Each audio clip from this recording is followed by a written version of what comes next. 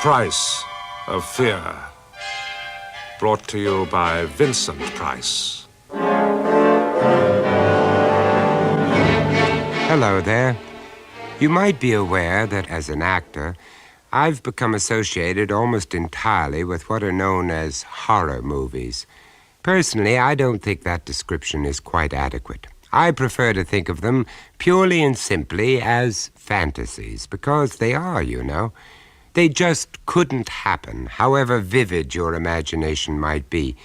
In fact, there are far more macabre or even horrific events happening all around us every day of our lives, but we're just not aware of them. On my travels making movies in all parts of the world, men and women from various walks of life somehow always seem to manage to seek me out and to tell me their own strange experiences, and sometimes even I've been present when some of these frightening events have actually occurred. And now here I am with an opportunity to tell you a few of these stories, sometimes horrific, sometimes with a macabre sense of humor, but always, I promise you, containing the element of fear. And I've titled them, if you'll pardon the liberty, The Price of Fear. Now, my first story, which I've called Remains to be Seen, I only heard about much later, but the details were recounted in such vivid terms by one of the principal characters involved, and I'll leave you to guess which one it was, that I almost felt that I was there. It concerns two men, neighbors, with like interests and a similar problem. Their interests were innocent enough, gardening and chess. But the problem they shared, well, was, shall we say, not quite as simple and not as easily solved. Albert? Albert, where are you? Emily Warren would hardly have omitted informing her husband, Albert, that they had recently acquired new neighbors. But at the same time, knowing Emily, she'd also probably contributed her own foregone opinion of them, either scathing, contemptuous, or both.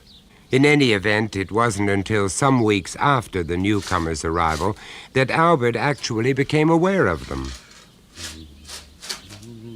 It was a fine day in early spring, and Albert was digging in his beloved garden when the voice came to him across the low wicker fence that divided his domain from his neighbor's. Good morning. You're going to have a nice show there. Oh, good morning. My name's Fred Treber. We're your new neighbours. At least not new, it's just that, well, this is the first time we've got round to introducing ourselves properly. A shortish, rotund figure, Fred Treber, offered his flabby pink hand. My wife, Alice, that is, did try to pay a social call on one occasion. She got no answer. Sorry about that. We must have been out. But even as he said it, Albert knew the excuse must have sounded feeble. Emily had probably simply assessed her caller from behind the cover of the curtains and decided that social intercourse with their new neighbors was not to be encouraged. Anyway, Albert rubbed his hands on his dungarees and took Fred's hand in his own.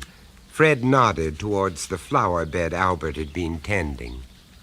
They're amber Goliaths, aren't they? Why, yes, they are. The number of people among Albert's acquaintances who knew anything about dahlias at all could be counted on one hand, but a man who could actually recognize a specific strain before it had even come into bloom was obviously a force to be reckoned with. Fred took in Albert's immaculately tended flower beds, the precision cut of the lawn, and then looked towards his own wilderness. Lot of work to be done here, of course. The last crowd. Still, gardening isn't everybody's cup of tea, is it? No. They didn't seem to take much interest. Do you play chess? What? Oh, you needn't even bother to answer that one. Show me a well-ordered garden, and 9 times out of 10, I'll show you a man who plays chess. Well, I wouldn't go that far. But I do, as a matter of fact. If you like. Yes? Only that if you'd care to have a game sometime. I'd like that very much. Alice doesn't take any interest, and being strangers to the neighbourhood... Tell you what, then.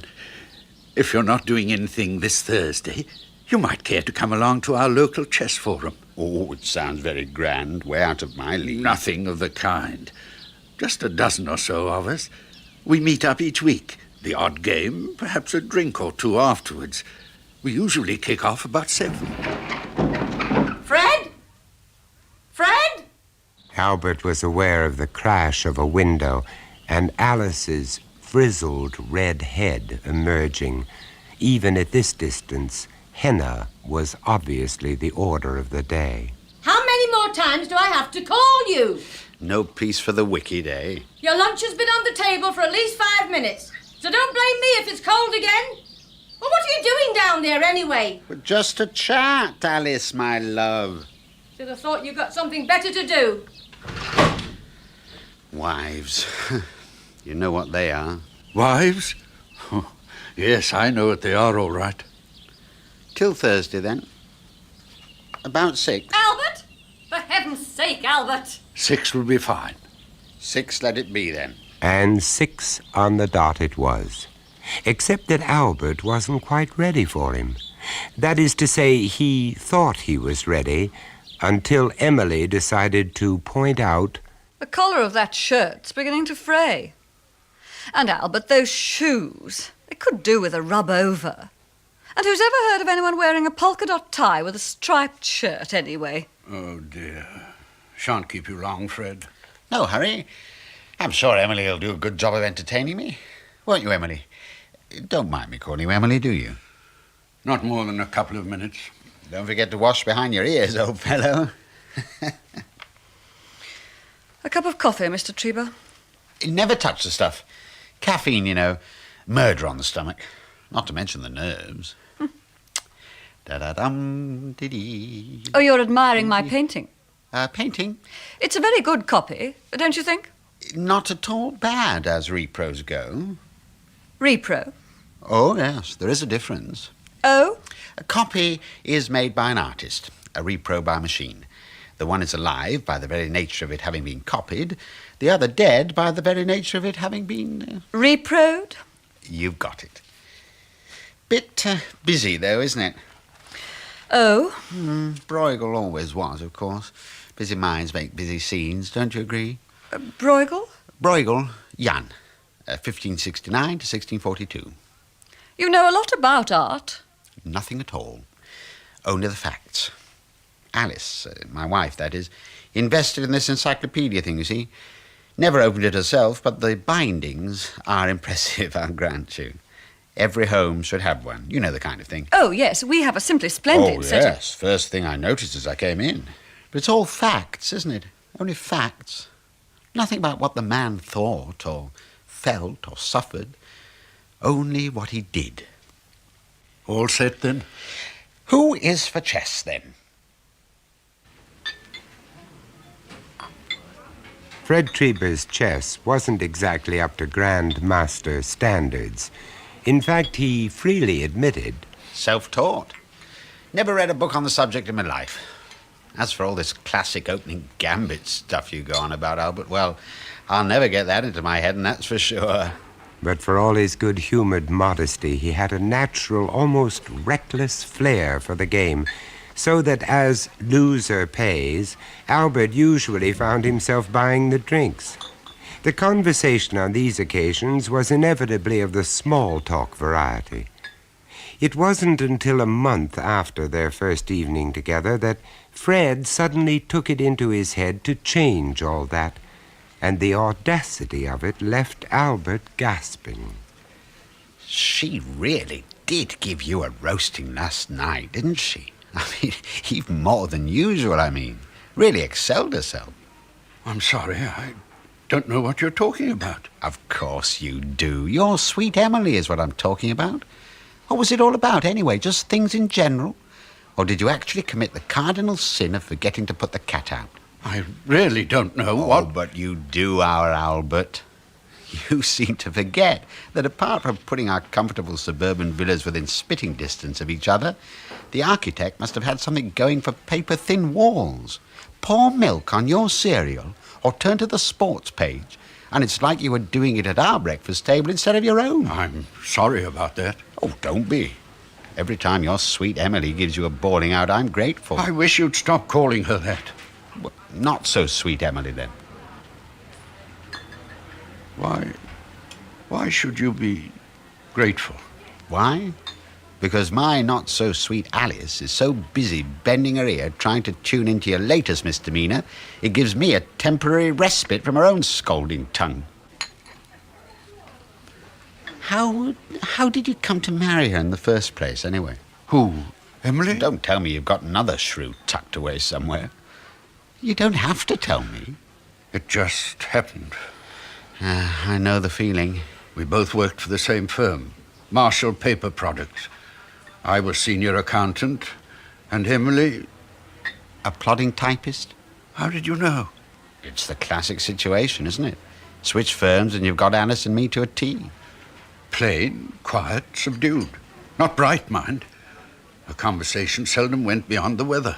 I bet she only ever read the newspapers on alternate days. You're probably right. But then, well, I was getting on a bit. Always did feel there was something to be said for a marriage being an arrangement, not a romance.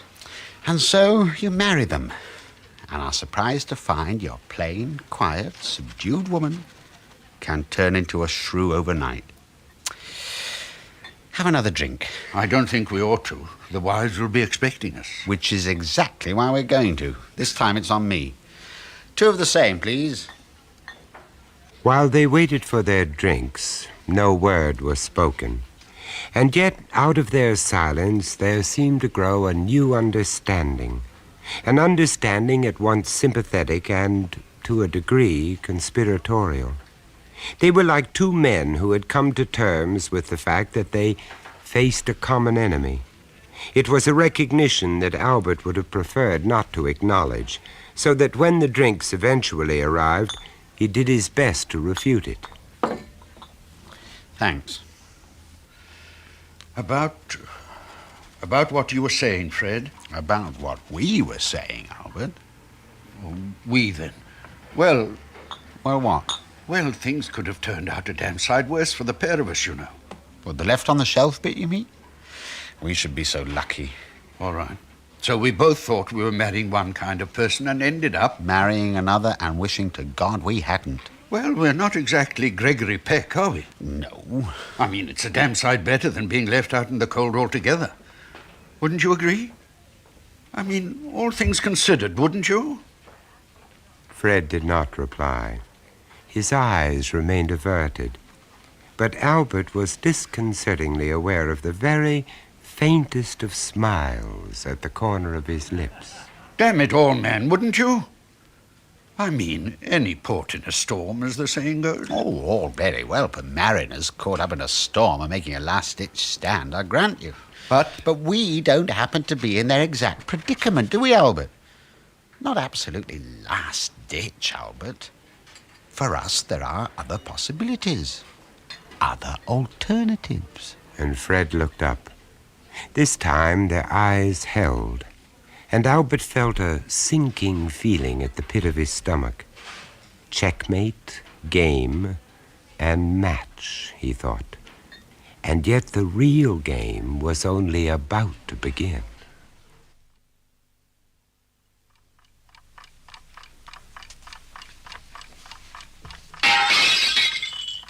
It happened in the early hours of the morning, but Alice Trieber, a natural insomniac anyway, and always on permanent guard duty as far as the Warrens were concerned, was out of bed and staring into the moonlit garden almost before the last tinkle of glass had died away. Fred! Fred! Fred, will you wake up when I'm talking to you? As if there were any choice. That crash. It came from the Warrens, all right. One of their fancy French windows with the sound of it. Burglar, you mean? Use your head. Burglar would be breaking in, wouldn't he? Tis customary, I believe. Well, whoever this is, it's Albert. Albert. It's him, I tell you. Fred Treber, will you get out of that bed? All right, all right. But for heaven's sake, it must be 2 o'clock in the morning. Well? It looks like Albert, all right. Well, of course it's Albert. So? So why would he be breaking out of his own house?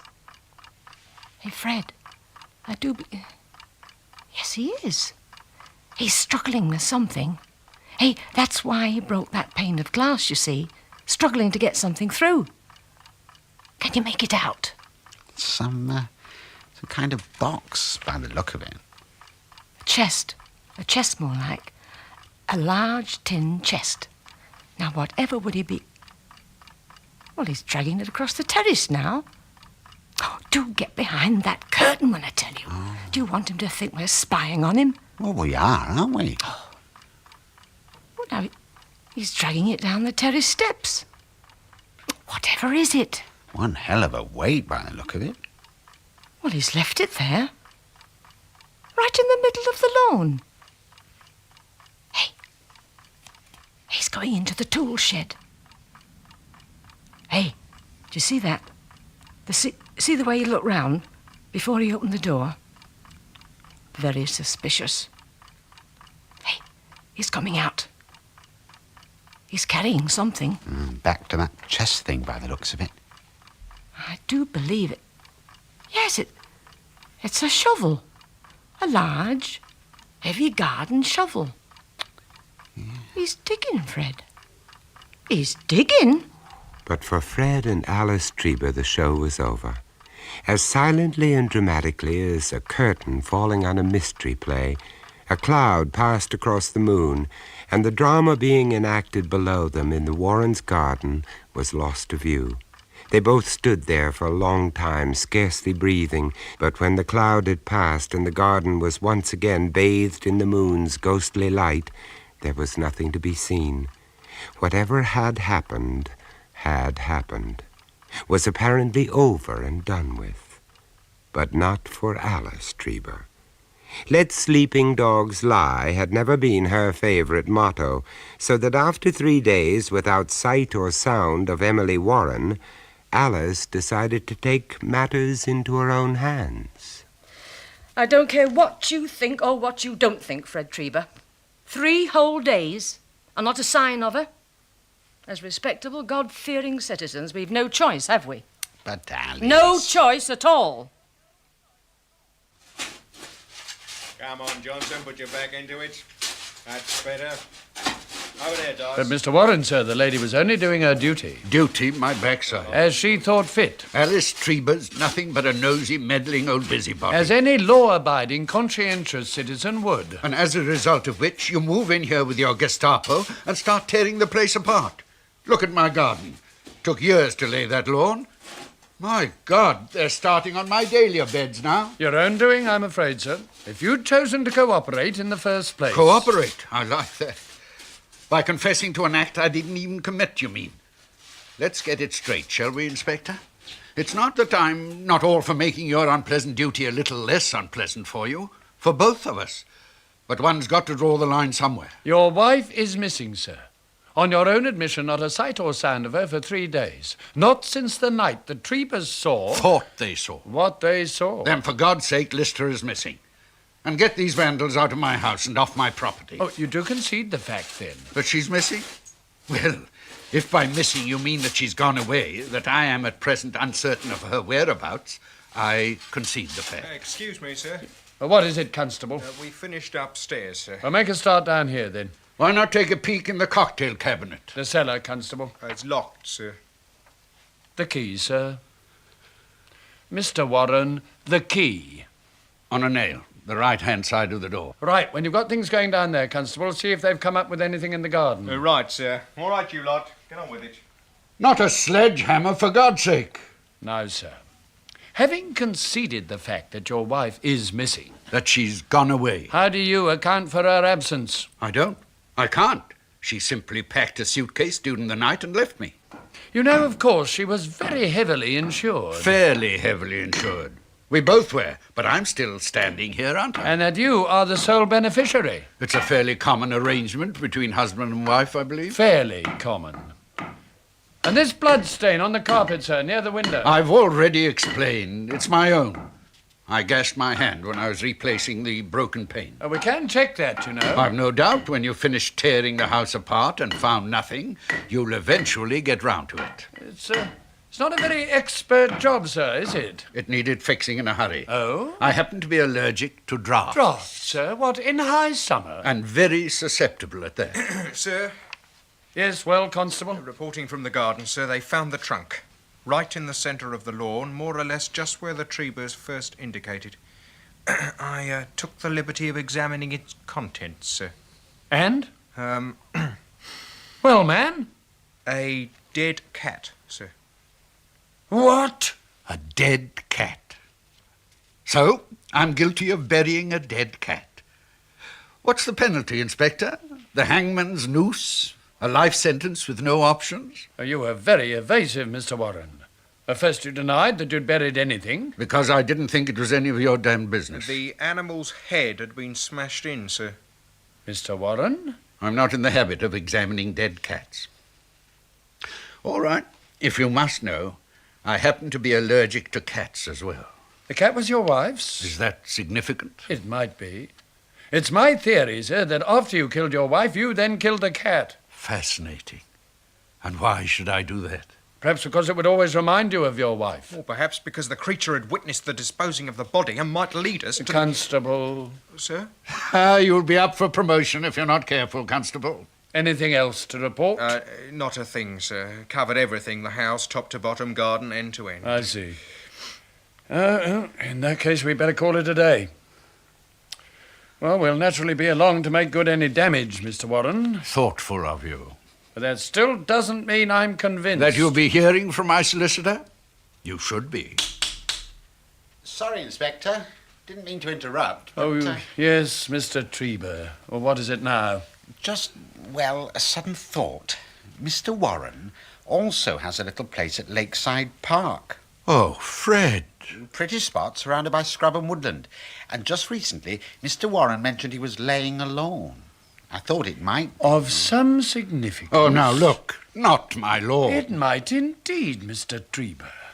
Constable, get the men together. Right, sir. Mr. Warren, I have the distinct feeling you'll be hearing from us again. Good day, sir. Good day. Did I say something wrong, Albert? Fred Treber. I'll never play chess with you again.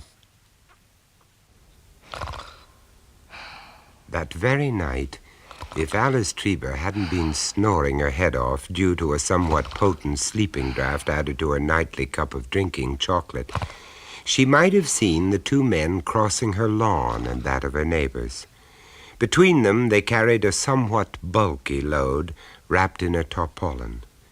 The men in question were her own husband, Fred, absent by default, and the highly suspect Albert Warren.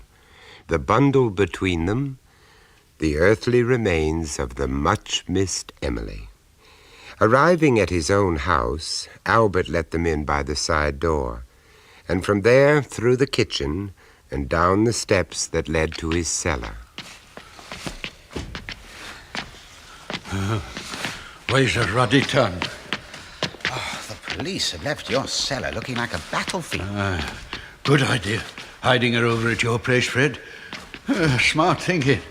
But you're sure Alice didn't suspect anything? Not a chance. Never goes down into the cellar on account of the spiders, you see. Let's have her over here, then. That's it. Nice of the police to leave this hole. Roll her in, then. Not very deep. Deep enough. You're sure they won't find her? Not a chance. Pass us the spade. A foot and a half should do it. They'll all be back in the morning to do the job properly. Would you believe it? The old cow's mouth is still open. Would you like me to close it? No need. Let's just fill it for her, shall we? It's funny to think, a year from now, my Alice will be going the same way. We do have to wait a full year, I suppose. It's what we agreed. What we agreed. That should do it. Checkmate, game and match, eh? Albert, Fred, one thing. out with it then. You didn't really mean what you said about never playing chess with me again, did you? At the time, took a lot of work, that loan out at Lakeside, you know. But now... Well, we're partners, aren't we? I'll set up the board, shall I, Albert? Why not? Albert followed Fred up the cellar steps. If he had a thought at all, it was only to remember the old adage to the effect that the safest place to hide anything is where no one will ever look. And the second safest place? Where they've looked already. When Albert reached the top of the steps, he switched off the light. He never looked back.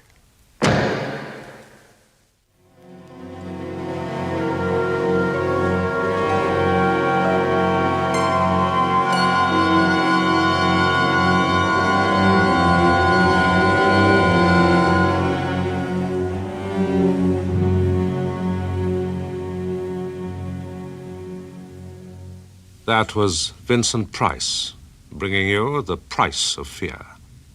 Also starring in this story, remains to be seen, were Mervyn Johns, Michael Gwynne, Clive Swift, and Avril Angers, with Diana Bishop and Robin Brown. Remains to be Seen was first recounted by Jack Ritchie, dramatized by William Ingram, and produced by John Dias.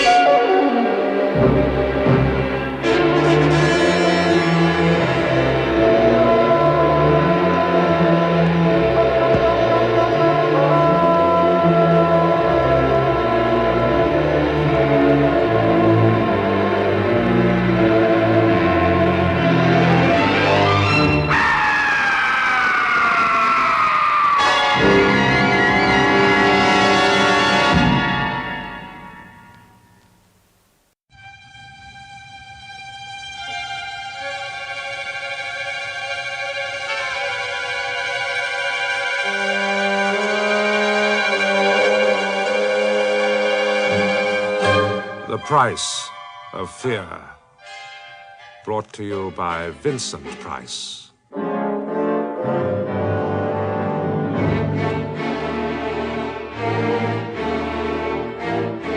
Hello. I'm so happy you're with us again. This story I've called William and Mary. I suppose that most of us have, at some time or another, lain awake in the early hours of the morning and thought about death and the afterlife. I know I have. Or rather, I used to, until a few years ago, when I had an experience which caused me to... but let me explain. At that time, I was living in a small university town. Although I was unaware of it, I was actually living only a few hundred yards away from two old friends of mine, William and Mary Pearl. I say old friends, but in fact I had known Mary when we were students together, and had only met William when Mary married him some years later. I had absolutely no idea that they were even in the same town as I, until one morning, to my utter surprise, a letter arrived from their solicitor, informing me of William's death. He had, it seems, left me a small bequest. Before I begin the reading, I should like to extend my deepest sympathy to the widow of my late friend and client, William Pearl. Thank you. Well, ladies and gentlemen, I shall now read the last will and testament of the late William Arthur Pearl. I, William Arthur Pearl, being of sound mind... As I sat in that rather dreary little office, I found myself staring at Mary. To say that I was shocked by the change in her appearance would be to understate the case. When I first knew her, she had been a lively, pretty girl. Now she had developed a sullen, resentful air, and her whole face gave the impression of having slowly but surely sagged to pieces through years and years of joyless marriage to her husband William. At first they had been happy enough, but then, as William grew older, he developed a kind of cruel, nagging irritability, which Mary had at first tried to dissuade, then to combat, and finally to accept in silence. I remembered the occasion of our last meeting. Mary and I were sitting in the Pearls' flat, waiting for William to return from a lecture. We sat chatting of this and that, and I remember I had offered her a cigarette, which she had accepted and lit without thinking. Oh, what have you done? I shouldn't be smoking, you know. William disapproves. In fact, between ourselves, he disapproves of most things these days. He's changed a lot, you know. He's become almost a caricature of a peevish, pedantic don. I'm surprised you hadn't noticed it. Really, Mary, you exaggerate, I'm sure. Oh, I'm sorry I'm embarrassing you. Stupid of me. You are also embarrassing me, my dear. William. Continually refusing to obey my request concerning your smoking. William, I'm sorry. I didn't see you come in. That's blatantly obvious. Otherwise you'd hardly be smoking a cigarette and discussing me as though I were a delinquent child. This is really my fault. I was asking there's Mary... no need to be gallant, old man. Mary, it seems, has developed a martyr complex, which can only be alleviated by the consumption of endless numbers of cigarettes. For God's sake, must you behave like this in front of friends? Why the hell do you object to my smoking anyway? Are you afraid I'll get cancer? No, it's not that. Then why can't I smoke? Because I disapprove, that's why. You disapprove of so many things, William. Cigarettes, lipstick, alcohol, children. Especially children. Needless to say, as soon as I could decently excuse myself, I left this somewhat painful domestic scene, and after that we rather drifted apart. Indeed, I was surprised that William had remembered me at all, let alone left me something in his will. I even felt that he had begun to resent my very friendship with Mary. And finally, the voice Mrs. of the Pearl, solicitor broke in on my thoughts and brought me back to reality. I have been instructed to give you this sealed envelope. Your late husband sent it to us shortly before he passed away. Since it appears this might contain something of a personal nature, no doubt you prefer to take it with you and read it in private. Yes, thank you. I think I should. Ladies and gentlemen, that concludes the reading of the last will and testament of the late William Arthur Pearl. It only remains for me to thank you for coming in, to wish you a good day. Good day. Mrs. Pearl, good day, gentlemen. Mary, dear. I'm so glad you came. It's good to see you again. And I'm delighted to see you again, although I could have wished that the meeting had taken place in happier circumstances. Look, why don't you come back for a drink? Now, I mean. Well, are you sure? Wouldn't you rather be alone? No, I'd like you to come, really, I would. I'm afraid I'm not much good at being alone. And this letter worries me a little. I don't know why. Then, of course, I'd be delighted to come. When we arrived at the Pearls' house, Mary led me straight through to the living room. I remember she didn't even stop to remove her coat. As soon as we were settled, she took out the envelope the solicitor had given her and drew out 15 or so closely written sheets. Slowly she reached into her handbag, took out her spectacles and put them on. Then, holding the pages high in front of her, she began to read aloud. This note, my dear Mary, is entirely for you, and will be given to you shortly after I am gone. It is nothing but an attempt on my part to explain exactly what Dr. Landy is going to do to me. Oh, no. I knew it would be something like this. How could he? Mary, what's the matter, man? You've gone quite pale. Who is this Dr. Landy? What did he do to William? I'll be all right. Here, you take the letter and read it to me, please. It will make it easier somehow, hearing all this from a third person. Very well, my dear, if you want me to, but I... Please. Well, of course, yes. Now, let's see, where did we get to? Yes, here we are. The details of the disease that struck me down so suddenly, you know. No need to waste time on them. As I have lain here in hospital with somewhere between 1 and 6 months to live, I seem to be growing more melancholy every hour. And then, one Tuesday morning, 6 weeks ago, my friend John Landy, the neurosurgeon, burst into my room. William, my boy, this is perfect.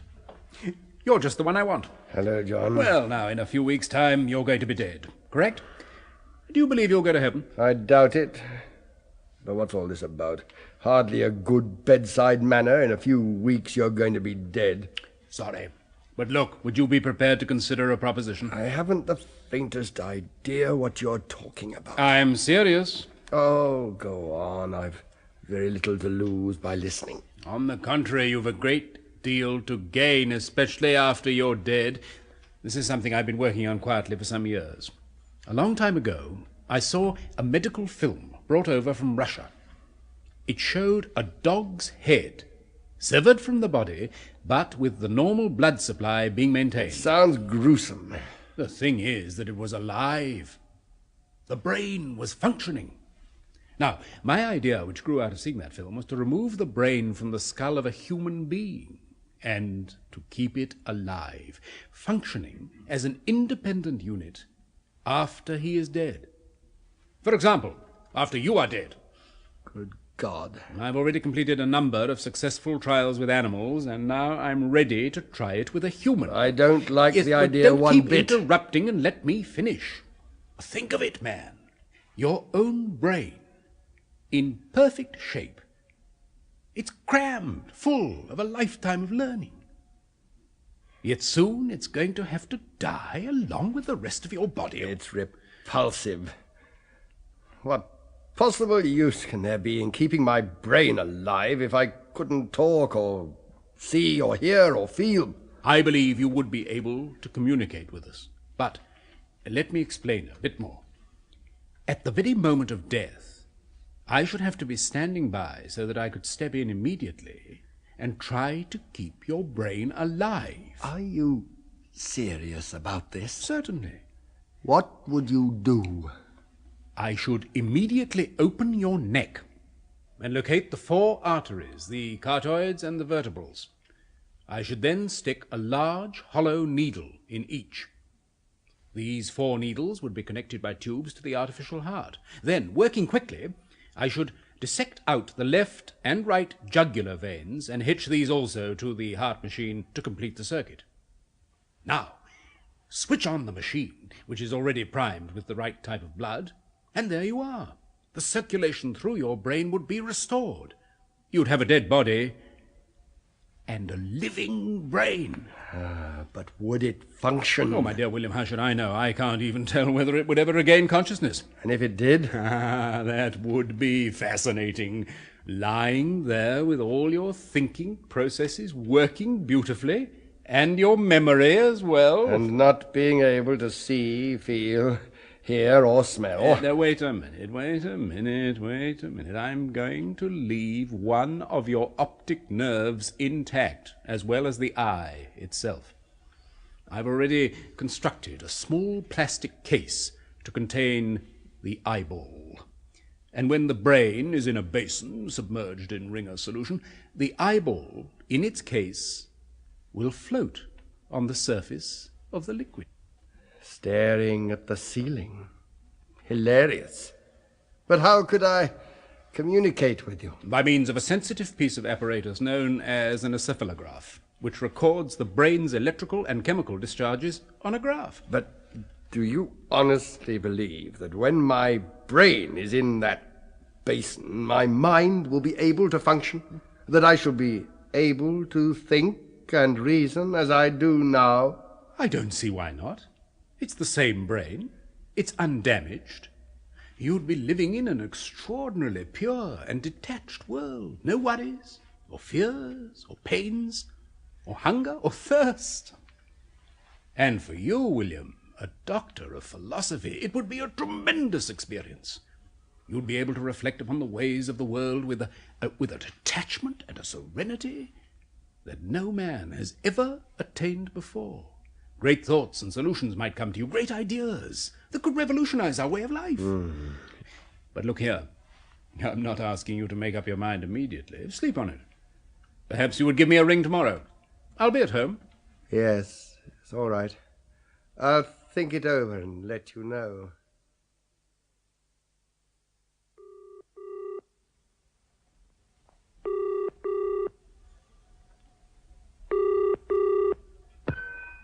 Hello, John Lander here. Landy, Pearl here. Look, I've been thinking over your proposition and... Yes? What have you decided? Well, my first reaction was one of revulsion, but now, well, I'm not so sure. But one thing bothers me, though. What if it were painful or I became hysterical? There'd be no escape. William, there are always risks connected with any major scientific experiment, but think of the other aspect. Suppose it succeeded. There would be your brain functioning perfectly, producing original and imaginative theories. Man, you'd be immortal. Yes, that's what appeals. My brain continuing its work untrammeled by physical considerations. And though I say it myself, I'm rather proud of my brain. It's a damn good one. Well? Yes, John, I'm going to do it. I've decided to go through with it. Splendid. Now look, I'll be over right away to discuss these... Just one thing, John. Mary, should I tell her? Yes. I suggest you discuss it with her as soon as possible. Better, I suppose. Although she's hardly likely to realize the importance of such an experiment. It's going to be difficult. Well, why not write it all down in a letter to be given to her when you're dead? It might be better. Less complicated all round, eh? Yes, I see your point. Well, I'll think about it. Good night for now, John. Goodbye. A letter. Why not? To be opened only after my death. Only after my death.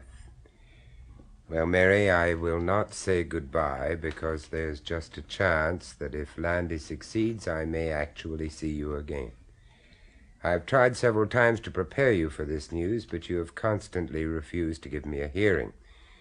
Please change your mind now and give Landy a call.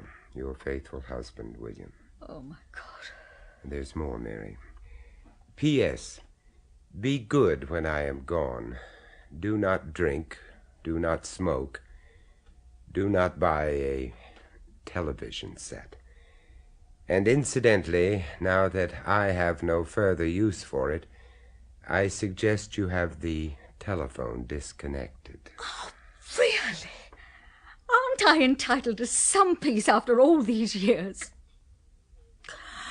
Oh, the whole thing is just too awful to think about. Awful and beastly. What are you going to do? Oh, what can I do? I must do as William requests, I suppose. I better ring Dr. Landy now, right away.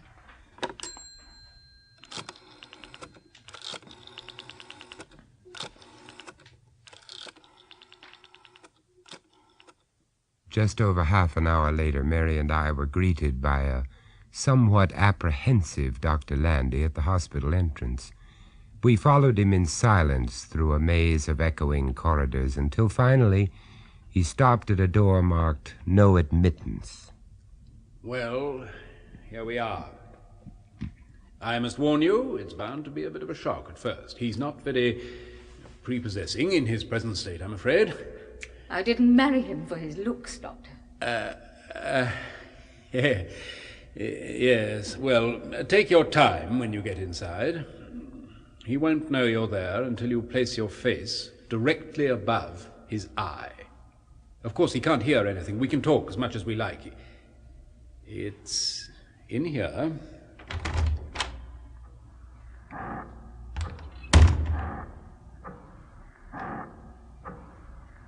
I wouldn't go too close, yes, until you get used to it. The doctor had ushered us into a small, square room. On a high white table in the center of the room was a biggish white enamel bowl, about the size of a wash basin, with half a dozen or so plastic tubes coming out of it. These tubes were connected with a whole lot of glass piping, and I could see the blood flowing from the heart machine. It was this machine which made a soft, rhythmic, pulsing sound.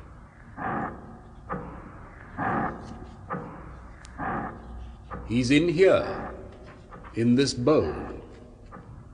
Come a little closer. Don't be afraid. That's right. Now, you see this small oval capsule floating on liquid in the bowl? That's the eye in there. Can you see it? Yes. Good. Take your time. As far as we can tell, it's still in perfect condition. It's his right eye, and the plastic container has a lens on it, similar to the one that he used in his own spectacles. At this moment, he's probably seeing quite as well as he ever did. Oh, are you feeling all right, Mrs. Pearl? I think so. Good. Then we'll go forward a little more, and you'll be able to see the whole thing. There you are. That's William. The doctor led Mary forward until she could see right down into the basin. I followed, feeling somewhat nervous, I must confess. William's brain was far larger than I had imagined it would be, and darker in color. With all the ridges and creases running over the surface, it reminded me of nothing so much as a large pickled walnut. I could see the stubs of the 4 big arteries and the 2 veins coming out of the base, and the neat way in which they were joined to the plastic tubes. With each throb of the heart machine, all the tubes gave a little jerk in unison as the blood was pushed through them.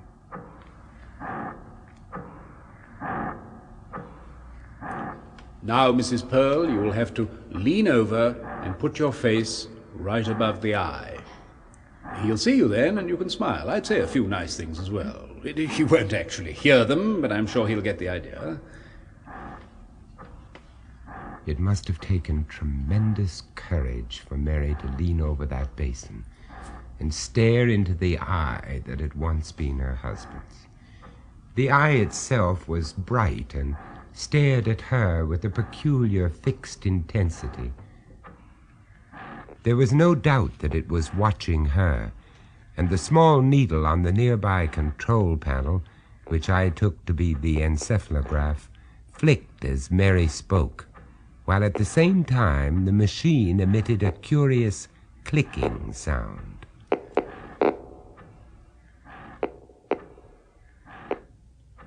Hello, dear. It's me, Mary. How are you, dear? Are you feeling all right, William? I got your letter, dear, and came at once to see how you were. Dr. Landy says you're doing wonderfully well. They're doing everything possible to take care of you, dear. You seem fine. Really, you do. That's excellent, Mrs. Pearl, excellent. How strange. I've been trying to think what it is that's different about the eye. I see it now. There's a softness about it which William's never had. William's eyes used to glint at you, stabbing into the brain almost. This eye has a softness and a gentleness that's almost cow-like. Are you quite sure he's conscious? Oh, yes, completely.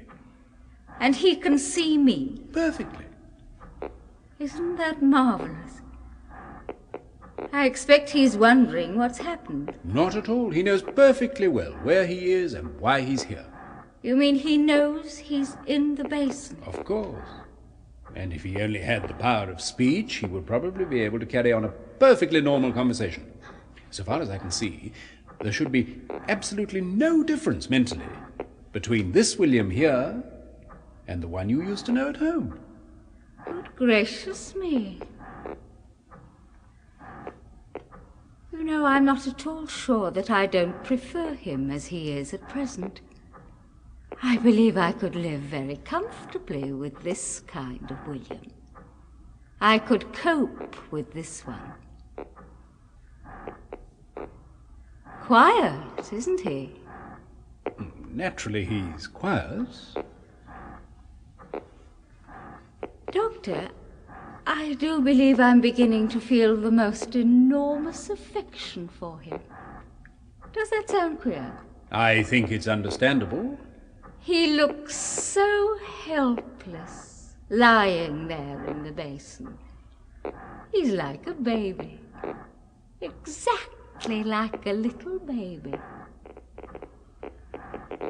There. From now on, Mary's going to look after you. All by herself. When can I have him back home, Doctor? Oh, he couldn't possibly be moved. I don't see why not. But this is an experiment, Mrs. Pearl. It's my husband, Doctor. It sure. is my husband, you know. That's rather a tricky point. Perhaps it would be better if we were to discuss this matter more fully in my office. I mean it. I want him back. Mary and the doctor had become so engrossed in the struggle for possession of William, or rather what remained of him, that they had forgotten my presence completely. I watched enthralled. The doctor was studying Mary as she calmly put a cigarette between her lips and lit it. He obviously regarded her as a very queer fish indeed, even allowing for the bizarreness of the situation. Mary walked over to the window, apparently quite calm and relaxed, puffing her cigarette. Then she walked back to the table and looked into the basin once more. Mary's leaving you now, sweetheart. But don't you worry about a single thing. You understand? I'm going to get you home again. Just as soon as I possibly can. And... At this point, Mary paused and put a cigarette to her lips, intending to take a puff. Instantly, the eye flashed, and the pupil contracted into a minute black point of distilled fury. At the same time, the needle on the graph jumped alarmingly. Mary didn't move for a moment. She stood looking down into the basin, holding the cigarette to her mouth and watching the eye.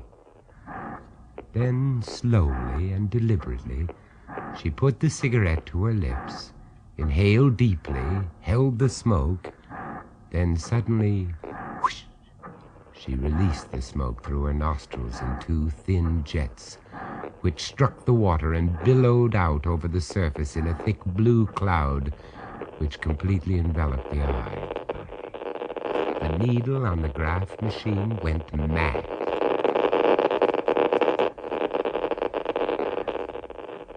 The doctor, who had been standing with his back to Mary since she crossed to the table, turned suddenly, aware that something had happened, but not knowing what. I think perhaps we'd better leave now. Now, don't look so cross, William. It isn't any good looking cross. Not any more, dear. Because from now on, my pet, you're going to do exactly what Mary tells you. Do you understand, William? Exactly what Mary tells you. Mrs. Pearl. So don't be a naughty boy again, will you, my pet? Naughty boys are liable to get most severely punished. That's enough, Mrs. Pearl. Yes, of course. Goodbye, darling. I'll be back soon. Isn't he sweet? I just can't wait to get him home again.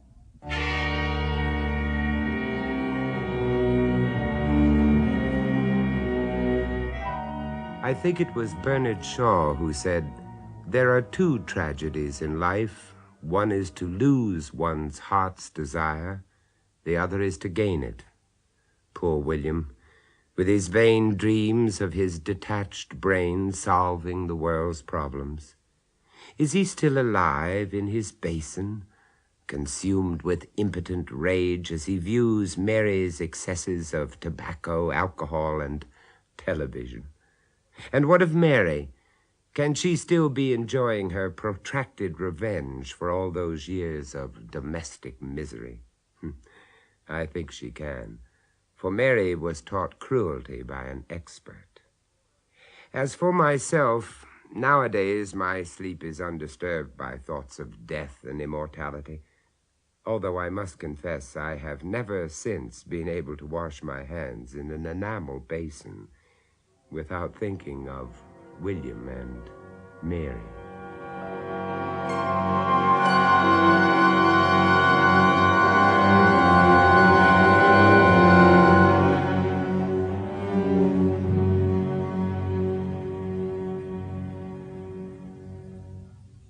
That was Vincent Price bringing you The Price of Fear. Also starring in William and Mary were John Barron, Gerard Green, and Hilda Schroeder, with Terry Scully. William and Mary was first recounted by Roald Dahl, dramatized by Barry Campbell, and produced by John Dias.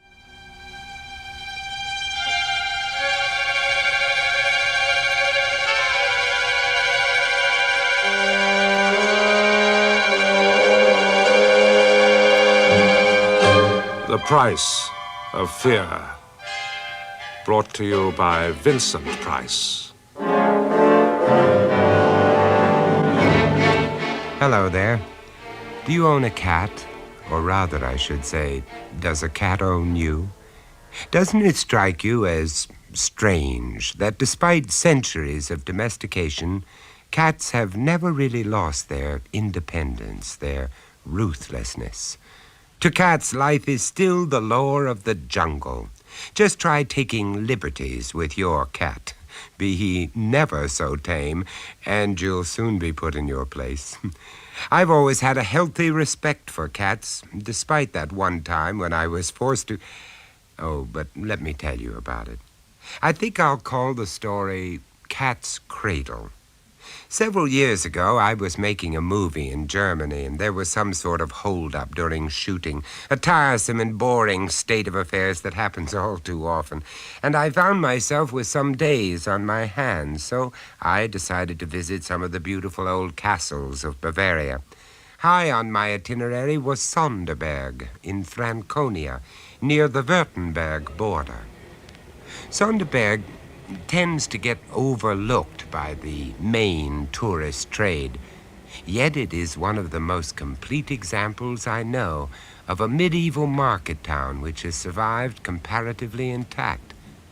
I checked in at one of the local hotels late one afternoon, and while they were getting my room ready, I sat down at one of the little tables near the door and ordered a drink, a large tankard of their local beer, actually.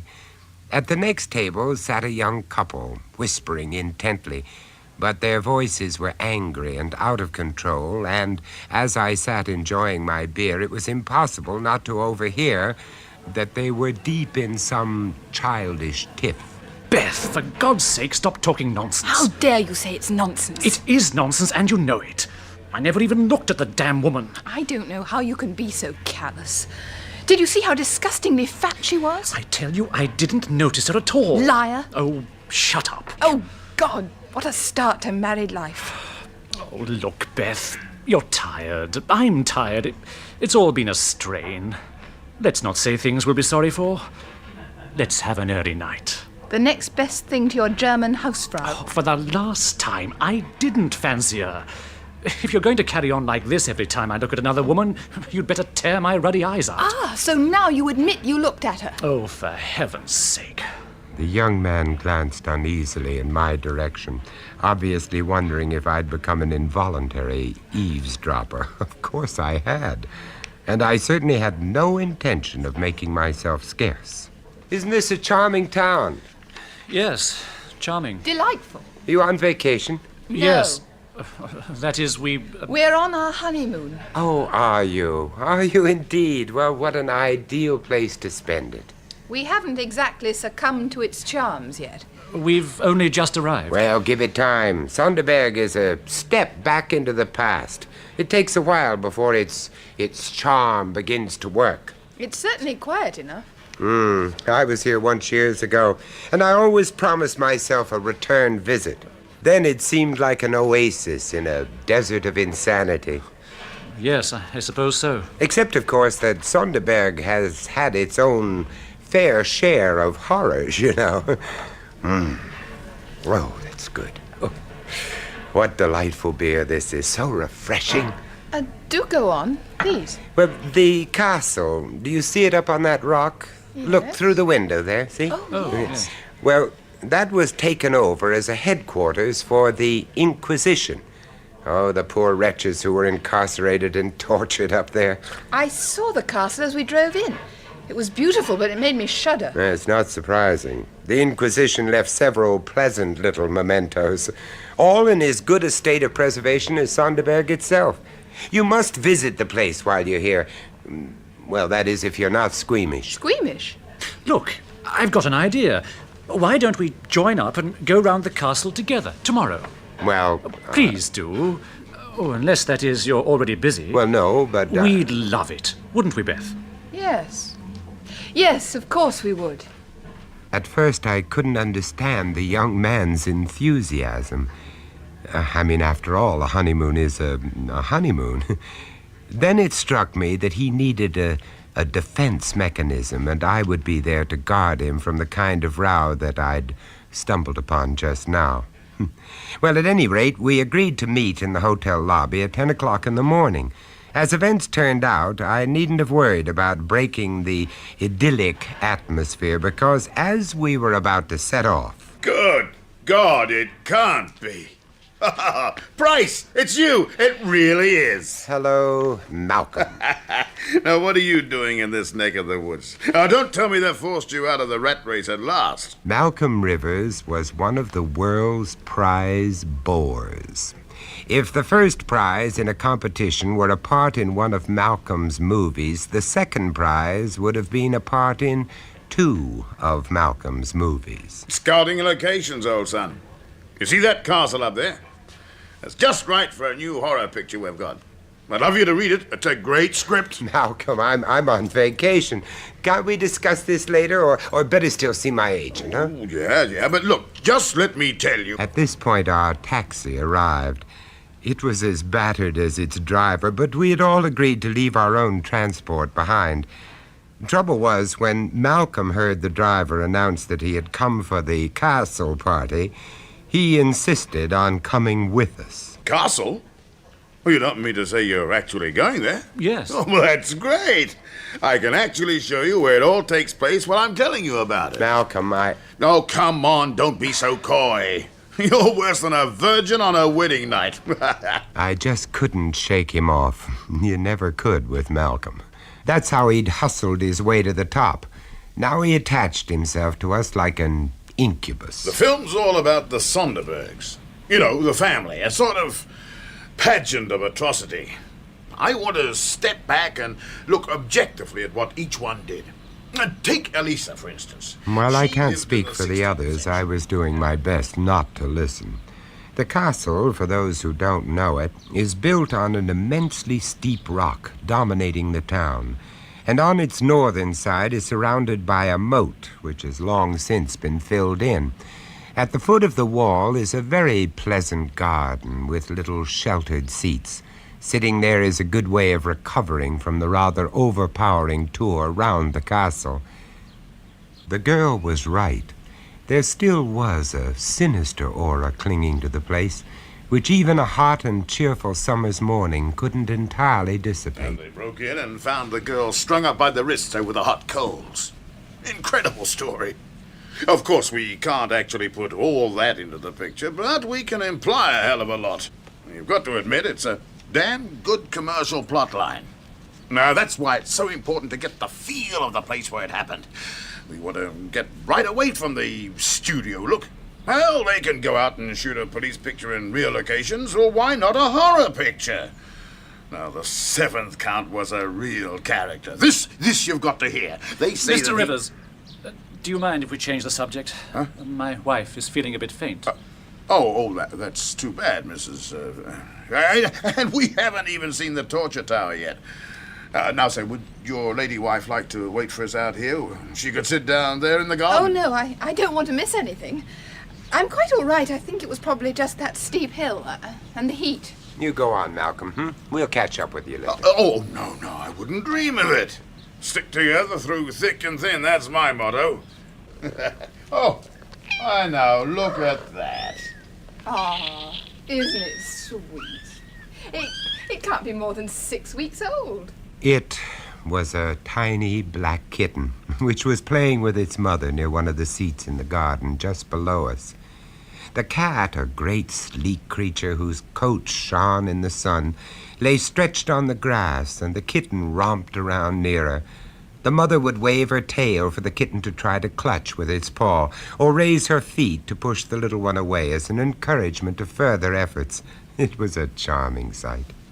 Beth has been on to me to buy her a cat as soon as we were married. Now I'll get no peace. Oh, Jack, I'd like to take them both. I wonder who they belong to. Oh, they're not strays, and that's for sure. Look at the condition of the mother's coat. Well, they probably belong to the castle. It'd be great for the picture.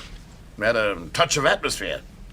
Here, Puss. Come on, Puss. Malcolm, leave them alone. They can't get up the wall anyway. It's far too steep. Yes, you're right.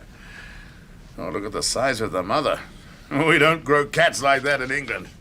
Now, wait just a minute. Here we are. What are you doing? Well, I'll just throw this stone to attract their attention. No, don't do that. Don't do that. You might hit the kitten. Oh, not a chance. What do you take me for? I may produce movies, but I'm not all that bad. I'll just aim it so it lands near them. Make them look up. You ever seen the expression on a cat's face when it's startled? Well, watch. Oh, good God, man, look what you've done. I never meant to do that. Maybe the wall wasn't as sheer as it looked. Maybe there was a concealed angle at its base which we couldn't see. Whatever the reason, Malcolm's aim wasn't as true as he thought. I truly believe that he only intended to startle those cats. But when he leaned over the wall and threw the stone, it landed with a sickening thud right on the kitten's head and shattered out its little brains there and then. Oh, poor thing. The mother cast a swift upward glance, and I saw her eyes flash like green fire as she stared for an instant at Malcolm Rivers. Then her attention was given to the kitten. After one quiver, it lay still, while a thin red trickle oozed from a gaping wound. Oh, the poor thing. Well, I wouldn't have had this happen for the world. I can't understand it. Beth, darling. The cat was assiduously licking the kitten's wound, and then suddenly she stopped. She must have realized that it was dead and that her ministrations were useless, for all at once she appeared to lose all interest in the pathetic little body. Instead, she looked again at Rivers, and in that look was all the concentration of primitive hate. Her green eyes blazed, and the blood which dabbled her mouth and whiskers made her look for all the world like an avenging fury. There, Malcolm, I hope you're satisfied. That's something for your horror film. And you have the consolation of knowing it's real blood and not vegetable dye. Oh, don't rub it in. I feel bad enough as it is. Oh, I'm sorry. Of course you do. I love cats. I really do.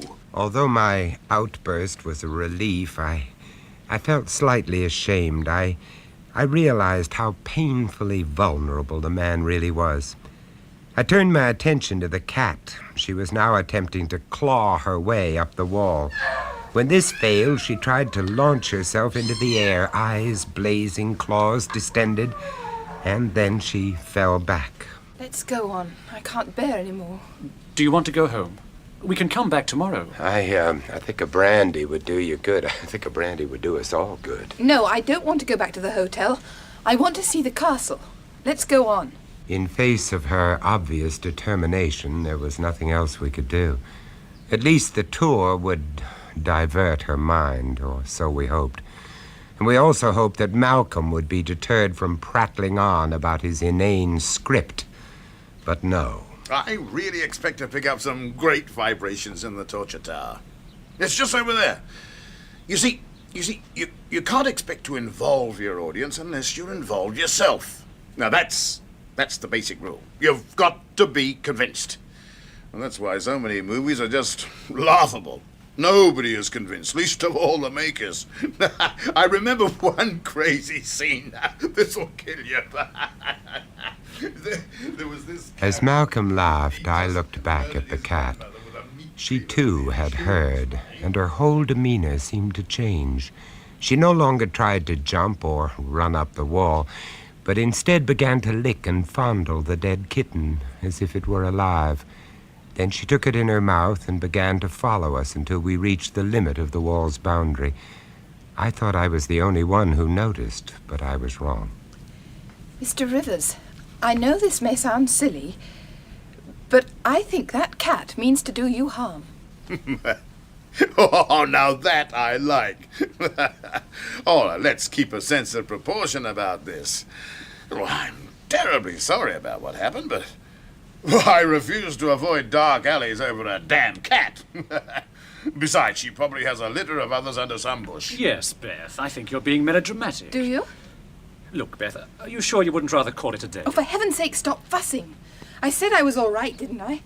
Or are you trying to get rid of me? Oh, now, don't start that again. All I was trying to do was to give Mr. Rivers a perfectly reasonable warning. I think all our tempers are a little frayed. Well, here's the tower entrance. Shall we go in?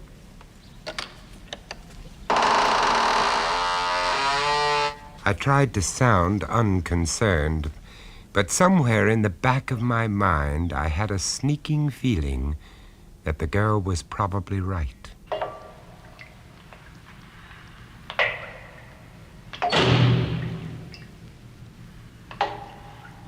At first we could see nothing.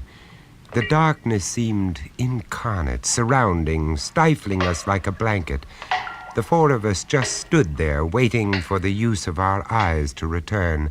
We were in the lower chamber. The thin sunlight, filtering in through a tiny window, seemed to lose itself in the thickness of the walls, which were coated with the dust of centuries. Here and there were patches of dark stain. Only Rivers, naturally, remained comparatively unmoved. Not much room for cameras down here. Still, I suppose we could manage. Excuse me, but you are English? Yes. Well, three of us are. I think you are English are interested in tortures, yes? Yes. You would like to see our collection? Yes, the best in Germany. Thank you very much. Perhaps you could show us around. You will follow me, please. You are my first party of the day. The main collection is on the floor above. I think you will find them interesting. I remembered the wealth of stories about the legendary cruelty of the Counts of Sonderberg, and of course their ladies. It was said that they had found a legitimate outlet for their bloodlusts by channeling them into the service of the officers of the Inquisition. None of your half measures here. Wow. Look at all that. Oh, Jack. We found ourselves in a room full of torture instruments, chairs full of spikes which gave instant and excruciating pain, steel cages in which the head could slowly be crushed into a pulp, racks, belts, boots, gloves, collars, and all around the walls great headsmen's swords, evil, keen-edged weapons that would decapitate with one slash, and nearby blocks where the victims' necks had lain, with deep notches where the steel had bitten through the guard of flesh and shored into the wood. We all found ourselves speechless in the face of this bestial evidence of man's inhumanity to man. All that is, except Malcolm Rivers. Is unbelievable. Just what we need. It's too good to be true. It really is. Do you see? It's perfect for a setup, just here. It's a question of getting permission to use this stuff, but well, I wonder what the formalities are. Hey, let me just sit in that chair a moment. Wow. Rivers was behaving with his usual insensitivity, but there was something more. I think the others shared the feeling with me that it was sacrilegious. An odd word to use, I know, but there was something sacred about the place. It was a temple, but a temple to evil. Now, over here, sirs and madam, is a famous instrument of the Inquisition. One might almost say the most famous, and still in perfect working order. The old man pointed to the main object in this chamber of horrors, the Iron Virgin, a copy of the famous one at Nuremberg. The contraption was covered in rust and dust, except for the face, which was oddly fresh-looking, as if the custodian had scrubbed it. While the figure was curved in the shape of a woman, it was just broad enough for a man to fit inside, as we could see when the door was opened. The door itself was enormously thick and was worked open and shut by a thick chain running through a pulley attached to a heavy beam in the roof. When the weight was released, the door would slam shut. The devilish nature of the Iron Virgin was truly revealed when you examined the inside of the door. A number of iron spikes were fixed there, and when the victim was placed inside it and the door closed, the upper spikes would pierce his eyes and the lower ones his heart and vitals. What a charming toy. Oh, God, look at the bloodstains. It's hard to wash out blood completely, man. And there are some who say it comes back anyway. I think I can believe this place is haunted. And on that happy note, I vote that we make a hurried exit. That suits me. Well, let's go and have that drink we promised ourselves, shall we? Right now. No, wait. What's up this time, for God's sake? Hey, you, old man. Now, how big is that space? What, sir? The space inside. I want to see if I can get in. Oh. Well, I told you, I'd like sampling new experiences. Now, Malcolm, realism is one thing. Nonsense. Courage of your convictions and all that. Now, come on, Squire. I need your help on this. Very good, sir, if you insist. You're not serious. Well, sure I am. Yeah. It's a tight fit. We've grown some since those days. But I'll manage. Here. See? You are not really allowed to do this, sir. If anyone found out, I might get into trouble. Why should anyone find out? I might even lose my job. Okay, I get you. Price, give him something, will you? Oh, well, all right. I'll settle with you later. I think this is all very silly. All in the cause of art. Well, I, for one, won't go and see his beastly film. That, my dear, makes two of us. Hey, what's all the whispering about? Oh, here you are. 2, 4, 6. Thank you, sir. Oh, thank you, sir. Do you think that will square your conscience? Oh, yes, sir. I think that squares it very nicely. And now that you've had your little game, can we all go? Go if you like. I'm not stopping you. I'm staying here. Oh, come on, Malcolm. Malcolm, nothing. I'm really enjoying this. Live dangerously. That's my motto. All right, Charlie, now unfasten the door. But, sir... Can't somebody stop Malcolm, this? you've had your little joke, but enough is enough. Enough hell. You, Charlie, do as I tell you. Now start letting that door down. But slowly. Very, very slowly. Despite his reluctance, the old man did as he was told. He worked the machine with a deliberate and excruciating slowness in which the outer edge of the door hadn't moved half 5 inches in as many minutes. The whole ridiculous charade had a kind of macabre thrill about it. It was a scene from Malcolm's horror film played exclusively for our benefit. And then I saw her. The cat. I don't think the others noticed at first.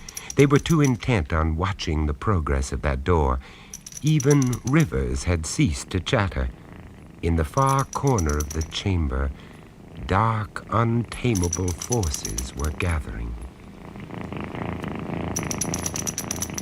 Her green, baleful eyes shone like danger lamps, and as I peered at her, I could see that their color was heightened by the blood, which still smeared her coat and reddened her mouth. And still, slowly, inexorably, with the precision of an expert, the old man went on working that door. Even then I wasn't sure what the animal intended to do, or even if she intended to do anything, until suddenly... The cat! Look out for the cat! The cat launched herself, not at Malcolm, but at the luckless custodian. Her eyes blazed with ferocity. Her hair bristled till she seemed twice her normal size. Her tail lashed out like a tiger's when the quarry is before it. The cat's claws found one of his eyes, and I actually saw her tear through it and down his cheek, leaving wide bands of red where the blood seemed to spurt from every vein. Oh, Jack! Oh, God! Look out! He can't hold it! With a yell of agony and terror, the man leapt back, dropping the chain which held back the door. It ran like lightning through the pulley block, and the massive door slammed shut. In the instant before the door had closed, I saw Malcolm's face. His eyes stared as if dazed, and for once in his life, he was speechless. Jack! Help me get the door open! For God's sake, help me! I'm coming. Beth, stay where you are. For God's sake, don't look. The end must have been quick, for when we managed to wrench the door open, the spikes had done their work. They had pierced right through the skull, so that as the door opened, the body came with it, and he fell to the floor, face turned upwards. Get your wife out of here. She needs air.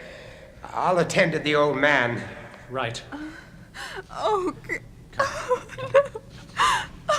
The old custodian was leaning against the wooden pillar, holding his reddening handkerchief to his eyes, while on the face of poor Rivers, there sat the cat, purring loudly as she licked the blood which trickled through the gashed sockets of his eyes.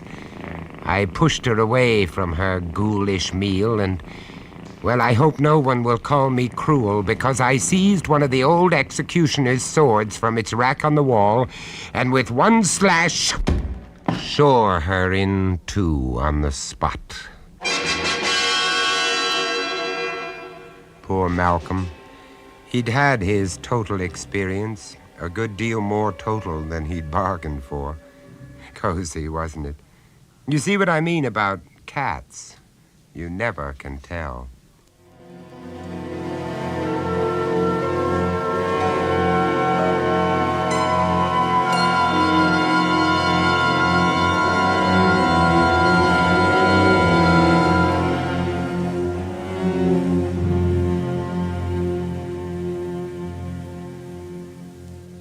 That was Vincent Price, bringing you The Price of Fear. Also starring in this story, Cat's Cradle, were Kenneth J. Warren and Frederick Schrecker, with John Sampson and Bonnie Harron. Cat's Cradle was first recounted as The Score by Bram Stoker, dramatized by Richard Davis, and produced by John Dias.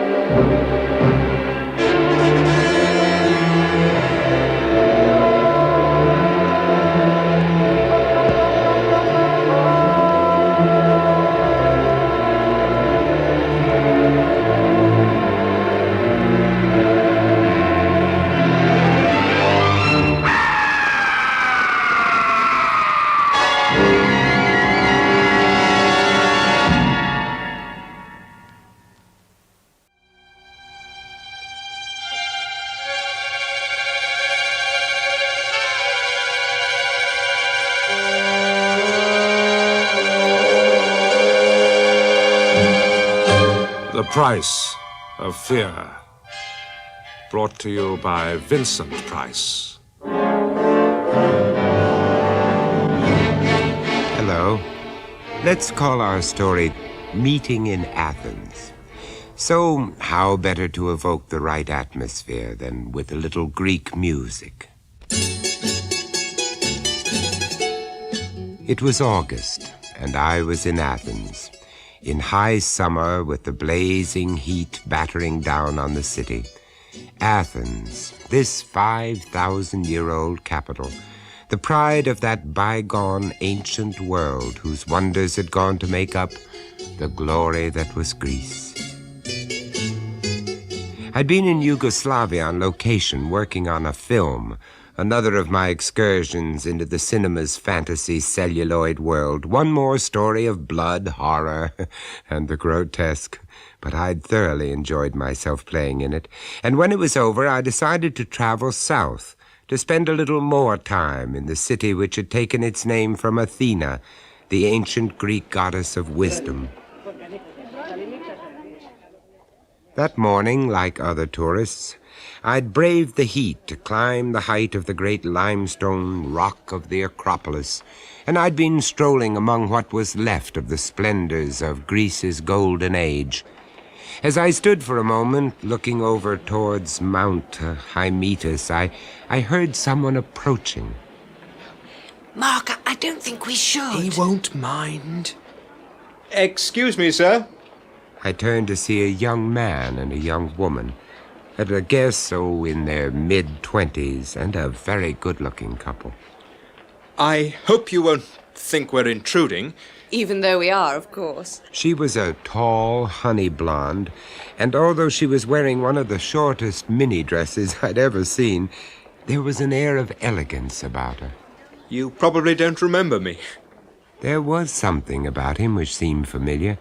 He had dark hair, broad shoulders, and a muscular build, shown to advantage by the denim shorts and open-necked shirt which he wore. I'm Mark Haxton. At times like these, I always believe there's just one thing to do. Be honest and apologize for my bad memory. I'm sorry. Oh, dear, we've embarrassed you. I'm sorry. Oh, no, there's no need to be. None at all. This is Gillian Gilroy. I'm delighted, Miss Gilroy. I know for sure that you and I have never met before. I couldn't possibly have forgotten it if we had. What a nice thing to say. No, I'm just being honest, as I told you. Now, as for you, Mark, I know we have met, but where was it exactly? In England, about 4 years ago. In England, huh?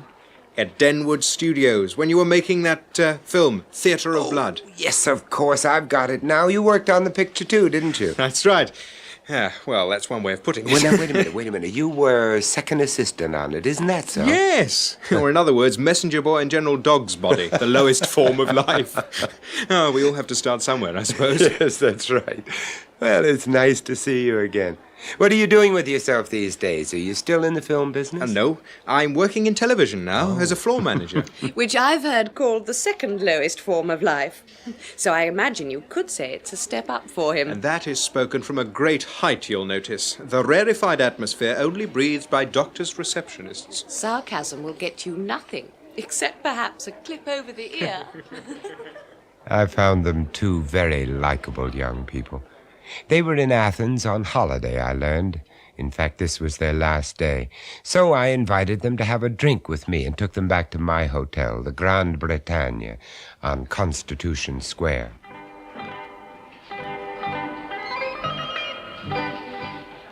Well, here's to your safe flight back to London tomorrow. Thank you. Cheers. What time does your plane leave? Oh, after lunch. Around 3, isn't it, Mark? Hang on and I'll check. I've got a note of it here in my diary. Yes. 3:15 to be exact. You and your diary. I've never known anyone like him, Mr. Price. Oh, please, Vincent. Thank you. Do you know, he makes notes of absolutely everything. You should see what he's got in the front there. Name and address, car registration number, next of kin, his national insurance number, and Lord knows what else. Even his blood group. It's just a safety precaution, that's all. Well, supposing I'm in an accident sometime and need a transfusion. Yes, of course. That's very sensible of you, as a matter of fact. Let's hope it never happens, and especially not tomorrow. Oh, don't say anything like that. She's always a trifle nervous about flying. Oh, it's too bad, though, having to go back on Wednesday. Why? Is Gillian nervous about Wednesdays as well? No, nothing like that. It's only that next Sunday would be better. The point is that neither of us is actually due back at work until the Monday. Oh, I follow. Oh, 3 more days here would be great. There's so much to see, we've hardly scratched the surface. Well, then why do you have to leave? Needs must when the money runs out. Gillian's put us on a very tight budget. Now you know what we agreed, darling. Sure. Economy is the watchword, all in the interests of next spring. And what happens next spring, if I'm allowed to ask? Church bells and orange blossom, the full bit. You're getting married. Well, congratulations. Thank you. Yes, I finally got him round to it. I have a suggestion to make. I think we might celebrate next spring a little in advance, with a bottle of champagne. Champagne? Oh, that's a sweet thought, but no, we couldn't possibly. No, of course not. We can't allow you to. My dear Mark, you can't stop me. I insist. Waiter!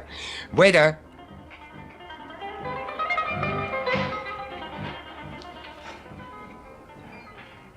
The champagne was good, and their company was lively, and the next hour passed by most agreeably. All in all, a very pleasant chance encounter.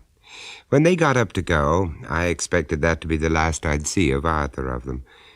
But I was to be proved wrong.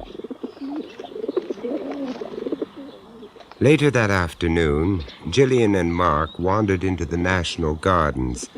They found themselves a bench by a small, secluded pool, where the broad leaves of water lilies lay floating on the sun-speckled surface of the water.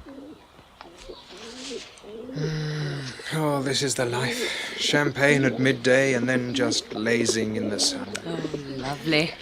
It's so peaceful here. You're right. Practically got the place to ourselves, except for that one chap on the next bench along. And the pigeons. Listen to them. Do you notice they've got their own accent? Nothing of the sort. Pigeon talk is international. No, it's not. Can't you hear the difference? These birds go caroo, caroo. The ones in London say kiu, kiu. They're pure Cockney. You know something, you're a nut. But no, mister. The young lady's completely correct. The man from the nearby bench had leaned forward. He was clearly Greek, of middle age, inclined to stoutness, with a balding head, a round face, and a neat, clipped moustache. He rose and came towards them, fanning himself with his straw hat. Forgive me, but I cannot help hearing what you say. And you agree with me? Certainly. These are Greek pigeons. Naturally, they speak their own language. All right, I'll go quietly. Besides, it's too hot to argue. Yes, very hot. You like the heat, eh? You are tourists. That's right. This is your first time in Athens? Yes. You like our city? Well, that's putting it mildly. We're only sorry to be leaving. You go so soon. Tomorrow, more's the pity. But perhaps there will be another time, eh? And you will come back. Just give us half a chance. I wonder if we could ask you for a little advice. We'd like to find somewhere to have dinner tonight. Nothing expensive. Just a genuine Athenian place where there's real Greek dancing. Yes, I understand. Let me think. Yes, I know of such a tavern. Great. I will make a proposal. I will take you there tonight to eat with me. You are my guests. Oh, no, we couldn't hear of that. It's very nice of you, but... But I do not give you the choice. Or else, I do not tell where it is, you see. Oh, now, please. The young people today, always so proud. Please. Very well. Then we are going, how do you put it? As the Dutch? Okay, we go Dutch. That's a deal. Excellent. Now we fix up where we will meet and the time, eh? The hospitable stranger arranged to pick them up in his car outside the gates of the gardens at 9 o'clock that evening. His name, he told them, was Yannis. That was his first name. The rest of it, he said, was very Greek, very long, and far too difficult for them to pronounce.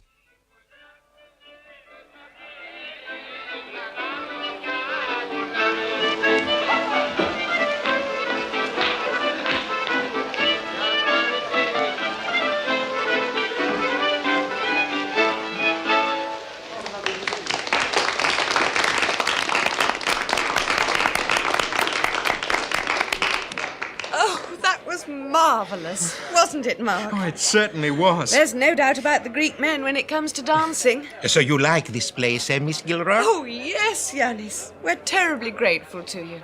And the meal? You enjoyed it? Fabulous food. And I love your custom of going into the kitchen and making our own choice of what to eat. Oh, yes, I'm all for that. I'll tell you what else I like.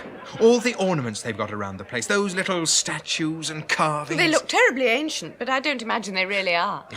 Oh, you are right. All of them are fakes. In this city, it is a flourishing industry. The fake and the illegal, the black market, you understand?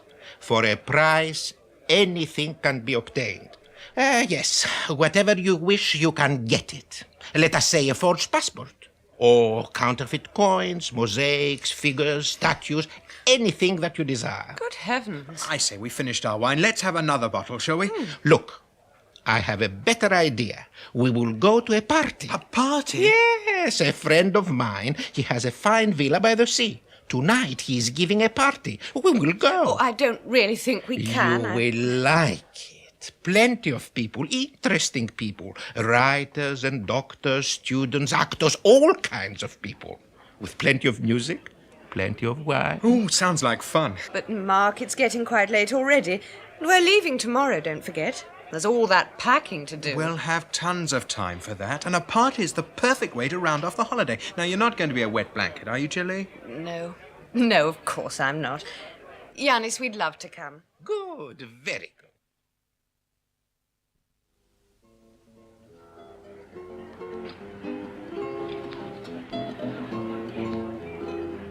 Mark? Mark? Here, Jilly. Oh, there you are. I wondered where you'd got to. I'm just circulating.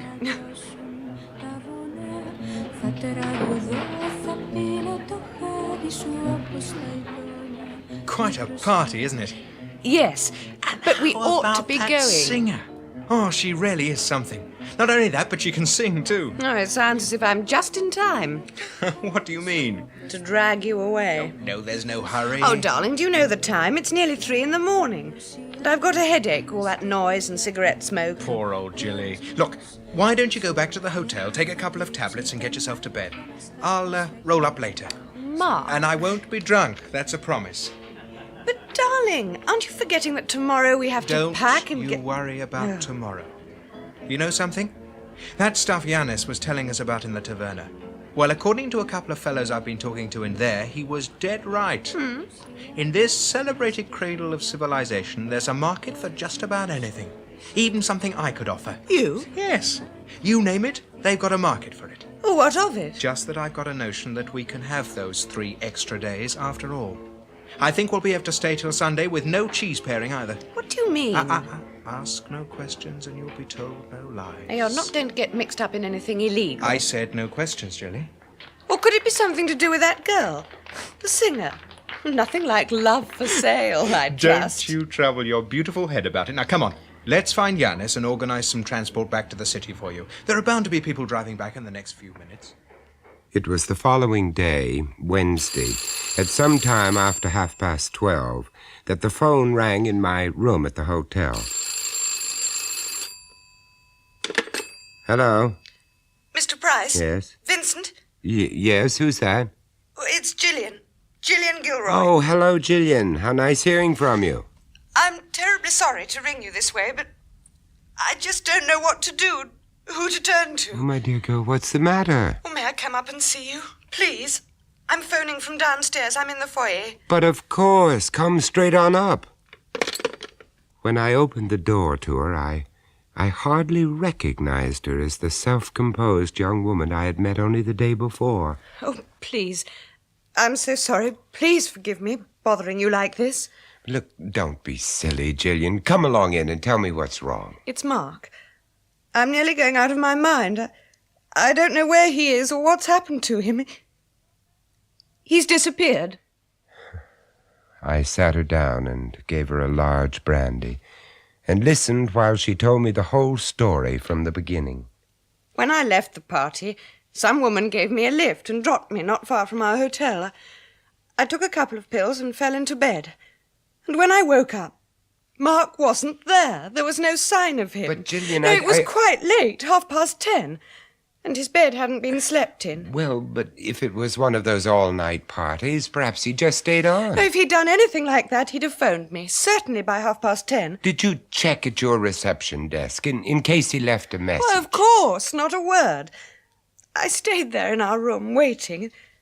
And then I realized that last night, everything that happened was like a complete blank. I don't understand. Oh, can't you see? I don't know a thing about where we went or who any of the people were. The taverna, the villa, everyone who was at that party. I've no way of finding them. But surely you were introduced to some of the other guests at the party. Oh, some of them, yes, but only by their first names. Well, now do you understand what I mean? Yes, I think I do. Oh, I'm so frightened. Now try to take it easy, Gillian. Oh, I can't. It's been growing and growing on me. It's what made me come to you. Well, I'm very glad that you did. There's no one else I know here. I can't speak the language. What am I to do? I even thought of the British consul. Perhaps they could... Yes, but all they do, I think, is to get in touch with the local police, and we can take a shortcut there. How? Well, as it happens, there's a police officer in Athens whom I know rather well. I met him a year or so ago when I was making a film here. His name is Kostas Politis. He speaks very good English. Yes, I think he's just the man we need. Kostas Politis was younger than you'd expect a police officer to be. He was tall and lean, with dark, watchful eyes and a polite but cool manner.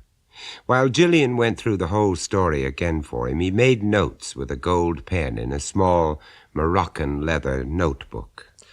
And that is all, Miss Gilroy? Yes. Thank you. You have given me a description of Mr. Haxton. Do you have perhaps a photograph? No, wait a minute. I've got his passport here. Ah, very good. Thank you.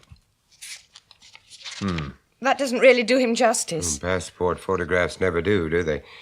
Kostas, what do you think this is all about? It is too soon for thinking, my friend. Miss Gilroy, what was he wearing, please? Oh, just a shirt and a pair of slacks.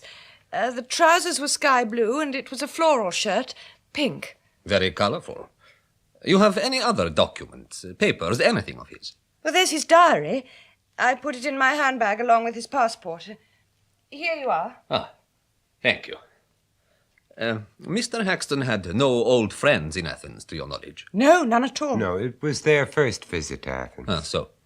What about that man they met, Giannis? Any chance of getting a line on him? Try to answer that for yourself, my friend. Oh, yes. Yes, I see what you mean. Just a first name. And it is a very common one in Greece. Yeah. But we will make our inquiries. We will give out a description and check with all the hospitals. Hospitals? Oh, God. It is routine, Miss Gilroy. I understand you've cancelled your flight, so where will you be that I can contact you? At the same hotel? No, she'll be here with me. Oh, no, really, I couldn't ask you. Of course you can, Gillian. And we'll keep in touch with your hotel in case Mark shows up. Very good. Then I will go now. Well, I'll see you out. Goodbye, and thank you. Kostas, what's your opinion? Of what? Well, that business about the boy having found some way for them to stay here a bit longer. The black market. This is a big city, my friend, like any other. It contains bad people, like any other. Cheats and tricksters and criminals. Yes, of course. It also contains many young women, often very beautiful, and he is a young man. The singer at the party, you think? Who knows? But he talked about having something that he could offer. Just so. Oh, no. He didn't give me that kind of impression. Perhaps not. But we of the police, my friend, we live in a strange world, and in it, people are the most strange things of all. I have seen much that is extraordinary, much that you would not believe if I told it to you. The time dragged by, each hour stretching out till it seemed like a day, with no news of Mark and no word from Kostas. I could see the fear and tension mounting in Gillian at every passing moment. Suddenly she announced she wanted to go to the National Gardens. I went with her. It was here, by the pool. We were sitting on that bench. So that's why we're here. You were hoping to find that man, Yanis. I thought maybe... Oh, I don't know what I thought. Well, it was worth trying, and at least it's pleasant here in the sun. Oh, no, it's cold. It's so cold. Oh, Gillian. That's the most awful thing of all. To stand here in the bright sunlight and know all the time that something horrible has happened to him. But you can't know that, not for sure. But I do. I know it. I can feel it. You don't understand it. It's not just that Mark and I were going to be married. It's more than that. In what way exactly? For the last 2 years we've been living together. We've been so close. Closer than anyone could imagine. That's why I know, you see. Take my hand. Feel it. It's like ice. You poor child. Do you believe me now? Come on. I'm going to get you back to the hotel. Doesn't matter. Nothing matters anymore. Whatever's happened is something terrible. It's something I can't even put a name to, but...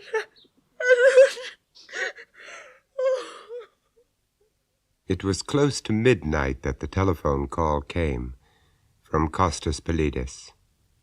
A body had been taken out of Prius Harbor an hour before. It fitted the description of Mark Haxton. I offered to go alone to make the identification, but Gillian insisted upon coming with me. The small room at the mortuary was tiled in white. A hard white light shone down on a rubber-wheeled trolley covered with a white sheet. Costa stood beside it, a corner of the sheet held in one hand. You are ready, Miss Gilroy? Yes. Well? Yes. It's Mark. His eyes were closed. His dark hair made an incredible contrast to the rest of him, for the motionless body was pale not just with the pallor of death, but a chill, terrifying whiteness which echoed the white of the tiles and the light and the sheet. He looks like a waxwork. Perhaps you had better go now, Miss Gilroy. No, not yet. Costas, what in heaven's name has been done to him? Look at the forearms, my friend. You see? The punctures? Yes. Needle marks, is that what you mean? Just so. On the bend in the inside of each arm. It is the usual place. For junkies, drug addicts? Is that what you're saying? No, my friend. For blood donors. Oh, my God. But normally it's just a pint or so, isn't it? With him... Yes, yes. With him they must have drawn 4.5 liters. That would be 8 pints. Every drop that it was possible for them to take. In other words, they drained him. Yes. I have seen many dreadful things, but never anything so horrible as this. But why? For what reason? Look in his diary. Oh, Gillian. Oh, my dear, forgive me. For a moment I... You forgot I was here. Yes. It doesn't matter. I told you that. The reason is in his diary. His blood group. Isn't that it, Mr. Polides? Yes, it is a very unusual group. AB rhesus negative, very rare. From a special client with the same group whose life could be saved by... It would fetch big money. Very big money, my friend.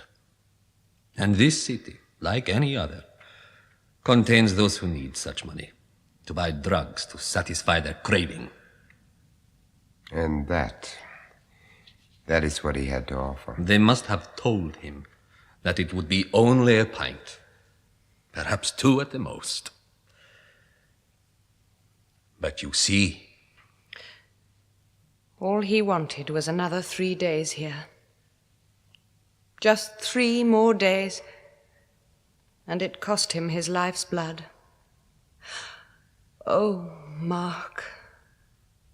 Mark. Mark. I took Gillian Gilroy back with me to the Grande Bretagne. She was given a room and put to bed with a sedative.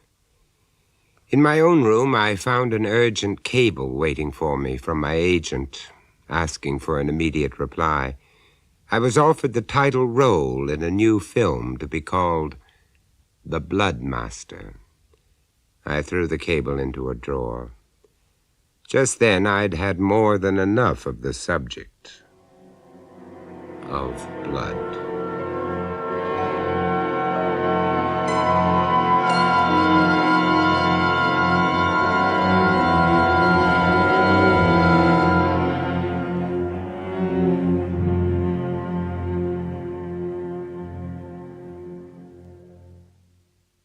That was Vincent Price, bringing you The Price of Fear, with Kate Coleridge, Steve Plytas, Michael Deacon, and Robin Brown.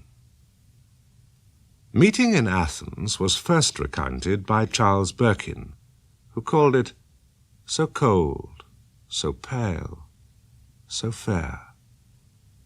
The story was dramatized by Maurice Travers and produced by John Dias.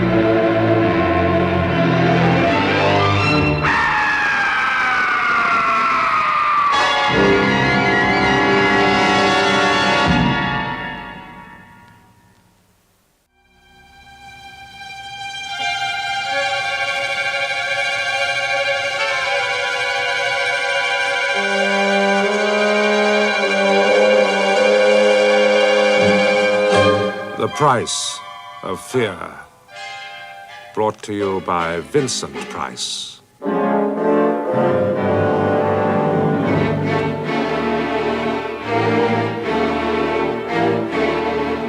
Train trips fascinate me. How about you?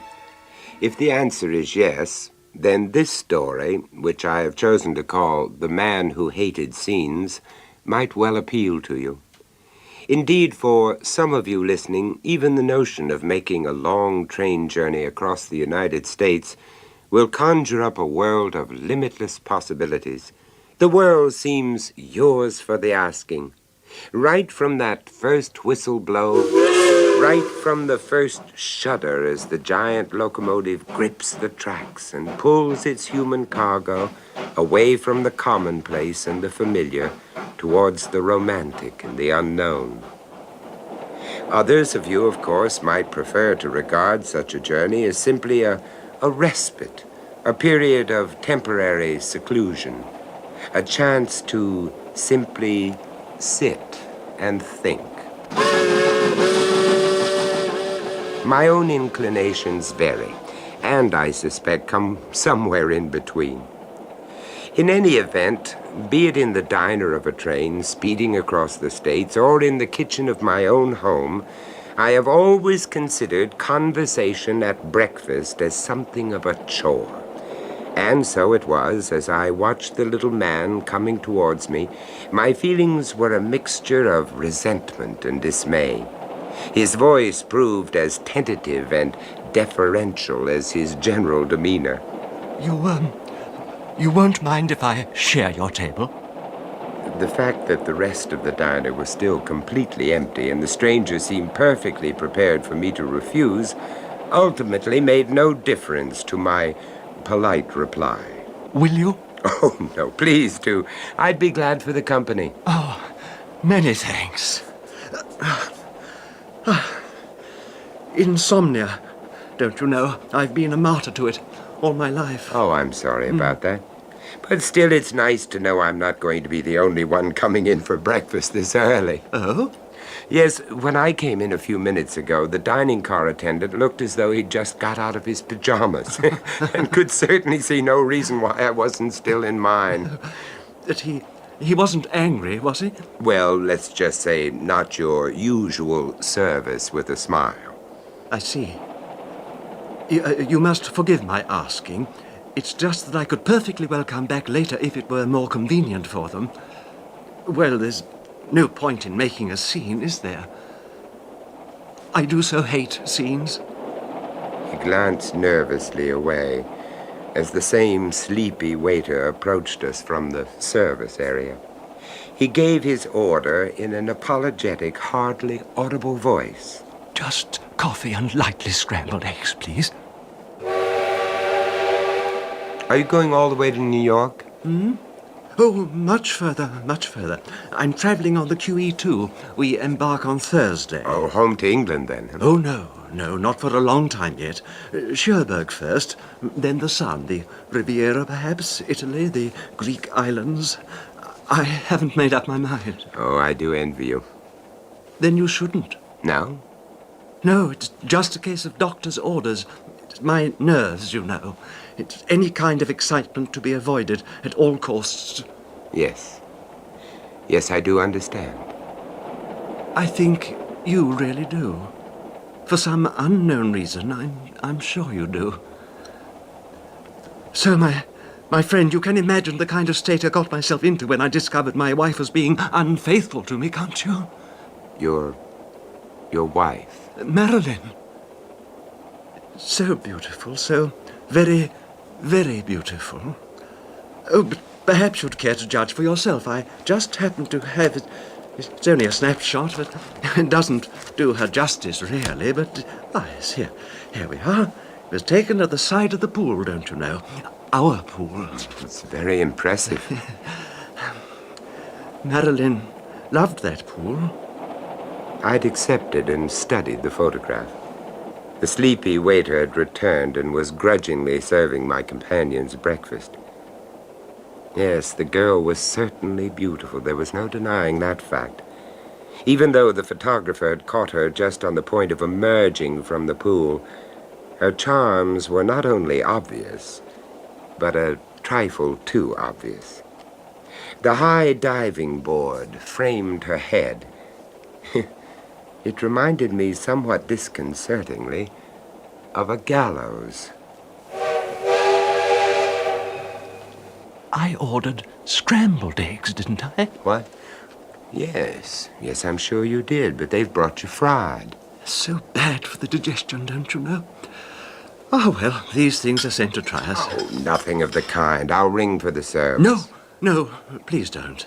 I do so hate scenes, you see. Please. Well, just as you wish. Thank you.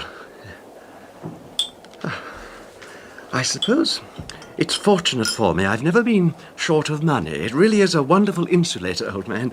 It protects me from all kinds of anxieties the average man can't avoid.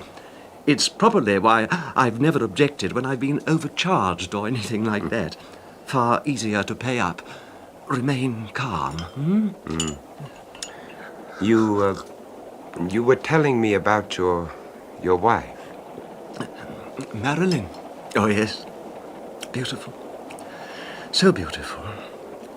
The most beautiful creature I've ever seen, or am ever likely to see. I thought so right from the very beginning. Where was that? It was at a resort in Florida. She was a swimmer before our marriage, almost made the Olympic team. Did she really? Yes, really. Anyway, she was doing some exhibition dives from the high board into the hotel pool. She was wearing a white bathing suit, I remember seeing her poised high above me. She seemed a positive goddess incarnate. Diana turned mermaid instead of huntress. Does that sound fanciful? No. No, not at all. I didn't think it would. Do you? I never thought I was in with much of a chance, though. She was a good 20 years younger and always in the company of half a dozen bronzed Apollos. But, well, we just seemed to hit it off right from the start. The difference in age didn't seem to matter. A case of mind over matter. I suppose you could put it like that. In any event, within a month, Marilyn and I became husband and wife and were off on our honeymoon. We were so very happy. And afterwards you returned home? Home? It's a big Spanish type of place just outside Santa Barbara. A truly beautiful spot. I don't think I ever wanted to leave that house ever again. It gave me the seclusion and peace my nerves required. I had everything I ever wanted. And, Marilyn? Oh, for a long time she loved the place too. We'd splash about in our pool every day, and often I'd just lie in the sun and watch her diving. And sometimes... Yes? Sometimes we'd send the servants away for the day and, if you'll pardon the expression, we'd swim in the nude. Well, it was genuinely idyllic, my friend. In an age when all the graciousness seems to have gone out of life. Idyllic. So much so that when it finally came, Marilyn's outburst took me completely by surprise. What's so surprising about it, for God's sake? And you needn't think I'm so dumb as to not realize what you're getting out of this setup, either. Getting out of this set? Yes. This place, miles from anywhere, perched on the edge of nowhere. Well, it exactly suits your ends, doesn't it? I thought you liked the house. A rich, eccentric, middle-aged recluse, comfortably ensconced in his 20-bedroomed ivory tower. I've always felt you shared my preference for the solitary life. But not the godforsaken. I don't understand what you're getting at, Marilyn. Don't you? Really? For a gentleman of your intelligence and breeding, I should have thought it altogether too obvious. However, I'll tell you. It's quite simple. Marilyn, dear, do you think you ought to drink so much? You didn't have the guts to stay on here and go it completely alone. So, for once in his life, one hermit ventured forth. He took a little trip into the big outside world with the deliberate intention of trapping a little spouse to keep him company. I've never thought of our marriage as a trap. Ego being what it is, I'm damn sure you haven't. But take it from me, it was just an arrangement right from the start. An arrangement to suit your own ends. I've always tried to put your happiness first. Huh. Happiness. That's a word from the past. But I've given you everything you've ever asked for. Everything. I'll grant you the bait was acceptable enough at first. Bait? Of the very finest quality, there's no denying, but bait, Harry. You made the whole arrangement seem irresistible, didn't you? But the world was to be our oyster, remember? New places, new faces, forever and ever, world without end. Amen. Oh, you really had me believing it, too. Right up to the end of the honeymoon, you actually had me believing it. And afterwards? Well, the honeymoon was over, wasn't it? So was the new faces, new places routine. And in its place, this, a cage, damn you. Oh, well up to the standard you taught me to expect, I'm not denying, but a cage for all that. Marilyn, I love you. Right from that first moment. You knew that you wanted me, so you wooed me and you won me. You moved me into your millionaire's Alcatraz and then you throw away the keys. I still love you. Oh, maybe you do. Enough to go back? Back where? To where the arrangement started going wrong. To our original arrangement, Harry. New places, new faces, forever and ever, world without end. It is not an arrangement. It never has been. It still is. And shall I tell you something else? It's never gonna be anything more, Harry. Poor Harry. Poor Poor Harry.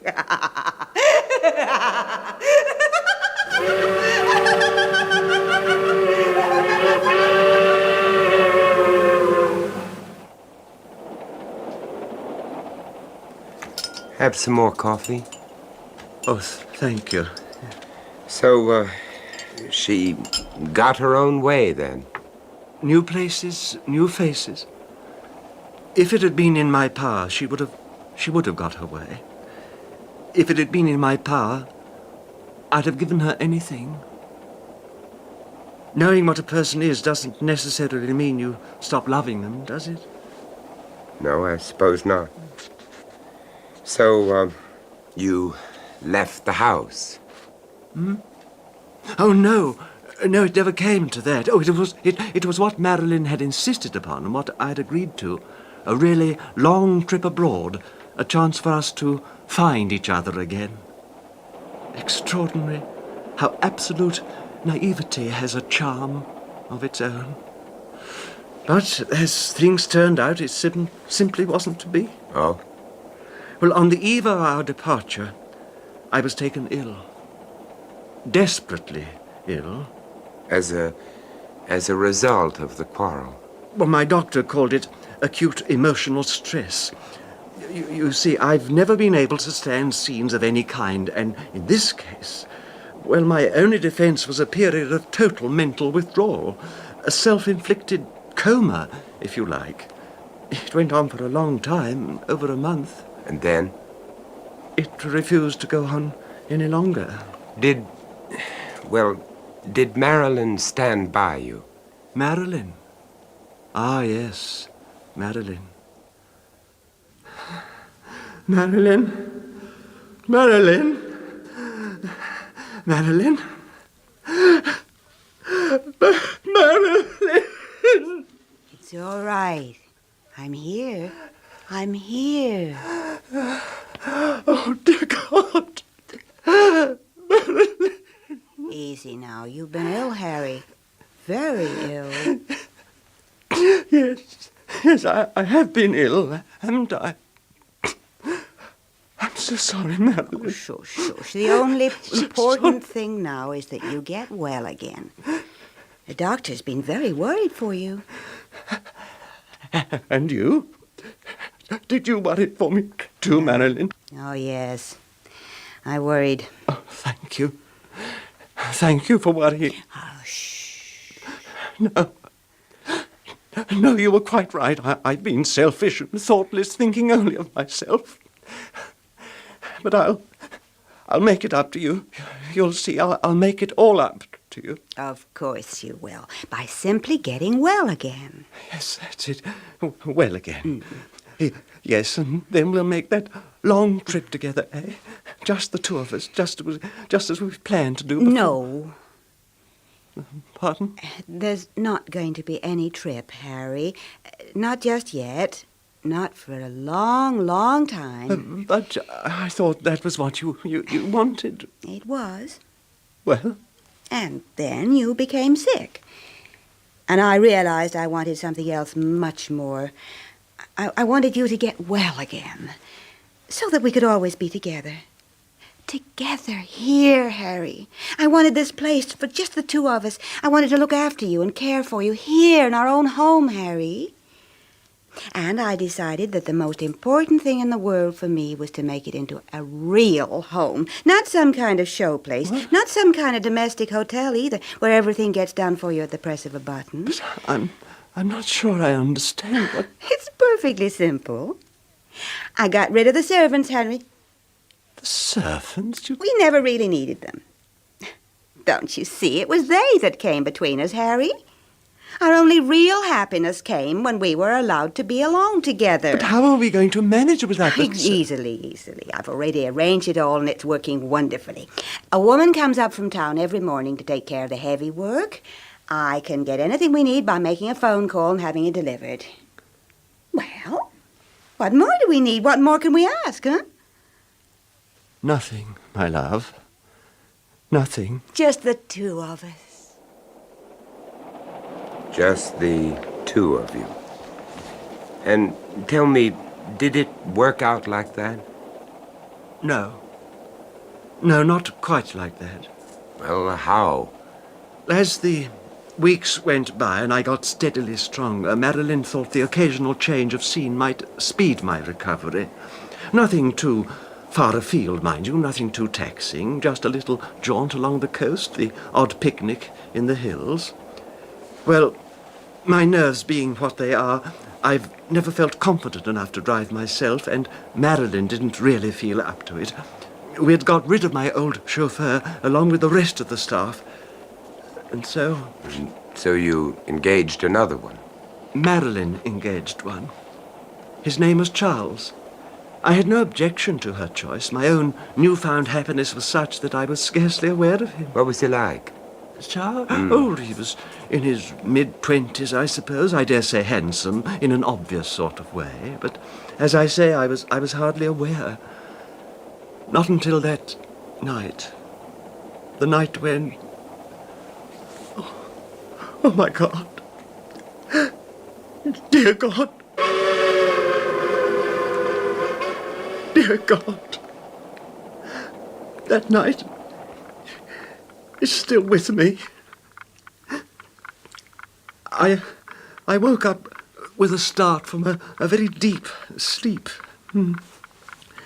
Marilyn had taken care to give me my usual quota of sleeping pills, but for some reason on this particular night, they hadn't done the trick. Perhaps it was meant. Well, for several minutes I just lay there, perspiring heavily, getting my bearings, aware only of the ticking of the clock. Then I called out for Marilyn. Yes, I didn't want to disturb her, but I needed another sedative badly. But when she didn't answer, I got up and went to her room. She wasn't there. At first I thought she must have got up for something too, until I saw her bed hadn't been slept in. It was almost 2 o'clock in the morning. I was a little alarmed, so I began to look for her. Marilyn? Marilyn? It wasn't until I reached the downstairs living room, which opens onto the patio, that I heard voices.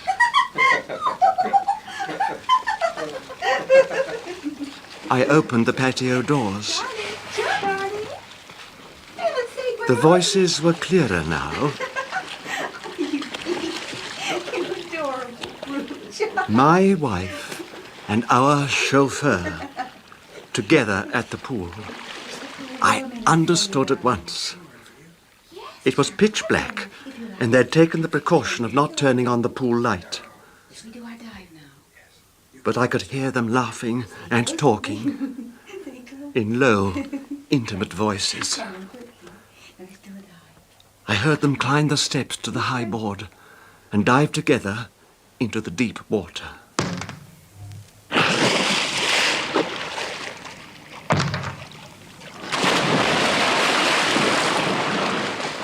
I stood there, heartsick. The effort to simply hold on to myself was unbearable. My first instinct had been to rush out and confront them, but I couldn't bear the thought of such a scene. So instead, I waited until they eventually left the pool. They lay together in each other's arms, not 10 feet from where I stood. I listened. Why did you ever leave me? Oh, I don't know. I did then. At the time, it seemed the only possible answer. But I know I never stopped loving you, not for a single second. Which, in a funny way, is why I had to leave you in the first place. That doesn't make sense. Let's just say an instinct, shall we? Instinct? Yeah. The kind of life we were living together must one day have killed that love. It wasn't so bad. Wasn't it? Diving exhibitions at second-rate summer resorts, the odd gala. Hardly enough to keep body and soul alive. Endless drag from one dreary hotel room to the next. So you sold out and settled for this instead. Oh. I'm sorry. I didn't mean it to sound like that. I settled for both of us, Chuck. Oh, but you still don't know whether to believe that or not, do you? To believe that I only ever wanted this for us, all along. I don't know what to believe. When I'm lying here with you like this, well, it's just a sharing you with him, I suppose. Seeing you together, catching the odd unexpected glimpse of you both in that damn driving mirror. Seeing him look at you that way, as though you were really his. Seeing him reach out to touch you. Chuck. Seeing you smile back. Seeing you return the touch. Please but don't. worst of all, knowing that though you're lying here with me now, in a little while you'll be gone. Because there's still some part of you that belongs to him. Not belongs. It never has. It never can. It never will. I wish I could be sure of that. He's a sick man, Chuck. Sicker than he even suspects. A year, 2 years, a little longer maybe. But it's not so important, is it? We can wait. Because we know that one day there's only gonna be us, Chuck. All this and us. Just the two of us. Just the two of us. Hold me. Hold me close. What did you do? Do? Oh, the conventional thing, I'm afraid. The next day I engaged a firm of detectives. To make inquiries about Charles. They only told me what I more or less knew already. That he was a swimmer who teamed up with Marilyn to do exhibition diving the summer before I met her. The rest was obvious. When I became ill, she had sent for him to solace her loneliness, shall we say.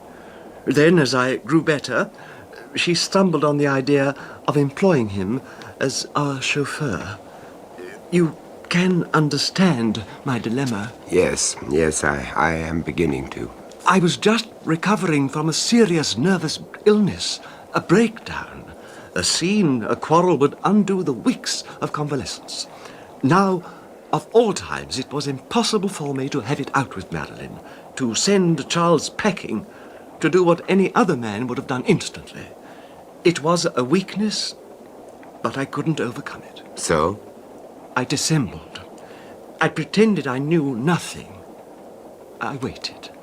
I racked my brains for some way of letting Marilyn know that I knew, and yet avoiding that inevitable scene. Well, did you eventually find a way? Oh, yes. I saw how it could be done. Quietly, without any fuss. Tell me about it. Oh. Well, Marilyn wanted to go to the movies in Santa Barbara. I declined, but said Charles should drive her, as I didn't like her to be out on her own at night. She saw me to bed and watched me ostensibly taking my sleeping tablets. I heard the car drive away and imagined handsome Charles, Chuck, sitting confidently beside her at the wheel. After a while, I got up. I had plenty of time. Plenty of time for what? To arrange the hint. The hint that would let them know when they got back that I was fully aware of what was happening between them. Oh, go on. It was well after midnight when they got back. Very dark. A hot, sultry night, just the night for a swim. Marilyn didn't even come up to her room, but went with Charles directly to his. And a few minutes later, I heard them laughing softly as they came out and went towards the pool. It was inky dark, but I knew they were climbing the diving tower. The high board creaked as they stepped out onto it, and creaked again, sharply, as each one dived off into the pool. Marilyn first, then Charles right behind her. Their little game they enjoyed so much. It was too dark to see a foot in front of you, but of course to swimmers of their skill it made no difference. In fact, I rather imagine it added to their fun.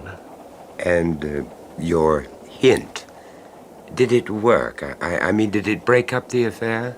Oh, yes. It broke up all right. The affair ended that very night.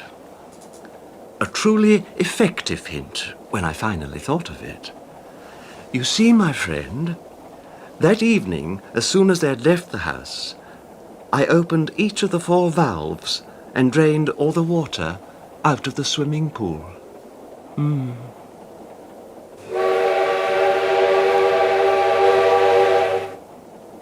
The man watched me, waited. I could think of nothing to say. After what seemed an eternity of silence between us, the train entered a tunnel. It was like the fall of a curtain.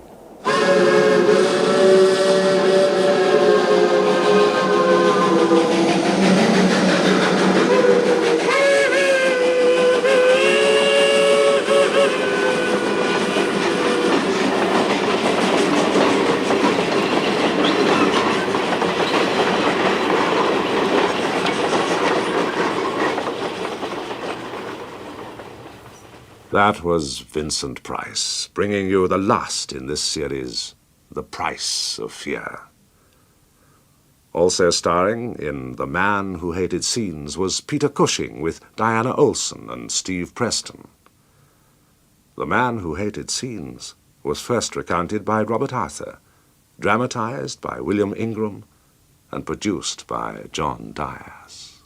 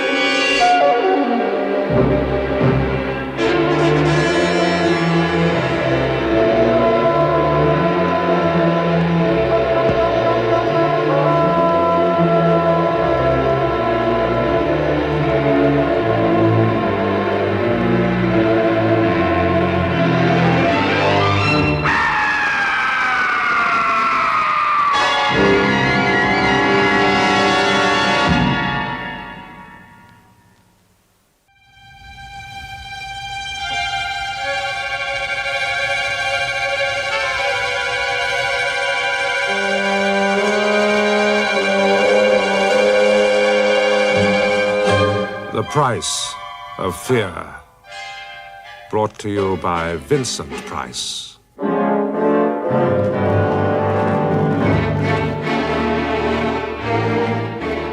I expect some of you may know of my interest in and love of painting. My wife calls it a passion. Indeed, I have very fond memories of my early years in London when, as a student of art history, I shared a flat in Baker Street with... That's another story. I'll tell you about it sometime. Actually, I paint a little myself, but primarily my interest has always been in buying paintings, some for my personal pleasure, but even more for galleries. Sometimes I've traveled across a continent from one end to the other in pursuit of a painting.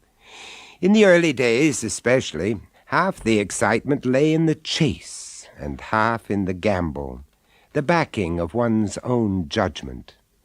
As you may imagine, this passion of mine has led me to some very strange places, and into situations one would never have thought possible.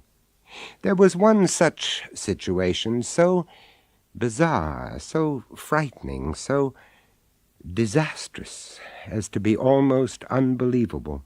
Oddly enough, I was reminded of it only last week when I was driving through Winchester, for it was here, 20 years ago, that I unwittingly triggered off an awful chain of events. I shall call my story Lot 132. It was a cold day, I remember, and probably as much to keep warm as anything else, I'd strolled into a small auction room just off of the High Street. The auction was about halfway through. Lot 132. A portrait of a man, early 19th century, English school, Artist unknown. I moved forward to take a closer look. The portrait was of a man in a crimson riding jacket.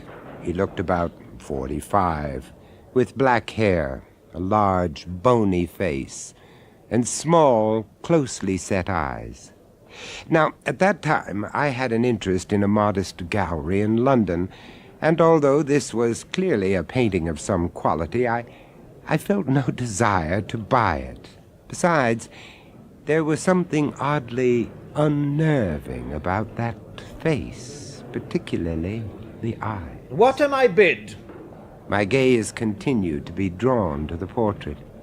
It was an uncomfortable sensation. £15? £15. 18? 18? And there I was, against my will, bidding for lot 132, for an unknown man in a riding jacket. £25. 25. The portrait was mine. But I didn't have my usual elation about the purchase. I decided it must be my own illogical hypersensitivity to the face that was at fault. When I got back to London, I put the painting in a small anteroom of the gallery and forgot all about it, until a few days later, when an old acquaintance, Michael Emsley, called on me. Oh, Michael, it's so good to see you. And what a surprise to find you here. Why aren't you in New York? Oh, that's next month. I can never give up with you. How are the children? Marvelous. Simon away at school yet? No. At the last minute, we decided against it. Oh, why was that? It's very simple, really. Neither Marion nor I wanted some frosty matron to have the rest of his childhood. Right. You know, as a foreigner, I've never understood why the English take the trouble to have children, only to banish them for 8 months of the year to some Bastille of learning. Well, Marion's always been opposed to the idea. How is that beautiful wife of yours? Beautiful? Actually, Marion's the reason I'm here. She has a birthday soon. And you'd like to buy her a painting? That was the idea. But something modest, of course. Oh, yes, of course. Now, why don't we have a conducted tour? We walked through and talked about the paintings that interested Michael. Suddenly he stopped and said, "That portrait over there." "Yeah?" "I don't know. It seems to draw me to it. I must say I don't particularly like the chap's face, but I feel compelled to look at him."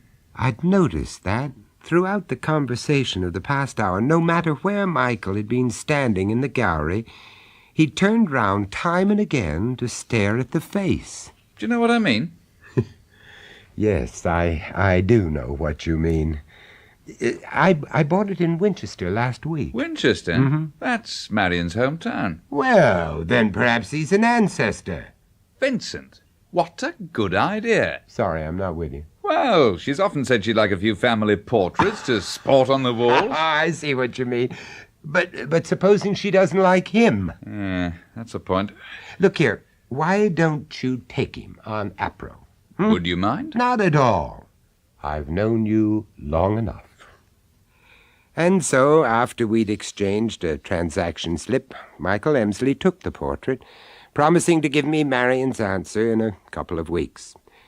I must admit, I wasn't sorry to see it go. One evening, about 2 weeks later, I was sitting in my study at home, browsing through a recently acquired folio of early 19th century drawings and engravings. I was delighted when halfway through I turned up an engraving based on that very portrait. What was more, I found out it had been painted by one Jacob Robertson in 1825.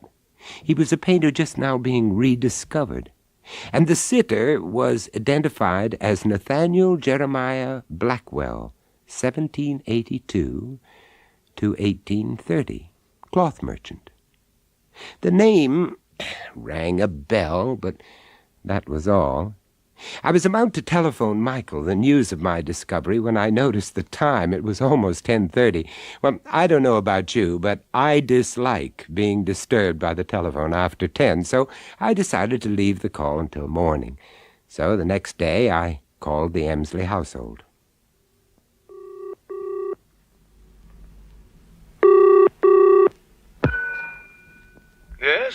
Michael?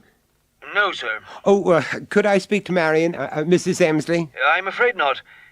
Would you mind telling me who you are, sir?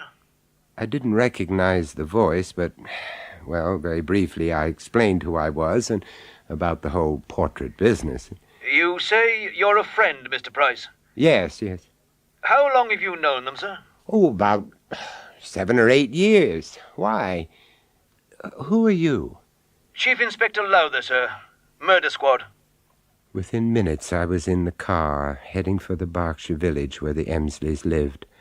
All I could hear, all I could think about were the words, Murder Squad. What in God's name had happened? My heart was pounding as I drew up at the house. Chief Inspector Lowther met me at the door. Come into the sitting room, please, Mr. Price. All right. Oh, my God, Inspector. This room, it looks as if it had been ravaged by a madman. Madman's the right word, sir. Well, the Emsleys, Michael, Marion, where are they? Mr. Emsley's at headquarters, taken into custody. Custody? Why? He gave himself up, Mr. Price. What? And Mrs. Emsley's dead, sir. Murdered. Murdered? But what about the children? Oh, for pity's sake, Inspector, where are they? Let me take them. Let me look after them. They're dead too, sir. At this point, I felt physically sick. My knees seemed about to give way, so I sat down in the only chair left undamaged. As I did so, I noticed lumps and streaks of blood spattering the walls, the curtains, and the carpet. The inspector must have thought I was going to pass out because he poured me a brandy, and we went outside into the fresh air. Gradually, he told me the details. It happened about 10:30 last evening, sir.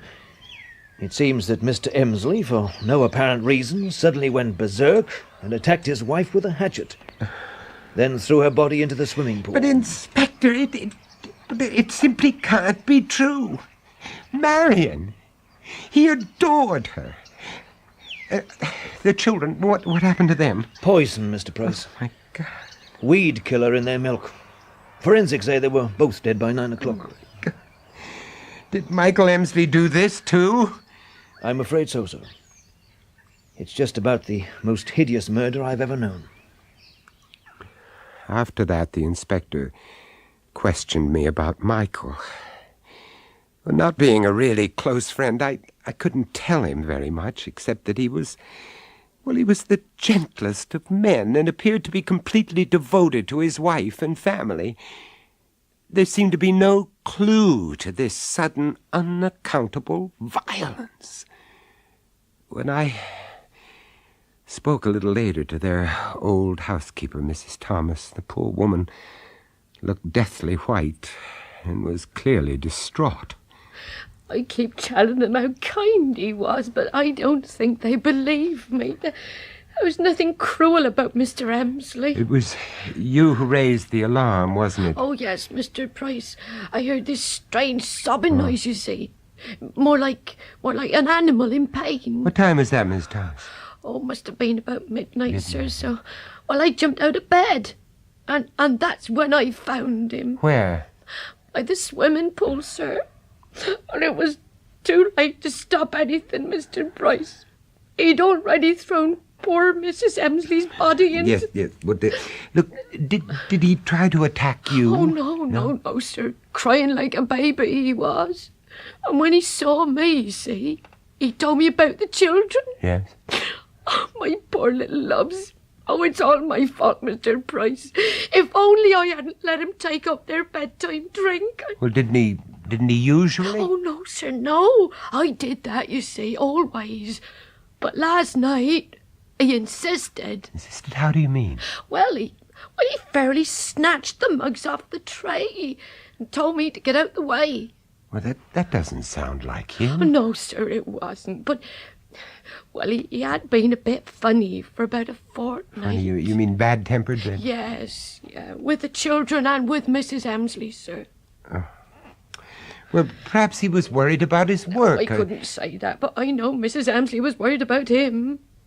The way he'd sit in his study for hours just brooding, not hisself at all. And he'd been like this for about 2 weeks. Just about, sir. Oh dear, I can't believe it, Mr. Price. I can't believe it. Before leaving, the inspector reminded me about the portrait. When he saw the transaction slip, suggested that I take the painting back with me to London. It was hanging in Michael's study. For a moment, we looked at it together. A thoroughly evil-looking so-and-so, isn't he? Evil. That was it. I didn't know that you could actually smell evil, but you can. That study stank of it. Nathaniel Jeremiah Blackwell seemed to dominate us, and I felt an aura of what I can only call satanic triumph emanating from that canvas. But I tried to put this down to imagination and my own wretched state of mind. As I left the house, the police had started to empty the swimming pool of its red water. It was a sickening sight. Within hours, the portrait was once again in the back room of the gallery, and although privately I decided either to lose it or even destroy it, I said nothing to my partners. I could hardly tell them that I destroyed a painting of quality simply because I had a feeling about it. The next morning I flew to New York on my prearranged business trip, and a month later I found myself in a library in Washington, D.C. Idling away an hour or two, I came across a newly published encyclopedia of criminals and criminology. Flicking through the pages, I found this entry.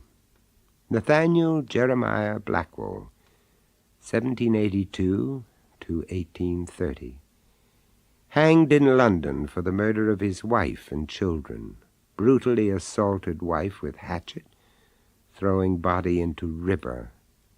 Poison put in children's gruel. Nicknamed Killer Satan.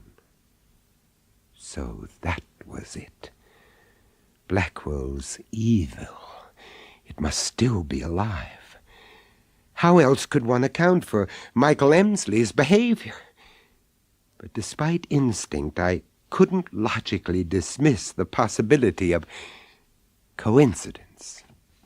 However, I didn't intend to take any chances. That portrait had to be destroyed. Immediately, I canceled all further engagements, and the next day flew back to London. Can you imagine my horror when on arrival at the gallery I found the portrait had been sold 3 weeks previously? I had to work quickly. The record showed it had been bought by a Peter Smythe living in Haywards Heath. I telephoned and spoke to his wife, telling her that there had been some confusion over the portrait, that my partner was unaware that I'd promised it to another client. Do you want to buy it back, Mr. Price? Mrs. Smythe, it would save me a great deal of embarrassment if that were possible. Well, so far as I'm concerned, by all means. I can't stand it. It gives me the creeps. What about your husband? Well, he seems quite fond of it. It's hanging in his study. I see. Do you think I have any chance of persuading him to part with the painting? You could come over and try, if you like. Thank you. This evening? Yes, but could you make it about 8:30? I'll have got the children to bed by then. We'll have more of a chance to talk. Yes, I understand completely. 8:30 then. Thank you, Mrs. Smythe. Goodbye. Coincidence? Imagination. I couldn't take the risk. This time I had to back my instinct. I had to get to the Smythe house before the children were put to bed. I arrived at about 8 and left the car parked outside the front gates. As I walked up the long drive, sheer natural curiosity urged me to peer through the window of a small garden shed. Standing on a workbench was a large tin, clearly marked weed killer, poison. I quickened my steps to the house. Approaching the front door, I could now see the gardens which lay at the back. When I saw a large ornamental fish pond, my stomach turned over. Weed killer? Water? Coincidence again? I rang the bell. Good evening. You must be Mr. Price. Yes, that's right. I'm sorry I'm a little early. Oh, that doesn't matter. I haven't quite got the children settled yet, but do come in. Thank you. Actually, I'm rather glad you are early. Oh. I haven't had a chance to tell him about this portrait business yet, but I'd like to explain about my husband. Well, is he ill? Oh, no. No, not physically, but he's become depressed about life in general, so he may give you the wrong impression. But how do you mean? Well, he's always been such a happy, easygoing person, no temperament at all, not like me. And he's changed? Oh, yes, totally. He's moody, he's irrational, and he's never been bad-tempered with me and the children for no reason. But now... Miss Knight, how long has this been going on? Oh, about 3 weeks. 3? I can't understand it. It happened almost overnight. 3 weeks, I see. But does he want to talk about it? I mean, communicate? Oh, no. No, that's just it. He takes himself off to his study and sits there for hours, alone. Well, perhaps he's overworked. Maybe he needs a holiday. Oh, we tried that a week ago. Was he any better? Much. But within a few hours of being home, he was just the same. Oh, I'm so worried about him. Do forgive me, Mr. Price, letting my hair down to a complete stranger. Please, not at all. You've actually been a great help. If there's anything I can do... Well, as a matter of fact, I hope things may be improving. Oh? Yes, just before you arrived, Peter insisted he took the children's bedtime drink to them. He almost threw me out of the kitchen. Mrs. Smythe, where is he now? He's in the kitchen making it. The kitchen door opened and Peter Smythe walked out, carrying a tray. There were 2 mugs of milk on it. I knew that I had to stop him, so I edged to the foot of the stairs. Quickly, I thought, if I held out my hand as if to shake his, I could easily send the tray flying onto the floor. Darling, this is Mr. Price. He wants Get out of my way. How do you do, Mr. Smythe? Oh, stupid bloody fool! I'm so sorry. Oh, what must you think of me, please? Please, it was an accident. Forgive me. May I help clear up the mess? No, really, I'll do it. So sorry, Mrs. Smythe. Look, I know this is hardly the time, but I really must talk to your husband about that portrait. Yes, of course. Where did he go? Into the study. The portrait's there, too. Thank you. We crossed the hall to the study. The door was closed. Darling? Darling? Someone to see you. Peter? Peter Smythe was sitting at the desk, his back towards us, staring up at the portrait of Nathaniel Blackwell.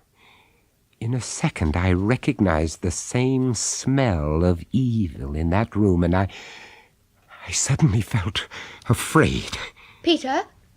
Do you feel all right? He sprang out of his chair and turned to face us. In his hand, he held a small hatchet. Peter, what did... He moved swiftly, like an animal, around the desk. You bitch! You whore! I hate you! Peter! What's the matter with you? Quickly, I moved between him and the desk, and standing behind him, grasped both his wrists. Whore! I hate you! Peter, please! He struggled with me, but I clung on. Finally, I managed to wrench the hatchet out of his grasp. As I swung round, my eyes met those of Nathaniel Jeremiah Blackwell, and in a split second I knew either that portrait must be destroyed or we should be. His evil was still alive, dominating, commanding. Then Peter Smythe, with a lunatic strength, threw himself at me. I shouted to his wife, "Hold him! Hold him! Keep him back! It's the portrait! I must destroy that portrait! Hold him!" Hold on! You fool! Leave that portrait alone! Peter, stop it! Gripped his hands around her neck. Quickly, I struck at the portrait. With the first blow, Peter Smythe released his wife, cried out in pain, and reeled around the room. I struck at Blackwell's eyes, his nose, his mouth, his chest. I felt possessed, overwhelmed by anger and hate. But Smythe, his strength ebbing away with each blow, began to whimper like an animal. Finally, the picture cord gave way, and Nathaniel Jeremiah Blackwell slid to the floor.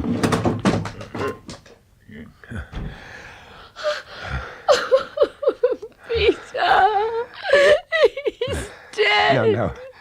No, Mrs. Smythe, he's not dead. Just wait a moment. Be patient. No, we must get a doctor quickly, No, please. there's no need for that. Your husband has simply been released. Oh, Peter. Oh, thank God. Darling, what happened? You... Nothing happened, Mr. Smythe. Oh. Will he remember, do you think? Only as one remembers a nightmare. At first, a few details will remain clear. And then gradually, in time, all will be forgotten. And by you too, Mrs. Smythe. I haven't hurt you, have I, darling? No, my love. You haven't. Not you. What strange powers a painting can have. Sometimes good, but in the case of Nathaniel Jeremiah Blackwell, evil. Hours later, after I'd burned what remained of the canvas, I told the Smythes the whole story. There was one thing I didn't tell them, however, but I'll tell you. When the portrait crashed to the ground and Peter Smythe lay exhausted in his wife's arms, I noticed the vermilion paint of Blackwell's hunting jacket had come off the canvas and lined the knife edge of the hatchet. That was understandable, but why had so much appeared on my hands and streaked my wrists? Old paint should flake or powder. But this was wet, very wet.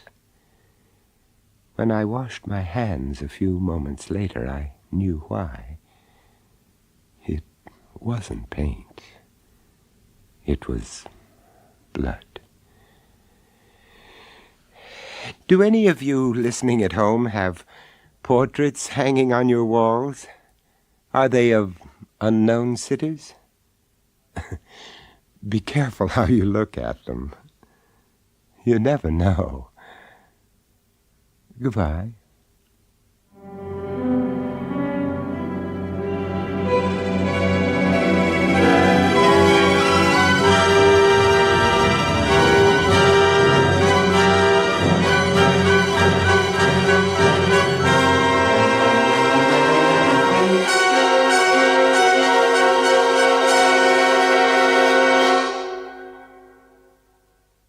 That was Vincent Price bringing you The Price of Fear, with Elizabeth Morgan, Douglas Blackwell, and Alexander John. This story, Lot 132, was first recounted and dramatized by Elizabeth Morgan and produced by John Dias.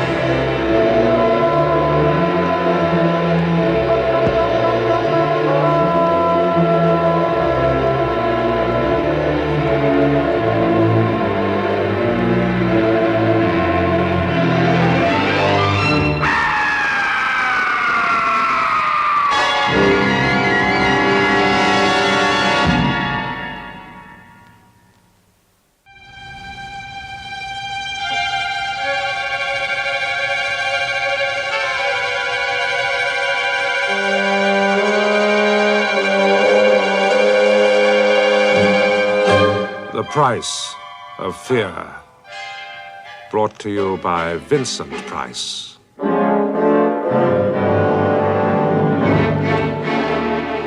Browsing through a book of quotations the other day, I came across the old Scottish prayer to ward off evil spirits. You remember, from ghoulies and ghosties and long-leggedy beasties and things that go bump in the night. Well, isn't it strange how the coming of night can alter the whole shape, appearance, even the atmosphere of a house or a room? Sounds are different at night, too. Anyway, reading that old incantation, I was reminded of the tragic case of Raymond Hewson.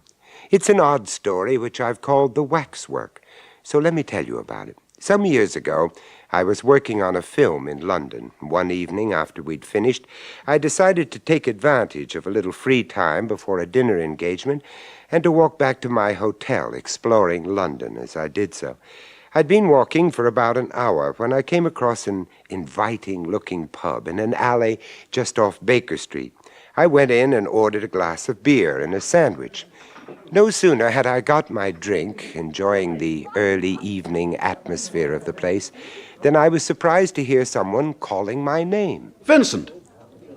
I say, Vincent! Oh, good Lord, Raymond Hewson. I haven't seen you for years. Yeah, that's right. Not since, not since I did those extra bits of dialogue for that film. Yeah. What was it called? Oh, dear. The Thing Without a Thing, or some such name. Well, I must say, it really is a most amazing coincidence running into you tonight of all nights. In fact, in a way, you might say it's providential. Raymond was a spare, pale man with lank brown hair, and although he spoke plausibly, even forcibly, he had the defensive and somewhat furtive air of a man used to being snubbed. He looked, in fact, exactly what he was, a man gifted somewhat above the ordinary, who was a failure through his own lack of self-assertion. He made a living as a freelance writer, and like most freelance writers, he was always hard up. Indeed, when he spoke of our meeting as being providential, I half expected that he was leading up to asking for a small loan. But that night, Raymond had other things on his mind. You see, I've arranged to spend tonight, all night, in the Chamber of Horrors at the waxworks round the corner. I'm hoping to write a piece about it and, get it published. Now, if I could work one or two observations from you into the story, it'd be a great selling point. Do you mind? Oh, no, not at all. Look, Vincent, I know you're very busy, but I wonder if you'd mind doing me a favour. Oh, anything, my dear chap, within reason. Well, all I want you to do is come with me to the waxworks and see me settled in. No, it won't take very long. It's only a few minutes' walk. Well, I do have a little time to spare, and I must confess that I find the idea rather interesting. Oh, good for you. Well, now, look here. Let me buy you a drink, and then we'll go round to the waxworks. Now, I have an appointment with the director, Miss Frayne, at 7:30, so we've just got time. You must realize, Mr. Hewson, that there's nothing new in your request. In fact, we have to refuse it to different people at least 3 times a week. What kind of people, I wonder, would want to spend all night alone in a waxworks? Oh, mostly foolish young men who've made bets or who are trying to prove something to themselves. Do you always refuse? We do, I'm afraid. You see, if some young idiot were to lose his senses, we should find ourselves in a most embarrassing position. Of course, in this case, your being a writer, Mr. Hewson, somewhat alters the situation. I suppose you mean that writers have no senses to lose. Oh, no. But one imagines them to be responsible people. You can't know many writers, Miss Frayne. And of course, in your case, we have something to gain. Publicity. Publicity? Yes, well, that brings me to another point. I think I know what's coming. Well, I have, in fact, already been in touch with our advertising manager, and he has agreed that in the event of your article being published in one of the national dailies, you will receive some payment from us. Raymond, how do you intend to treat the story? Well, to make it gruesome, of course. Well, gruesome, but with just a saving touch of humour. But I don't have to tell you anything about presenting horror with humour, Vincent. Well, perhaps not. I think I get the general idea. Well, Mr. Hewson, I wish you good luck with the story. But first, I must warn you that it is no small ordeal that you're about to attempt. And I confess that it's not something I should like to do. May I ask why? It's so difficult to explain. But I'll tell you what, come along now and see for yourselves. But I warn you, Mr. Hewson, that if you are at all susceptible to atmosphere, you are in for a most uncomfortable night. Oh, that's all right. Newspaper editors never stop telling me I've no imagination whatsoever. Although Raymond appeared to take the whole affair lightly, I knew him well enough to realize that he was not looking forward to the ordeal. He was obviously down on his luck, and I rather think he saw the whole thing as a last desperate gamble.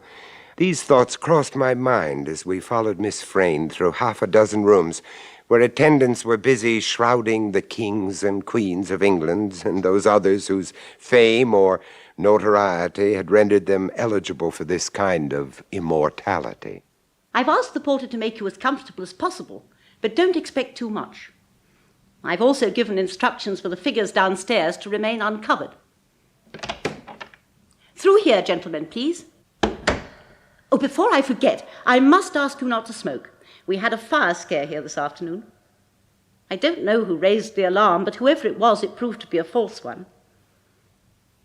Mind your heads as we go downstairs. Miss Frayne led the way down an ill-lit stone stairway, which conveyed the sinister impression of giving access to a dungeon. On reaching the bottom, we passed along a small passage in which were displayed a few preliminary horrors, such as relics of the Spanish Inquisition and a pair of early English stocks. In turn, this corridor opened into a dimly lit room with a vaulted roof. It was, by design, an eerie and uncomfortable chamber, the very atmosphere of which invited its visitors to speak in whispers. The waxworks figures stood on low pedestals with numbered tickets at their feet. Seeing them elsewhere without knowing whom they represented, one would have thought them a dull, even a shabby-looking collection. But gathered together in that sinister room, ooh. Well, here we are, gentlemen. Recent notoriety is rubbing shoulders with all the old favourites. Perhaps you recognise one or two of them. This, of course, is the famous Dr. Crippen. Insignificant little fellow, isn't he? Mm-hmm. Over there is Wilkinson, the Strangler. And there you see a tableau depicting the murder of the two little princes in the Tower of London. It's a very dark Tower of London. Oh, yes. I'm sorry that I can't give you any more light, but that's all there is.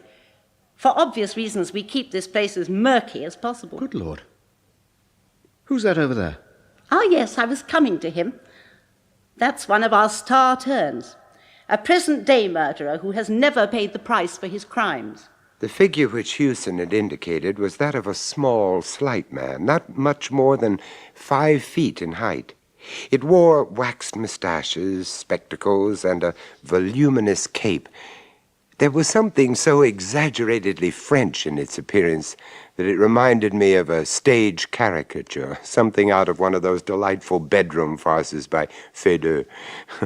I could not say precisely why that mild-looking face seemed so repellent, but I found myself instinctively taking a step backwards. Nasty-looking character, isn't he? Who is it?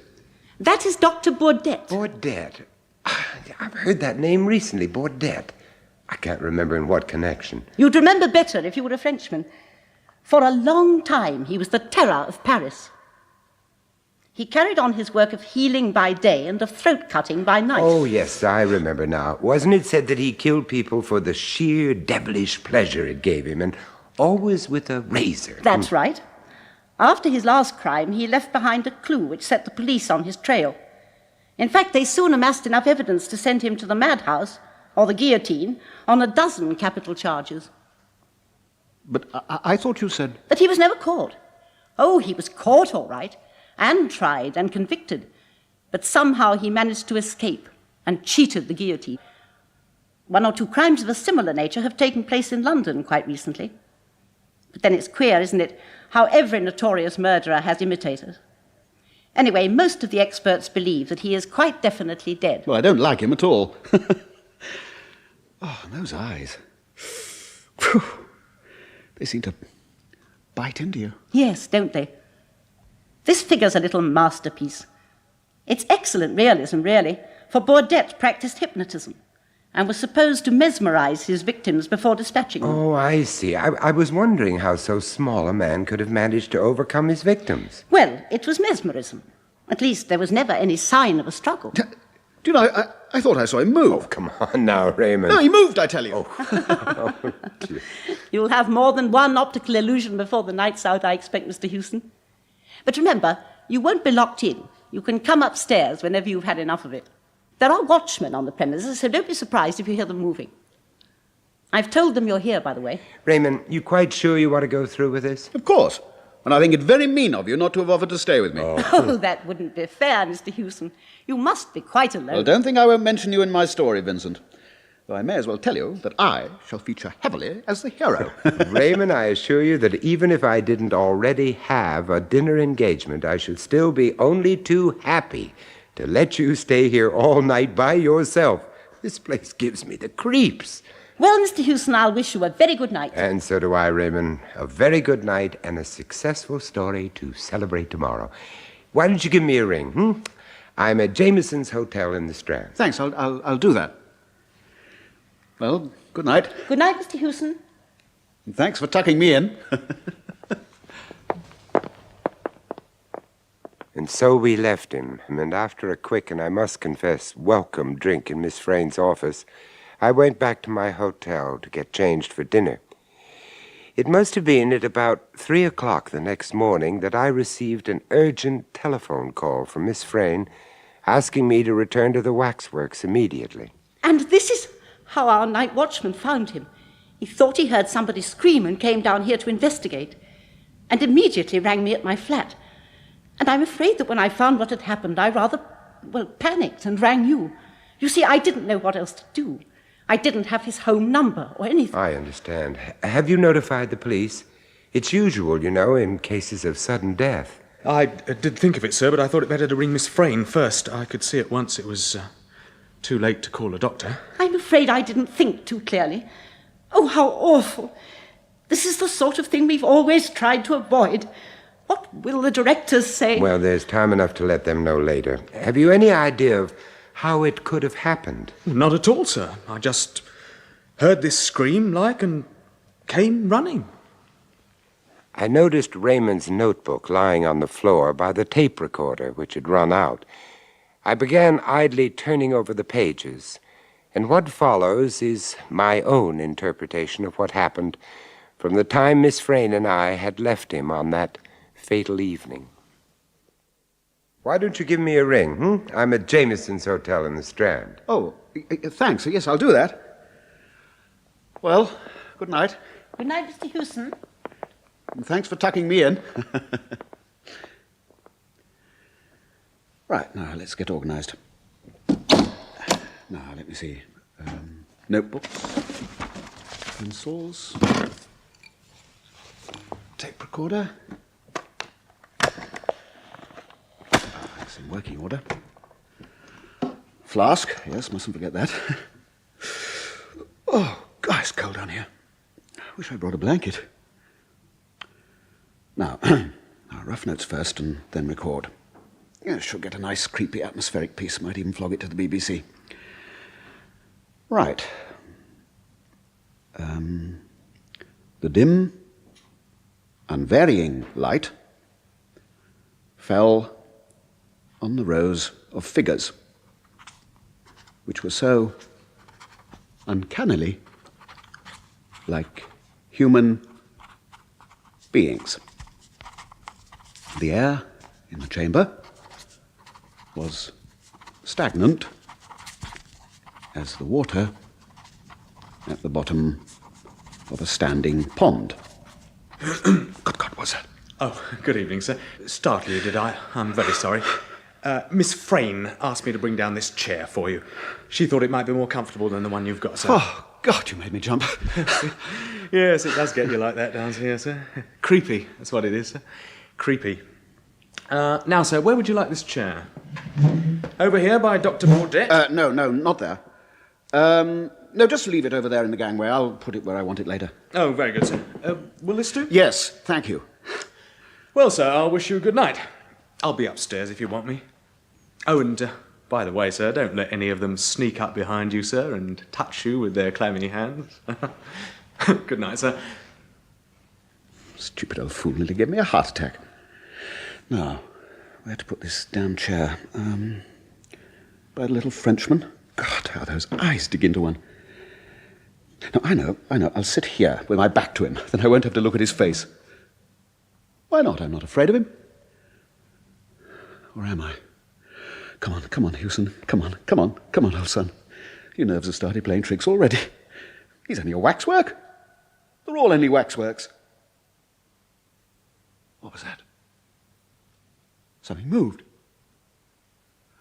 Oh, come on, this won't do.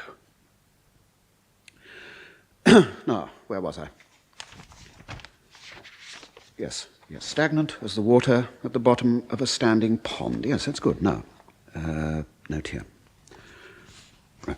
After a while, it seemed as if the figures moved when not being watched. But there was not a breath of air in the chamber to stir a curtain or to rustle a hanging drapery. There, good. No, that's fine. Now, clean it up and get this bit on tape.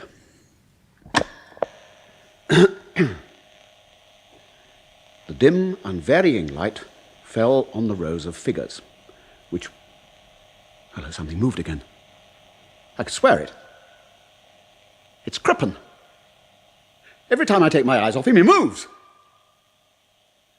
Damn it, they all do. Oh, God, I better have a drink.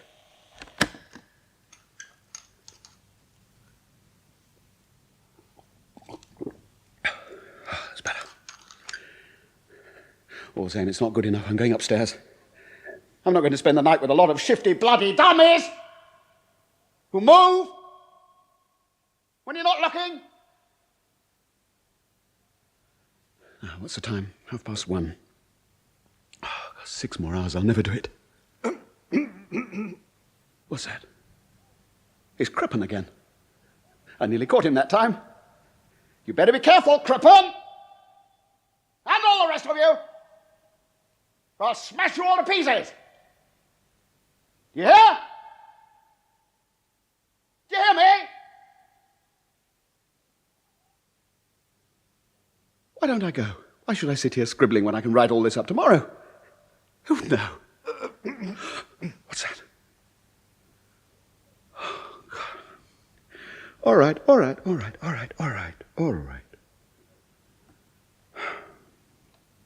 Now.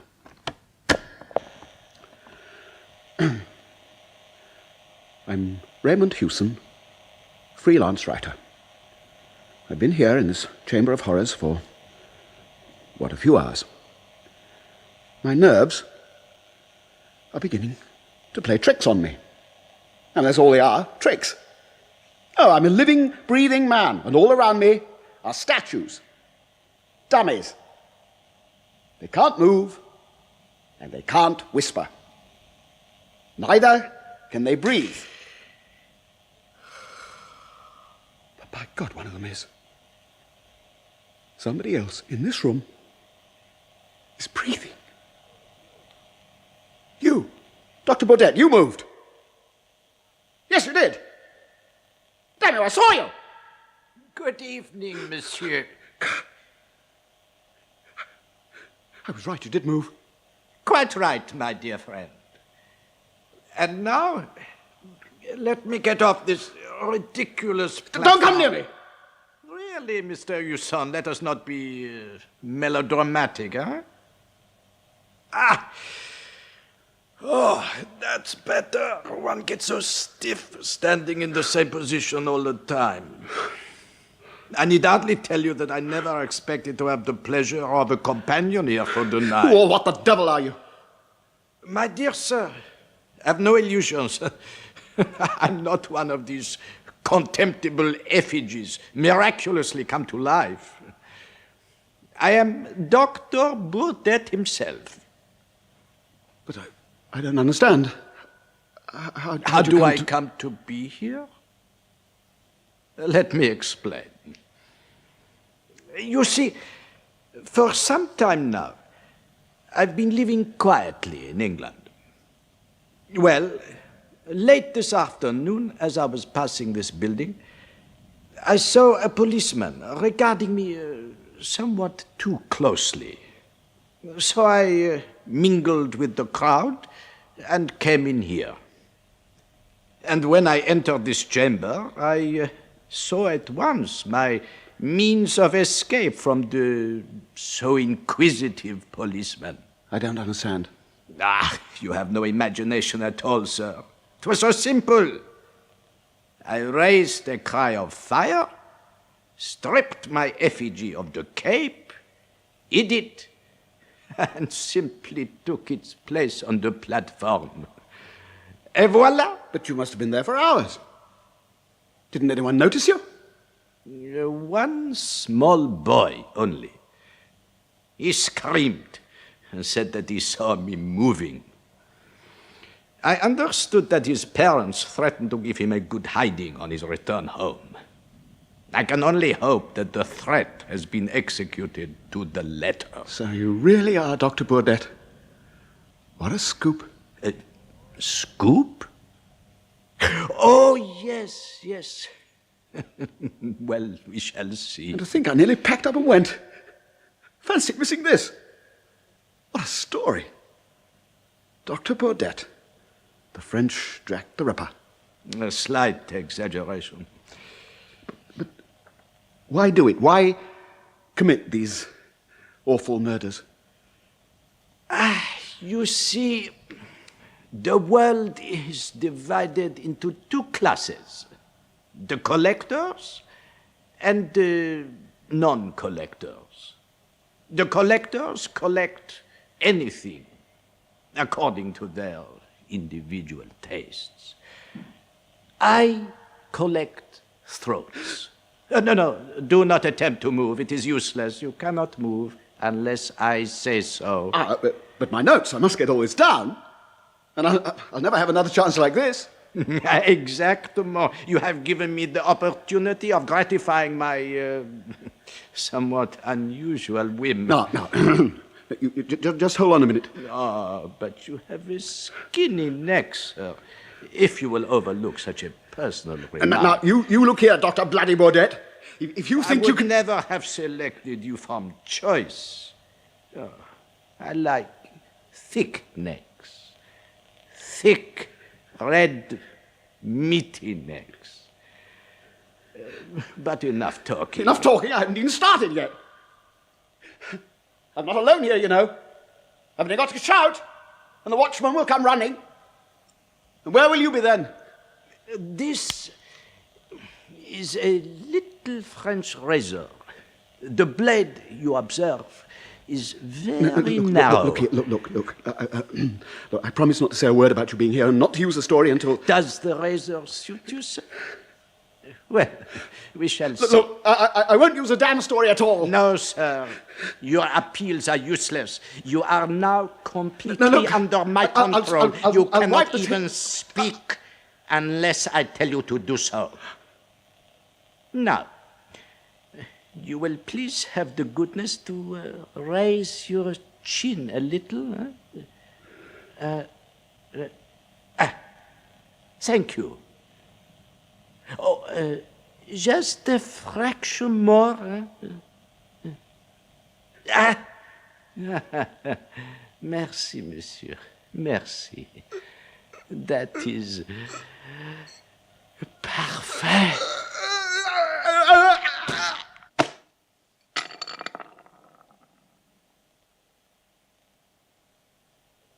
Poor Raymond. When I had finished reading his notes, I turned my attention to the tape recorder. Of course, the batteries had run flat hours ago, but the ever-obliging Raymond had brought along his own replacements, which were lying conveniently at his feet, unused. Carefully, I rewound the tape and switched the machine over to playback. Standing there in silence, the three of us listened as the tape played, hoping perhaps to find the answer to Raymond's sudden death. When it had finished, we stood there looking at each other, puzzled. Then I rewound the last few moments of the tape and played it again. And only then did I understand. Now, you look here, Dr. Bloody Baudet. If you think... Enough talking, I haven't even started yet. I'm not alone here, you know. I've only got to shout, and the watchman will come running. Where will you be then? Look here, look, I promise not to say a word about you being here and not to use a story until... Look, I won't use a damn story at all.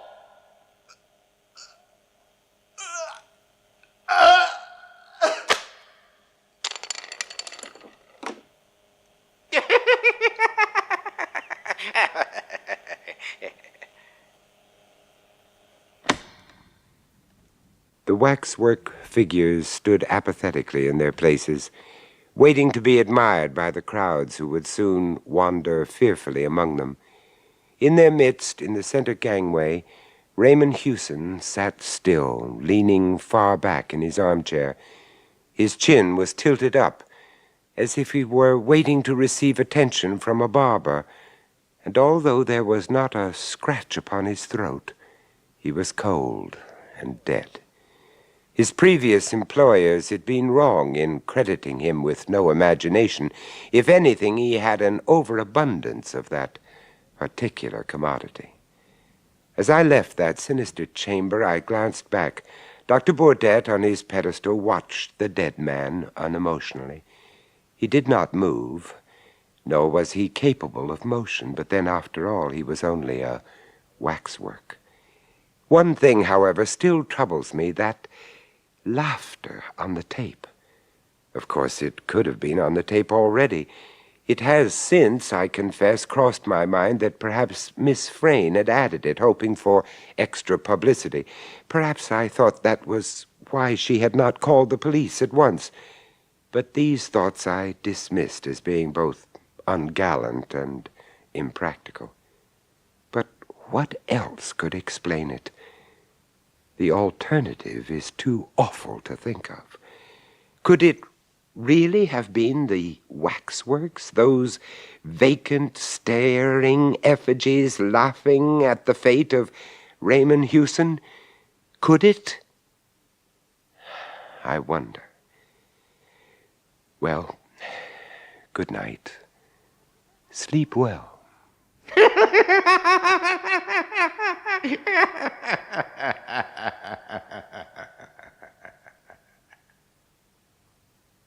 That was Vincent Price bringing you The Price of Fear. Also starring in The Waxwork was Peter Barkworth, with Cyril Shapps, Joan Cooper, and Christopher Bidmead. The Waxwork was first recounted by A.M. Burridge, dramatized by Barry Campbell, and produced by John Dias.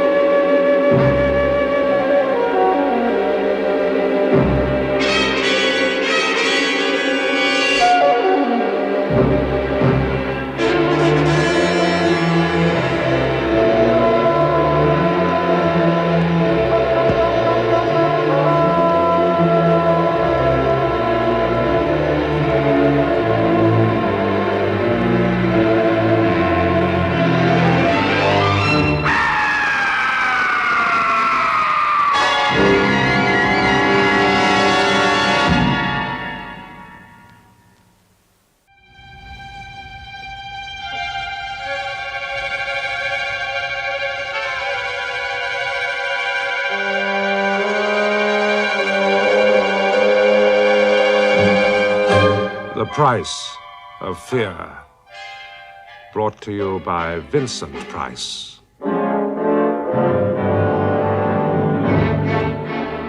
Hello there. Do you like fish? To eat, I mean, not to look at or catch. Well, I do. I am, in fact, one of the world's most compulsive piscivores.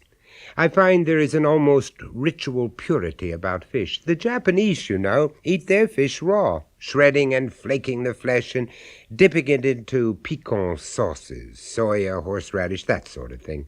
The effect can be delicious, a delicate point and counterpoint, air and descant, plucking at the palate.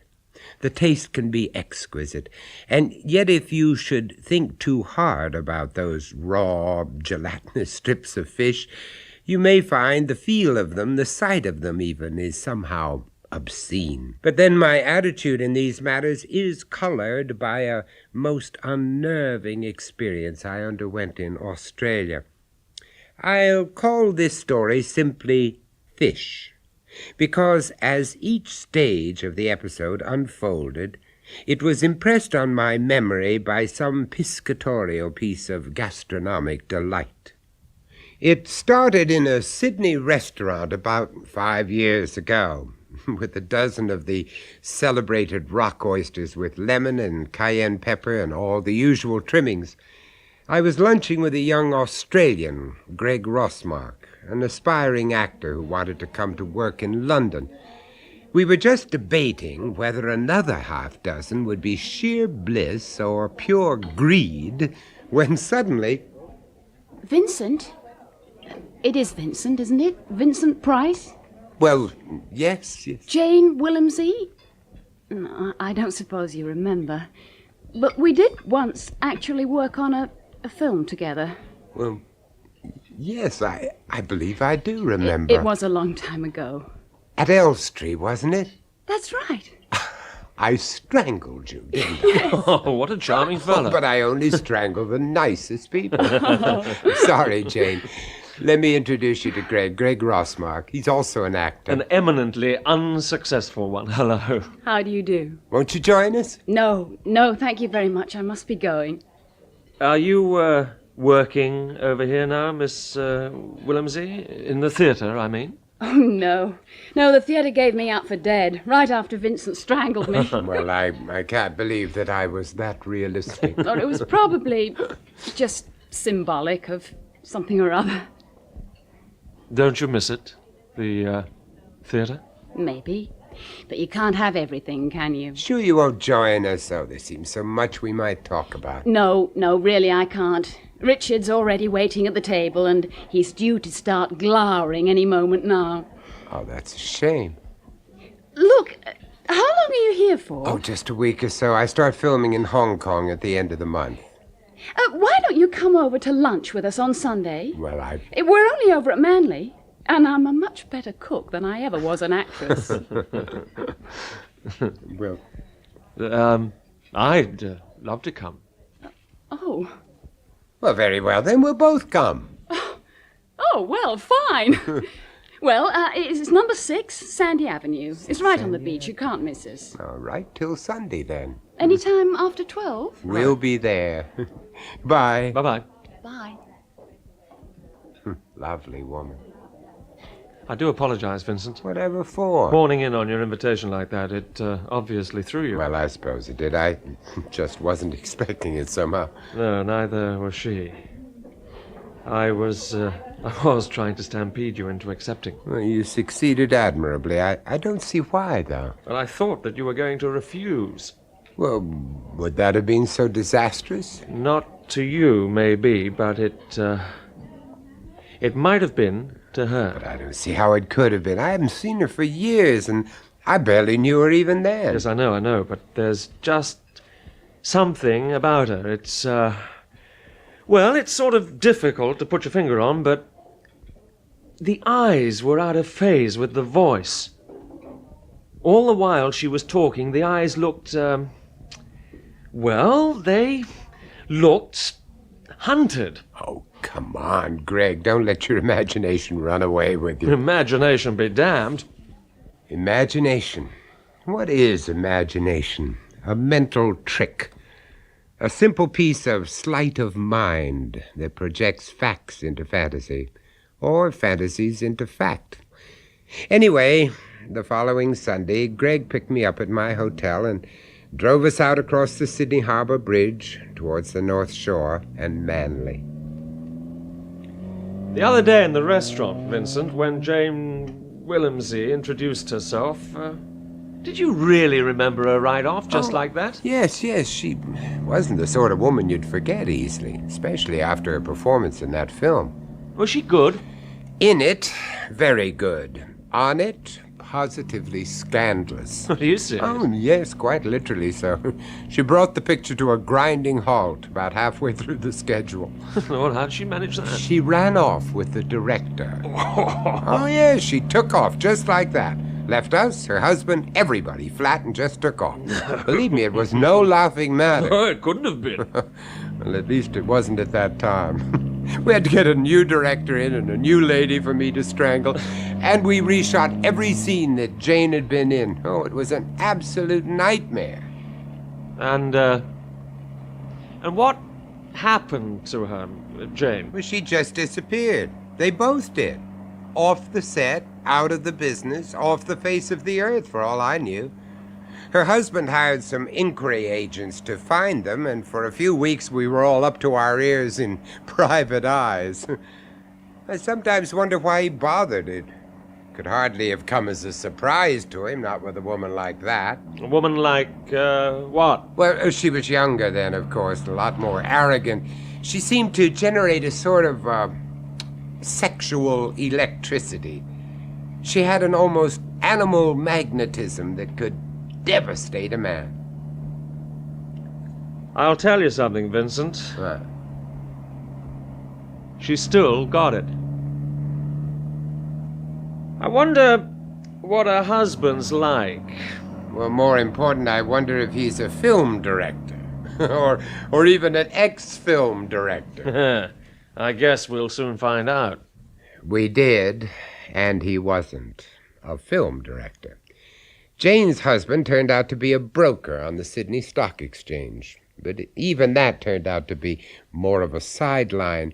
His real occupation was swimming, surfing, yachting, all the classic activities of the professional outdoor type. Richard was a good outdoor cook, too, and what he could do with an open fire was beyond belief. It's coming on nicely. Won't be long, Vincent. You always eat al fresco like this, Richard? We only make a thing of it at the weekends. Well, I can think of worse ways of passing the time. Erase your back. Right, you're on. Come on. Nice to see Jane enjoying herself so much. Oh. God, I'm exhausted. Well, I'm not surprised. That surf takes it out of you. Especially when you're not used to it. Greg was... Oh, he was teaching me to ride the surf. Yes, I saw. Greg, what's that mark on? What? Where? There on your leg. Oh, that's a birthmark. Oh, I'm sorry. It's all right. It's almost a family crest. Oh. It occurs at least once in every generation in our family. What, always in the same place? No, but it's usually on an arm or a leg somewhere, and it's always the same shape. What? You see? An open rose. Oh, yes. Now you pointed out, it is like a rose. My uncle, my grandfather, theirs were identical. That's extraordinary. How far does that go back? Well, you see, my family's name is Rosmark, and I suppose originally it was Rosemark, but, well, God knows when that started. Yeah. Oh, that really does smell delicious, Richard. It's coming on. What is it inside the tin foil, I mean? It's a whole baked tie. Is that that fish that looked like a snapper? In fact, it is a snapper, but I always call it tie if I'm doing a Japanese style. There's no great difference anyway. I thought the Japanese always ate their fish raw. This is one case where they don't. It really is very good eating. Richard carves it off in great chunks and you dip it in the shoyu sauce. Well, I can hardly wait. Tell me, where on earth did you learn to cook food Japanese style, Richard. Oh. I find any style of cooking absolutely fascinating. We were taught this by a party of Japanese stockbrokers that we took fishing. What sort of fishing? Tuna, barracuda, marlin, if you're lucky. Oh, the big game bit, huh? Richard has his own boat down the coast at Bermagui. We charter it out most of the time, but we reserve a few odd weeks for ourselves. You go fishing, Jane? No. He prefers to stay here. I can imagine. It must be a far cry from Elstree to Bermagui. Don't drag all that up, Rosmark. For Pete's sake. Drag all what up? The theatre, the bright lights, and all that crap. She's much better off where she is. Aren't you, Jane? Yes. Did you two know each other before, Before what? Well, before Jane gave up the theatre. Why, yes, of course. I married her when she was still a drama student. And in the end, it was me who made her give it all up. Wasn't it, darling? I could hardly believe it. This was the husband that she had left on her runaway romance. What could have happened? Had he found her, or had she come back to him? And what about the flyaway film director? What had happened to him? Well, when I got back to London, I mentioned his name around a few times to see if I got any response. I didn't. People remembered him, but no one had seen or heard of him since he had run off with that actress, as they put it. They'd both run off, of course, but only Jane had come back. I wondered, so dark a thought, it lodged unnoticed in the shadows of my memory until last year, when I went back to Australia, back to Sydney. Perhaps it was the same unnoticed thought that made me phone the one-time Jane Willemsey and her husband and to invite them both to dinner. I remember the occasion well. We had a quite extraordinary Australian hock with a quite excellent lobster à l'américaine. How long will you be in Australia this time, Vincent? Oh, only a few more days, and then I go to Japan for 8 weeks of filming. Might come back here after that, though, just for a short vacation trip. Oh, well, then you must come up to stay with us in Brisbane. It'd be lovely to see you. Brisbane? Yes. Didn't Richard tell you? But tell me what, Richard? We're moving house. To Brisbane. Just outside, actually. But why? Richard has decided to retire. Retire? That's a bit premature, Richard. Surely you must be at least 20 years Yes, away but there's no point in waiting till you're too old to enjoy yourself, is there now? Well, what will you do in Brisbane? Fish. Mostly. I've sold my business interests here in Sydney and invested in a couple of boats. Powerful engines, properly fitted out, chair, rods, harpoons, flotation barrels, a lot. We can take anything. Sailfish, black marlin, and the big sharks, the tigers and the great whites. Yes, but why do you go all the way up to Brisbane? I mean, why not stay in Bermagui? That was Richard's decision. The charter rates are much higher up in Queensland. Ah. Better fishing all the year round, too. Richard's going to skipper one of the boats himself. But what will you do, Jane? I'm sure there'll be a great deal to keep me occupied. You'll probably enjoy it once you get settled in. We'll see.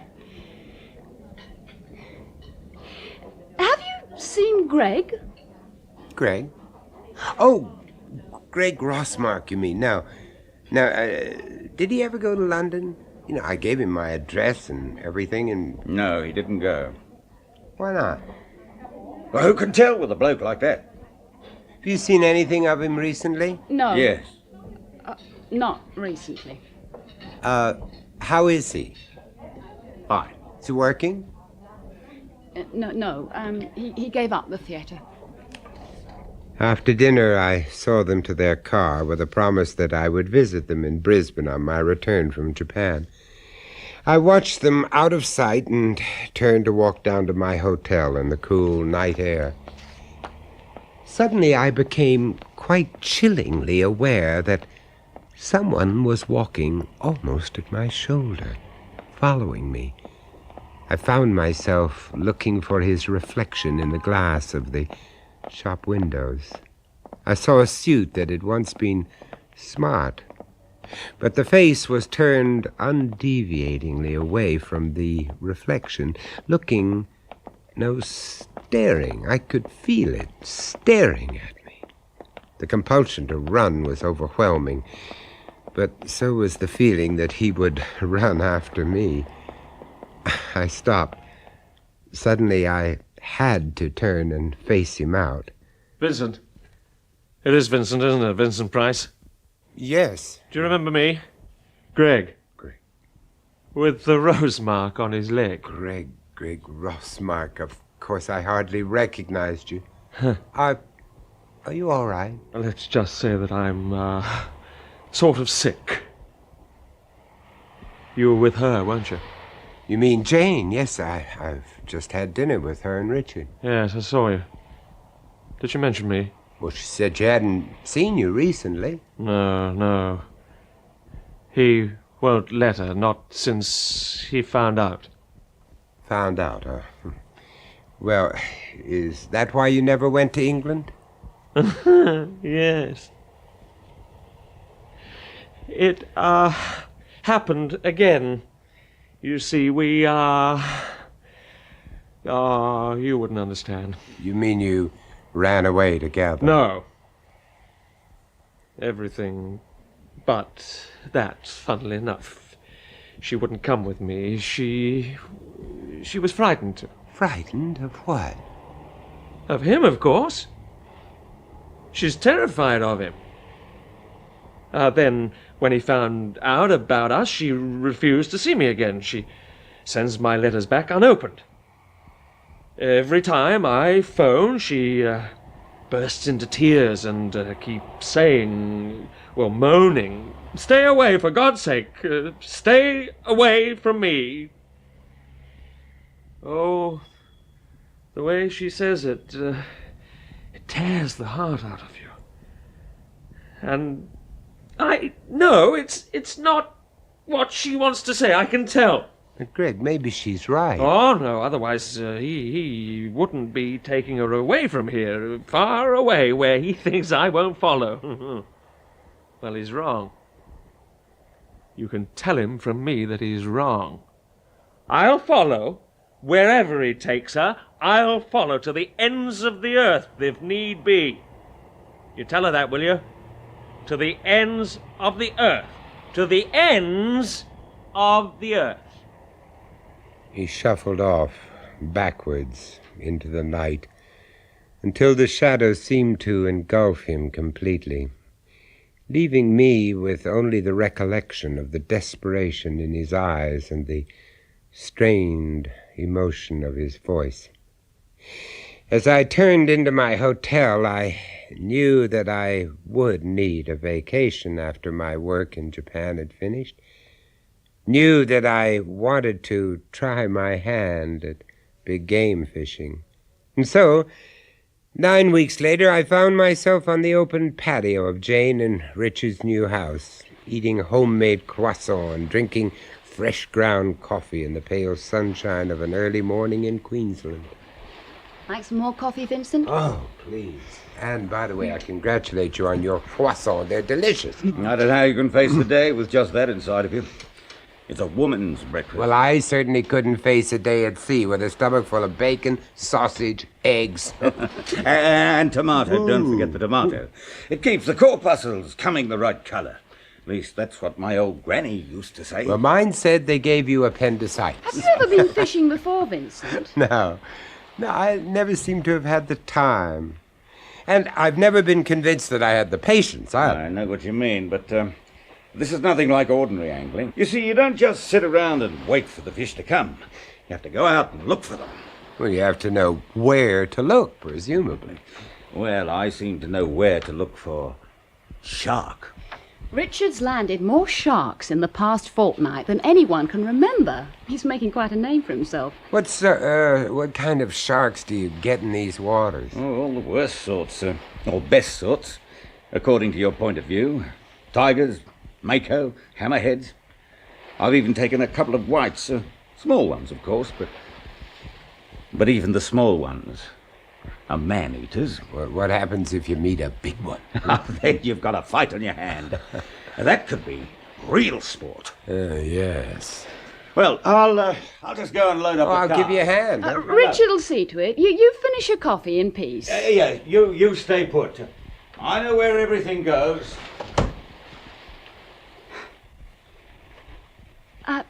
Vincent, What? I don't know. I wanted to ask you something. Ask. Have you seen anything of Greg? I saw him that night that I had dinner with you both in Sydney. Not since then. No. Why? Did he say anything about me? Well, he did say he'd follow you. Follow me here? Anywhere. To the ends of the earth. That's what he said. Oh, God, no, not again. What's the matter? He's here. He's in Brisbane. You've seen him? Well, he phoned me. When was that? Nearly 3 weeks ago. And you haven't heard from him since? No. I told him to keep away, to go back to Sydney and forget me. Well, perhaps he did. Do you really think so? Do you? No. Come on, Vincent. Time to get moving.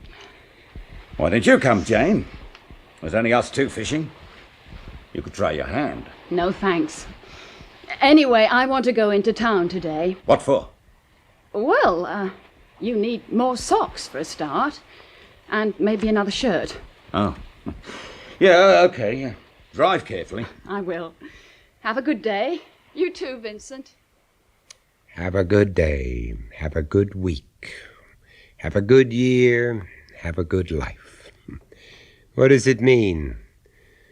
As if you can wish anything on anyone, or induce even the most marginal change in patterns of events that have been irrevocably precast in the unyielding concrete of too many yesterdays.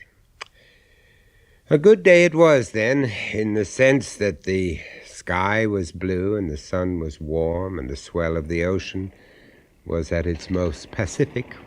Good boat, and a good crew in the shape of Jack, a laconic ex-swagman from the Northern Territories. All it needed was good fish. I wish that had been all we'd got. Patience, Mr. Price. That's what's needed out here. But they're not biting today, Jack. They will. They always do. Give the bag another bang, Jack. Righto. What is that thing? A dubby bag. Yeah, just hang it over the side of the boat and it leaves a trail behind you for miles. As soon as anything finds it, it turns and follows it right onto the hook. At least that's the theory. What have you got inside it? It's what we call chum. That's a sort of a polite way of saying smelly bits of fish and meat and offal. Especially offal. Anything that'll lose blood and oil into the water. Yeah, you're beginning to sound like a film I know. Fish don't know that, do they? They just follow their noses. Well, I wonder what'll turn up today. Shark. That's all he seems to be interested in. Well, he'll have to take what comes, though, won't he? I mean, he can't pick and choose. Well, he does. At least he seems to. Well, how can he? That's just not possible. You can't just whistle up which fish you want. No, but you can take all the bait fish out of the dubby bag and just leave bloody meat in there. Then what you put into the water is not so much an oil slick as a blood trail. Oh. That'll bring the sharks running.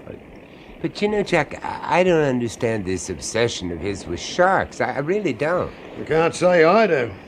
They're not as good as marlin or sailfish. They don't have the heart. Yeah, but the skipper's set on fighting the big great white. Well, I only hope that's not a death wish. We got a visitor, Jack. What's that? Bigger. Ooh, what is it? Tiger. About 10 foot of him. Oh. Better get into the chair, Mr. Price. Yes, sir. There we go. Right. Hurry up! He's circling for the strike. Steady. Yeah? Here he comes. Okay. Now let him run. He's only holding on to it yet. Don't strike until he stops and starts to bite on it. Right. And strike hard and don't stop to pick the daisies. I'll tell you when. Okay. He's slowed. Wait for it. He's turning. Now! Hit him! Got the best way to turn. Oh. Damn it. What happened? The line broke. Oh. What was the breaking strain on that line? Around 1,000 pounds. That was some fish you had there, Vincent. Shall I rig another hook? Yeah, Jack, might as well. Well, do you think he's still around? Depends if he's still got the hook in him. Hey! Hey, there he is. Where? Right under the stern. Oh. What's he doing that for? He's circling. Why? We've got nothing out. Here he comes. He's going to attack the boat. Hold on to something. Lost. He's crazy. He's mad as a bloody meat axe. Hey, get the harpoon. I've got it. Get off. You crazy bastard. Get off. What the hell was all that about? I've never known that happen before. Well, whatever it was, I'd prefer it not to happen again. Truth. He was after the dubby bag. What? See for yourself. We looked over the stern of the boat. The shark had indeed attacked the dubby bag. He'd torn over half of it away from its rope. The gristly, gory bait, or chum, as Jack called it, was already dispersing through the water. And then I saw the canvas, a shredded piece of the bag that had been torn away from the rest. It was floating precariously just below the surface of the water. On it was a piece of meat, a small piece of meat with a yellowish, bloodied skin. And on the skin was a mark, a distinctive mark in the shape of an open rose. And then the movement of the sea washed it off its canvas raft and committed it forever to the deep. Well, next time you eat fish, you may care to remember this little episode, but I hope it doesn't put you off. I'm still a committed piscivore, with the single exception that I will never eat fish and chips in Australia. Flake and chips, as they call it. It's a great favorite out there, but flake, of course, is shark meat. Goodbye. Bon appetit.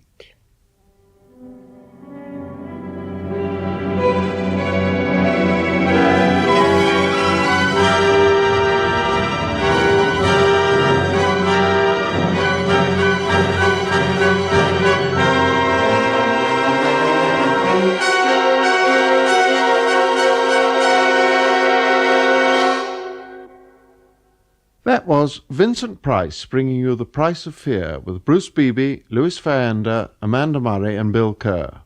This story, Fish, was first recounted and dramatised by Rennie Basilico and produced by John Dice.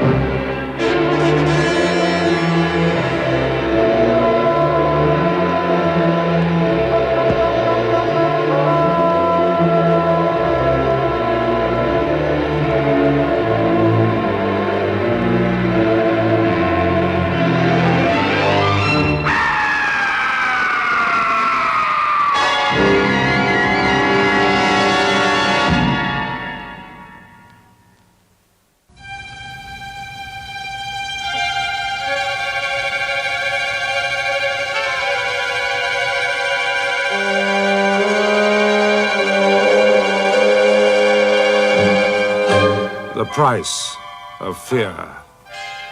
Brought to you by Vincent Price.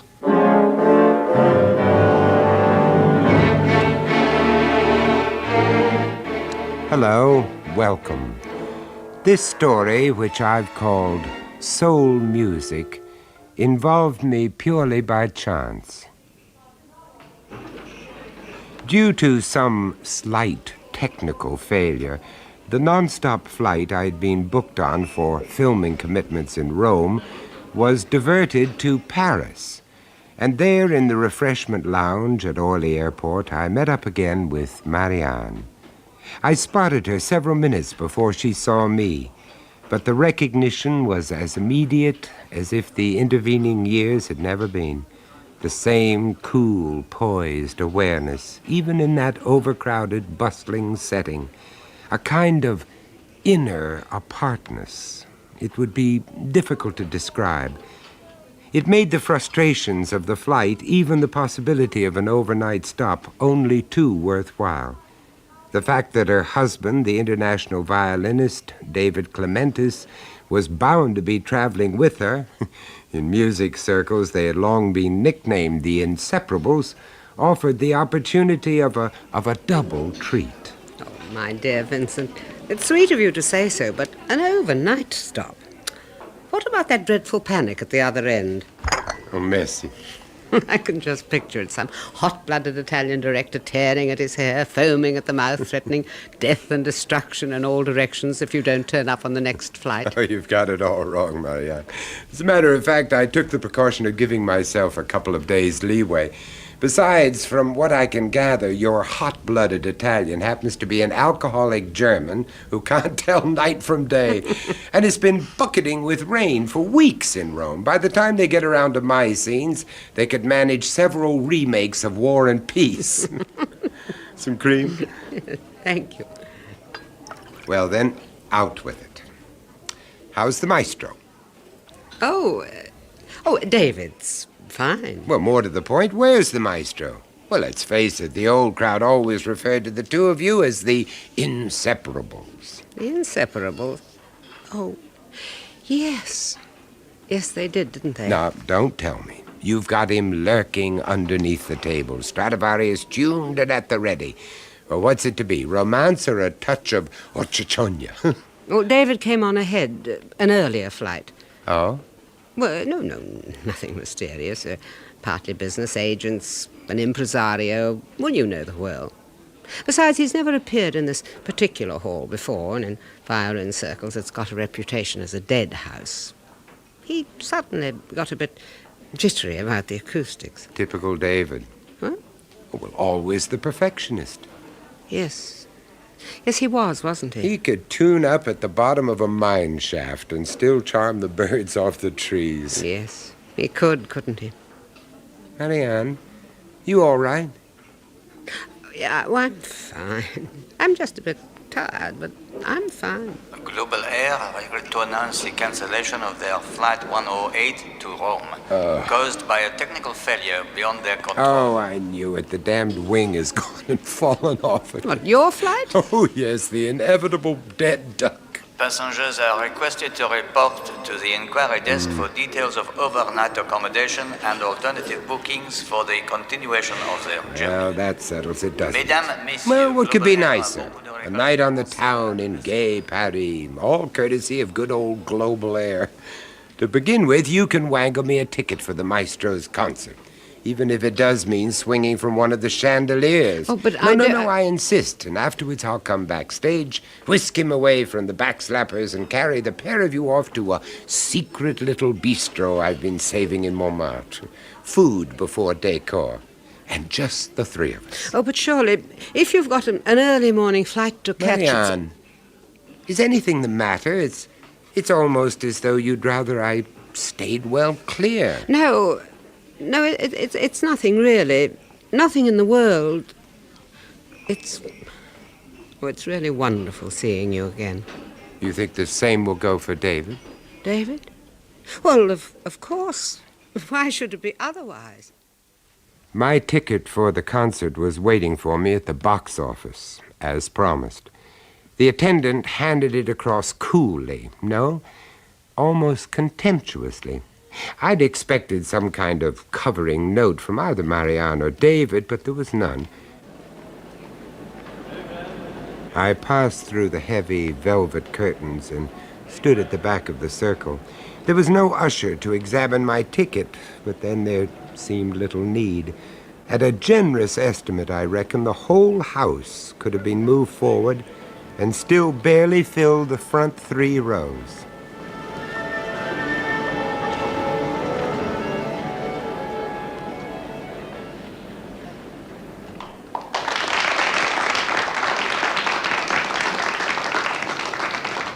Their mild enthusiasm proved premature. Sufficient to say the performance was a travesty. The adverse notices completely justified. The bored restlessness of those who had ignored them and made the effort was unmistakable and totally vindicated. But it wasn't until the interval, grateful for my oversized cognac in the crush bar, that I tried to grasp the cause, the reason for what I'd just witnessed. I settled for one word: contempt. Contempt on the part of the soloist. It summed up his attitude and performance exactly. Even visually, the violinist at the center of this indifference was a grotesque of the David Clementis I remembered. The soloist whose charm and superlative talent had won hearts and critical acclaim in every major concert hall in the world. A veritable travesty of the immaculate, assured Clementis, whose famous profile even now stared out of the display cases that lined the walls. Contempt, not only for that fast diminishing audience, but for himself, too. But most of all, contempt for that supreme talent that he had nurtured and that they had adulated for so long. But why? In God's name, why? I must have spoken the thought, because suddenly I was aware of Marianne standing beside me, but not the Marianne of the airport.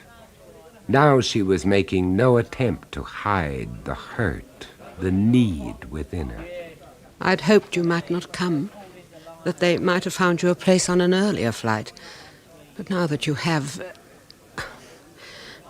Do you think I might have a cognac, too? Oh, but of course. Encore un cognac. Monsieur. How long? What, like this? A year or so after our marriage. In the early days, it seemed our love had made his talent flourish. But it wasn't until the pact had been signed and sealed, so to speak, that I began to notice the change. But what could have changed him? Why? No, look, let me ask the question. Now, before I came along, what would you have said was David's one love? The all-consuming passion, the reason for his very existence. But what a strange way to put it. The reason for his very existence. Well, I suppose... No, don't suppose. Admit it. All right. His music. His only love. It had possessed him from the very beginning, exclusively, uncompromisingly. He had no life beyond the rehearsal room or the concert platform.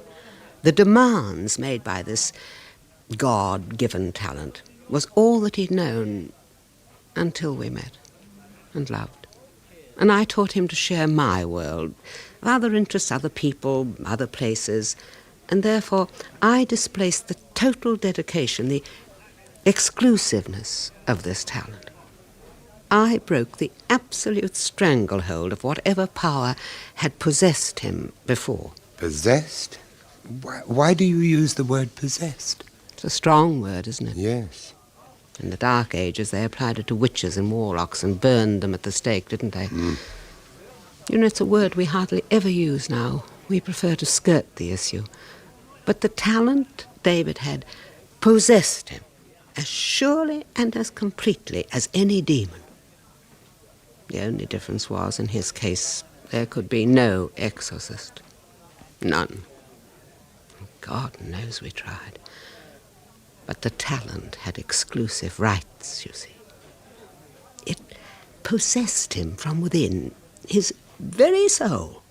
And when I'm around, as long as I'm around, it destroys him from within and leaves him, well, the broken doll that you saw standing there tonight. You know, Marianne, the ancient Egyptians believed that the soul was a very real, substantial thing, that it had an actual physical location, just like any other organ, the heart, the liver, the spleen. They tried to locate it, to preserve it, to sanctify and deify it in their Coptic jars. A couple of thousand years on, and we're only too anxious to deny its very existence. But it's there, all right. In David's case, it's in his hands. The soul talent is locked in his two hands, in the fingers, that through his music can create a heaven or a hell, not only for himself, but for anyone who dares to interfere with it or displace it. I tried, but I failed. Failed? But you've done so much for him. How could you have failed? Well, David admits it, too. Just now you witnessed his public admission. As surely as any warlock suffering from the tortures of the Inquisition, waiting for the fires of hell to be lit and the agonies of hell to begin. But if what you say is true... Well, I know it to be. That's why I'm leaving him, Vincent. Leaving him? Don't you understand? I have no choice. I can't watch the doll dance. Not once, but over and over again, open to the scorn and contempt of anyone who chooses to pay the price of admission. I can't afford to pay the price of admission any more. You desert him to this force? It's his only chance. It's a fair exchange. My misery for the price of his salvation. Well, I'd better get on. No, don't go back. You needn't. He doesn't know you're here. And if he did? I know he'd not expect it. But of course I damn well expect it, my love. A straightforward case of rally round the flag, isn't it, Vincent, old buddy? Oh, you know, David, that... Mark you, the ralliers are lying a bit thin on the ground this season, but then that's only to be expected, isn't it? Well, damn you, isn't it? Oh, darling, there's no need. There's every need. Oh, dear. Oh, dear, the well seems to have run dry. I'll ring through. Well, the bar will be closed, but I'm sure if you were to try using your personal charms... Please, Marianne. Very well, David.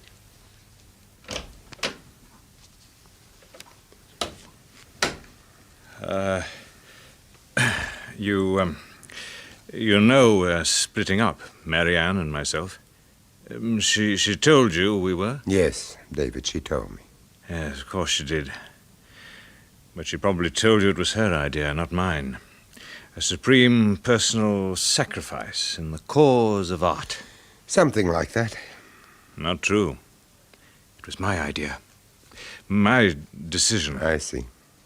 Well, do you think I'd honestly swap a single moment of my life with Marianne for the existence I knew before? And for what now must take its place? I don't know. Well, take my word for it. But, David, you still have the choice. No choice.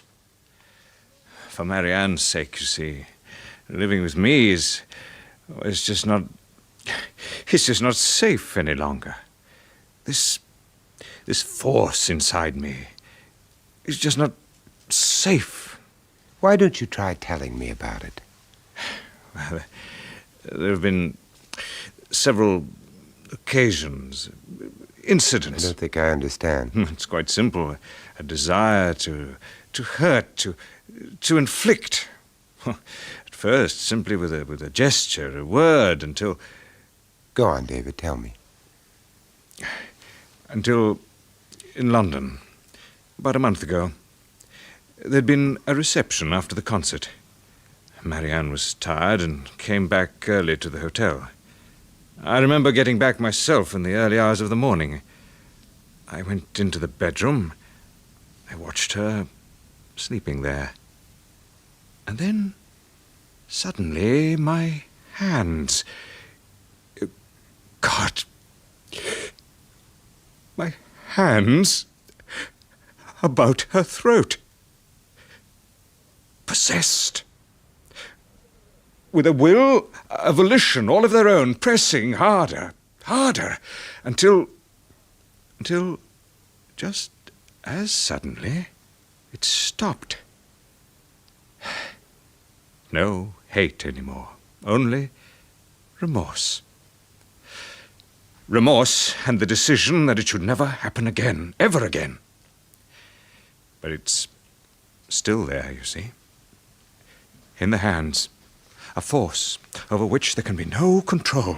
And the alternative, if you choose not to accept it, not to release it? Pain, certainly. And perhaps, ultimately, a hell beyond anything man has ever known. As the soul fights the body to get free, and the body fights back to imprison it. The pain of tearing as the soul tries to get out. For what seemed an eternal moment, my friend studied the frail eloquence of his hands holding the tumbler. Then, with an inner force that seemed totally their own, they jerked convulsively. The crystal tumbler lay in 1,000 razor-edged splinters at his feet. That, as it turned out, was to be my last meeting with David. And the next day I flew on to Rome.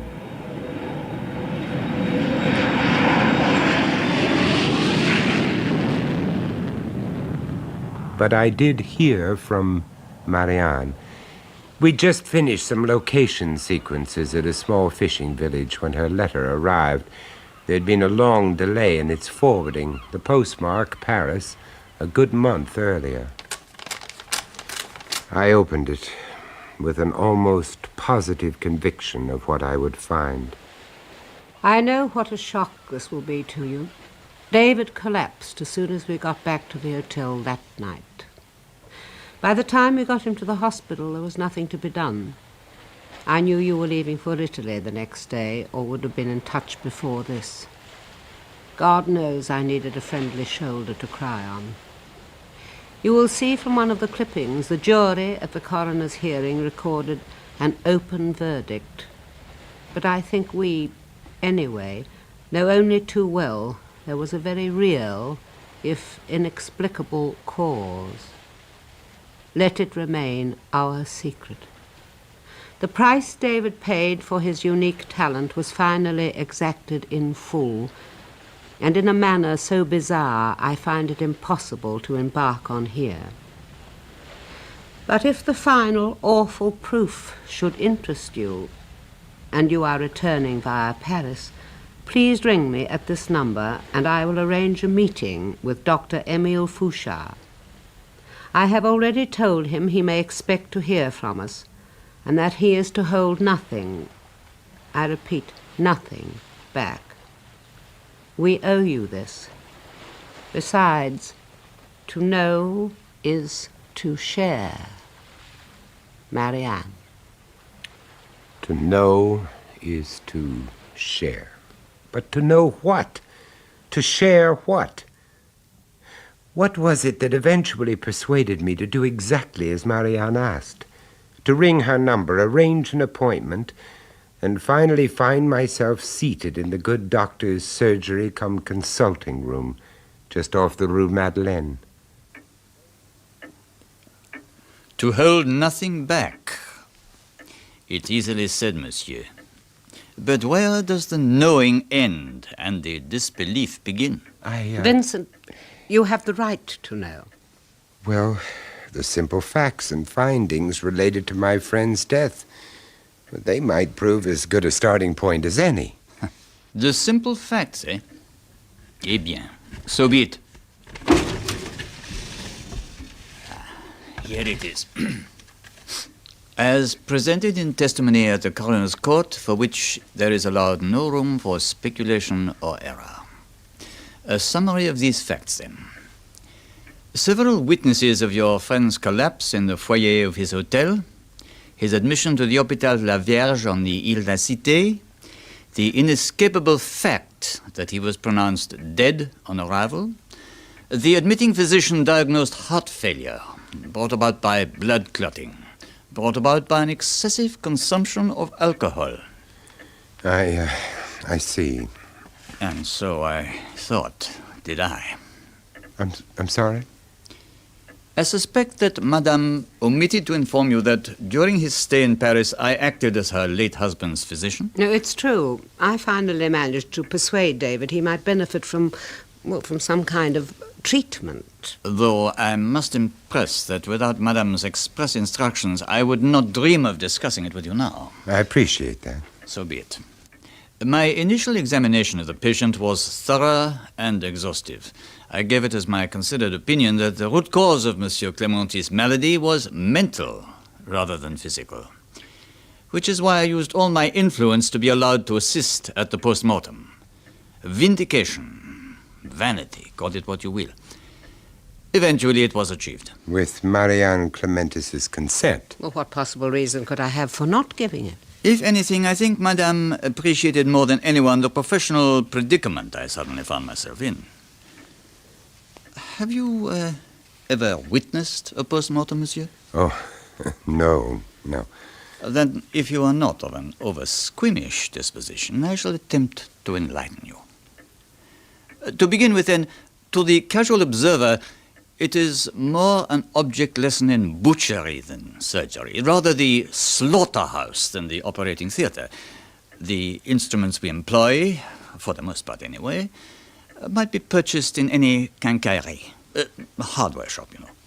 The ultimate object of the exercise is to arrive at the vital organs, the brain, the heart, the lungs, the stomach and its contents, with the maximum of efficiency and the minimum of subtlety. Yes, I understand. To this end, then, a hacksaw and cold chisel for the removal of the cranium cap, the ribs and the sternum, a scoop for the removal of the brain, a butcher's knife for pussing out the heart sac, the stomach and lung cavities. Some fresh air, perhaps. Thank you. A butcher's trade. So much offal to be removed, examined, disposed of, and then replaced with sufficient stuffing material as will persuade the bereaved relatives that their dear departed is as complete and unsullied as when he first came into our charge. And as a result of this butchery? We found nothing. Positively nothing that in any way affected my original opinion that the person I'd examined in this office not so many days before was as fit as anyone of his age, constitution, and occupation could be expected to be. Alors, cause of death, inconclusive. Consequence? An open verdict. And duly recorded for anyone to read. Well, then what's the mystery? Occurrences. Yes. Let us call them occurrences, the nature and reason for which we can only speculate. Go on. The cadaver of your late friend was placed in one of the wall cabinets with which every dissecting room is equipped. A kind of container, you understand, large enough to accommodate a corpse, but otherwise similar to the kind of filing cabinet you'd find among any office furnishing. Yes, I understand. I felt sure you would. Well, and then? The cabinet was locked. Locked? Is that customary? As I explained at the time to Madame, reserved mainly for celebrities, in view of the current excessive curiosity of the popular press. Just a precaution, you understand. Yes. On the very next day, a complaint from Monsieur Corbeau, the artist, was delivered by hand. The very next day. Corbeau? But where does Corbeau come into it? David had long ago agreed that Corbeau should one day be allowed to make a cast of his hands. Oh. But it was a long-standing, a life-standing agreement. When he read of David's death, he asked if I now had any reason to refuse that request. And? Well, no reason. In fact, it gave me a kind of comfort, a memento for posterity. Doctor, you said Corbeau made a complaint. Yes, within hours of the remains being put at his disposal. I still have his letter, Vincent. Well, perhaps you'd like to read it for yourself. Macabre. Grotesque. Satanic. Defilement. But what does he mean? In that too you must judge for yourself. But first, I must stress that at no time, not right up until the locking of the cabinet, had we dissected or performed any pathological examination on the hands of the deceased. We had no reason to. They would have told us nothing. Some photographs. These taken before the cabinet was locked. Yes, I see. Palm to palm. Total repose. And these taken immediately after the complaint of Monsieur Corbeau had been received. To know is to share, Vincent. You'd never have recognized them for hands. They'd been severed. No, they'd been torn away from the rest of the limb. Each joint cracked, the flesh bloated and pistulated, as though all the time, during the hell-like ritual of that post-mortem, as the surgeon butchers went about their casual ritual of carving, hacking, and scooping, the living soul captured within was screaming for escape. A living hell. To lie on a marble slab, eyes expressionless, unblinking, tongue mute, grotesquely protruding through the cavern of the larynx, simply lying there, knowing it, experiencing it, waiting only for the tortures of the hell to stop, for the chance finally to break free, and for the soul music to begin. To know is to share. I made my way back to the hotel. It was raining. At a corner, a street musician sawed forlornly away on his violin. He seemed surprised at the charity I dropped into his cap. But there was no joy in the tune he played.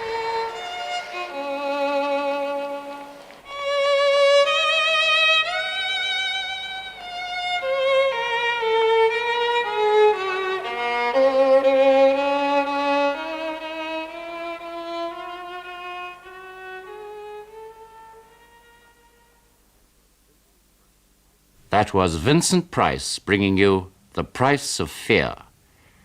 Also starring in soul music was Coral Brown, with John Graham, Roger Snowden, and Michael Burnington. Soul music was first recounted and dramatized by William Ingram and produced by John Dias.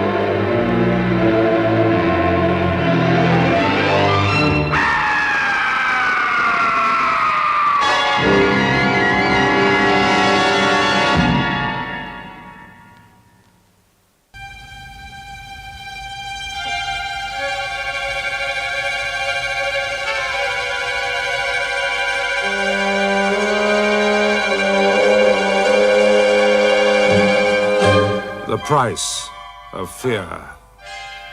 Brought to you by Vincent Price.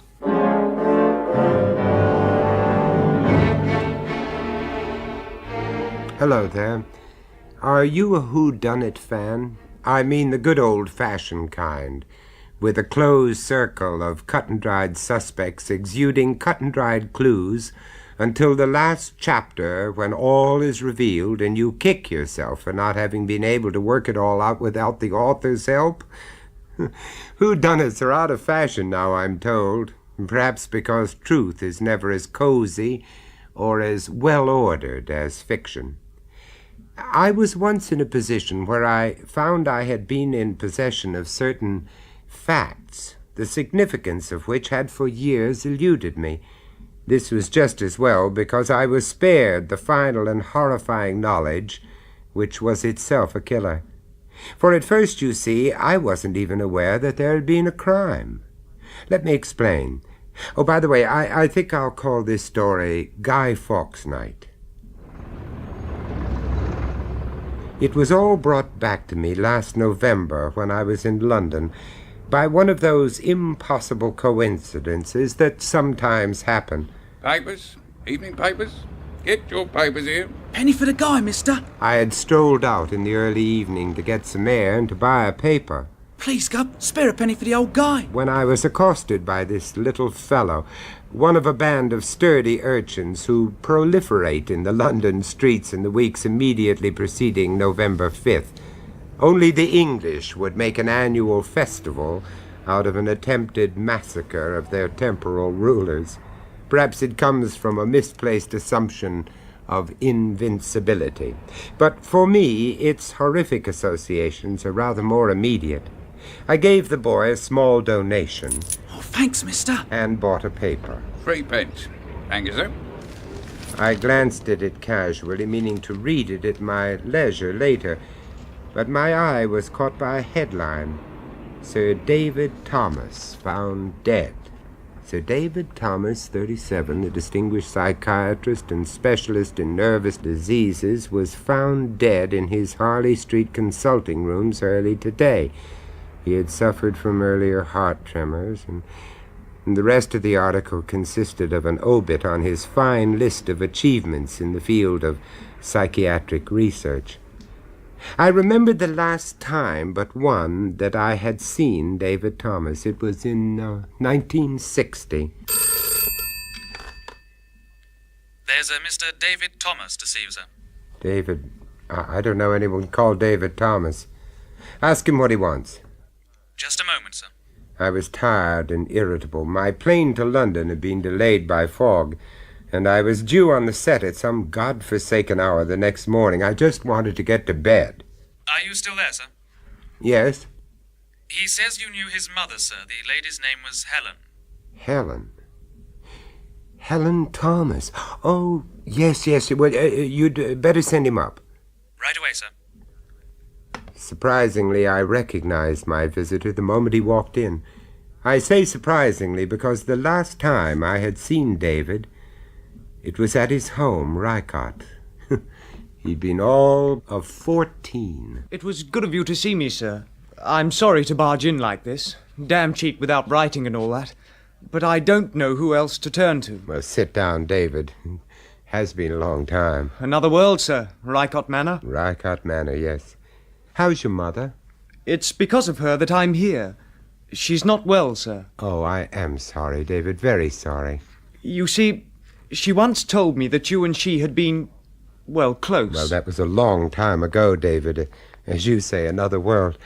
What's wrong? She hasn't been really well since the night of that Guy Fawkes party at Rycott. Do you remember it? Yes, of course. She had some shock. We never discovered what it was. She wouldn't or couldn't talk about it.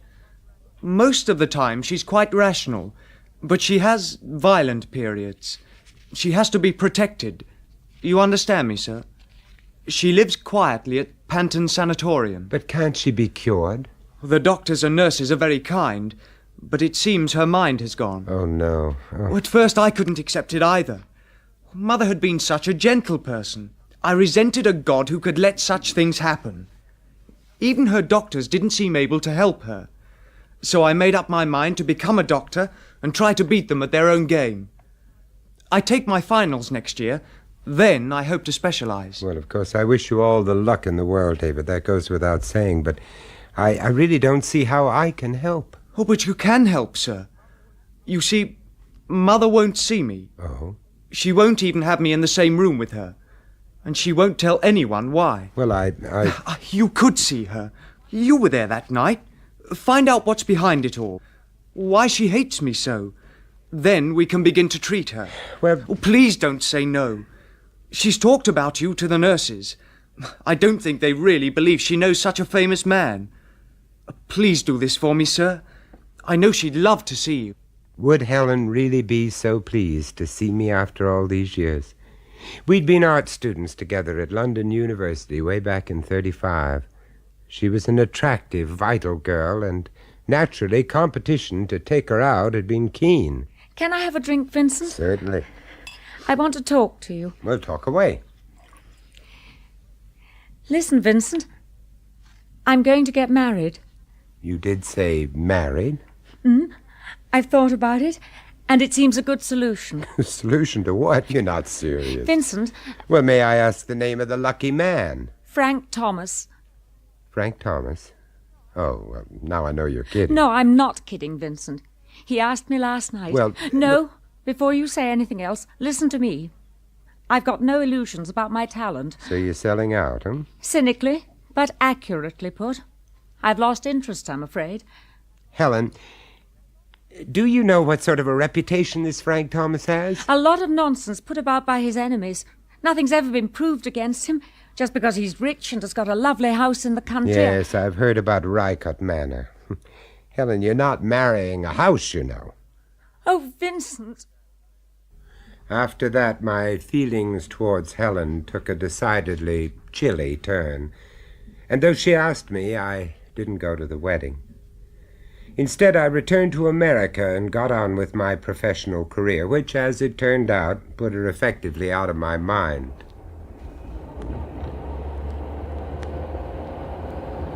I do appreciate you coming to see Mother, Mr. Price. It's all right, David. It's a pleasure. I think we've not far to go now. Over the crest of the next hill. It's pretty country, isn't it? Yes, but then I always find the English countryside captivating. The house lies in its own grounds, just like Rycott. Do you remember the old home? My only visit to the Thomases' home was some 15 years or so after that last night out with Helen. I was back in England to discuss a new movie when one day, totally out of the blue, I received a letter asking me to attend a Guy Fawkes firework party at Rycott Manor. At first I couldn't think who I could possibly know at such an exalted address. Then I realized that it must be Helen. Although we had not parted on the best of terms, my curiosity got the better of me. I badly wanted to know how things had worked out for her, so I decided to accept the invitation. I couldn't get away from town until late, which meant I arrived at the house after the other guests had finished supper. It was one of those deliciously crisp evenings peculiar to fall in England, so I paid off the taxi at the bottom of the drive and approached Rycott Manor across the lawns, the best way to see it. Fairy lamps had been strung along the trees in front of the terrace, and I could see the great bonfire waiting to be lit. Above it, as if surveying the scene, was the Guy. It was tied to what appeared to be a plank, its head fastened back so that the straw wouldn't fall out. Silhouetted against the lamps, twinkling in the trees and the lights from the house, it looked uncannily lifelike. I even fancied that its eyes caught the light, reflecting it like those of a cat. It was obviously constructed with the loving care of an artist. Helen met me at the door. Vincent!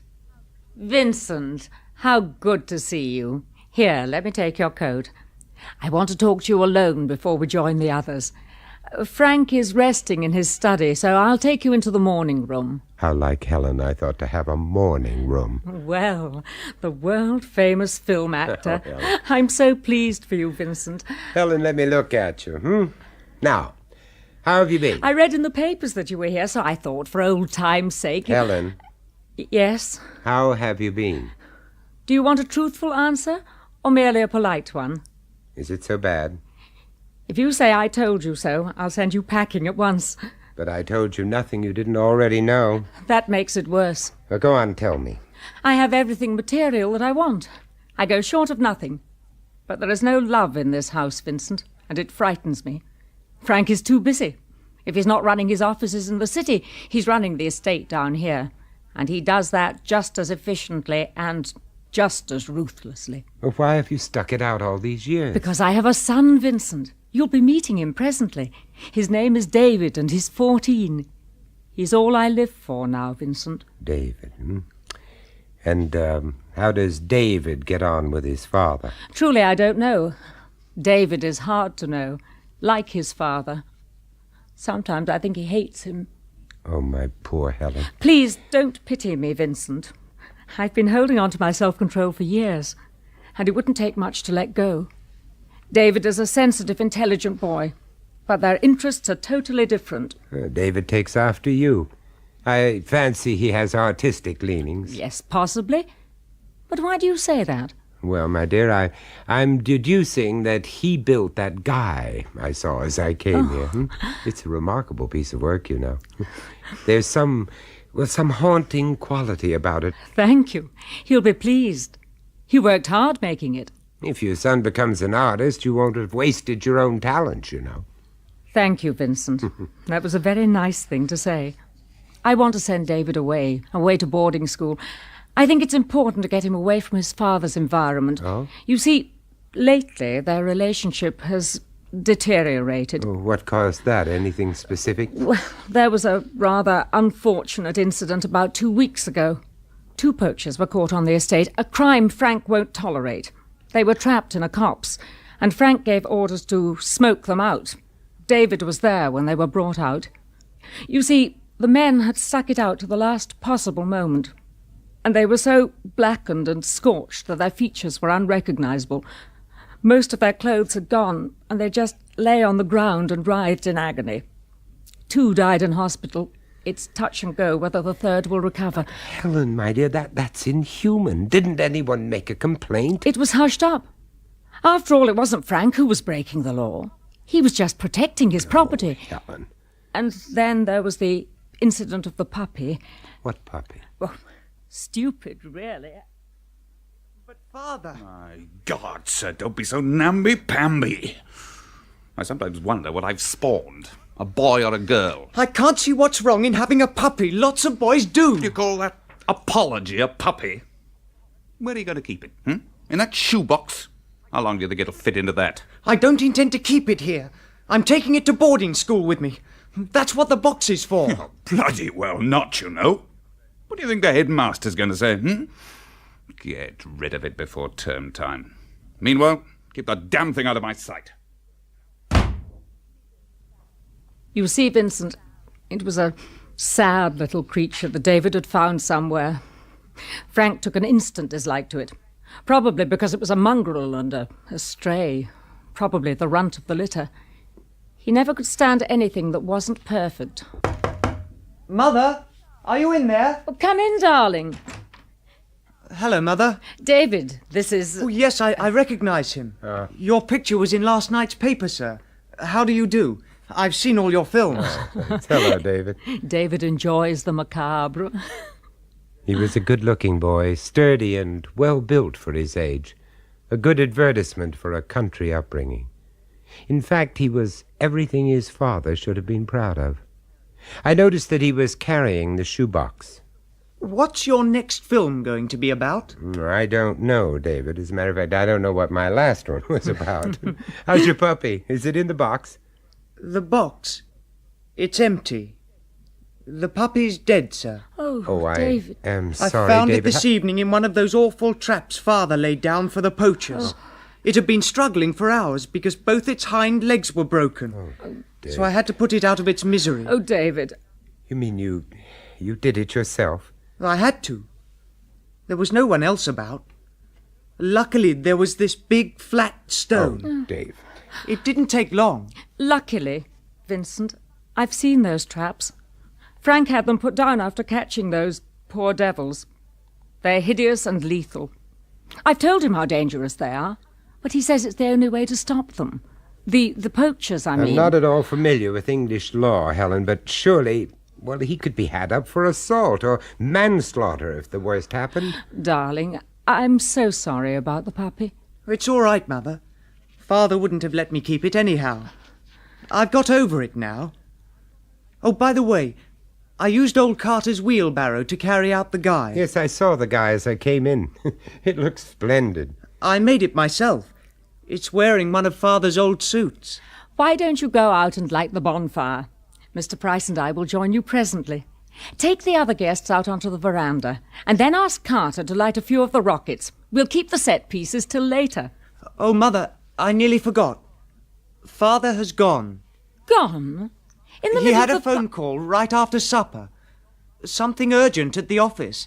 He left a short while ago. Without a word. How like him. Now I'll have to apologize to everyone. I don't think he'll be missed. That will do, David.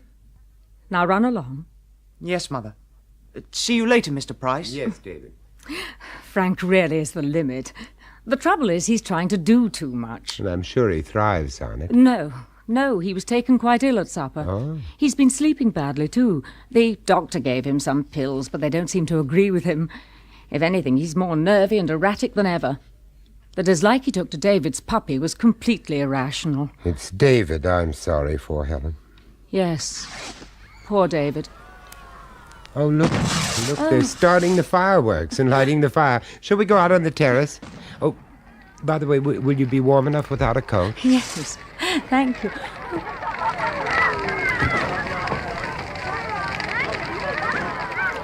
Oh, look. They've lit the bonfire. Yes. I've always loved this festival. There it is. It's all on fire now. Oh. You were right about the guy. It does look so real. That's strange. What? Do you smell anything odd? No, I don't think so.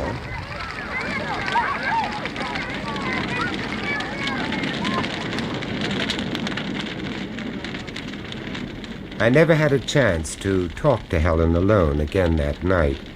Suddenly I realized that it was much later than I thought, and I would have to dash if I were to catch the last train. For some reason, I had no wish to stay in that house, and Helen was nowhere to be seen. I did see David, though, and felt that if I sent my goodbyes through him, I could drop Helen a line the next day. Well, I never did write. An unpardonable lapse of good manners, which to this day I've never been able to explain. David stood watching the bonfire, utterly absorbed in the destruction of his handiwork. The flames licked round the straw-covered hands and the feet of the guy. He appeared to gain great satisfaction when the plank cracked and splintered, and the weird figure it had been supporting slid slowly into the Holocaust below. There goes the guy, sir. See how well it burns? I soaked it in paraffin to make sure. Lucky the rain held off tonight, isn't it, sir? You're really enjoying it, aren't you, David? You'll have to make a bigger one next year. Oh, next year. Won't be at all the same, sir. As I waited for the station taxi to arrive, I stood watching the spectacle. Helen had been right.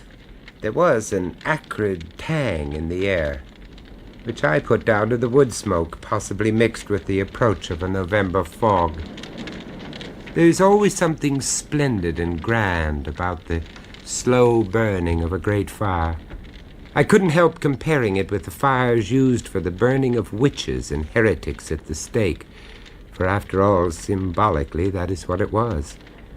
The laughing guests standing round watching seemed to lose their identity and assume other roles. They became judges, officers of the Inquisition, gleefully satisfied as their tortured victims turned and twisted and shriveled in the purging flames. I guess that's what being an actor does for you.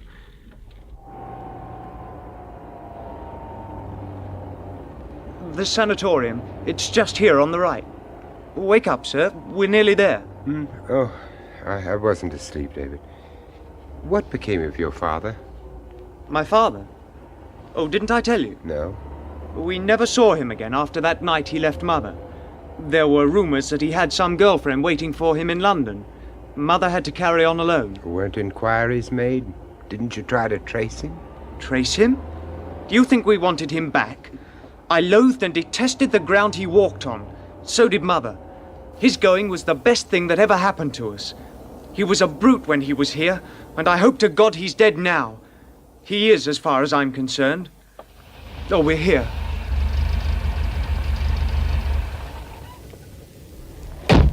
I followed him into the large house.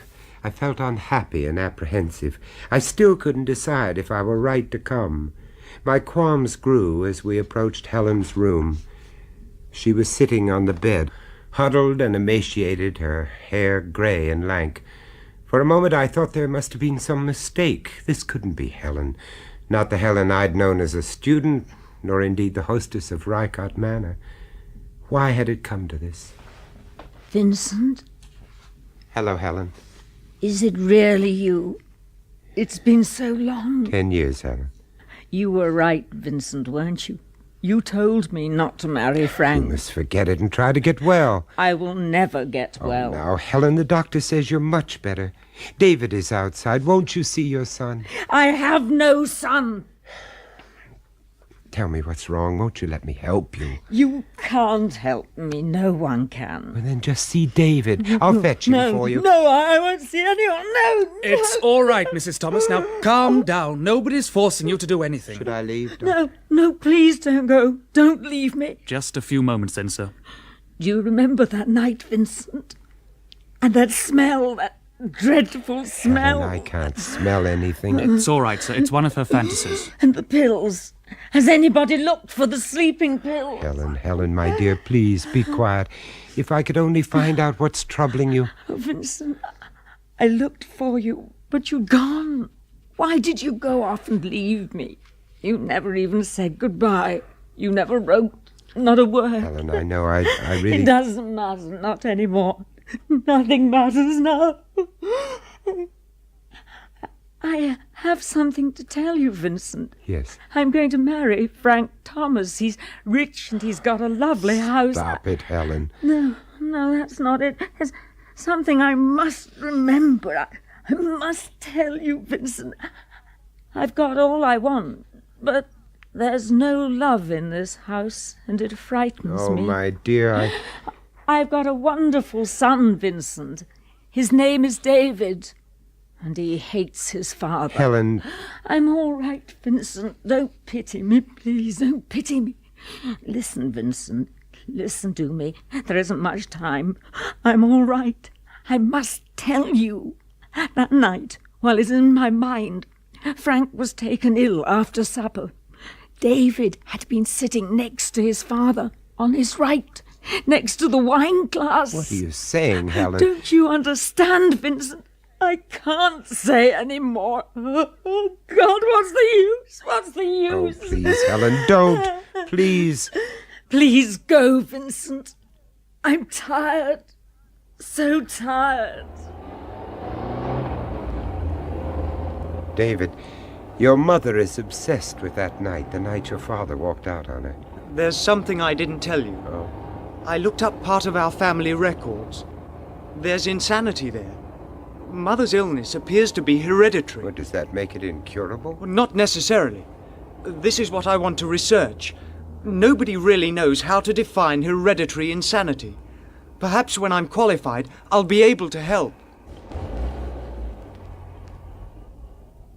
2 years later, Helen was dead, still without being reconciled to her son. The last time I saw David was at her funeral. Of course, I followed his career with interest, knighted at 35 and now dead at 37. Back in my flat, I sat in front of the fire.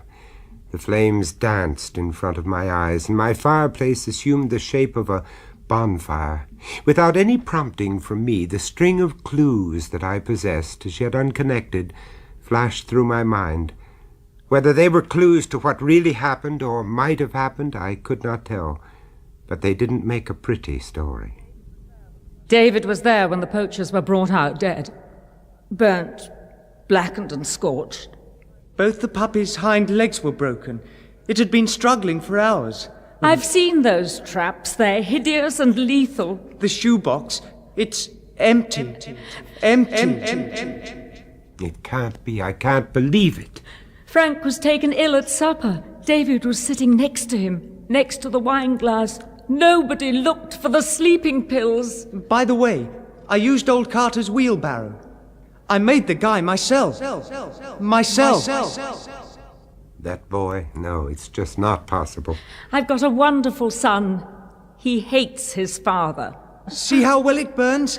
I poured some paraffin to make sure. That dreadful smell. Don't you understand, Vincent? Don't you? Could it really have happened like that?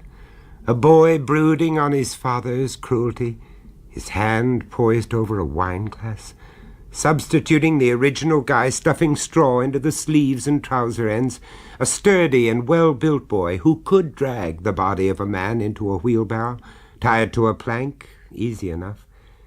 I remembered how uncannily lifelike the guy had seemed, and the roasting of human flesh would have left an acrid, sour smell, wouldn't it? I remembered what David had said in the car. Hadn't he told me himself that his mother's illness was hereditary? And if it was hereditary, why should it stop there? As I picked up the newspaper that had fallen to the floor, the last line of the article caught my eye. Found inexplicably amongst the dead man's papers was an old shoebox full of some charred and blackened substance, which was later identified as human flesh and bone.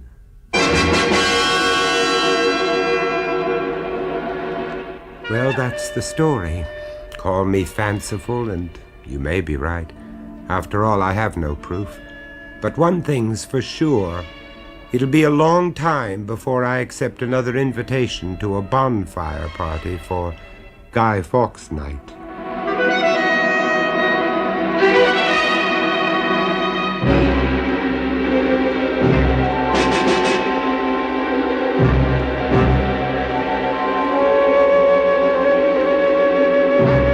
That was Vincent Price, bringing you The Price of Fear. Co-starring in Guy Fawkes Night was Adrian Corrie, with Alexander John, Derek Lambden, and Peter Craze. Guy Fawkes Night was first recounted and dramatized by Richard Davies, and produced by John Dias.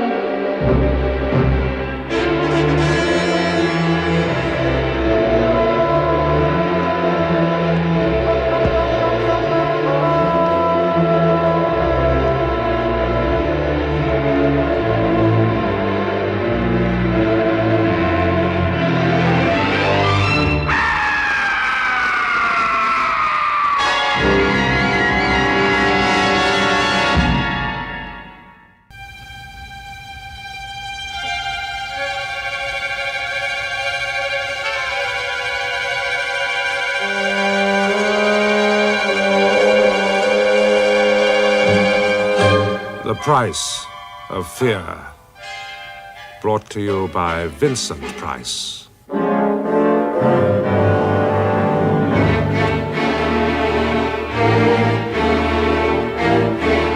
My little story for this week I want to call Come As You Are.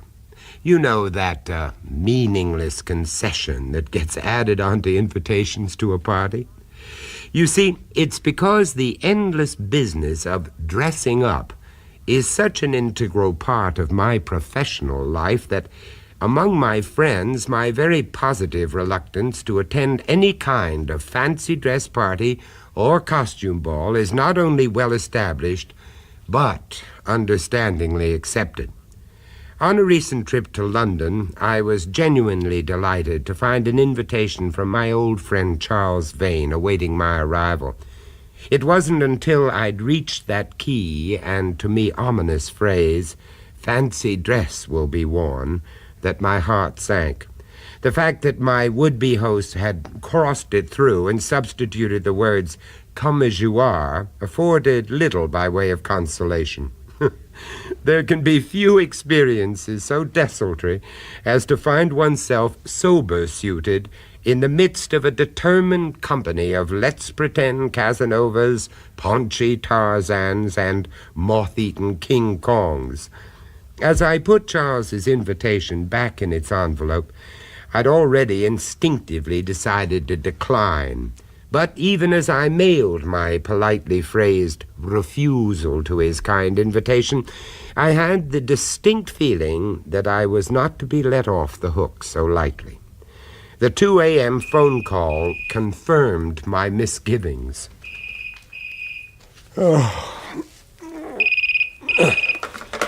Hello. Vincent, it's damn well not good enough, do you hear? What? Oh, I'm sorry. Who's that? It's not only not good enough, I'm damn well not going to take no for an answer. Charles. Oh, Charles, is that you? Surprise, surprise. Of course it's Charles. If Mohammed won't go to the mountain needs must. Anyway, who the hell else did you expect it to be? Well, believe it or not, old thing, there are alternatives. Parents, relatives, friends, acquaintances. Oh, you'd be surprised. Oh, would I? Well, I just hope you're not in the habit of treating them in the same shoddy fashion, that's all. Charles, delighted as I am to hear from you. You know it is the middle of the night. Wrong again, Vincent. The early hours of the morning. But what's that got to do with anything? Nothing at all, except that we mere mortals do rather count on a certain quota of sleep. Mere mortals bore me. Oh, yes, it slipped my mind. Please forgive the lapse. I'm forgiving you damn all. Are you still there? Still here? It's on account of that damn stupid fancy dress bit, isn't it? So why do you think I changed it to come as you are in the first place? Out of the question. The intimacies of my sleeping attire must remain a closely guarded secret. Don't be skittish. Anyway, all I hope is you had sufficient sense to keep the damn thing. The invitation? Yes, of course the invitation is what you're keeping me from my beauty sleep about. I'm keeping you? Yes, well, on the back you'll find a simple set of directions for getting here. Oh. A child of 5 could manage it. I've marked the Priory with a damn big cross in the top right-hand corner. The Priory? The house, my house. You will love it. Oh, yes, I'm sure I would, Charles. But as a matter of fact, I have another appointment. A scriptwriter friend of mine is coming. To hell with all scribblers. I shall expect you at 8. But, Charles, I honestly don't see how I can... Will you let me get some sleep, damn you? Charles, are you there? Charles? Charles? Oh, blast. Put to the test, Charles's simple set of directions might well have been comprehensible to a 5-year-old child. But not having one of them with me in the passenger seat, I spent hours exploring the same piece of countryside in ever-decreasing circles. I was just on the point of returning to London when I spotted the entrance to his drive. And within minutes I was standing in the hall of one of the most remarkably beautiful houses it has ever been my pleasure to enter. The party was obviously in full swing.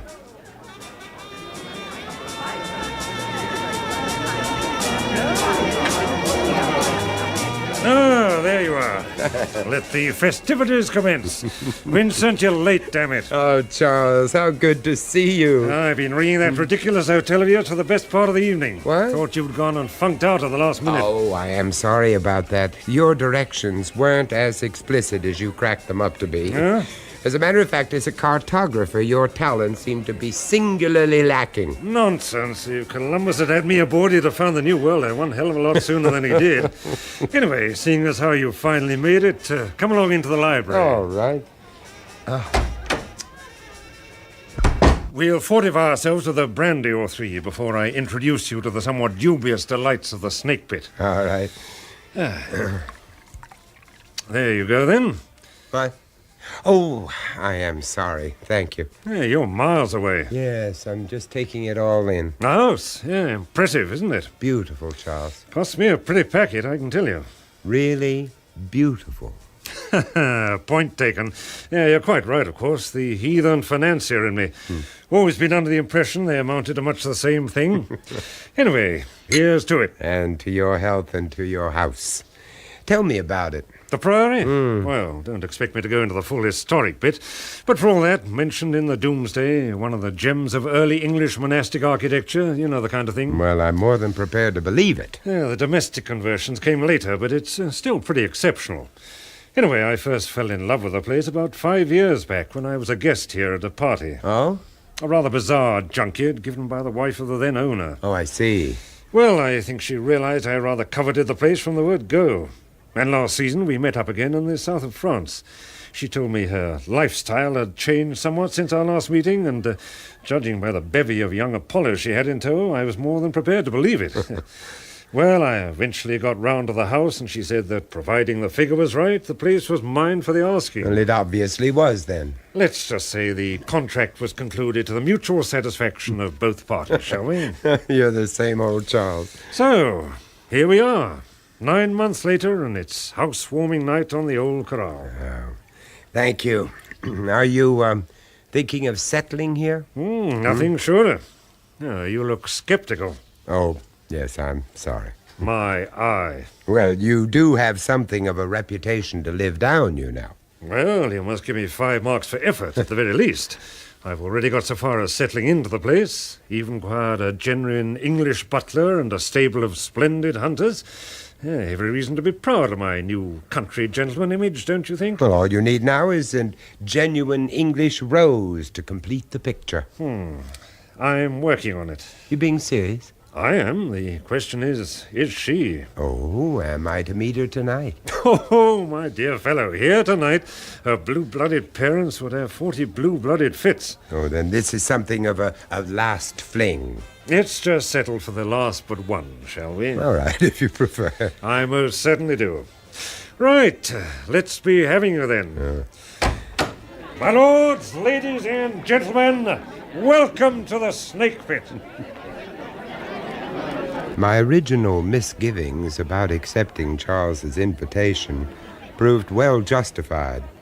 Along with the disguises I'd anticipated, in a matter of minutes I'd been introduced to a somewhat bibulous archbishop, an emaciated Theda Barra on the decline, and the oldest bunny girl in the business. Charles's come-as-you-are concession proved a somewhat dubious advantage. My conventional business suit seemed to generate the same degree of cool hostility as if I'd elected to wear it at a convention of nudists. It was with a very positive feeling of relief that I eventually escaped the throng and sought out some corner strategically removed from the general merrymaking. The minstrel's gallery seemed perfect. Suitably fortified with a private bottle of Charles's excellent Dom Clicquot, I climbed to my remote perch as eagerly as any canary in its gilded cage, a positive refuge where I could ponder the idiot antics of my fellow man and consider myself well out of it. And so you are, old fellow, so you are. Well out of it. In the gloom of the gallery, I'd almost stumbled over the man. I managed a rather startled apology, but even when my eyes had grown accustomed to the darkness, the details of his physical appearance remained extremely vague. The quality of his voice, the spare, angular outline of the silhouette he presented, suggested someone of middle age, but then he could just as well have been a great deal older. Only for the briefest of instants was I positively aware of his pale, watery eyes, opaque behind the glint of his old-fashioned pince-nez. I hope I didn't startle you. Well, somewhat, I must confess. I didn't realize I was intruding. A temporary refuge from the madding crowd, eh? Yes, I know it must seem ungracious. Oh, to some it might. For my own part, well, given the option, I'd have been abed and asleep hours ago. Oh, won't you take a seat? Oh, thank you so much. Allow me to introduce On these occasions, formal introductions always strike me as superfluous. On top of which, I can't offer my hand. Oh? A somewhat unfortunate accident. Oh, I'm sorry to hear that. If I were to fetch another glass... Oh, it doesn't agree with me. But why don't you? Oh, thank you. I'm glad to observe that one of us, at least, had the courage to refuse being bullied into dressing the part. Fancy dress.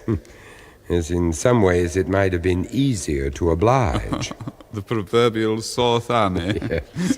In my own case, well, there was little option. Oh? My wife, you know. Huh? She positively revels in this kind of revel. But possibly you've already observed her. Titania in all her glory. Oh, yes. Yes, as a matter of fact, I have. It would be difficult not to. Well, extremely effective. Ridiculously pathetic. What? I can think of few sights so ludicrously tragic as a middle-aged siren aping the appearance and manners of a young girl half her age. Do I embarrass you? Well, Oh, you must forgive me, but her penchant for youth is so notorious, I now feel little reluctance to talk about it. Her companion this evening, for instance. Oh, you mean the young man in the costume You of have Harlequin? him. Yeah. Though the appurtenances of a gigolo might have been more appropriate. Oh? Her darling boy of the moment. Luigi del Potrello. The name means nothing to you? Del Potrello. Oh, yes, it does sound familiar. In most circles it has a certain notoriety. The Potrellos are Italian merchants. Oh, yes. Extremely wealthy, hideously flamboyant, and totally without any distinction, taste, or breeding. Right from the outset, my home seemed in a perpetual state of siege. Billets-doux by every post, secret assignations, ridiculously extravagant floral arrangements. And then the ultimate indignity of having the scoundrel pay court under my very roof. To be made constantly aware of their asinine sniggerings, their barely concealed whisperings, their grotesque fondlings, the middle-aged lovebird and her twittering young chick.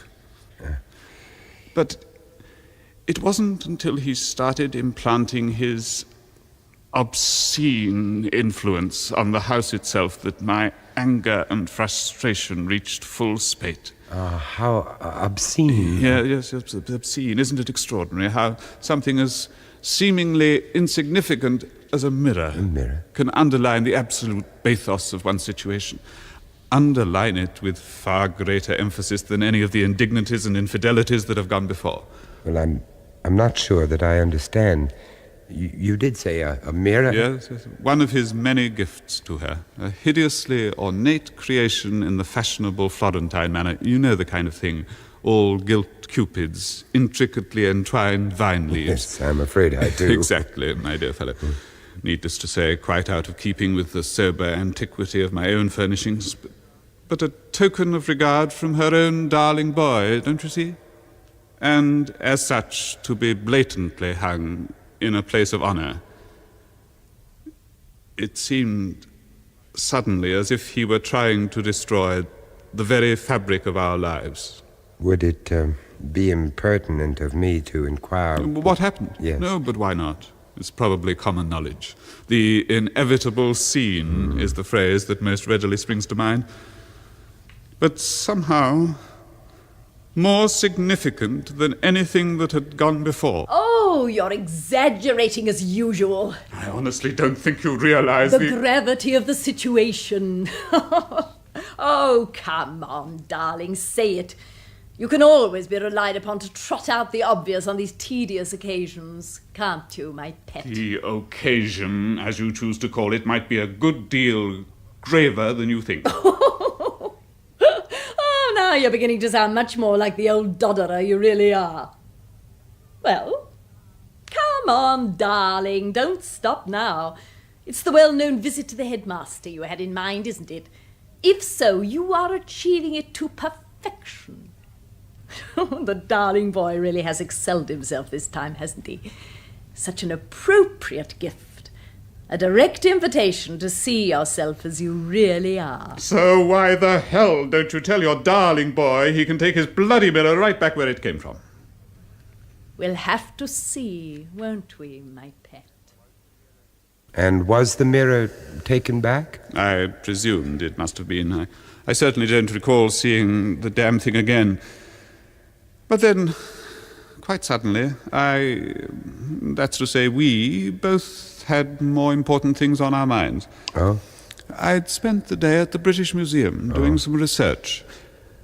I got home to find my wife had been taken seriously ill. In effect, a minor heart attack. I could only conclude it was a direct result of trying to keep up with her dissolute gadfly. The doctor advised that complete rest was absolutely essential. He also emphasized that there must be no undue excitement or shock. Yes, he particularly stressed the last bit, or shock. Even as he said it, it sounded strangely significant. Why significant? Well, as it turned out, I'd stayed up reading very late one night. I must have dozed off, because I was suddenly startled awake by a noise. It came from the head of the stairs. What kind of a noise? Difficult to describe, but a sort of bump, I suppose. A slight trip, perhaps. The servants had retired hours before. There was only my wife. At least, I believed that to be the case. Until I heard their voices coming from my wife's bedroom. I recognized Luigi's laughter immediately. Then, after a while, there was only silence. I think that silence was the most difficult thing to bear of all. For the first time, I admitted to myself that I had lost my wife to Luigi forever. And your reaction? How can one describe? Resignation, love, jealousy, hate, all at the same time. I wanted her dead. What? I needed her dead, but had no notion how I could achieve it. I'm not a courageous man, not even an artful man. I returned to the study, and there I saw something that seemed to suggest the perfect solution. Yes, go on. Shortly before her illness, I'd drawn my wife's attention to a book dealing with the medieval history of the house. Yes. Well, needless to say, she discarded it halfway through, but there was one particular section that not only claimed her interest, but held it in a state of shocked disbelief I'd never witnessed before. It concerned a ghost. A ghost? Most historic homes seem to lay claim to one. Knowing my wife's somewhat nervous disposition, I'd previously kept ours something of a closely guarded secret. But now, no undue excitement or shock was what the doctor had said. There and then, I determined my ghostly inhabitant should serve his term. Well, what kind of a ghost? The ghost of a Franciscan friar. The costume wasn't too difficult to improvise. A burnous, one of those Arab night-dress affairs, complete with hood, served my purpose to perfection. I put it on, lit a candle, left my study.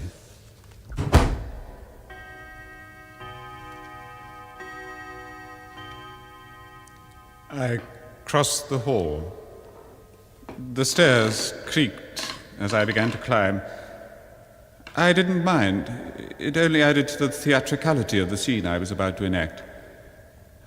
I could already imagine slowly opening the door of my wife's bedroom, hear her call out, "Who's there?" see the expression on her face as she watched in terror the spectre of the Franciscan friar loom towards her. Perhaps one brief, terrified scream. And then I just reached the top of the stairs, was about to cross the landing, when I saw it. The actual spectre there, confronting me. The face shrouded in its hood, the candle flickering in its hand, the eyes deeply socketed, stared accusingly into mine. For a long moment there was only disbelief at what I saw. And then, panic. I tried to move, but couldn't. I tried to scream out, but no voice came. Then, with a newfound volition of its own, my arm lashed out with the heavy brass candlestick I was holding, lashed out at the ghastliness of that grizzled face. God help me. In the name of Christ, somebody help me. For God's sake, man. Oh, my God, Charles. Charles. What the devil do you mean by slinking off like that? I'm sorry. Well? I turned towards my distraught storyteller, but he was gone, probably realizing he was in imminent danger of being forced back into the swinging multitude below. Oh, come along, man. Don't just hang around in the gloom. There's somebody special I want you to meet. From the far end of the library, Titania herself confronted me. She sat there enthroned in one of Charles's splendid high-backed chairs. Captain of our fairy band, mortals, darlings, close at hand. As she misquoted from the bard, Titania made very short work of a very large brandy. In view of my so recent conversation with her husband, I must have looked somewhat taken aback. She was not slow to notice the fact. Something worrying you, darling. Well... Charles, be a dear. Titania's running low on nectar. Well, darling, you were saying? Well, I do apologize. It's pure coincidence, of course, but I've had the pleasure of making your husband's acquaintance. My husband? Yes. You did say my husband? Yes. Oh, damn you, Charles. You haven't gone and told every Tom, Dick, and Harry my little secret. You know I particularly asked you to keep it strictly entre nous. Luigi would be furious. Luigi? But that isn't your husband. Oh, what a damn fool I am. Now I've gone and let the cat out of the bag. You must have been referring to that dreadful old dodderer I was imbecile enough to spend the best years of my life with. Now, darling, we mustn't speak ill of the dead. The dead? Thank God. The best part of 2 years, isn't it, Charles? Even at the very end, the old dodderer proved as parsimonious and mean-minded as he'd been all along. Still, he paid for it. One of the few comforting things in life is that one can always depend on getting exactly what one deserves. Or deserving exactly what one gets. Oh, Charles, darling, you are being cynical. Anyway, I must away. Luigi has gone missing, don't you know? It isn't that I don't trust the darling boy, darling. It's simply that I don't. Goodbye, Mr. Goodbye. Charles, darling. Oh, it's been bliss. But Titania, darlings, must away to live and fight another day. What the hell was all that about? Charles, tell me about him, her late husband. Edward. Was that his name? Well, I only met the old stick once, and then very briefly, on my first visit to the place. This place? Well, of course, this was his house. He died here. Where? Where exactly did he die? You know, you look really peaky. Answer the question, for God's sake. Please, Charles. Well, as a matter of fact, at the head of the stairs. The stairs leading to the minstrel's gallery? Yes. And the circumstances? Oh, bit unusual, really. It was Helen who found him. Apparently the old fool was on his way to bed, or got up in this ridiculous dressing gown thing of his when he spots this mirror. The mirror? At the head of the stairs? It was Luigi's mirror, wasn't it? Oh, has darling boy been telling you all about that? Wasn't it? Yes, a gift to Helen. The old boy raised such a stink about it, she locked it away at the back of a cupboard. Anyway, one night, after a somewhat torrid meeting with her darling boy, Luigi raises Cain and insists on hanging it out in the open. Directly at the top of the stairs, so that anyone coming up them would be bound to see his own reflection, wouldn't he? Which is exactly what happened. Edward spots it, loses his temper, and smashes the thing to smithereens. It was that caused the heart attack, of course. Not to mention his hand. What about his hand? Severed. Quite severed. Extraordinary the violence that can be generated through a fit of jealousy, isn't it? I wish you'd have another brandy. Will you tell me what he looked like, Charles? Our Edward? Oh, do even better. Charles handed me a snapshot. It was faded, but I spotted him immediately. One face among many, but I'd have recognized it anywhere. Not because of any particular feature, but because there, staring out at me, were the same pale, watery eyes, opaque behind the glint of his old-fashioned pince-nez.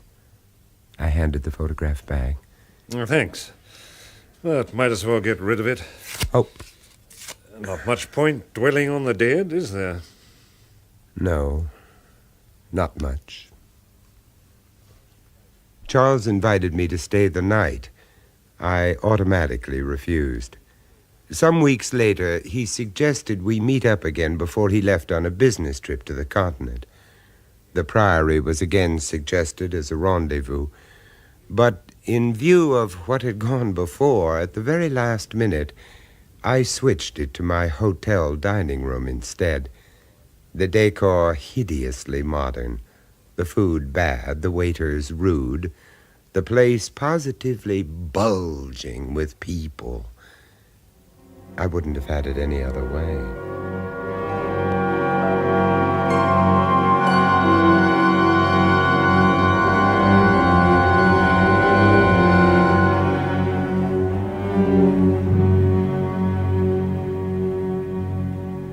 That was Vincent Price, bringing you The Price of Fear. Co-starring in Come As You Are was Maurice Perry, with Betty Huntley-Wright and Peter Williams. Come As You Are was first recounted and dramatized by Bill Ingram and produced by John Dyers.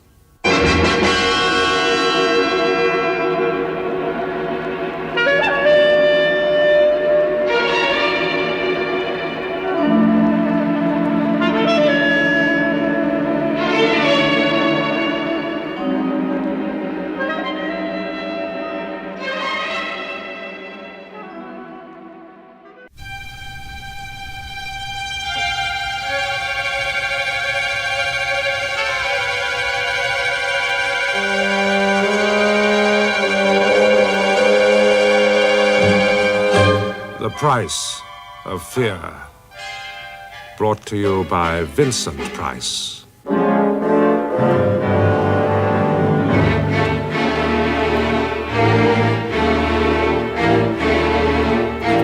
Glancing through my morning paper over breakfast today, I noticed that an enterprising gentleman in the catering business has invented a musical hot dog called, would you believe, a humburger.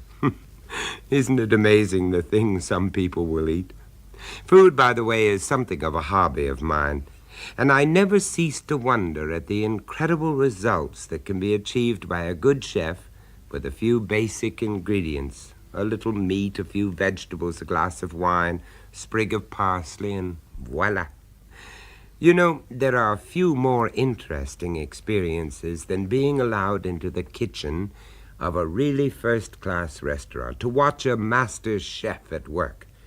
And, of course, this privilege is rarely extended to anyone, which reminds me of an experience I had a few years back. And to give it the right flavor, let's call it speciality of the house. I was staying in New York at the time, and a friend of mine, Harry Lafler, knowing that I was interested in good food, invited me to dine with him one evening at his favorite restaurant.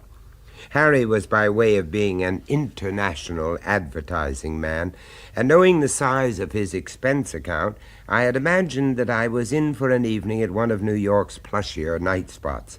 Imagine my surprise, therefore, when I found myself being ushered towards a shabby brownstone building in an almost deserted downtown back street.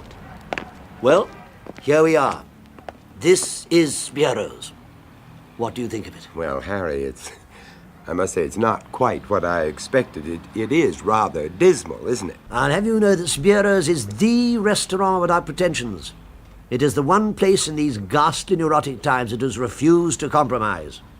When you enter Spiero's, you leave the insanity of this hour, of this day, of this year, and you find yourself for a brief span restored in spirit. You make it sound more like a cathedral than a restaurant. I wonder if I've done the right thing in bringing you here. Oh, come on now, Harry. I was only joking. You see, you are the one person I know with a knowledge of good food. Thank you. Knowing about Spiero's and not having an appreciative friend to share it with is like having a unique work of art locked in a room where no one else can see it. Anyway, let's not stand here talking. Let's go in. Good evening, sir. Mr. Lafler and a guest. Ah, yes, sir. Please come this way, gentlemen. The waiter led us through a mirrored foyer into a small dining room. It was no size at all, but the half-dozen or so guttering gas jets which provided the only illumination threw such a deceptive light that the walls flickered and faded into uncertain distance. There were no more than 8 or 10 tables in the room, and all but one were occupied. The few waiters serving moved amongst them with quiet efficiency. It really was very pleasant. And as soon as we were seated at the vacant table, I said as much to Harry. There. I knew you'd like it. But wait till you taste the food. By the way, did you notice that there are no women present? Yes, I did. Isn't that rather odd? Spiero doesn't encourage them. Oh. And I can tell you his method of getting rid of them is very effective. Excuse me, sir. Do you wish to be served now? Tell me, is the special being served tonight, waiter? Oh, I'm so sorry, sir. There is no special this evening. But it's been a month already, and I had hoped that my friend here... I'm sorry, sir, but you do understand the difficulties, sir. Oh, well, what the hell. But I was hoping, Vincent, to introduce you to the greatest treat that Spiero offers. Oh, never mind. I'm quite sure that whatever we decide upon will be delicious. Shall I serve at once, sir? Yes, please. Very good, sir. Well, Harry, have you ordered in advance? No, I should have explained. Spiero offers no choice whatsoever. But suppose we don't like what we're given? Oh, don't worry. No matter how exacting your taste, you will relish every mouthful. Just think a moment about the advantages of such a system. For instance, instead of a hurly-burly of sweating cooks trying to prepare 100 different dishes, here we have a chef who stands serenely alone, bringing all his culinary arts to bear on one task. Oh, then you've seen Spiro's kitchen. Tell me, what's it like? Unfortunately, I can't. I've never seen it. Oh. Believe me, I've tried. In fact, I admit that my desire to see the inside of this particular kitchen has become almost an obsession with me. Well, have you ever mentioned this to Spiro? At least a dozen times. But he just shrugs his massive shoulders and smiles. Still, I've never given up hope. At this point, the waiter reappeared, bearing 2 soup bowls and a small tureen, from which he slowly ladled a measure of clear, thin soup. I must confess that I tasted this soup with some curiosity. It was delicately flavored, bland to the verge of tastelessness. Automatically, I reached for the salt. Well, what do you think of the soup? Excellent. If you'll pardon me for saying so, you don't. What? You do not find it excellent. You find it flat and badly in need of salt. But how do I know? Yes. Because that was my reaction when I first dined here. But I'm confident that you will make the same discovery as I did. By the time you've finished your soup, your desire for salt will be non-existent. Well, Harry proved to be quite right. And before I had finished the soup, I was relishing every mouthful of it. It was really wonderful. Harry smiled at me across the table. Well, do you agree with me now? Wasn't I right? Yes, you certainly were. You will find that the absence of condiment is only one of several noteworthy characteristics which mark Spiro's. I may as well prepare you for the rest. For example, no alcoholic beverages of any sort are served here. Oh, really, Harry? Also, there is a ban on the use of tobacco in any form. Oh, but good Lord, is this a restaurant or a temperance hotel? You don't understand. By alternating stimulant and narcotic, you seesaw the delicate balance of your tastes so violently that it loses its most precious quality, the appreciation of fine food. Not another word was spoken until we had both finished our main course. Nor was there any need for words in the presence of such food. It was delicious. And it was only with a great effort that I prevented myself from wolfing the lot at one go and establishing myself as a grade-A glutton on my very first visit to this amazing restaurant. When we had both finished eating, Harry and I smiled at each other contentedly.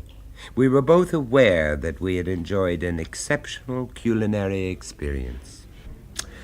Harry, if I had any doubts about Spiro's, I apologize unreservedly. In all your praise of the place, there is not a single word of exaggeration. That is only part of the story. You heard me mention the special, which unfortunately was not on tonight's menu. Well, what we've just eaten is as nothing when compared to the absolute delights of that special. Good Lord, what is it? I mean, nightingale's tongues, fillet of unicorn? Neither. It is lamb. Lamb? Oh, come on, you've got to be joking. If I were to give you in my own unstinted words my opinion of this dish, you would think me insane. That is how deeply the mere thought of it affects me. It is a select portion of the rarest sheep in existence. Lamb Armistan. Armistan? A remote and almost unknown place on the border which separates Russia and Afghanistan. From chance remarks dropped by Spiro, I gather that it's hardly more than a plateau which grazes the pitiful remnants of a flock of superb sheep. Spiro, by some means or other, has obtained exclusive rights to this flock, and is therefore the only restaurateur in the world ever to have lamb Armistan on his menu. I can tell you, the appearance of this dish is a very rare occurrence indeed, and nobody ever knows the exact date on which it will be served. But surely Spiro could provide some advanced knowledge of this event. The only objection to that is simply stated.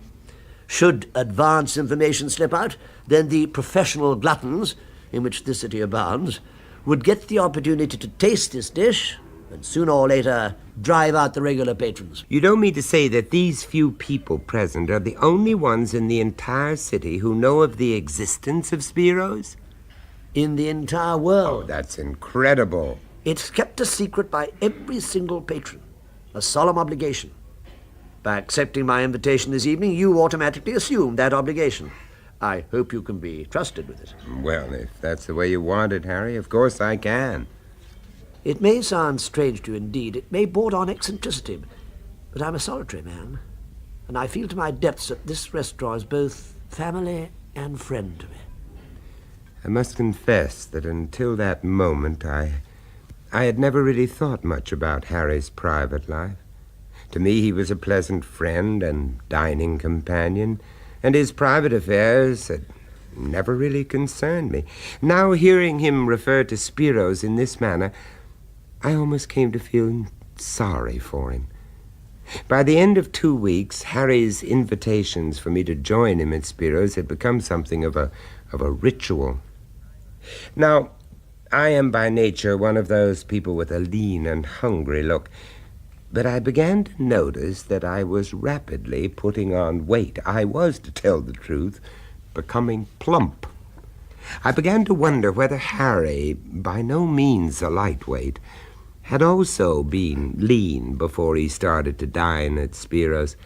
Thinking the whole thing over, I decided that I would not refuse to eat at the restaurant until I had both tasted the lamb armistan and also been introduced to the amazing Mr. Spiro. And then one night, a few weeks later, I achieved both these ambitions, and both, I may say, exceeded my expectations. Good evening, gentlemen. Good evening. Tonight is the special, sir. What? Well, this is it. The culinary triumph of all times. And faced bad, you are embarrassed by the very emotion it distills. Yes, I must confess that my heart is certainly beating faster than usual. Tell me, Harry, the other diners, do they feel the same way? Well, of course they do. Look around you and judge for yourself. Yes, you're right. Anyway, there's comfort in numbers. It's nice to know that we all have the same basic animal feelings and can anticipate, or should I say, slaver over our meat. Oh, look, one of our number appears to be in for disappointment. Over there, at the end table, the empty seat. Oh, yes, the stout, bald man. He's not here tonight. I do believe it's the first dinner he's missed here in weeks. Rain or shine, crisis or calamity, I don't think he's missed an evening at Spiro's in 10 years. Imagine his disappointment when he finds that he's missed the speciality of the house. Mr. Lafleur and friend, I am so pleased, so very, very pleased. Ah, Mrs. Spiro. Tonight, gentlemen, the lamb armistan will be an unqualified success. I myself have been stewing in the miserable kitchen all day, prodding the foolish chef to do everything just so. The just so is the important part, eh? But I see your friend does not know me. An introduction, perhaps. The words ran in a smooth, fluid eddy. They rippled, they purred, and I found myself hypnotized and could do no more than stare as Harry performed the introductions.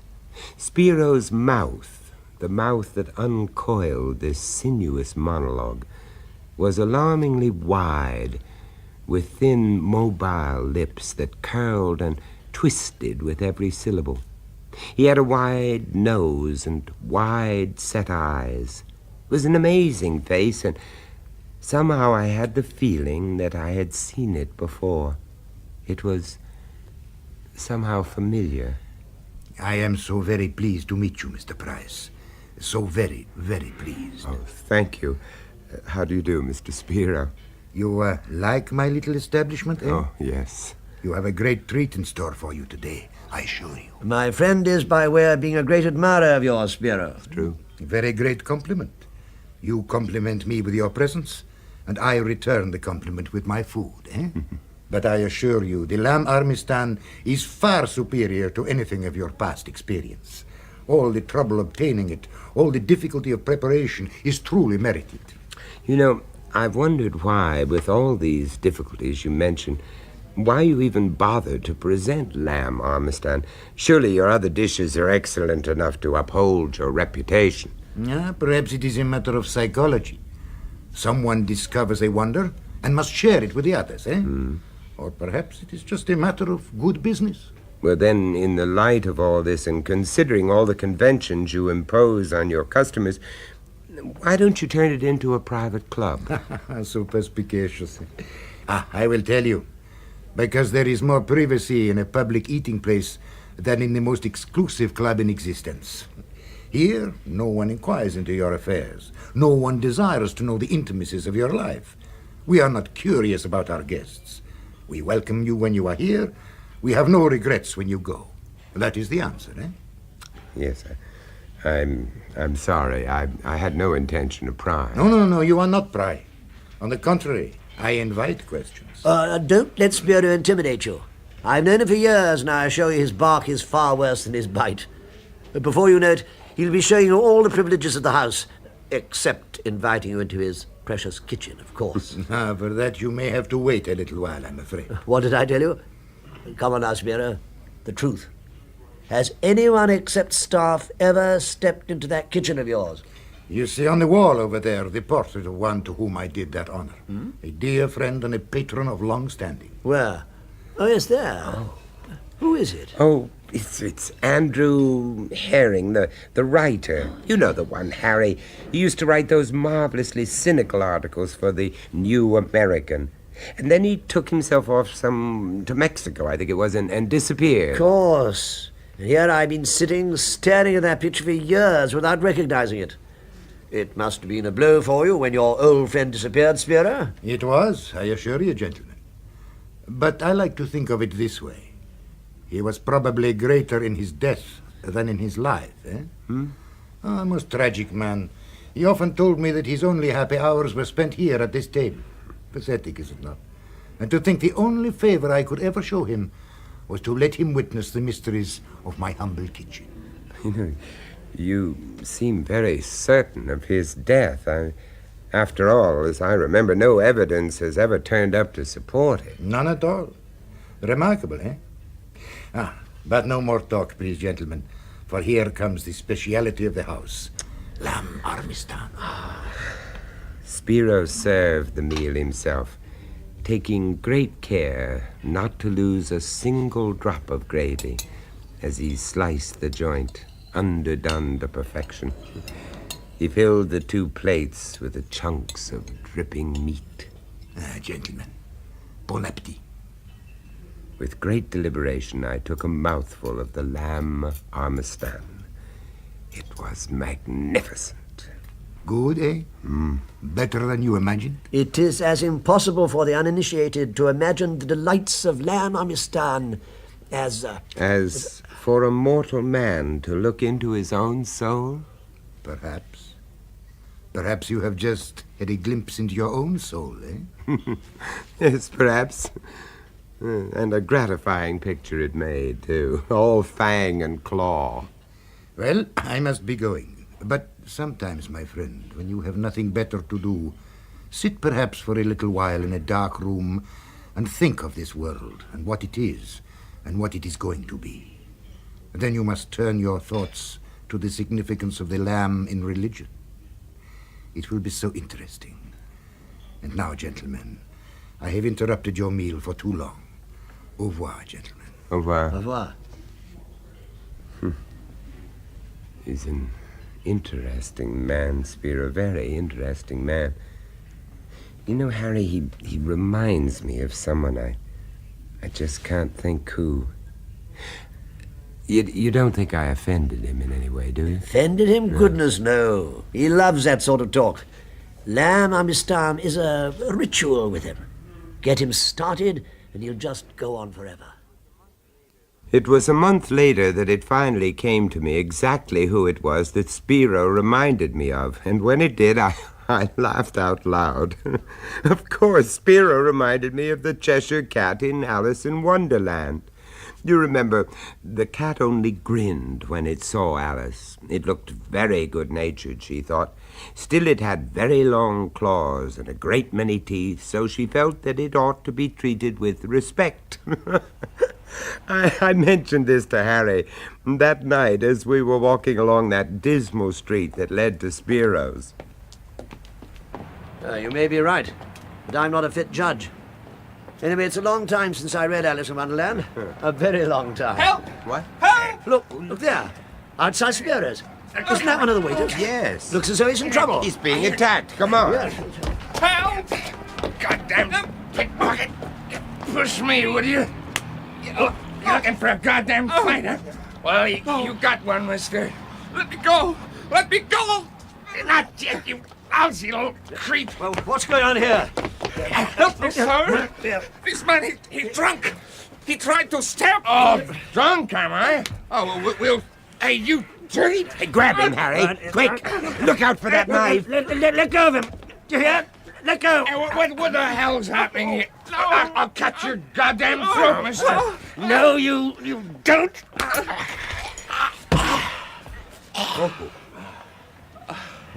Boy, is he all right, do you think?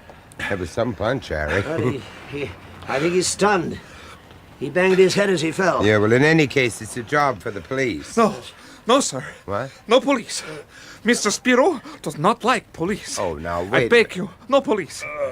Aye. Anyway, it's coming round. Oh, he'll be all right. But what started all this anyway? I pushed against him accidentally, and he accused me of robbing him. He's drunk, sir. Ah, you can say that again. Well, now, you go inside and get cleaned up. We'll see to him. Thank you, sir. To you, I owe my life. If there is anything I can do to repay you. You just cut along, and if Mrs. Vera has any questions, you tell him to see me. Yes, sir. You saved my life. Thank you, sir. And with that, the waiter disappeared into the restaurant. Well, after all the excitement and kerfuffle of that incident, I must confess that I found I had quite an appetite. And as soon as we were comfortably seated in the restaurant, Harry and I debated with some trepidation as to whether or not we could expect the special lamb armistan that evening. Soon our regular waiter appeared and carefully set 2 tumblers on the table. We almost simultaneously inquired after the special. No, sir. I'm sorry, sir. No special tonight. Oh, hell, just my luck. And I'll probably miss out on it next time, too. Why, Harry, you going away? Yes, damn it. I'm off to South America for a month or 2 in order to mount a new campaign for some very rich clients. Oh, I'm sorry to hear that. When do you leave? Tonight. I managed to wangle some reservations. This was intended to be in the nature of a farewell celebration. Oh, and no special. What a shame. Just my luck. Well, I'm going to miss you, Harry. I have enjoyed our evenings together, and these little dinners of ours they've come to mean a great deal to me. Shall I serve now, sir? Of course, I didn't realize you were waiting. Shortly afterwards, the waiter served us, and we turned our attention to our dinner. Harry finished his quickly and continued to bemoan his fate and to regret loudly the thought of missing lamb armistan during his trip. Then, just as I finished my meal, a waiter leaned over to take Harry's plate. It wasn't our usual waiter, but the man who we had rescued from the drunken sailor. I asked him how he was feeling, but to my surprise, he completely ignored me, and with the air of a man under great strain, he whispered to Harry, "My life. I owe it to you. I can't repay you." Well, you have repaid me with your thanks. Please, let's hear no more about it. But I will help you, sir, even if you don't want me to. Do not go into the kitchen tonight. Huh? My life for yours, sir. Tonight or any night. Do not go into Spiro's kitchen. Why shouldn't I go into the kitchen? Don't be absurd. What's going on here? Is everything all right, gentlemen? Ah, good evening, Spiro. This man is a little unnerved, I think. Ah, yes. An unfortunate experience. He's saying something about my not visiting your kitchen. What's it all about? Do you know what he means? But of course. He was giving you good advice. It so happens that my too emotional chef heard some rumor that I might have a guest in the kitchen tonight. He flew into a fearful rage and even threatened to give his notice on the spot. However, have no fear. I have succeeded in showing him what a signal honor it is to have a true connoisseur observe him at his work firsthand. That is all. No, Sancho, you are at the wrong table. See that it does not happen again. The waiter slunk away without daring to raise his eyes, and Spiro drew up a chair to the table. He seated himself and drew his hand lightly over his hair. My invitation for you to visit my humble kitchen, I had hoped, Mr. Lafleur, to be a surprise, but now the surprise is gone, and all that is left is the invitation. Are you serious? Do you mean that at last we really are to witness the preparation of food in your kitchen tonight? No, Mr. Lafleur, not both. I am faced with a dilemma of great proportions, gentlemen. You, Mr. Lafleur, have been my guest for 10 years, but our friend here... Oh, Mr. Spiro, I really understand perfectly.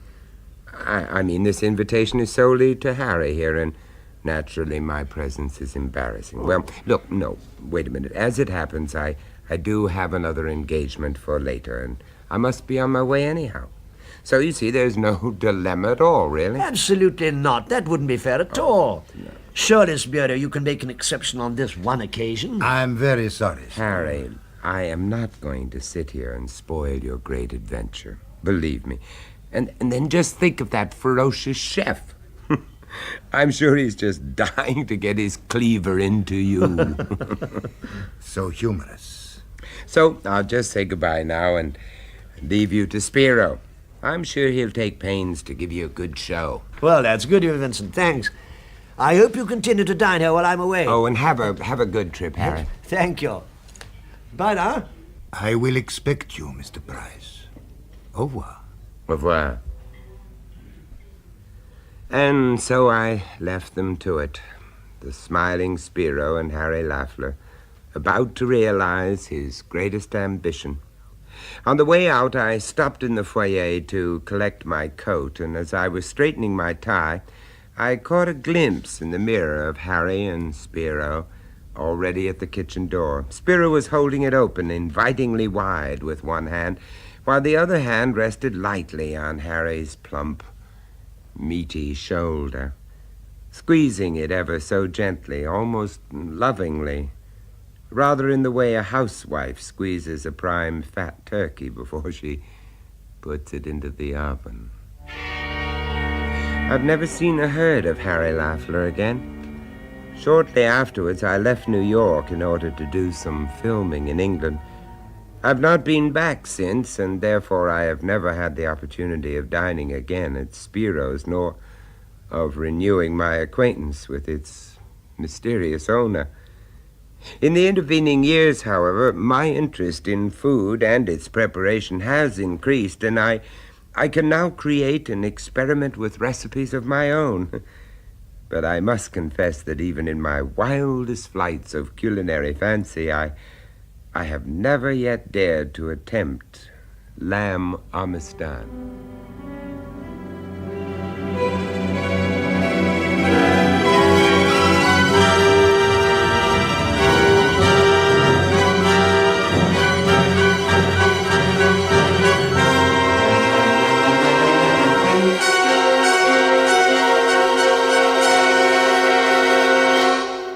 That was Vincent Price bringing you The Price of Fear.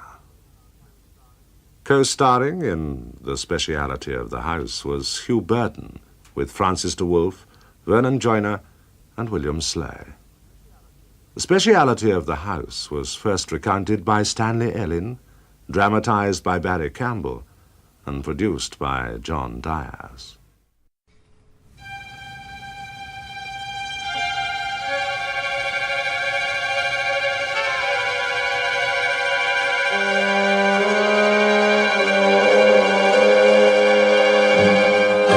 The Price of Fear, brought to you by Vincent Price.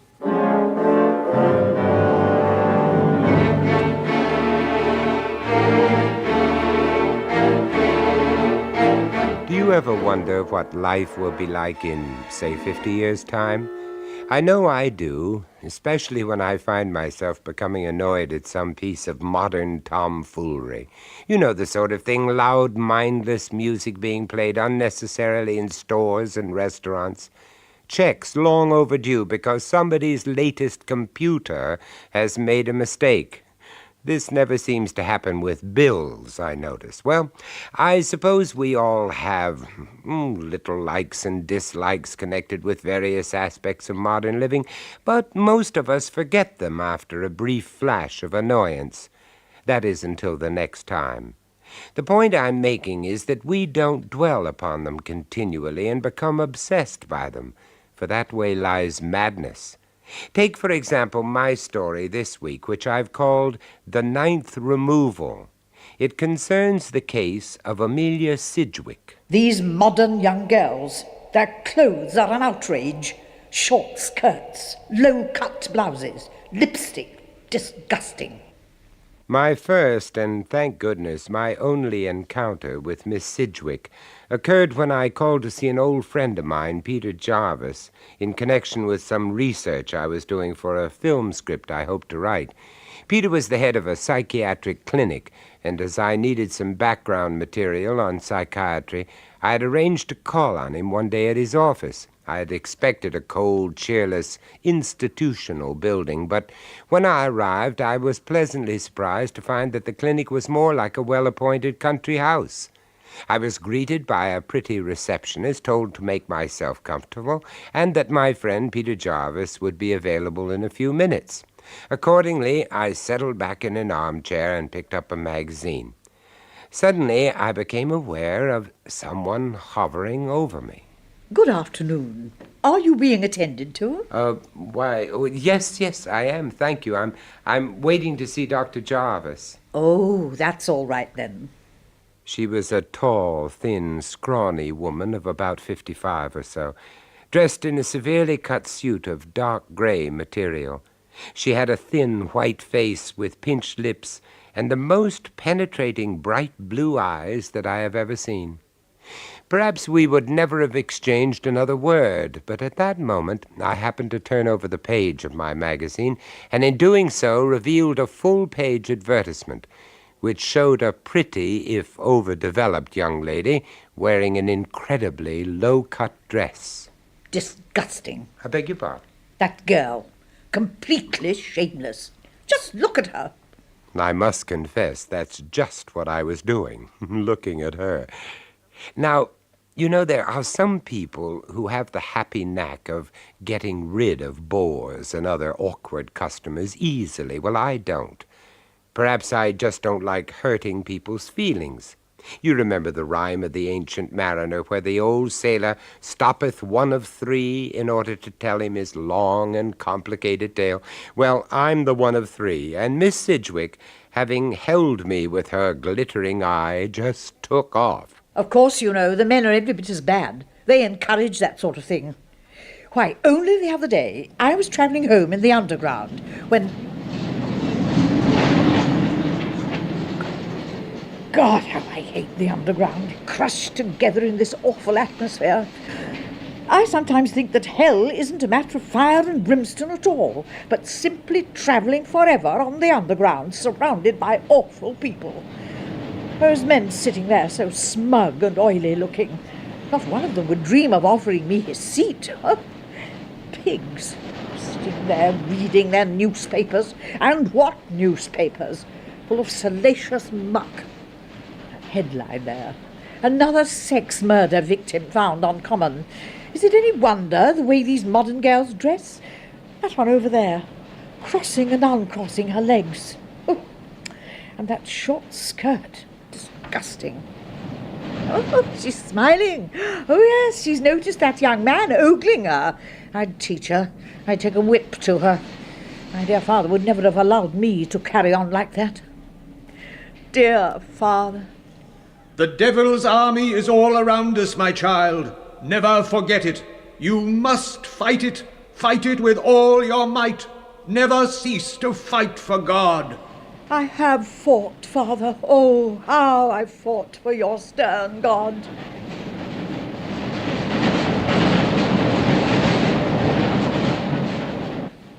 I sat there fascinated as Miss Sidgwick rambled on and on.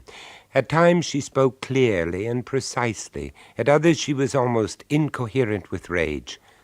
Having at length described to me the trials and tribulations which she had suffered on the London underground system, she then went on to tell me about her work.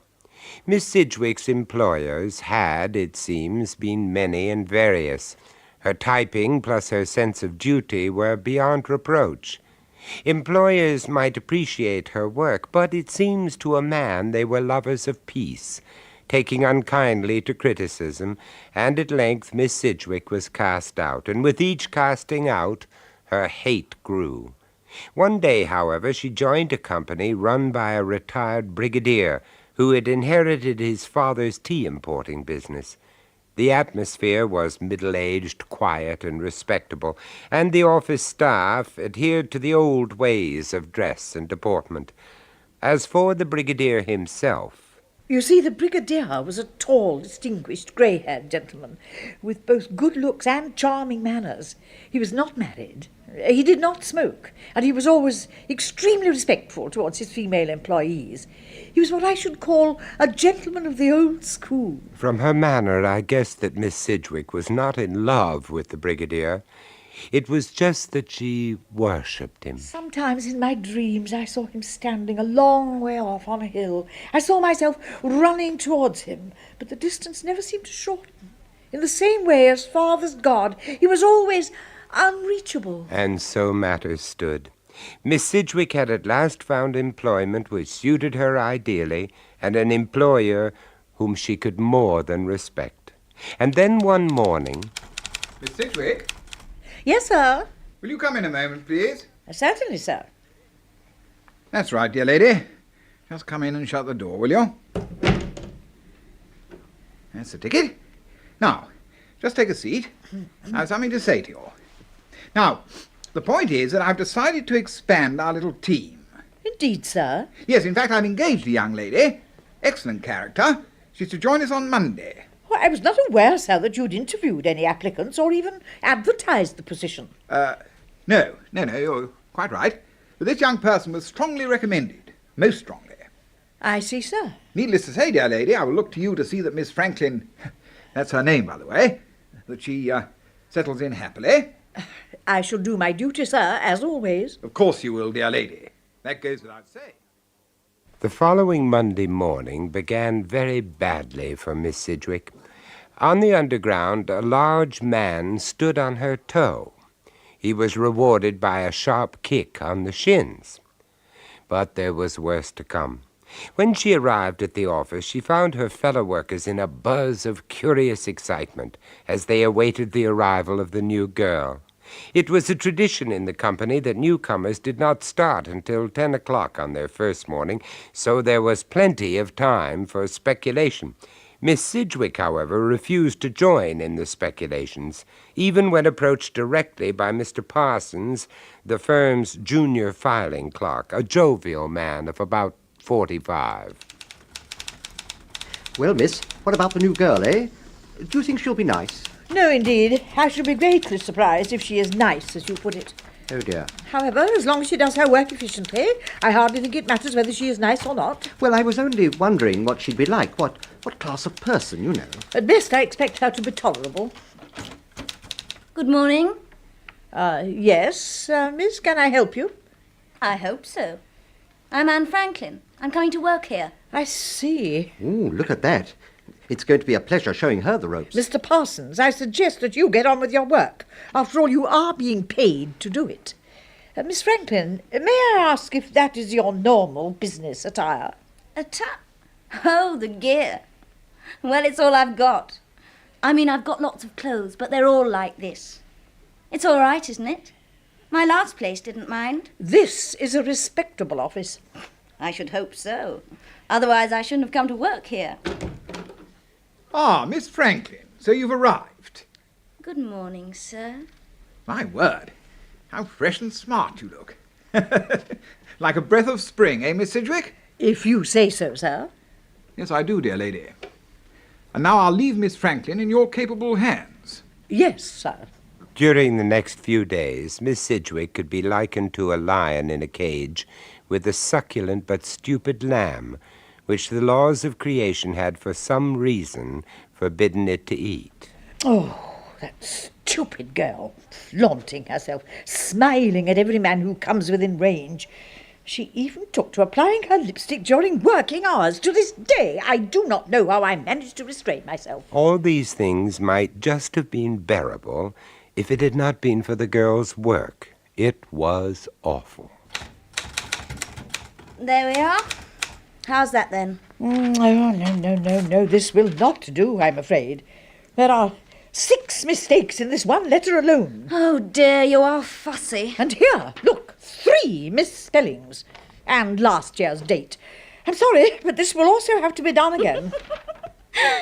God, I've certainly made a hell of a bloody mess of that one. What did you say? Well, I mean, I've made a mess of it, haven't I?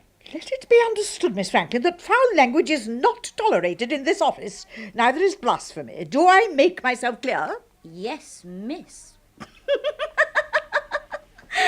Oh, I'm sorry, but you are a funny old stick.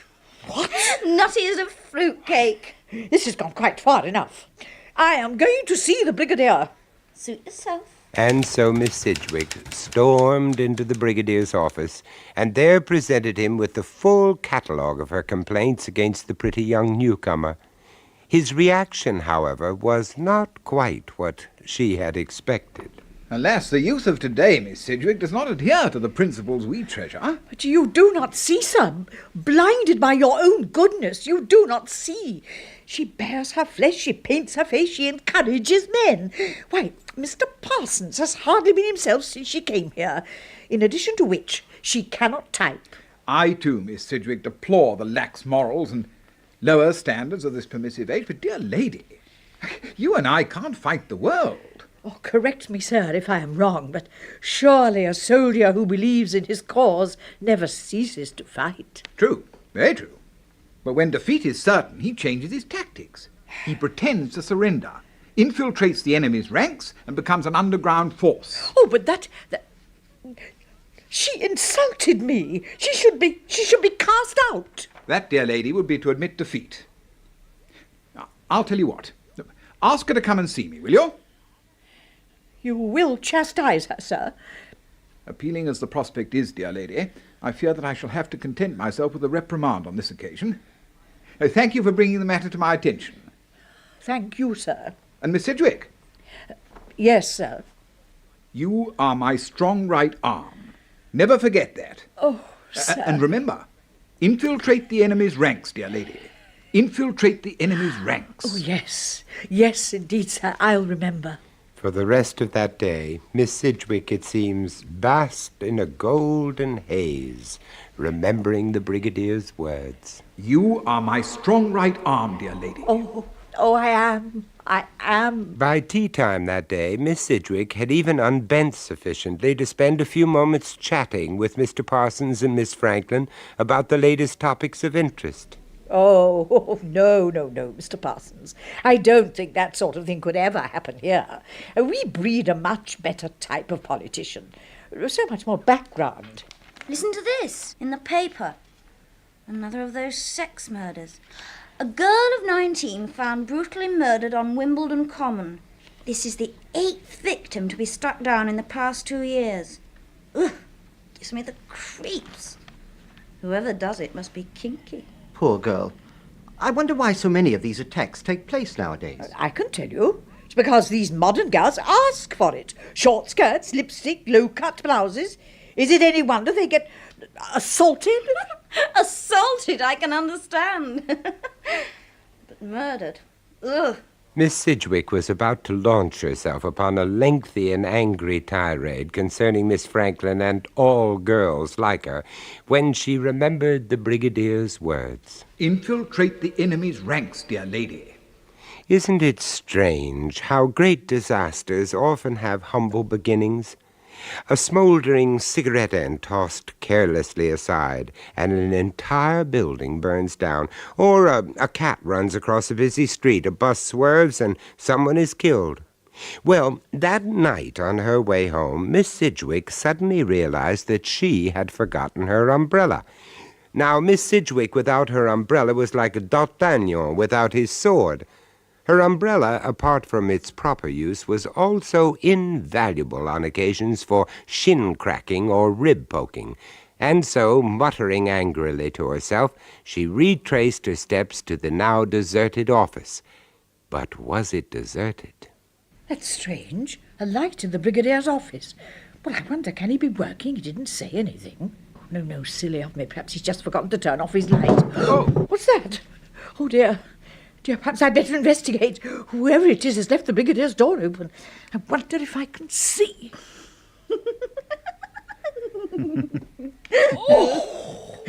Charles, this is cosy. Just the two of us. Just the two of us. Kiss me again, Anne. Greedy. Miss Sidgwick stood there and stared in horror. The brigadier and Miss Franklin were far too occupied to notice the white face staring at them through the open doorway. To say that Miss Sidgwick was in a state of shock would be to put it mildly. She left the building quickly and began to walk. I walked a long way that night. through Panton Street into Leicester Square, back again into Piccadilly, through the seedy streets of Soho, and everywhere the voice of corruption screamed at me from hoardings, bookshop windows, cinema posters, from the white leering faces of men and the painted faces of the women. At last I came to a small square surrounded by iron-backed seats. I sat down. By now, the numbness I had felt since leaving the office had passed. I remember I sat there, sobbing, feeling like a lost child in a strange land, alone in a city peopled by my enemies. And I thought of my father. The devil's army, fight it, my child, fight it. And of the brigadier as he used to be. Infiltrate the enemy's ranks, dear lady. I heard the laughter of the men and the women, the noise of the traffic passing by. I cried out, why am I forsaken? Then an awful thought came to me. Could it possibly be that I was mad? Hurriedly, I pushed the thought to the back of my mind. Then I imagined I saw rows and rows and rows of faces, laughing, leering, grinning faces. And I wanted to smash them! The next morning, I gather, saw Miss Sidgwick back at her desk, as usual. She rebuked Miss Franklin for her bad typing and greeted the brigadier with reserve. From that time on, she watched both of them, much as a stoat watches a pair of well-fed rabbits, keeping meticulous note of their movements. Each day she carefully examined the brigadier's desk diary. At last her vigilance was rewarded. She discovered in the diary an entry for the following Wednesday evening. The brigadier had written AF, followed by an exclamation mark. The question was, where would they meet? Miss Sidgwick decided to make certain. On that Wednesday evening, she followed Miss Franklin almost to her front door. Then she hid in the shadows and prepared to wait if necessary, for hours. In fact, her vigil lasted barely half an hour. Then Miss Franklin came out of the house and began to walk towards the nearby underground station. Miss Sidgwick followed. I remember she was hurrying, but it was quite easy, really, to keep up with her. I followed her along the passage and along the tunnel that led to the ticket office. I can see her now. She was wearing a blue two-piece costume with an incredibly short skirt. She wore high-heeled shoes and she carried a white handbag, which she swung as she walked along. When she reached the platform, she almost stood at the edge, doing a little impatient jigging dance as she waited for the train to arrive. The platform was fairly crowded, and I was able to get so close to her that I could smell the cheap perfume she'd obviously drenched herself with. As we waited for the train to arrive, the platform became more and more crowded. I moved closer to her. I began to feel strange, warm excitement. Then, as the train drew nearer and nearer, I leaned forward. "You little slut! You have corrupted God!" At the same time, I pushed her hard.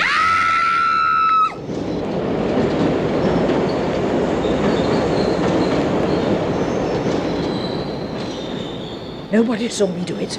The platform was too crowded. Then I stepped back and was immediately lost in the crowd as it surged forward. I left the station, made my way back to the office where I knew the brigadier would be waiting. Waiting for her. So here you are at last. Miss Sidgwick, what are you doing here? Is something wrong? No. I'm sorry, I don't understand. Is there something you want to tell me? Yes, yes. I see. Sit down, won't you? No? Well, I'm afraid whatever it is, we'll just have to wait until morning. I have an important engagement tonight. No, sir, you have no engagement. Miss Franklin, that slut, will not be coming here tonight. What the devil do you mean? I saw you, both of you, that night. And since then I've watched and waited. Then tonight I struck. I see. Miss Sidgwick, I think perhaps you'd better sit down. But first, I suggest that you put down that obviously lethal weapon you've been trying to conceal beneath your coat. Oh, Now, but please do as I say, at once. I'm not accustomed to having my orders disobeyed. Thank you. A dangerous-looking knife, dear lady. Where did you get it? I bought it at the ironmonger's. Nobody knows I've got it. Nobody saw me. I take it that you did not use it on poor Miss Franklin. No, I pushed her under a train. Ah. Did anybody see you? No. Well, that is, I don't think so. It will look like an accident. Well, I suppose we must be thankful for that. Miss Sidgwick, I'm very displeased with you. Did I not say to you in this very office not so long ago that you were to infiltrate the enemy's ranks, act as they do? Yes, sir, but I'm not interested in your excuses. I only want to know why you took it upon yourself to make what I can only describe as managerial decisions. I am the general in this army, Miss Sidgwick, and I alone make the decisions. I decide who is to be removed. Do I make myself clear? I'm so sorry. I don't understand. Being sorry would not have been much comfort if you had brought disaster on my entire campaign by your thoughtless and ill-conceived actions, dear lady. I had great plans for you. Great plans. In time, I might well have allowed you to work in the field with me. But now, how can I ever trust you again? Oh, please, please trust me. Oh, please. It's been a glorious campaign so far. 8 of them I've removed, the last one on Wimbledon Common. And the fame of my work has been proclaimed throughout the country. Front page stuff, too. They came to me, flaunting their bodies, young, eager. For a while, I became as they were. Then I struck. I took them to lonely places. And then... And you, Miss Sidgwick, have interfered. You have destroyed the 9th removal. Oh, I'm so very sorry. You see, I didn't know. Please, please forgive me. Oh, please. I do forgive you, dear lady. For I see now that you only acted with the very best intentions. Oh. Yes, I forgive you. We have a great task before us, you and I. For you see, dear lady, there are so very many more to be removed. I sat there in that comfortable, warm waiting room, listening to Miss Sidgwick pouring out her dreadful, monstrous, unbelievable story. I sat there stunned, not daring to look her in the face. Then, suddenly, I was roused from my daze by the arrival of my friend, Dr. Jarvis. Hello, Vincent. Oh, hello, Peter. So sorry to have kept you all this time. I got held up on a difficult case. Hello, Miss Sidgwick. You here? Yes, sir. I'm just going. I only looked in to see that everything was as it should be. Well, goodbye. It's been so nice to have someone to talk to. Well, yes, goodbye. Bye-bye, dear lady. Peter, that woman, is she safe? I mean... Miss Sidgwick? Yes. Yes. Safe as houses. Interesting case, though. I must tell you about it sometime. Yes, you must. I say, you all right, old man? I say, you do look a bit seedy. Fancy you getting stuck with old Ma Sidgwick. Excuse me, Dr. Jarvis. We were suddenly interrupted by the arrival of a very pretty young blonde. As she came towards us, I experienced, for a moment, a strange sense of unreality. For I saw that she was wearing a blue 2-piece suit with an incredibly short skirt. She was carrying a white handbag and wore high-heeled shoes. Sorry to disturb you. Yes? I've left the papers for the Peabody case on your desk, but I wondered what you wanted to do about these two, Fredericks and Wilkinson. You did say they were urgent. Good Lord, so I did. I've forgotten all about them. Thank you for reminding me. I'm not going to have any time today. I'll tell you what. If it's all right with you, why don't we stay on late this evening? Get them cleared away. Who knows? If we get finished quickly, I might even reward you by taking you out to supper. I know a nice little restaurant out near Wimbledon Common. That would be nice. Thank you. Right, Miss Davis, that's settled then. Well, come along, old man. You can't stay here ogling our Miss Davis all day. I'll have some coffee sent into my office. We can talk in peace there. Come on, we've got work to do. And work we did.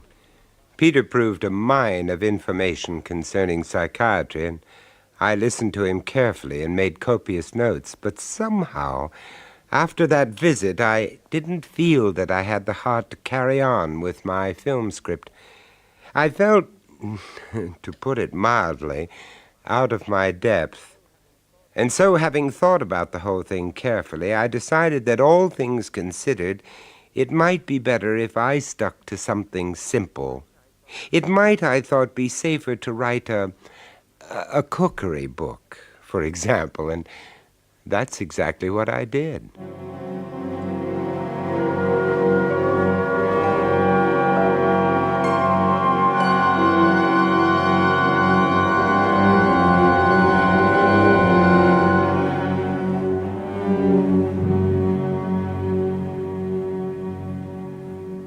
That was Vincent Price, bringing you The Price of Fear.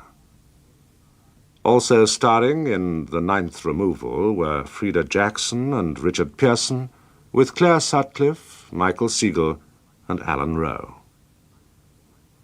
The Ninth Removal was first recounted by R. Chetwynd Hayes, dramatized by Barry Campbell, and produced by John Dyers.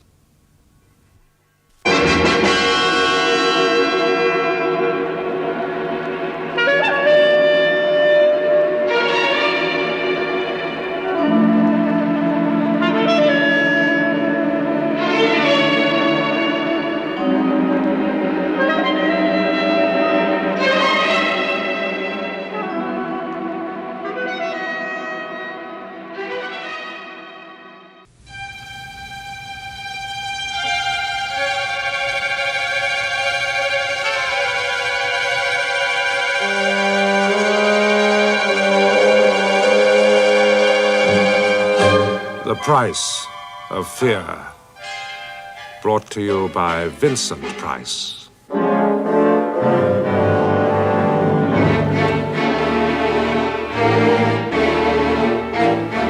Hello. I know there are those amongst you who will consider the old adage, every picture tells a story, as debatable as it is familiar.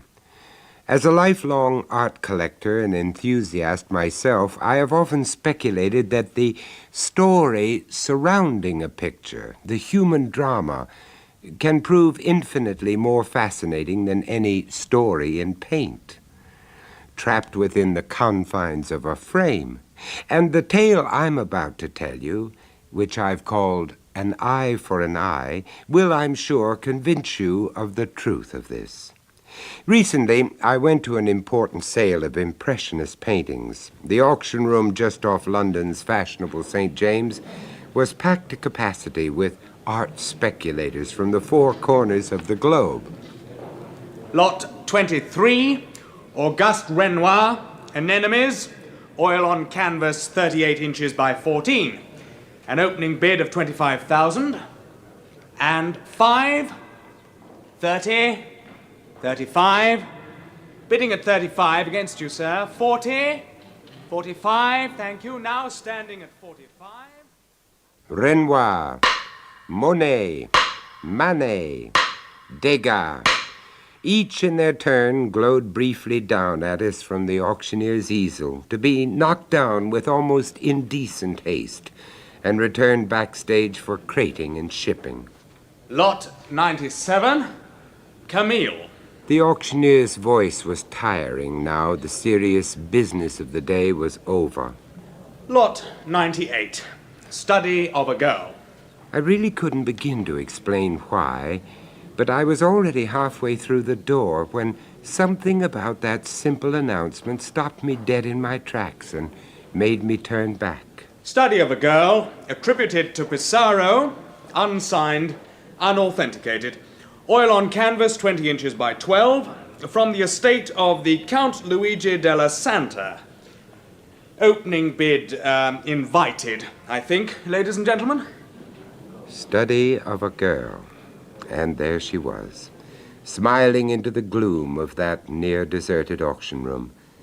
My old friend, Luigi della Santa, notorious acquisitor of yachts and palazzos and paintings and celebrities. Now here, this, his last prized acquisition, study of a girl. The auctioneer was still inviting an opening bid, but meeting with little success.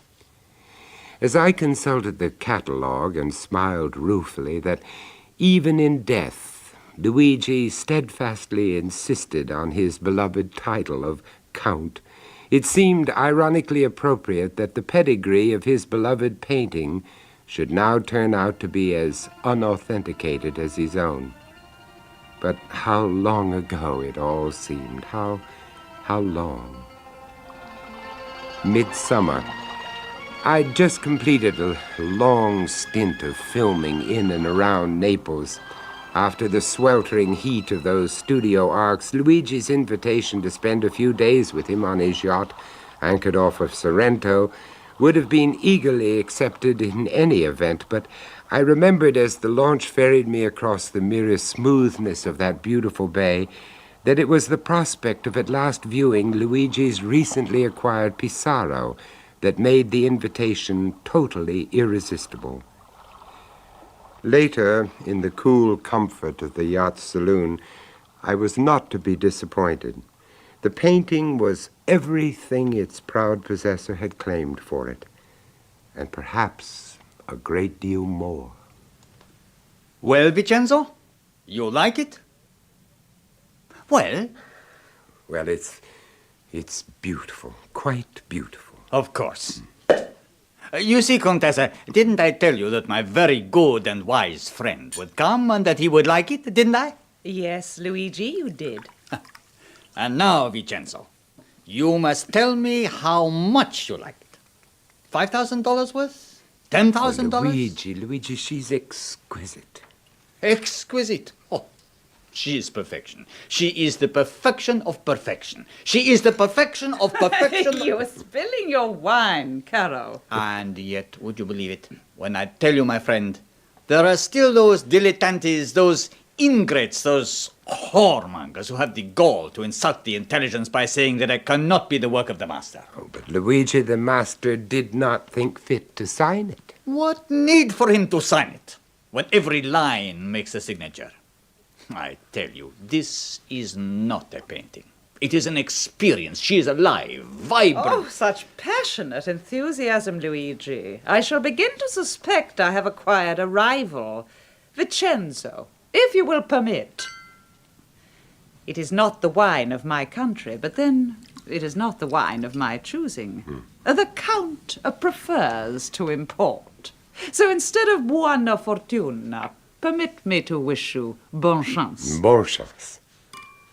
As she proposed the toast, the charms of Luigi's Contessa di Terra made those of the artist model obvious, commonplace, and it was almost as though the Contessa were reading my thoughts.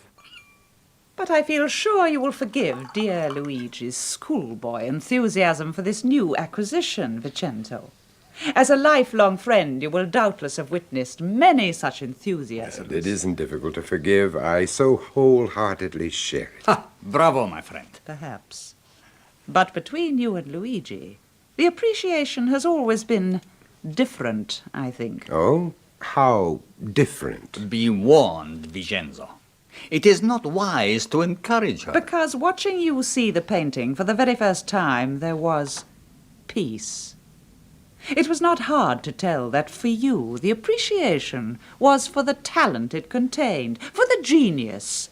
You understood what had been intended and what had been achieved. And for me? Is it not the same for me? Prego, Luigi. Permit me to finish. You see, Vincenzo, before Luigi permits me the time to make a point, he is so perfectly demonstrating it. It is not what the painting does inside of him that makes him so determined to possess it. It is simply because there are others who might wish to possess it even more than he does. The price is all that is important for him. He asks how much you think it is worth. $5,000? 10. And when you refuse to give him the answer. Am unable to. See how prettily he sulks. Oh, it's not his fault, you understand. It does not make me love him less, but everything in this so beautiful life is reduced to the level of price, status, possession. Everything which is bad enough, but every one worse. Oh, much worse. But possession, life, cannot always be that simple. People, things, cannot always be caught in the net of our understanding, just as it is not always possible to divorce the manner of our deaths from the manner of our lives. There are more things in heaven and earth. What made you say that? Shouldn't I have? Well, I should have preferred it if you had quoted something from our beloved Dante. But the sentiment is the same. It is what I believe. Ah, tante Dante. Much talk makes for much hunger. Scusi, Count. La colazione è servito. Si, Carlos, si. Come, my friends, we are to take luncheon on the deck. Besides, after so much play acting in the dark, Vincenzo, it is now necessary we return the color to your cheeks, Well, there's nothing I'd like better. Also, and most important, Luigi has yet another treat in store for you. Another? Si. To mark the private viewing of his so beautiful painting, the great Luigi, master chef of all the Italias, has himself created a unique gastronomic masterpiece. A meal worthy of a gourmet of such international repute as you. Oh, my dear Luigi, such flattery. At this rate, the color will be returned to my cheeks much sooner than you anticipate. We shall see, Vincenzo. We shall see. Contessa? We shall see. Our lunch party looked like being a jolly affair, to begin with anyway. The wine and the sun went straight to our heads, and the Contessa's affectionate baiting of Luigi continued good-humoredly as the first course was served. The question of Luigi's title provided her readiest target of attack.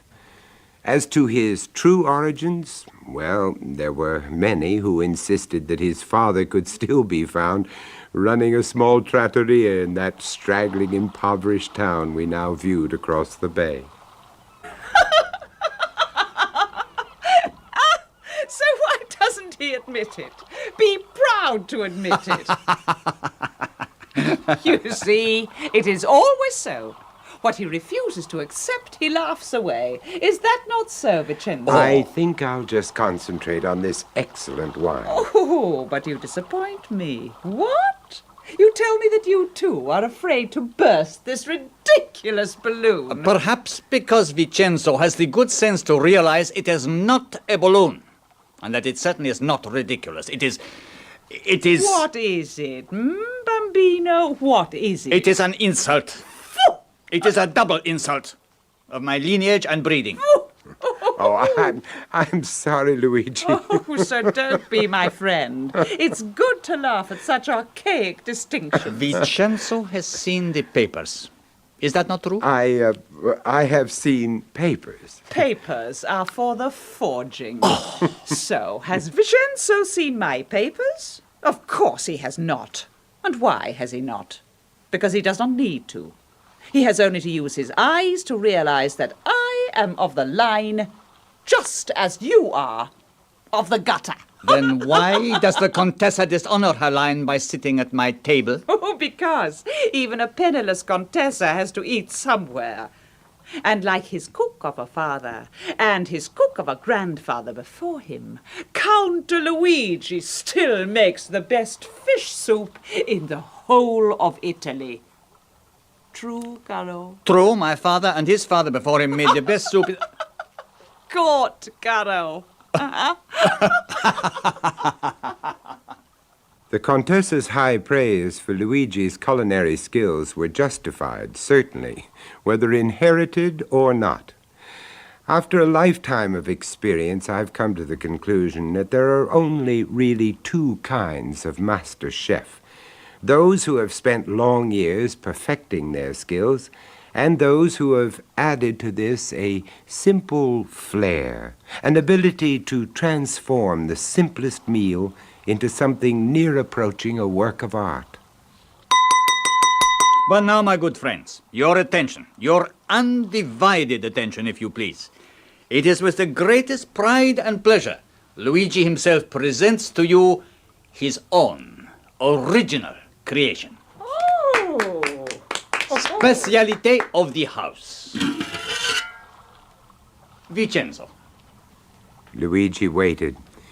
As I peered into the deep, serving tureen he set in front of me, I remember thinking that after the great build-up he'd given it, his specialty of the house turned out to be something of an anticlimax. The ingredients were certainly commonplace enough, served on a bed of rice, a veritable hodgepodge of all the kinds of fish native to the locality. Something I'd frequently enjoyed with a bottle of ordinary vino at any harborside trattoria.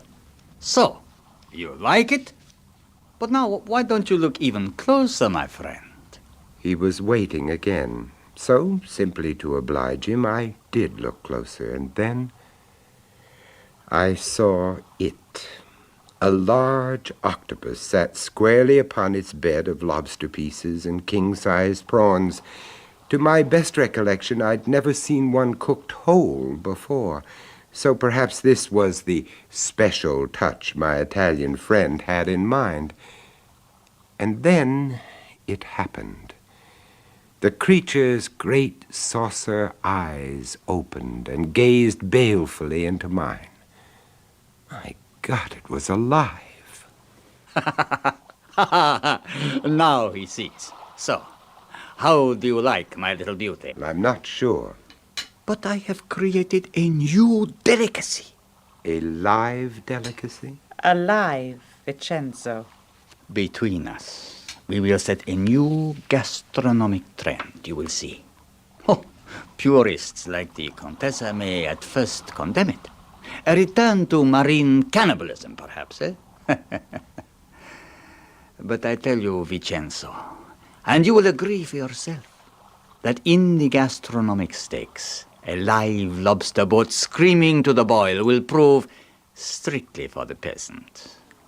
Now, please. Well, taste it. I'm sorry. At first, I just thought it was some kind of a joke. A joke? Well, as a matter of fact, I'm still not sure if you're... But it isn't, is it? No. I'm sorry, Luigi.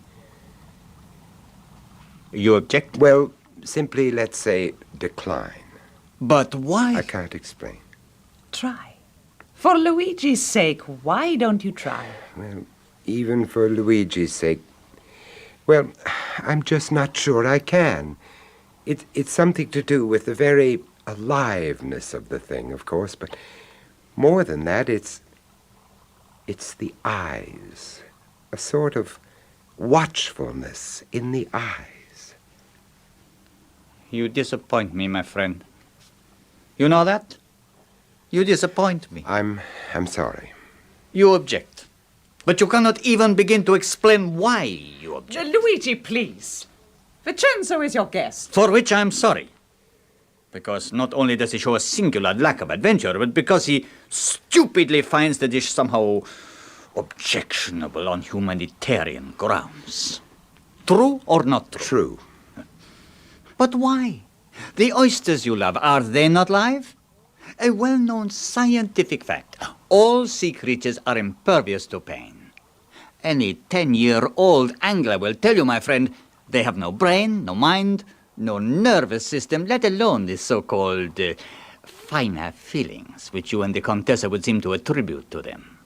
Apart from which, the pathetic specimen you see before you is itself possessed of those same cannibal instincts which you now accuse me of possessing. I accuse you of nothing, Luigi. Hourly sucking into the disgusting chasm of its stomach 1,000,000 tiny sea creatures. To first digest, and then spew out the remains which are neither palatable or necessary to its uniquely selfish existence. Except that you have overlooked one thing, Luigi. Huh? We have no way of knowing. In spite of the sworn word of any 10-year-old angler, we have no way of really knowing whether the creature we see squirming in front of us is capable of feeling or not. Knowing, my dear Contessa, what is there to know? Everything. Anything. Simply because, perhaps, it chooses to reveal nothing. We shall never know. Not unless it were possible for one of us to take its place. At this very moment. To be on the receiving end. Permit me to produce the evidence. With a single deft, circular movement of his knife, Luigi removed one of those enormous eyes. The creature attempted vaguely to scale the deep sides of the dish, but at last, realizing there could be no escape, floundered back, stonily regarding Luigi with its one remaining eye. The mucus from its socket mingled now with the rich Madeira of the sauce that had replaced its natural element. Luigi regarded it dispassionately, then flicked the eye on the heavy silver of his embossed plate.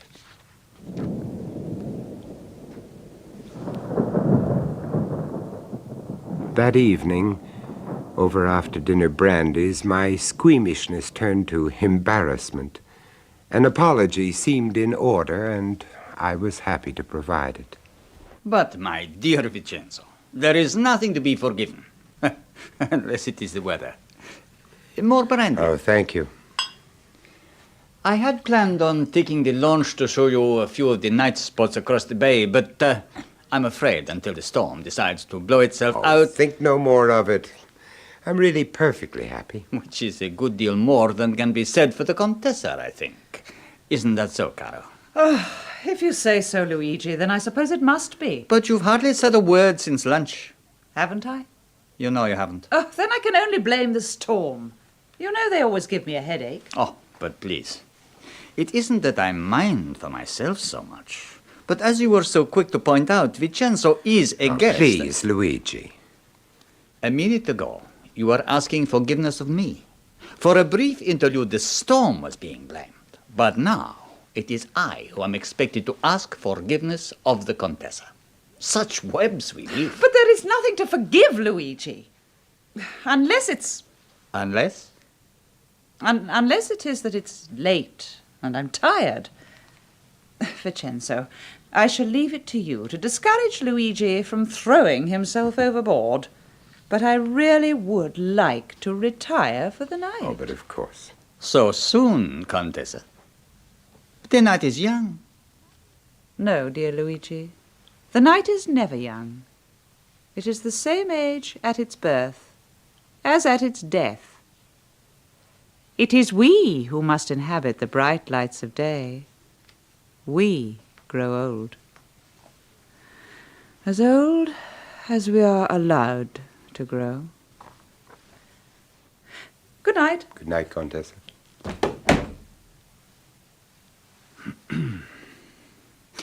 A cigar, perhaps? Oh, I'm sorry, Luigi. I wasn't... Now you're doing it again, my friend. Apologizing for one thing and overreacting for another. Am I? Yes, you are overreacting to my Contessa. But then you have been all day. Well, then I certainly didn't intend to. But found it impossible not to. Well, it is late, Luigi. You see, my friend, the effect she has on us is infectious. Not only the personification of a mood of her own, but the creator of moods in others. Oh, please, I only meant it's been rather a long day. But if you'd rather... No, I insist. Whatever our mysterious lady claims to the contrary, tomorrow is another day. We shall welcome it together. Well, good night, Luigi. By the way, it's macabre of me, I know. But what did happen You want to know what happened to our one-eyed sea monster? Yes. Thrown overboard with the rest of the garbage?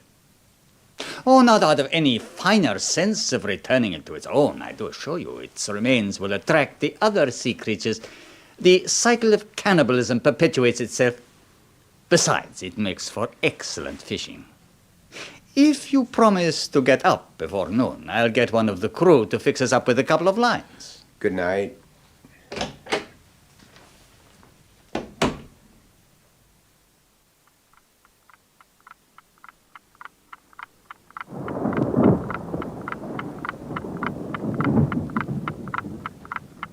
I lay in my cabin listening to the storm. It was strange how deeply Luigi's mood of the evening had disturbed me. The extrovert, arrogant Luigi. And then it had been a long day, so sleep now, gently, gratefully, into sleep. Sleep. Sleep.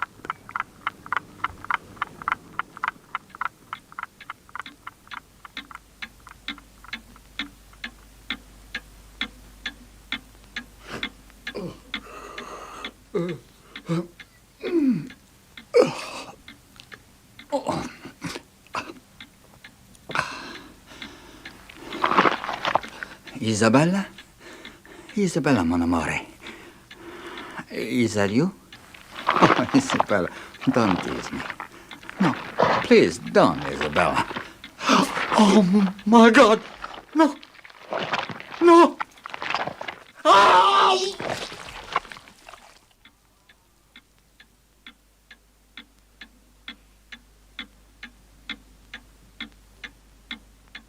It was the steward, Carlos, who found him. But having seen what he had seen, he would not again venture into the cabin. Straddled grotesquely across the bed, in a splatter of torn flesh and blood, was the thing that had been Luigi. There were the marks of giant tentacles about the doll's snapped head.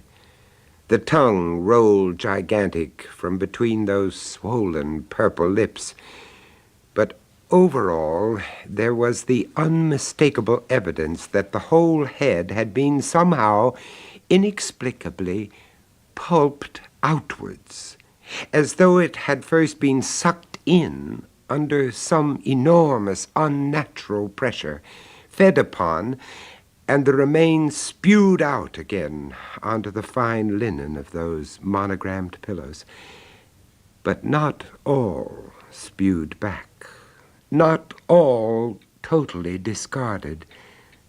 For when I could bring myself to look at the thing again, there was no mistaking the fact. Only one of Luigi's eyes stared back at me. The other socket lay seeping, empty. The Contessa was standing at my side. How do we know they have no feeling? How do we know they are not capable of understanding and of revolt? And if revolt, why not revenge?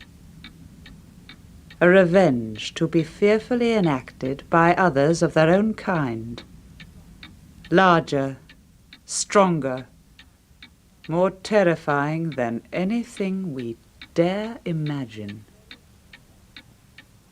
There is no evidence such monsters do exist.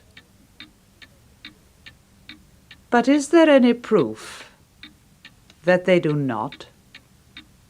I looked away from that single cyclops eye, and leading from what remained a trail of slime, much like the slime of some enormous slug, I followed its course.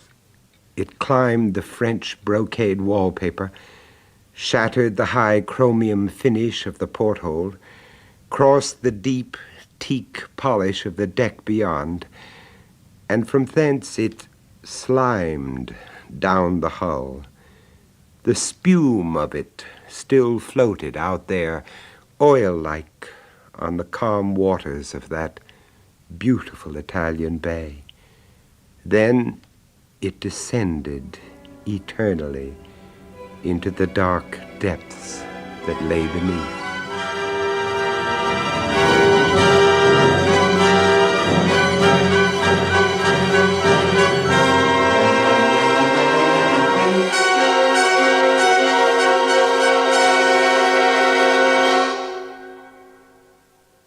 That was Vincent Price bringing you The Price of Fear, with Roger Snowdon, Anne Jemison, and Christopher Bidmead. An Eye for an Eye was first recounted and dramatized by William Ingram and produced by John Dias.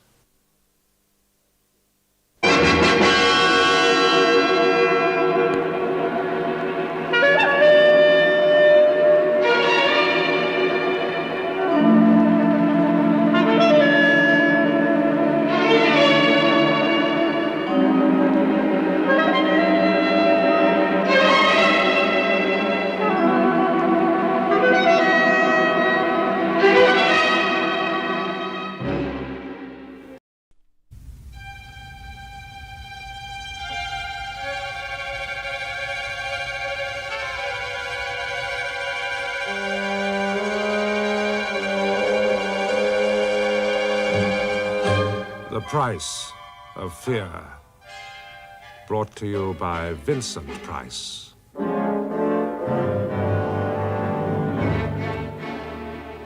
Yes, I remember Addlestrop, the name, because one afternoon of heat, the express train drew up there unwontedly. Hello, welcome. That poem by Edward Thomas will, I feel sure, be familiar to some of you, but for myself, well, let's say it evokes a very particular occasion. A story so bizarre and so horrendous, I still find it difficult to decide whether it actually happened or not. I've called it Blind Man's Bluff. But to begin at the beginning, then. I was on my way to visit some friends in a remote part of the West Country. The train was certainly no express, but we were jogging along quite nicely through the lovely Cornish countryside when suddenly we braked and stopped.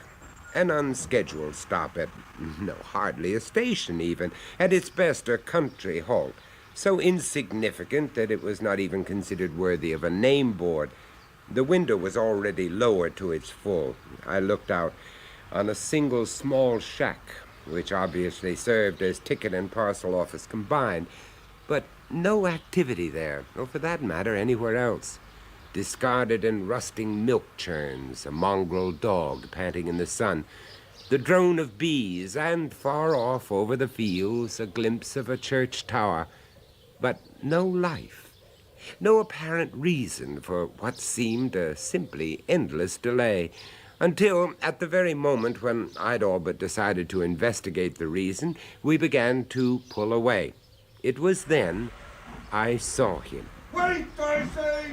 In the name of God, wait! A man rushing through the entrance along the platform towards the now fast-moving train, rushing so heedlessly that it seemed he actually intended to throw himself under the very wheels. Wait, Samuel, wait! Instinctively and probably against my better judgment, I opened the compartment door, called out, offered a hand, and finally managed to haul him aboard. But it wasn't until I'd subsided into my seat directly opposite my rescued companion that I realized how truly foolhardy we had both been. The man was blind, quite blind. I know you. Truly kind. To risk yourself like that. Truly kind. Oh, no. The least I could do. Anyone would have done the same. Oh, no, they wouldn't. You take it from me, they wouldn't. What? Not anyone, not most neither. Most would have stood and watched, and maybe even hoped for the worst. How about that, eh? The worst? Were you surely not suggesting... A misfoot in, a sudden topple or screeching of brakes, and then they'd all climbed out to see, my God, to fill their putrid eyeballs, by God, the thing under the wheels, by God. I know, you see. By God, how I know. His knuckles were white about the stick, gnarled white knuckles about the white, peeling paint of his blind man's stick. He wore a long, old-fashioned raincoat, reached quite down to his ankles. In spite of the stifling heat, he'd buttoned it up tight around his throat, and a black beret pulled down almost to his eyebrows. But most of all, the spectacles, so deep and black, they seemed like the sockets of the dead, fathomless, with only the reflection of my own curiosity staring back at me, my own reflection, and the sudden and uncomfortable conviction that I was being watched, and assessed, inexorably assessed. Oh, don't think I don't know why they wish it. I know fine why, all right. I beg your pardon, I do. Misfortune, calamity. It gives them this feeling of power, do you see? It gives them the feeling of being one up all the time, of being superior all the time. Oh, but surely the majority of us must be allowed some feeling of compassion. Compassion, he says. Oh, dear. Well, I certainly never intended to suggest that we're all alike. And foolish to presume. Still, you did offer a helping hand, at risk of life and limb, I'll grant you that. But smoke then if you must. Why? Well, you're damn well going to light up, aren't you? How did you know that I wanted a cigarette? Perception. There's a toffee-nosed word for you, innit? But bang on target, all right. Yeah. Get done with it, then. Oh, thanks. Perception. It's the gift God gives us specials, you see, to make up for the things He's taken away. God, or the devil, or whatever. Will you smoke too? No. There's no good looking put out. Never could abide the damn thing. Well, look, if you'd rather I didn't... I didn't say that, did I? Suggested it in the first place, didn't I? Yeah. But kind of you to ask. Kind of you to offer. Perception. No sight. None. Never have done. Oh, I am sorry. But smell, touch. Read your mind like a book and no mistake. So don't ever get round to thinking different. No, I'm sorry for that. Not wanting to say that, just by way of protecting myself, you see. Sure. Hard times don't help, of course. But most on account of him. Of him? Boy, Con be name, Con be nature, eh? Never told him to his face, of course. It would have been the end of me to tell it to his face. The blind man's knuckles tightened about the handle of his stick again. But a sudden tautness about the shoulders, too, a feeling of violence, so suppressed, so pent. I hesitated to ask the next question, but there was no need. Again, he anticipated me. Read you like a book. But I told you that once already, and I... Yes, you Con. Don't think about him anymore. Not a thing to be thought about, you see. Your friend, then? No friend. Never a friend. Oh, time passing and all, begins to wonder if he wasn't sent. A means, maybe, a means of getting me own back. Revenge? People, the world, the way it was decided for me. Happy once, before Con. Mother, home, just a small farm worker's cottage, only home I'd ever known. Familiar to me, you see. Familiar as the back of this hand. Important, that, knowing it's every corner, every stair. The way every stick of furniture was arranged, and her never changing anything around. give you a feeling of security I couldn't have found nowhere else. She gave me that. My mother gave me that. I can see what it must have meant to you. You can see. She paid for it, mind. Worked up at the big house, not the mansion exactly, but the way she described it as yours makes no difference. Hard work, bad pay, long hours. Again, ruddy power of the strong or the weak in it. But at least the stinking pittance they allowed kept the thatch over our heads. A sacrifice I was glad to make. I never did get over her death. Bad enough sitting by the side of the bed and watching somebody die. But when all you got to go by is the feel, the pulse, the listening to their breathing. Hard, that. Oh. Well, what did you do after? First off, seemed no answer.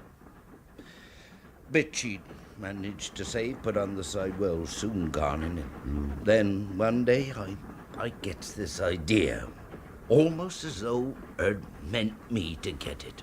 Not a damn sound and it seemed at the time. Oh? Well, there's this still their old room standing empty in there. Oh, yes, a lodger, you mean? And why not, I think. Still plenty of harvest labour being taken on up at the estate, all crying out for a place to lay their heads. And me with no barn loft neither. A fair share of home comforts besides. So I puts this card stuck up in the post office window tonight, and I waits. I waits. But not for too long. Convoy sort of that.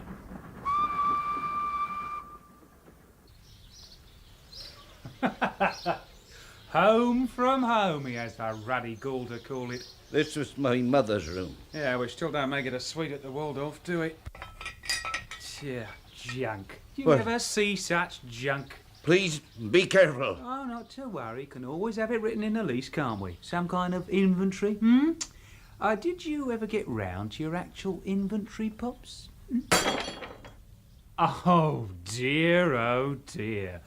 Oh, well, there's one little item we won't have to be worrying our heads about. Please, In the name of God, let's have this window open. The whole ruddy place stinks of mothballs. Oh. You could make some changes. The room would be yours, so you've been entitled to make some changes. Yeah, there'll be some changes, all right. Have you think the rent too high? We could discuss. Look, the asking price can wait. But there would be changes, yes. Changes, all right. I see.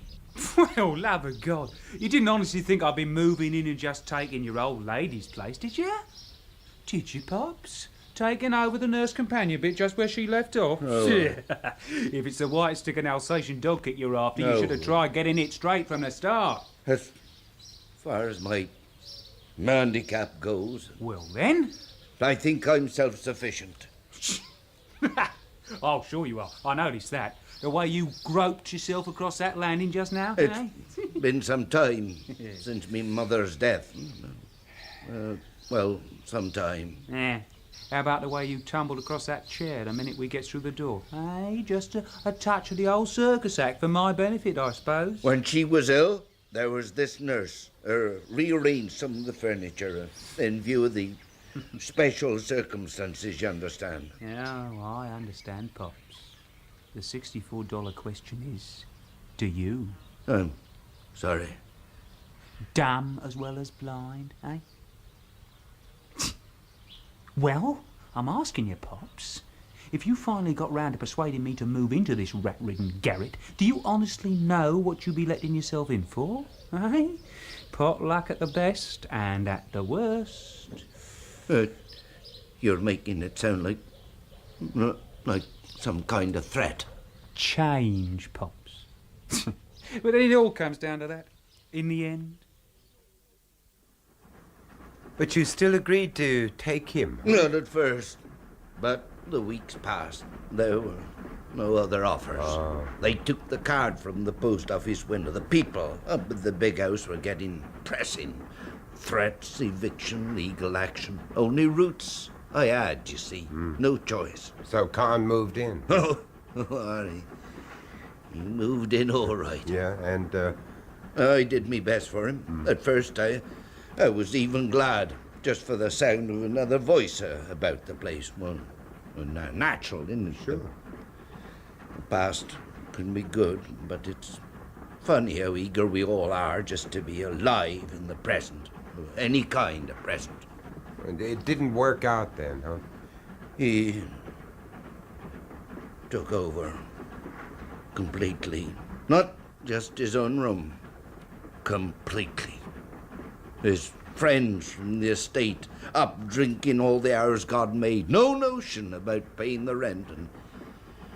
And then, early one morning... Yeah? My mother's things. Clothes, photographs, the bric-a-brac of a lifetime, really.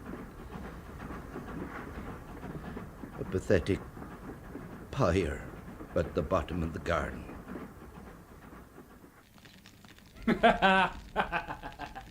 You ruddy what? Stink pops. That's all you got going here. Well then, oh, blind as a rotten mole maybe, but can't you smell the stench of her, eh? Enough to drive the starlings off the trees, innit? Innit though, eh? Stink and pus and a maggot-ridden old biddy's garbage. That's all we've got here. You no right, Con. No right? Whose bleeding nostrils have they been getting up every hour of the day and night, eh? Got space to expand, you see, Pops. That's what Con needs. I'm never going to get it with this ragbag of mildew cluttering up the place now, was he? You could have asked. Oh, go on. So it's asking terms we're after now, is it? Yes, sir, no, sir. 3 bags full, sir, now, is it? If you just asked first, I could have moved them, couldn't I? Somewhere out of your way. So look at it this way, my dear old Molly. Convoy's saving you all that extra trouble, isn't he, eh?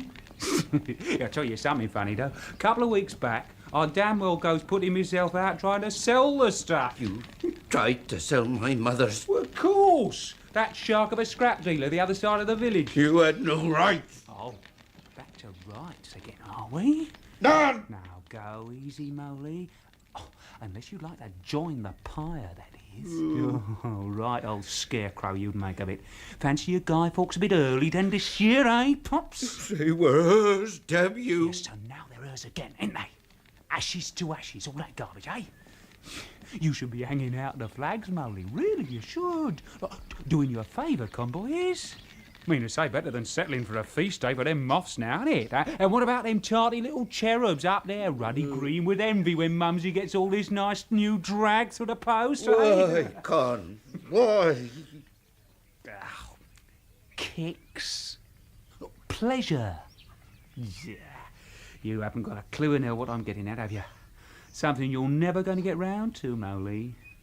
Oh, like tonight, for instance, me and my mates regular old booze up my place, Pops, round about 8. Make yourself a bit scarcish, you will do that, won't you, Molly, with Con doing the asking? Always depend on blind old Molly when it's Con doing the asking? Oh, the fire's nearly out, nothing left to save. Oh, you could always try spitting into the wind.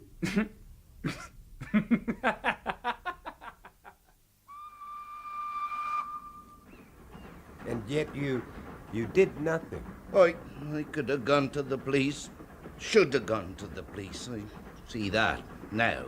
But when you independent on the strength and decisions of others for a whole lifetime, there comes a time when you need so desperately to feel the power of self-assertion, the ability to act.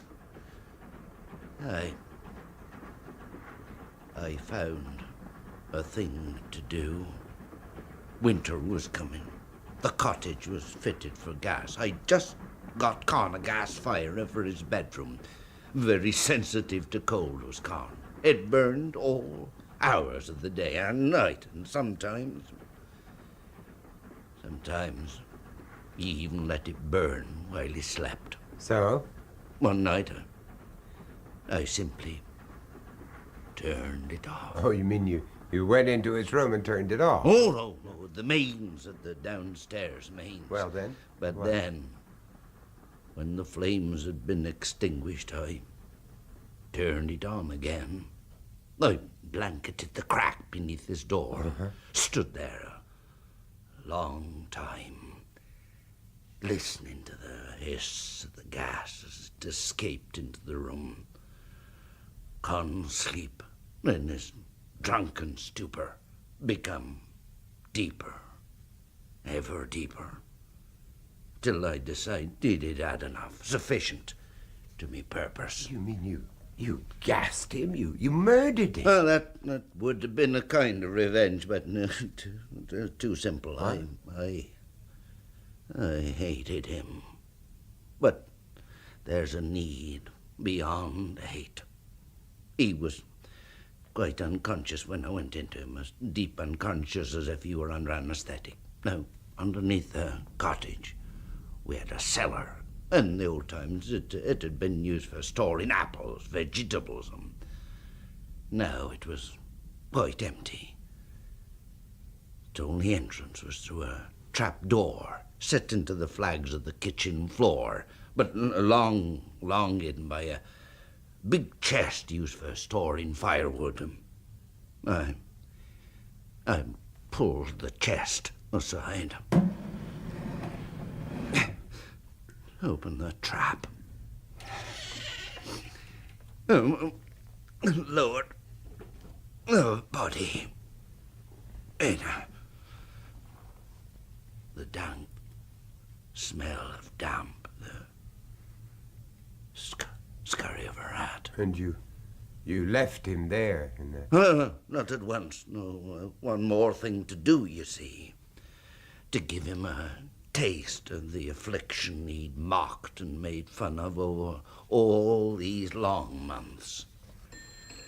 I returned to me mother's neat front parlour. Her work basket was always on a small window table just where I'd left it. A long steel bodkin, the stout thread just right. I returned to the cellar, and there,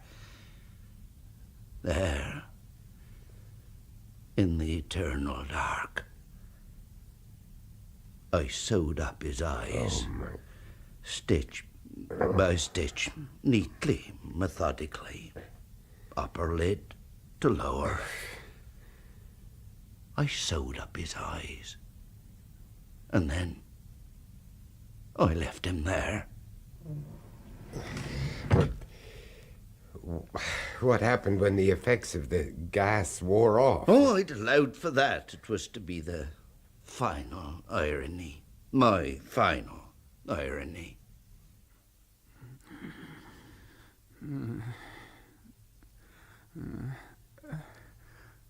Where am I? It's not my room. Light, damn you!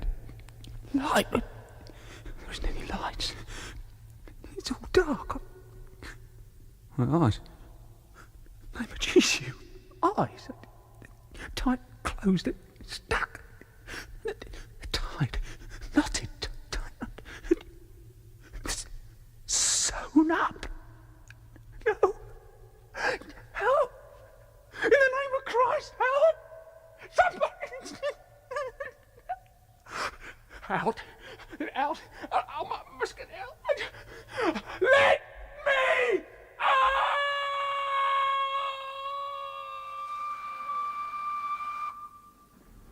My final irony, my final triumph. In the deep, dank dark, he'd search for the door. He'd search, unseeing, screaming with the searing pain of his sewed-up eyes, groping, panicking round the damp, lichen-covered walls, searching, ever searching for the door that would let him out.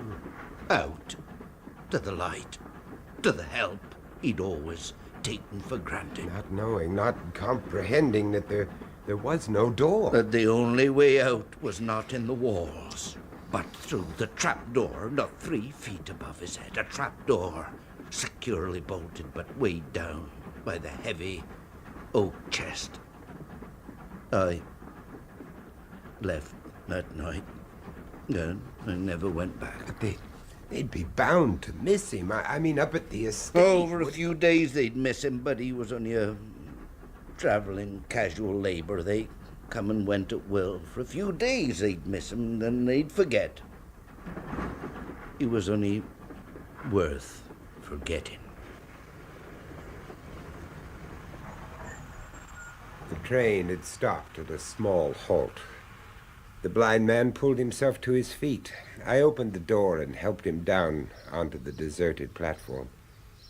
For a single brief moment he seemed to study me, and then he raised the opaque blackness of his glasses, and there seemed to be a smile. In the milk-white, clouded eyes, the ghost of a smile. Then he turned and pulled that dirty raincoat even closer about him and tapped his way towards the exit. The tap-tap of his stick mingling with the birdsong. We pulled away into that green, bright world of trees and fields beyond.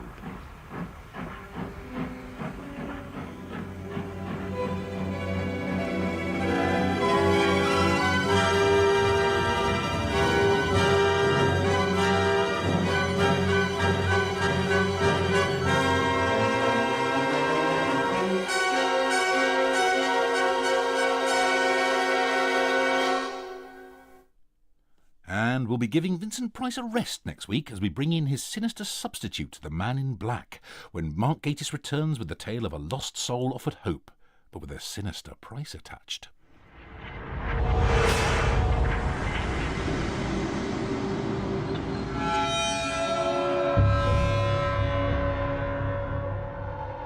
Well, there we are. Time to switch off the dimension for another evening, I'm afraid. I'm off for a short dimensional break, but my fellow Dimensioneer, the delightful and fragrant Toby Haydock, will be along next week with a story from Grimm's Fairy Tales in The Master Thief. And not only that, he'll be bringing you Edgar Allan Poe's nightmarish tale of a man trapped in a dungeon, The Pit and the Pendulum. So, until I pass this way again, this is Dan Mersch bidding you farewell for now. See you soon.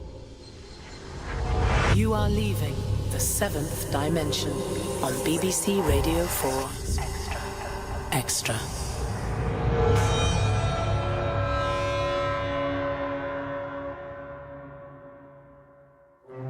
The Second World War was fought not just between entire nations, but entire economies. Victory was determined not just by what happened on the battlefield, but by how well countries could mobilise their industry, how they marshalled their resources, and how they fed or didn't their populations. 12 millions will come out of income tax by the addition of threepence in the pound to the existing 4 and 6pence. And the tax on tea will be increased by twopence a pound, which will give me another 3.5 millions. The rearmament that came was rearmament in depth. Defence spending in 1932, before rearmament, had been around 2.8% of national income or GDP, higher than today as a share of the economy. By 1939, it was more than 4%, a substantial increase. Planners focused not just on having enough planes, tanks and rifles to fight the initial battles, but on the capacity and capability to sustain a long-term effort. As David Edgerton of King's College London explains. The extent of building of new armaments factories in Britain in the 1930s was just extraordinary. One example, Chorley in Lancashire, a massive filling factory. Acres and acres of isolated buildings surrounded by bunkers for the filling of shells. Construction starts in 1935. Aero engine factories around Coventry and Birmingham.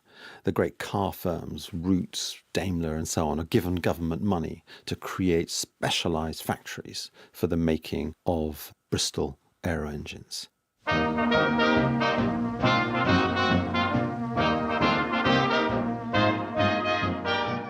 But Britain's greatest strength wasn't its industrial capacity.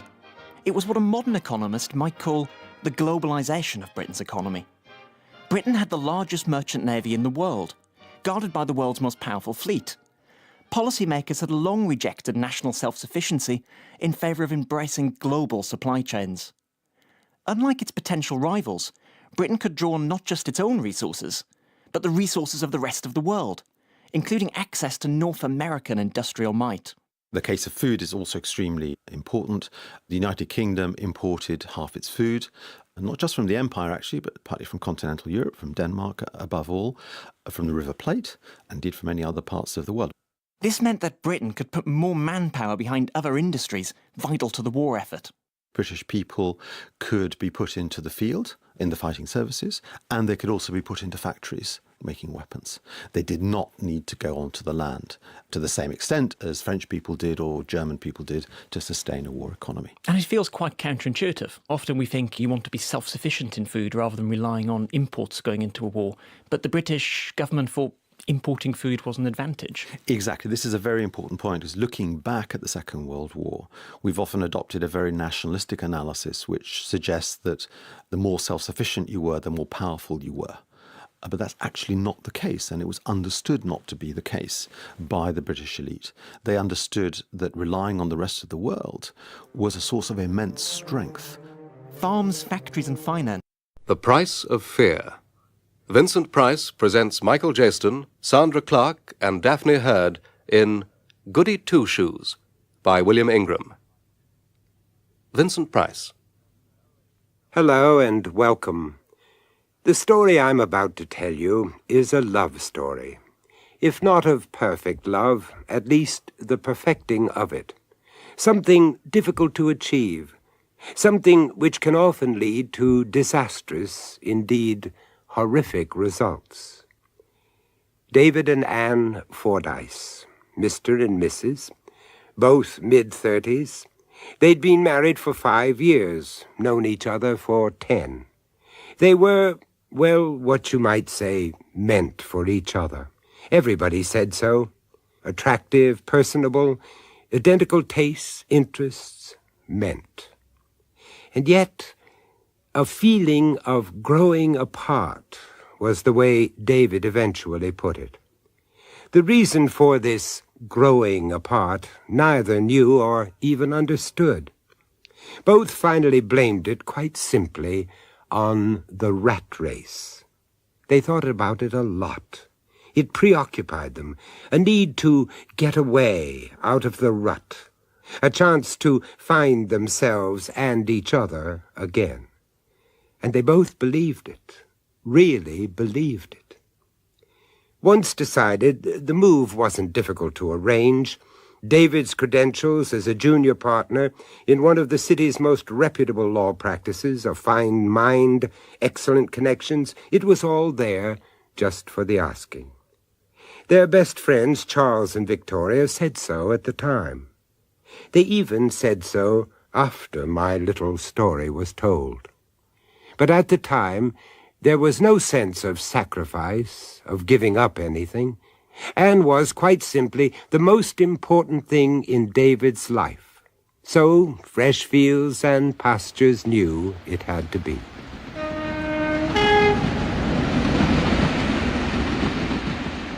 The city chambers lost him to a small country practice. Their stylish Georgian terrace house in London to a temporary flat above the office in that distant market town in deepest Devonshire. And it was from there, every weekend, they'd drive deeper, ever deeper, into the surrounding countryside, in search of, well, at the time they'd both have found it impossible to put a name to that. It was late evening when we got that first glimpse of Tithe Cottage. Just a glimpse at first. Briefly, between the hedges and high elms. Only the roof, really. Torn thatch. No smoke rising from the lopsided old chimney. It was neglected, but strangely beckoning. Darling, hold on. Have a heart. You need a flamethrower to get rid of these brambles. Oh, it gets better once you find the path. It certainly couldn't get worse. What? Whoever it belongs to, he's certainly no gardening enthusiast. Oh, Do stop moaning, darling. Oh, damn. What? I've got myself all caught up in these brambles. Now who's moaning? Well, give me a hand, then. You do realise we're trespassing. Whatever happened to your spirit of adventure? I left it at the gate. Oh, come on, then. Come on.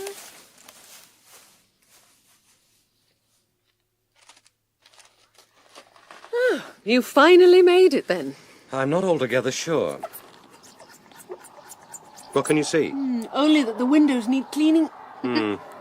Obviously hasn't been lived in for ages. And ages.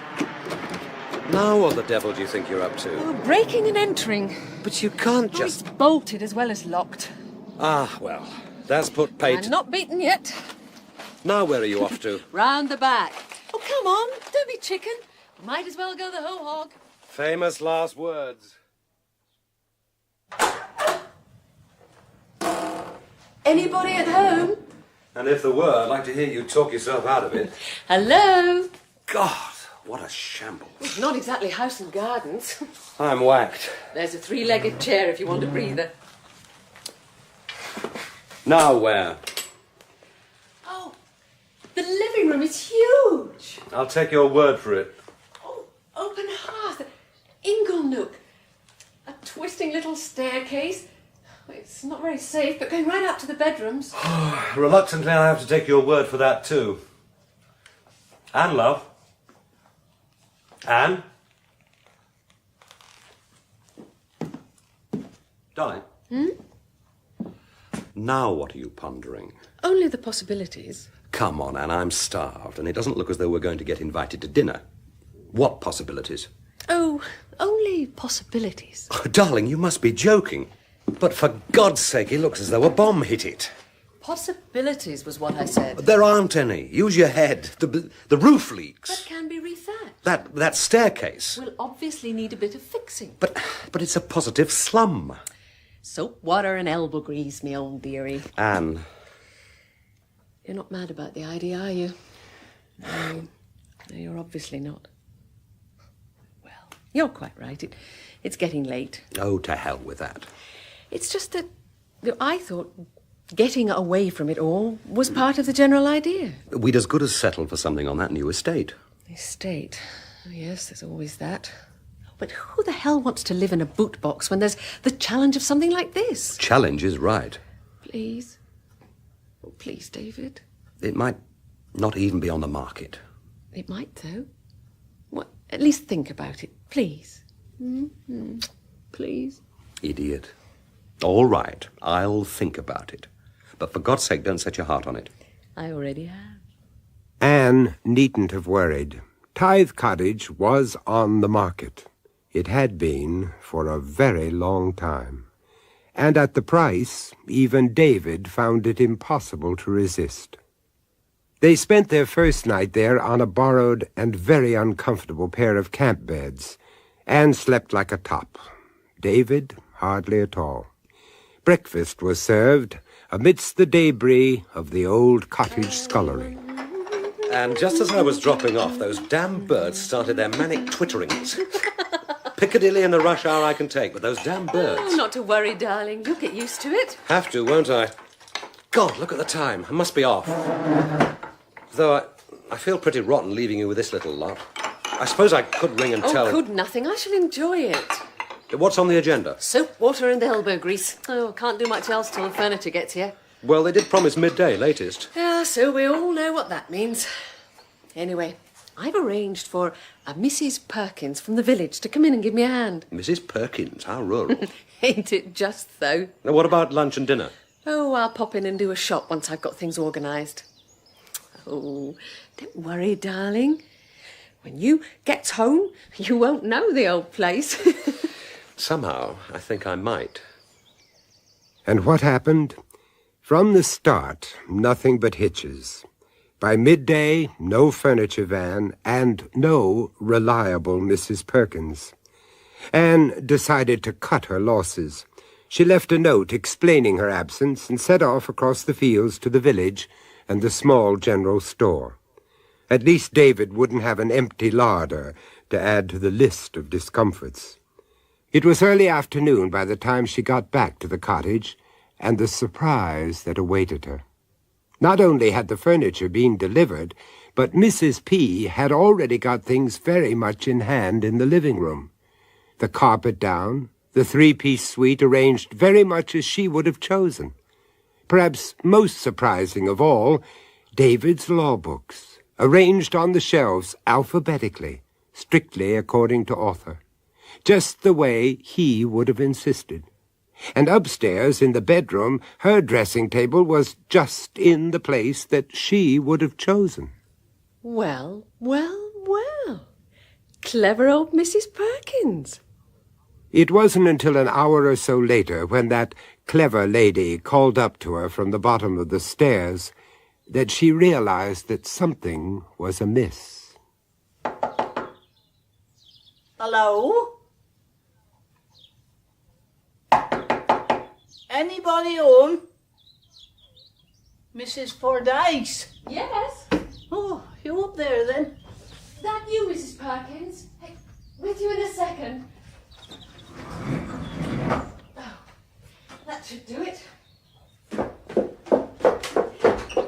Hello, Mrs. Perkins. Talk about the morass of centuries, hmm? That's how you're right, Mum. Oh, you find it getting chilly? Just give me a hand to pull this tea chest in a bit, and we can slam the door on it. Oh, there. Oh, that's better. That's a lovely old clock there, Mum. Yes, my husband will have to rebalance it. Come on through to the living room. Would you like some tea? No, thank you, Mum. It's no trouble. I haven't mastered that stove, but we scrounged up a Primus, so... No, really, thank you, Mum. Oh, well, later then. Is something the matter, Mrs. Perkins? I just come to say how sorry I am, I have. Sorry? Well, Jack, that's my husband. He says no need. No need to go apologising for something that's not really of your making, he says. No right to go making arrangements about coming here to help out and all without talking the matter over with me first, he says. But like I says, far as that poor woman's concerned, all water under the bridge. None of it her doing. Well, her not to know, I says. Least I can do is to get up there now and say how sorry I am, Mum, for not being able to get here at all, Mum. Not able to get here at all? Mrs. Perkins, you did say... Summon up, then. Up? No, it's just that I had to go into the village for a few things, and I left you a note, but if you've just got here, you won't know about the note. No, Mum. Anyway, it all took rather longer than I expected. Down in the village, I mean. But when I got back, most of the furniture neatly stacked in the front garden, and this room arranged, just as you see it now. I just took it for granted it was your doing, you see, that you'd made a start, and, well, for some reason had to pop out again. Oh, my dear Mrs. Perkins? My dear Lord. Oh, look, are you all right? Here, sit down for a minute. There should be some brandy. No, I'm all right in a minute, Mum. So, started already, has she? She? I might have known. Should have expected it in view of what's gone afore. But it being such a long time now since the last couple move out. Always townies. 1 foot inside the door and it's love at first sight. But no sooner settled than moving on again. And all is of a sudden, like. Didn't they give a reason? Us locals never got that close. None of our business, was it? So what call us to ask the whys and wherefores? Just a moment ago you said, started again, has she? Did I, Mum? She. You did say she. Two shoes. I'm sorry? Goody two shoes. You can smile. Just a name for her, good as any other. Nursery rhyme name. No telling for why they first give it to her. But when I were a little maid, I used to listen to the old ones talking in the village and telling the tale, and smile. Just smile. Tell me about her, Mrs. Perkins. Well, the right to know. The right to know. Well, abandoned On her wedding day at the church, according to hearsay. Oh, nothing so much thought in these days, but in Goody's time. Well, even now, possible to imagine the snidings and the whys and wherefores on every tongue. This cottage is all ready and prepared, seemingly, so 'tis here she comes, and stays, and never ventures, swearing never to be seen again by another living soul. Out by night and in by day was what they reckoned, but not even the night poachers and the like ever caught a glimpse of her from wedding day on. Long dead when they finally notices no smoke from her chimney. Nettles as high as her rooftop. Long, long dead. So no face to be put to her, even in death. But seems grave all arranged and paid for. Even something in her own hand wrote for her stone. Accept the gifts I offer. Accept them, come what may. But see but once their giver, and live to rue the day. How did you know that, Mum? I don't know. But you've never even seen the grave, have you? No, I haven't. Mrs. Perkins. Oh, I'm sorry, Mum. I must leave you now. Oh, but please. No, must. Mrs. Perkins, please. Must, I tell you, must. And as Anne turned back into the passageway, something different. The tea chest had gone. It now stood on the landing at the top of the stairs. The bedding it had contained was already neatly stacked in what she'd only just decided should be her linen cupboard. Even before she'd opened the door, she knew it would be there. Sheets, blankets, all freshly laundered and aired, and from them the just-remembered fragrance of lavender, dried and secured in sachets of old-fashioned cambric, tied with the palest of pink ribbons. It didn't really worry her. She'd already decided not to tell any of it to David. And then, several weeks later... Happy? Need you ask? It's just as... Well? As I always imagined it might be. More, much more. Didn't I always tell you? The place had possibilities. I just hope you're not overdoing things, that's all. I've loved every minute of it. Wait, it's almost as though... Well? As though we owed it something. Which is why we came here. Meant. And now it's loving us back in return. Idiot. Dear idiot. I'll just take these coffee things through. Is the woman from the village still coming in to give you a hand? No, not anymore, darling. Oh? Well, her husband was taken ill. Quite suddenly. She says she can't manage it anymore. When did she drop that on you? Oh, just recently. How recently? A week or so back. Then you'll have to look around for somebody else. No, we don't need anybody else. But... We don't! Do you hear me? We don't, darling.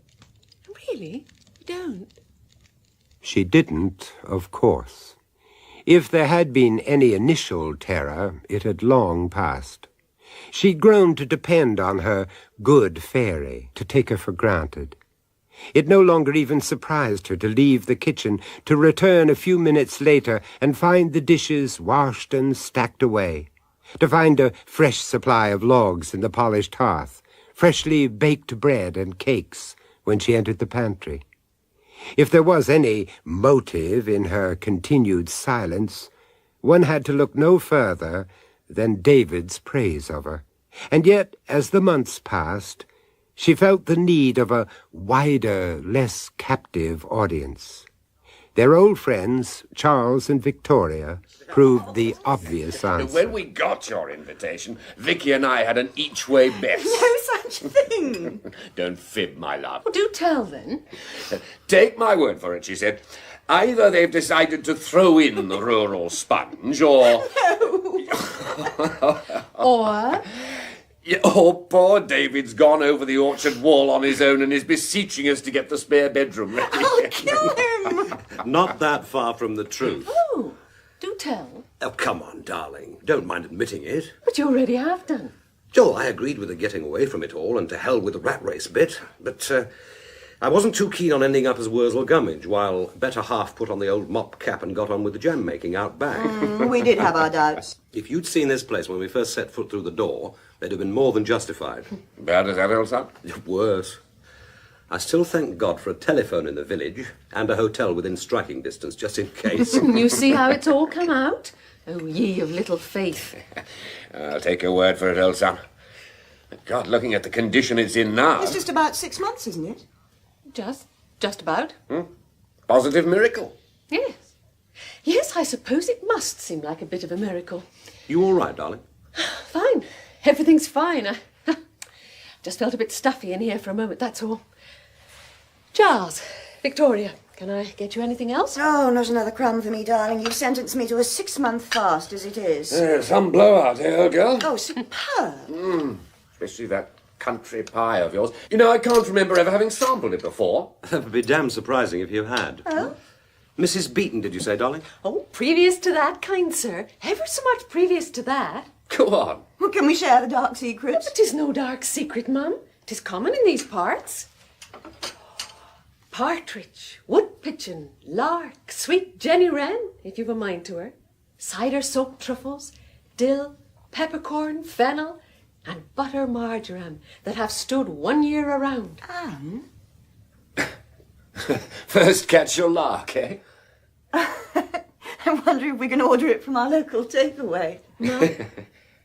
Anne came across an old recipe book when she was clearing out the attic. Receipt, my sweet dear. Receipt. God knows how long it had lurked there. Handwritten. Oh, fascinating. Crabbed like you'd never believe. Crabbed, you say? Well, it seemed easy enough for you. Anyway, before you could say Mrs. Beaton's grandmother, we've resurrected the old herb garden, flirted with the local gamekeeper, and I've been playing your 18th century guinea pig ever since. You're not finding a fault, my sweet dear. Oh, far from it. Shall I give you a hand with those? You stay out of there. You hear me? You hear well what I'm a-telling you. 'Tis my place, mind, no others. No damn cause for her to go a-meddling in. You hear me? Anne. Darling. Your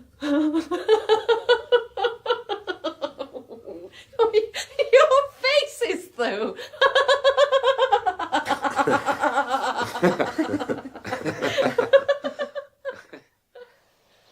It happened several months later.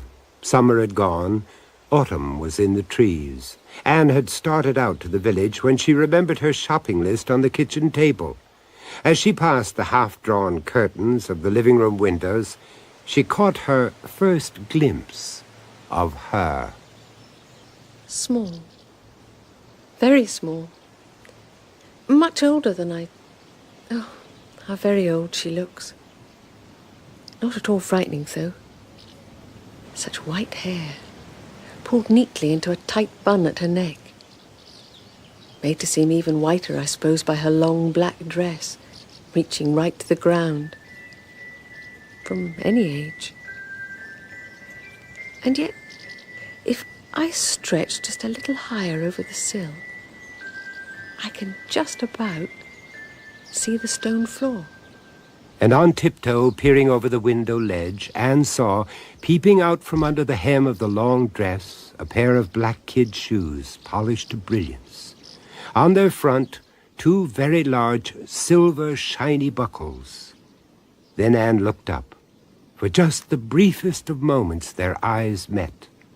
Then the old lady was gone. Accept the gifts I offer. Accept them, come what may, but see but once their giver, and live to rue the day. For God's sake, darling, haven't you made a move yet? Here. Oh, thanks. Have to be a beaker, I'm afraid. Come to that, about the only clean crock in the house. What?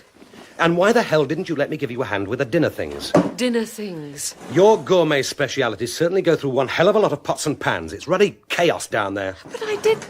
What? No, nothing. They won't take me long. Well, it's all up to you, I'm afraid. Overslept as it is. But the way things are going lately, it'd be a damn sight better if we cleared the decks before we turned in. On top of which, that damn cat must have knocked the sugar bowl over. It's all over the ruddy place. The fire won't catch because the sticks are damp and it rained in the night. So one of us seems to have left the living room window off the catch.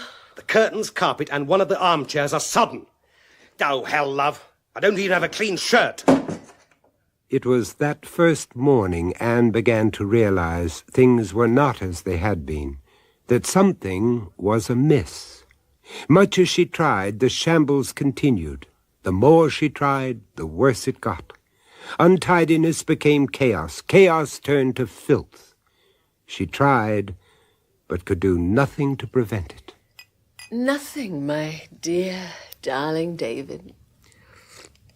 Nothing in the world. Simply too much. Out of my hands, you see? You see? But why, love? Why? The change. There must be some reason. Beyond reason, my old dearie. All right. Perhaps I shouldn't have depended on you so much. Taking things for granted. If that's why... If it's something that can be put right... Don't laugh at me, damn you! Give me that! Don't laugh!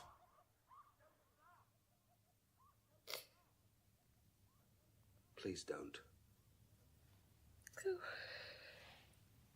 Poor dear David. Oh, poor David. It's all my doing. I should have told you before. Confided in you. But you've suddenly grown so proud of me. Too proud, you see? I've grown to depend on it. She must have realized that. Counted on that. What she'd had in store right from that very first day. Right from the very first moment we walked through those doors. All those long years before. Just waiting for us. Who, my love? Her. But I don't understand. No. No, you could never understand. Too late to understand. Oh, hold me closer. Oh, please hold me. I saw her, you see. Just that once. But I should never have done that. It was the briefest glimpse. But I should never have caught her. She hated me for that. That evening, even as David walked up the path, he sensed a change in the place.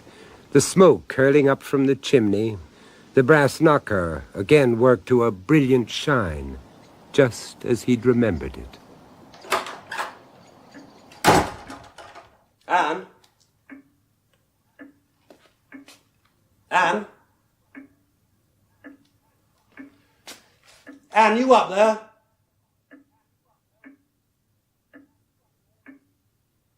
It was in the kitchen he found her, dear Anne. She was wearing her favorite dress. She was smiling at him, so tender and sweet a smile, as she swung gently back and forth from the heavy oak beam.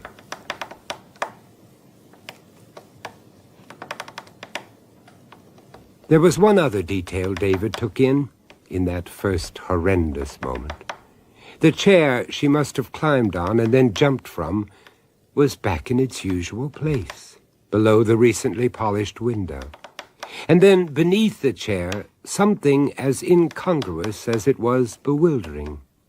A pair of shoes, of the old-fashioned kind. Much too small for Anne, tiny, low-heeled, kid leather, polished to brilliance. And in the front, two heavy silver shiny buckles. and reflecting in their shine the swinging corpse.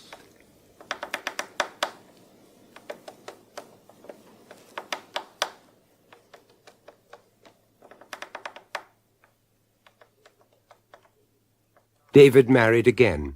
Charles and Victoria considered it a very unlikely choice.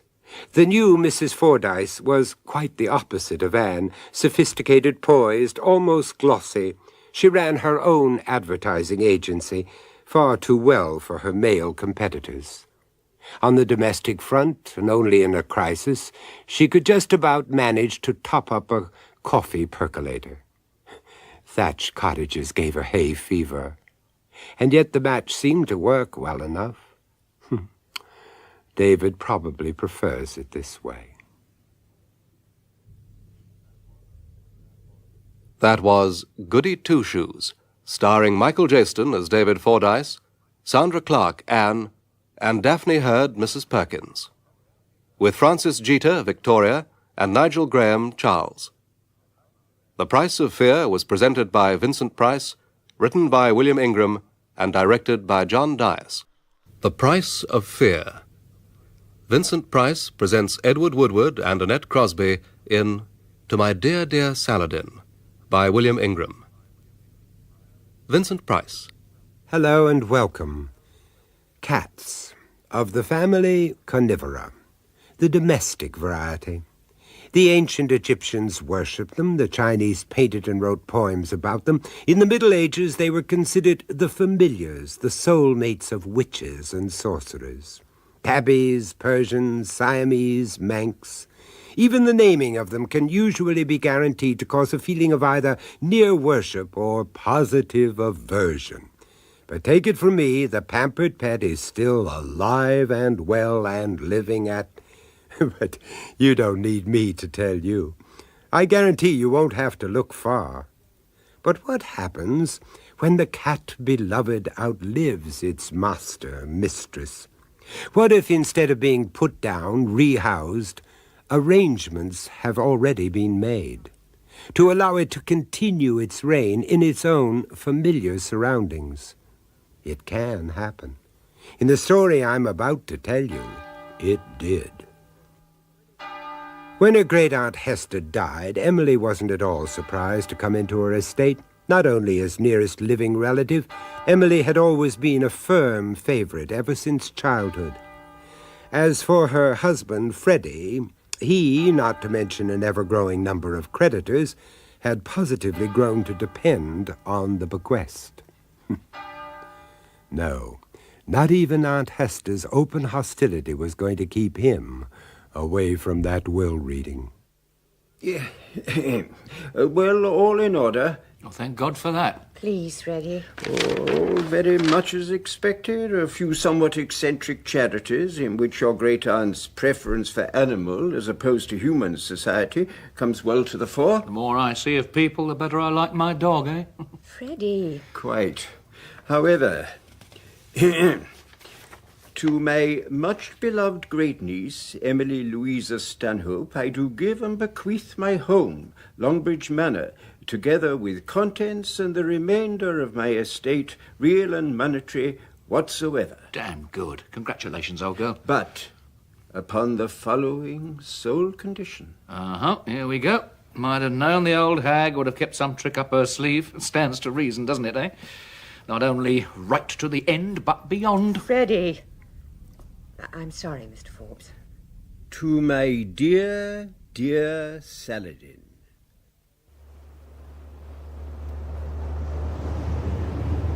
I wish you wouldn't keep going on about it, dear. All right, all right.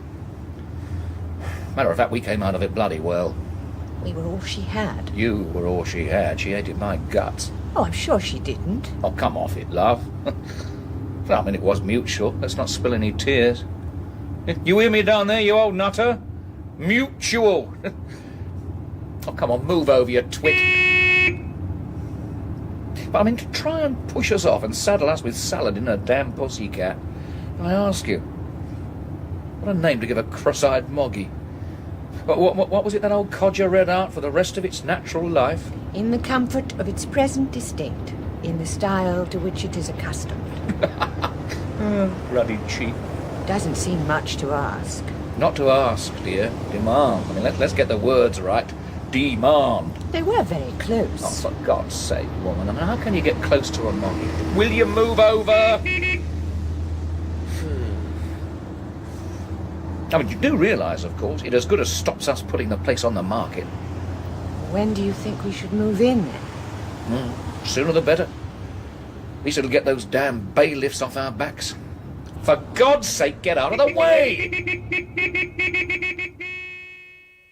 Emily and Freddie made their move.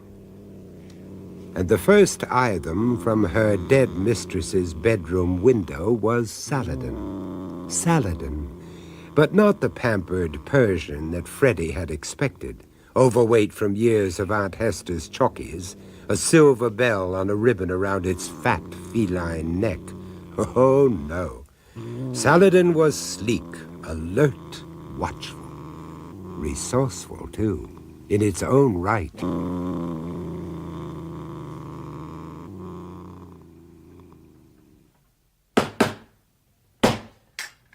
Freddie? Freddie! Yeah? Coffee. Oh, well, great. Put it down anyway, there's a love. Right. Oh, that should do it. Oh, is it sugared? What? Oh, yes. Oh, it's good. Oh, that's nice. Would you believe it? 12 tea chests of junk. We haven't even started on the downstairs yet.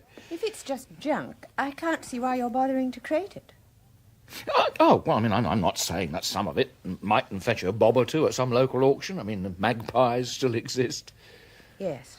Oh, come on, don't go all hearts and flowers on me, love. If you don't like the idea of it earning a few bob, I can always build a really great bonfire, No.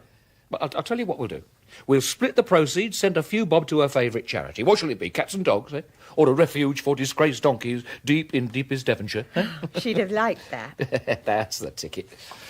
Well, I mean, we can't spend the rest of our naturals as a couple of unpaid curators, can we now? No, we can't. Of course we can't. Well, can I do anything to help? Well, let me see. Well, you could make a start on that cupboard, if you've got the stomach for it. Oh, all right. Dear Aunt Hester.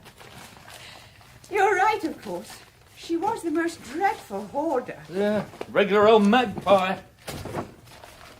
All intact. Things I'd long forgotten about. Like coming face to face with the whole of one's childhood again. Well, I did warn you. You might not have the stomach for it. No, I'm all right. Really, I am. Well, would you believe? There's a little lady I never thought I'd see again. Well, now what?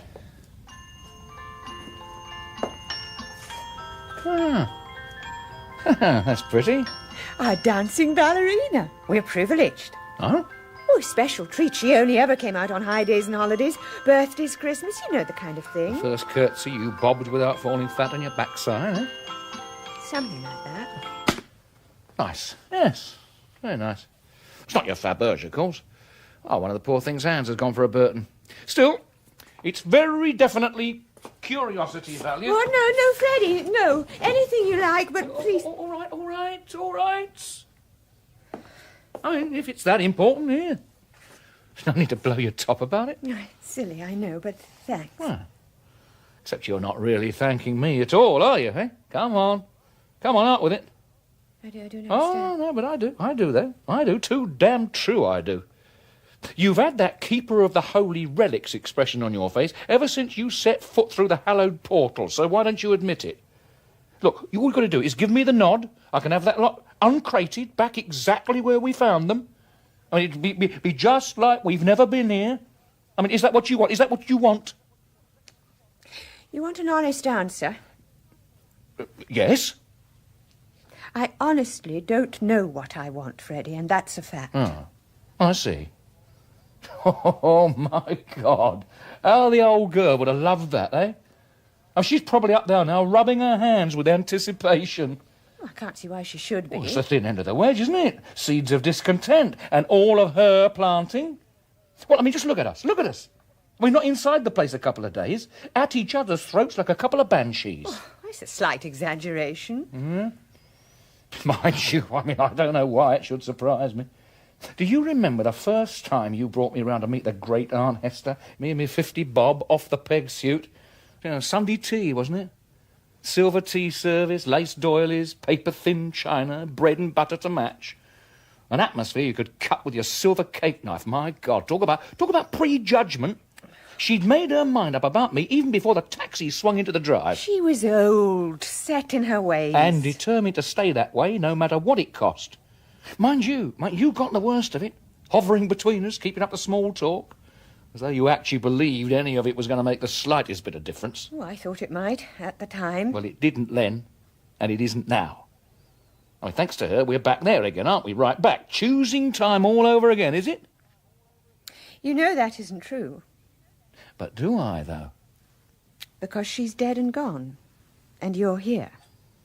I don't really have any choice, do I, Freddie? No, you poor old thing, I'm afraid you do not. Come on, because if we'll never get through, right? What next, then? Well, can you hold these steps for me? Okay. Okay? Right, there we go. A portrait? Oh, no, I mean, it's all right. I mean, just somewhere less conspicuous, you know. Well, come on, it is to be our damn bedroom now, you know. I honestly don't think that either of us could stand Aunt Hester staring down at us every time we made for the matrimonial couch, eh? I don't suppose we could. No. All right, you got it? Yes, up you go. Oh. Oh, Dad, look, pass me the screwdriver, will you? No. Here. Thank you. Right, this should do it. Oh, come on. What the hell was that? Saladin. That bloody cat. I thought I said that cat was never to come... No, not in the room. On the lawn. Quite still. Just looking up. As though... How strange. The minute you touched that portrait. Saladin's fall from grace and ultimate exile did not happen overnight. As with all of Freddie's maneuverings, a certain subtlety, not to mention a fine sense of cruelty, seemed to be the order of the day.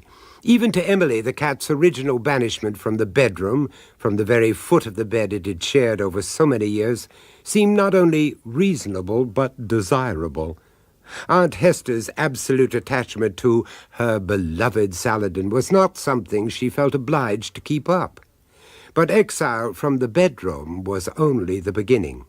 Soon the whole of the upper floor was declared out of bounds. The reception rooms came next. Drawing room, dining room, library. Even its favorite conservatory, all denied. As for Saladin, the fall from grace seemed incomprehensible. Its world was coming to an end. Emily. Emily! Your coffee's getting cold. Yes, all right. Well, for God's sake, you've been standing at that window for ages. What the hell are you looking at? Poor old Saladin. He's been sitting there, waiting to be let in ever since I first drew the curtains. Yeah, well, poor old Saladin can just go on waiting. Freddie, could I just... No, for the umpteenth time, no. A cat in the kitchen, it is just not damned hygienic. Well, I suppose it just got used to it. Well, then it can get unused to it. But... No buts. Besides... You seen the state that thing's let itself get into? It's not altogether his fault. Oh? And who else's fault is it, I should like to know? Eh? It was. Yeah, well, come on, let's be having it then. It was one of the conditions, Freddie, for our being here at all. The only one, really. Oh, I see, we're back to that again, are we? On my estate. That's what the old battle axe dictated. Well, then. Not in the bedroom, not in the kitchen, not even in that box you managed to smuggle into the old wash house. On the estate, and that's all it said. Right? Freddie, please. The grounds are all part of the estate, my love. A bush to sleep under, regular diet of field mice. If it hasn't altogether lost the skill, he'll survive. Anyway, even if it doesn't... No, Freddie. No, I know. No, it doesn't bear thinking about, does it? But even if it doesn't survive, well, Auntie Hester is up there already, remember? All ready to welcome her poor little precious to her eternal cat's cradle in the sky. Get on with your coffee. Saladin's inevitable and seemingly final departure occurred some 2 weeks later. Optimistically, Emily continued to leave her tidbits outside the kitchen door, but they remained untouched. Freddie secretly congratulated himself that the dratted animal had got the message.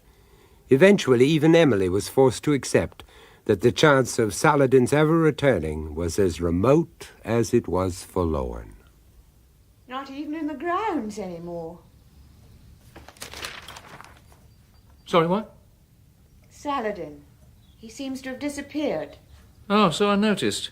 Typical, isn't it? Such base ingratitude, eh? What do you mean?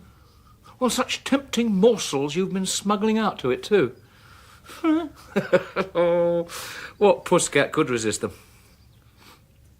Freddie, there's scraps I've been putting out. You wouldn't deliberately... Doctor them with something nasty from the woodshed, drop of arsenic in its steak tartare, spot of paraquat in its poisson au gratin, eh? Perish the thought. Oh, come on now, really? I mean it, perish the thought. You do promise me? I don't have to, do I?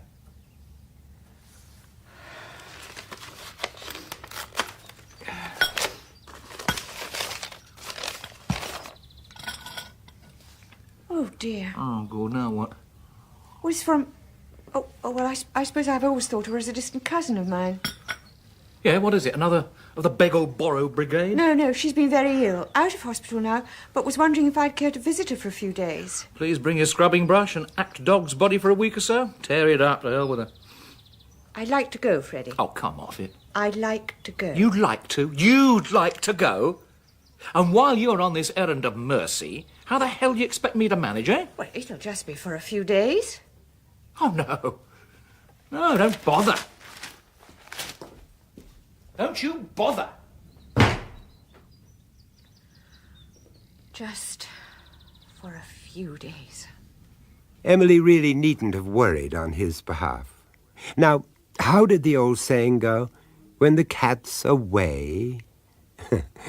And he'd laughed openly and loud at the aptness of his choice. 2007, 2008, 9, £3,000 as per agreement. Well, plus a percentage of anything over the odds in due course. Oh, yeah. In due course, Freddie. In due course. Just jogging the memory, old man. Yeah. They were pleased with that first consignment. Oh, prime, Freddie. Prime. Well, they should be, old mate. Nothing of the best for dear Aunt Hester. Been in the family for generations, don't you know? She's probably got the crown jewels and the Ark of the Covenant stashed away in one of those damned attics of hers. Huh? And all in good time, Smiley, mate, all in good time. Well, as much as you can let him have, was what the man said. Oh, well, I'm more than happy to drink to that, Smiley. Cheers. Well, come on, get it down, you then. Well, it's just that it is getting a bit on the late side. Oh, for God's sake, man. Yeah. You've had one eye on that damn front door ever since you set foot inside the thing. Whoa. Well, it was you I was thinking of, old mate. Me? Yeah, well, I mean, not that I've ever had the pleasure of meeting your better half, but... Oh, no, to hell with my better half. I'll tell you something, old son. Because I tell the trouble with my better half is that she's so top drawer she doesn't even realise when she's had the furniture cut out from under her. You know, when I met her, impoverished but genteel. Oh, yeah. You take it from me, they're the worst type. They can't afford what they think they're entitled to, and they won't put up with what they've got. I mean, God knows how she'd manage if she didn't have her off ready to set the pace. Oh, and you can certainly set the pace, my old mate. I tell you, old son, if it had not been for me, she'd have been Well, she'd have taken after her dear dead auntie. She'd have put down dust sheets, locked herself away up there in the attics, existed on a diet of baked beans on toast and cold cocoa. Yeah. Well, I ought to be making a move now, Freddie. You do no such thing. You will sit down. Just sit down. I mean, I invited you here, didn't I? You are my guest. I mean, if her bloody cousin is so important to her that she's got to drop everything and tear off the minute a damn summons drops on the doormat, so what does she expect me to do, eh? I mean, just sit here playing patience, twiddling me thumbs? Yeah, you got a point there, Freddie. Too right, I got a point. Oh, I mean, she would like that, Smiley. She'd like that. She'd like to think that I was here on my own, Leo, pining away in solitary, counting the hours to her blessed return. Yeah, my God, that's dead on cue. Have you noticed, ever since you've been here, that damn phone's never stopped ringing? Ring, ring. I couldn't help wondering. It's only her, mate. It is only her. It's a stop check, old mate, yeah. I mean, can't you just hear her telling that milksop cousin of hers, I'll just give the old scoundrel a ring and check what he's been up to, eh? Ring, damn you, go on, ring. The trick is, Smiley, is to keep them guessing. Yeah. Must get a bit wearing, though. Oh, too bloody true. If it weren't for the fact... Yeah? Well, I mean, it's not forever, is it? I mean, nothing goes on forever. Here, no, Freddie. No, not the way you're thinking, old man. I mean, nothing as crude, nothing brutal. It's just, she's got no staying power, do you see? First thing I noticed about her, along with her very definite worldly prospects, of course, the old auntie, she knew that too. Now, you see, I have got staying power. And the old lady, she recognised it, Emmy. I mean, that's what we had in common. Still, I mean, as a good book says, everything comes to him who waits, but the Lord helps them who helps themselves, eh? Yeah. Look, I've really got to go now, Freddie. Yeah, well, all right, old son. Knock the lights off as you leave, Smiley. Oh, matey. Oh, yeah. Freddie had no idea how long he'd slept. Minutes, hours, it was of no importance. For the present, he was content to lie there. When he finally took in his surroundings, it was to note that Smiley had obviously taken him at his word and found his own way out. A dim light from the hall slanted through the half-open door. It all seemed ordinary enough, and yet... But nothing he could put a name to. An awareness. Even in the first moments between sleeping and waking, an awareness of having been disturbed. Not by someone, something. Nothing is obvious. Nothing is positive. More like something within himself, part of a dream. And then he heard it. Far off, and yet omnipresent. Not to be denied. Who's there? You playing games with me, Smiley? Who the hell's there? It's a cellar. Oh, God. Coming from the cellar. Damn cellar. Who's there? Now, come on, who's down there?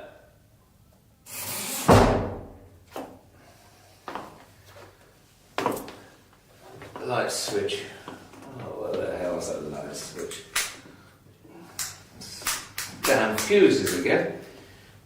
Candle. Start with the candle. Where's the matches? Some. That's better. Much better.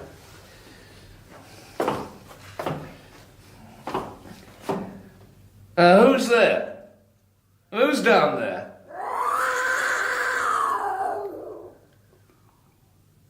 Saladin? Saladin?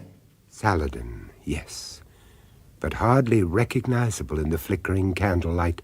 A shadow of a cat, scrawny, fur-matted, nothing of its former self. Only the eyes were the same, watchful, opaque, unflinching. and Freddie was held by those eyes until the cat leapt.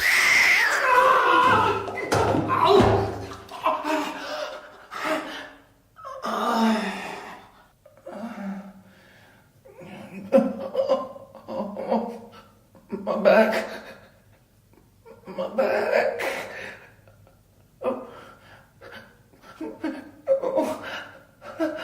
The dark, only the dark, until the moon chinks through the slats of the cellar grill. A pale moon, but slanting directly, almost magically, into the furthest corner of the cellar, onto the discarded portrait of Great-Aunt Hester, hardly recognizable now, the once haughty features distorted by worm, mildew, damp. And yet... Her eyes. Still there. Oh, God. Jesus. Those green eyes. They're just like... Freddie recognized them for what they were.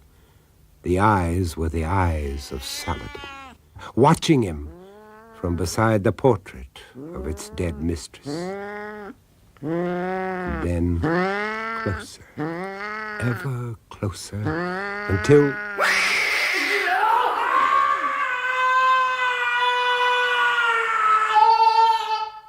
Months of deprivation had added hunger to the need for vengeance.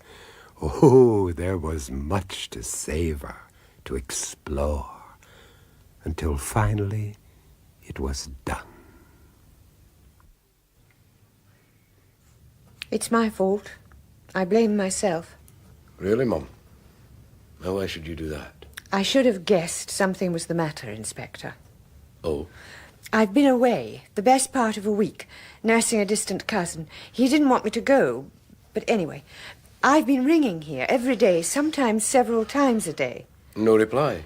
I even had them check the line. I should have realized then there must be something. I should have realized. Before you rang us, did you inquire at his place of work? He doesn't have any. Oh? Private means, then? You could say that. I see. Friends? I'm sorry? A particular friend? No. No one that could possibly concern you. You can be that positive? As anyone can be. This place, you see, it's mine. All of it's mine. Freddie enjoyed his comforts. There was too much to lose. It became an understanding between us, if nothing else. I see. Do you? And yet, not true. Understanding demands some kind of give and take, doesn't it? With Freddie, why, it always seemed to be one way. Not his fault, and I didn't mind. It was always that way, right from the start. In a perverse way, I suppose I must have got some masochistic pleasure out of it. Was always that way? I'm sorry? You said was always that way. Oh, did I? Yes, I did, didn't I? So I did. I'd better start by checking the house. But I already have done. Oh, just to be sure. Oh! And who have we here, eh? Oh, pussycat. Who's a pretty pussy then, eh? They did find him, of course, in time. It wasn't a pretty thing they found. They decided his broken back and long exposure had caused his death. They blamed what was left of the poor fellow on the rats. Then they sealed his coffin to save Emily any further distress. Strangely enough, Emily was over her sudden tragic bereavement even sooner than she'd thought possible. In the few brief moments she ever gave Freddie a thought, she found a strange solace in her great-aunt Hester's portrait, miraculously restored, hanging exactly where it had always hung. But even more particularly, she found comfort in her cat, in the gentle, oh so comforting purr of her sleek, fat cat, Saladin. Dear, dear Saladin.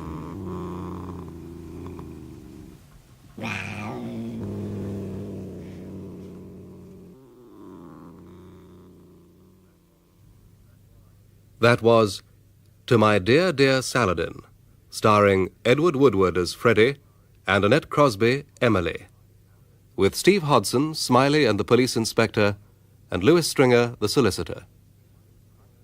The Price of Fear was presented by Vincent Price, written by William Ingram, and directed by John Dye. The Price of Fear. Vincent Price presents Maurice Denham and Liz Fraser in The Family Album by William Ingram. Vincent Price. Hello and welcome. Meet my friend Arthur, Arthur Goodby. Arthur is your ordinary, very ordinary man. The kind of man one simply passes in the street. The kind of man at a ticket barrier one squeezes past and perhaps ever so gently curses at. Such a man is Arthur Goodby. Only a few very intimates are even aware of his existence, and yet, in his home life, even this ordinary, very ordinary man has his hidden depths. Depths too deep to fathom. Well, to my man's liking, was it? First class. Hope you haven't robbed your Arthur, though. You let me worry about my Arthur. Well, say thank you nicely, then. I just did. Nicely was what I said. Oh, don't start, Rose. Should have known what I was letting myself in for right from the start. Oh, everything in the garden when you first moved in here. At your invitation. At Arthur's invitation. Poor, simple, good-natured Arthur, eh? Rose, meet my good friend Harry, one of the very best, but presently without a roof over his head, and with that spare room of ours just collecting cobwebs. Well, I was very grateful to Arthur. I bet you were. But I wonder how grateful Arthur would be if it ever got out that that spare room wasn't the only thing that took his young friend's fancy. What? He may seem simple, but I shouldn't count on his good nature running to that extent. You wouldn't dare. Who said anything about daring? Not a word from these lips, I should hope. Not a single little word. Rose, he could walk through that door any minute. Oh, not a chance. Oh, for God's sake. Friday night, isn't it? So? So, always an hour later of a Friday. His usual little stop-off at his Mr. Martin's. Oh, I was forgetting. Creature of habit, my Arthur. Thank God for creatures of habit. Oh. Mr. Martin? Oh, are you there? Anyone at home? Coming. Just coming. Ah, there you are, my good friend. Yeah, I hope it's not inconvenient. No. I had just about given you up, though. Oh, the rush hour, I'm afraid, even worse than usual. You're a lucky man not to know it firsthand. Oh, I am. I know I am. Just me and my shop and as many beautiful reminders of the past as I can afford to lay my hands on. And I know which particular beauty brought you visiting. You spotted it in the window, eh? Yes, but the reserve tag is... Reserved for you, my good friend. Who else? Ah. Who else? After so many inquiries, so long a wait, who else but my good friend Mr. Goodby shall have first refusal? Well, that's very kind. Let me show you. A large country house sale this very morning. And though I say so myself, as fine a family album as you've ever likely to see. Well, a beauty, eh? Ah, beautiful. You feel the weight. There. Ah, yes. Real gilt lettering on the hand-tooled leather. Family album. Craftsmanship, eh? You see the solid brass clasp? Yeah. That's to keep out the nosy body intruders. Oh, may I look inside? For you, I think I can make the exception. Oh, the family album of William James Willoughby. And so it's only fitting his photograph should have pride of place. Yes, how proud he looks. Fine figure of a man, yeah. Dressed for the hunt, you understand? Shotgun, crooked in his arm. Yeah, like he'd put a bullet into anybody that dared to venture further. Oh. And then just empty pages. Yeah, it seems those nosy body intruders got their way after all. As you say. Well, what do you think? Well, it's... what can I say? Just what you'd set your heart on for so long. Oh, certainly that. So, yours for a knockdown price. Oh, well, that's very good of you. I'll tell you what. You take it with you now and work out what you think it's worth, and then drop the money in next time you're passing. Well, if you're sure. No trust between old friends, no trust at all. Besides, high time to put the shutters up, and your lovely wife at home waiting your return. Dinner waiting to be served, slippers by the hearth. If you'll allow an old bachelor the liberty of saying so, a man to be envied. Oh, yes, Mr. Martin. I suppose most people would consider me a very lucky man.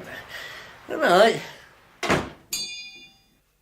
Yeah, well, I think it's very nice, Arthur. Something, well, a bit different. Know what I mean? Leave it, Harry, for God's sake. Makes enough of an idiot of himself without you trying to put him in the right. Sorry? Talk about a load of rubbish. Well, I just took a fancy to it. I bet you did. No wonder old Martin keeps that junk shop of his open every Friday night till God knows what hour. Bet his face lights up every time he hears your train pull in. Hears his till making happy noises every time his shop bell tings. I never quite considered it in that light, dear. Considered?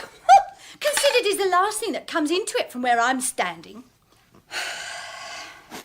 So, what did he diddle you out of this time? Can we count on bread and Marge, or have you gone and put a second mortgage over our head? Well, it wasn't finally decided. Don't like the sound of that, for starters. No, a gentleman's agreement, so to speak. Isn't that nice? What I eventually decided it was worth was what I think he had in mind. I bet he did. Pass us your plate. I suppose I could always take it back. You can do what you ruddy like, Sonny Jim. Either that or it's down that shed with the rest of the rubbish. One thing's for sure, you're not catching me giving it house room. I see. It is a lovely bit of craftsmanship, Rose. And the last thing I need is you ganging up on me. I was just remarking... Then don't. Morbid is what I call it. Family album. But minus the family, it would seem. Well, I had thought, we could always start taking some of our own. Oh, no. Not watch the birdie time again. Do you know, Harry, last time he tried that caper, he spent a fortune on snaps that either didn't turn out or looked as if they'd been taken down the wrong end of a telescope. Morbid is what I calls it. My final word on the matter. Well, if you've quite finished, I'll make a start with the washing up. I'll give you a hand. As you like. No, not yet. No? I've got something to tell you. Not 2 surprises in one night. You know Harry's got a weak heart. He'll never stand it. Go on then, Arthur. Well, I've got me a... Well, that's to say, I've got us a car. A car? I don't believe it. I honestly don't. A car, Arthur, but... Well, nothing special. Not new, but not that old, neither. Oh, yeah? Yeah, just a little runabout. But you can't even drive, Arthur. Drive? The old fool's as blind as a bat. Have us up the nearest tree before we got as far as the corner. Harry can, though. Me? Well, you want me to go along with you? Well, yes, Harry, of course. Did you think different? Now, trips, you see, trips. We'd all enjoy that, wouldn't we? Just the 3 of us, a regular family outing, eh? Ah, yes. I'm sure we'd all enjoy that.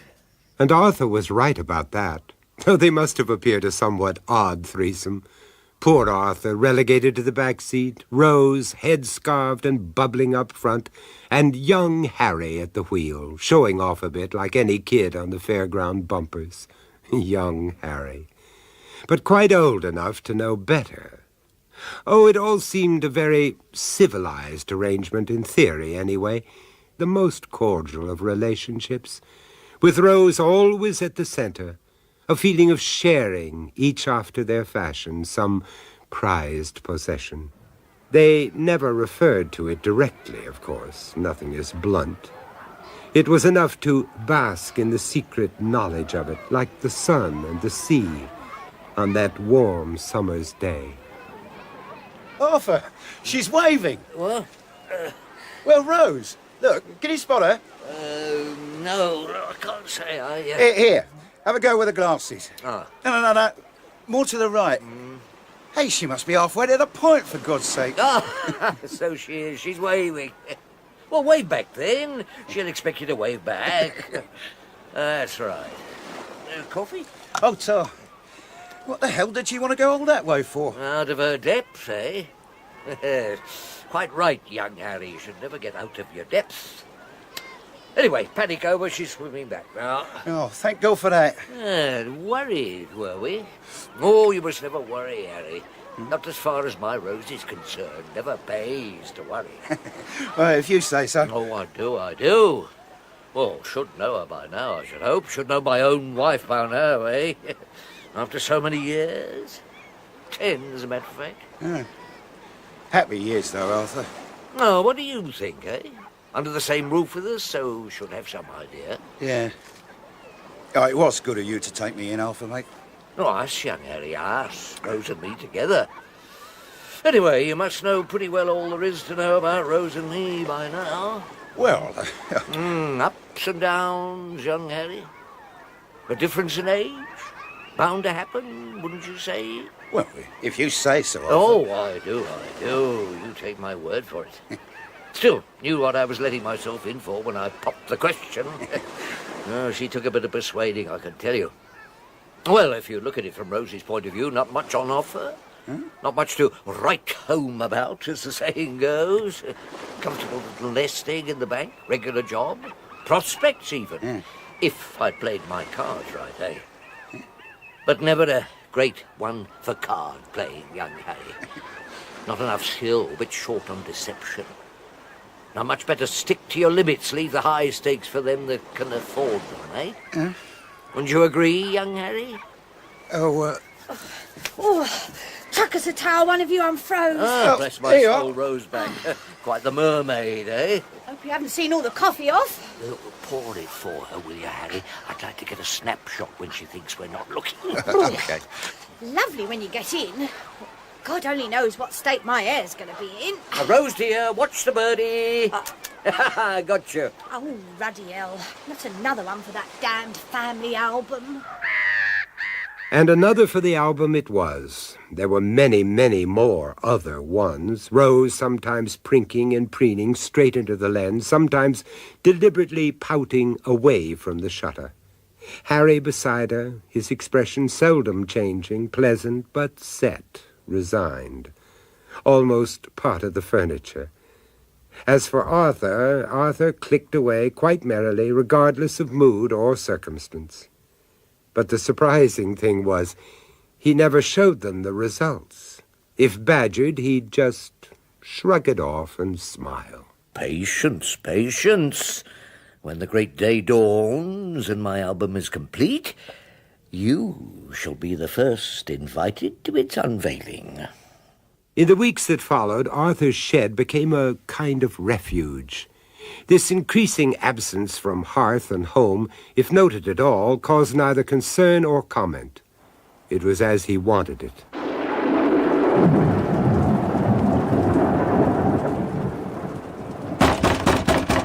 Arthur! Arthur, you in there? Let us in there, there's a pal. I'm getting soaked to the skin out here. Arthur? Is Rose with you? Oh, no, she's up at the house, raising hell about our supper's getting cold. Arthur? Oh, just a minute. I'll let you in.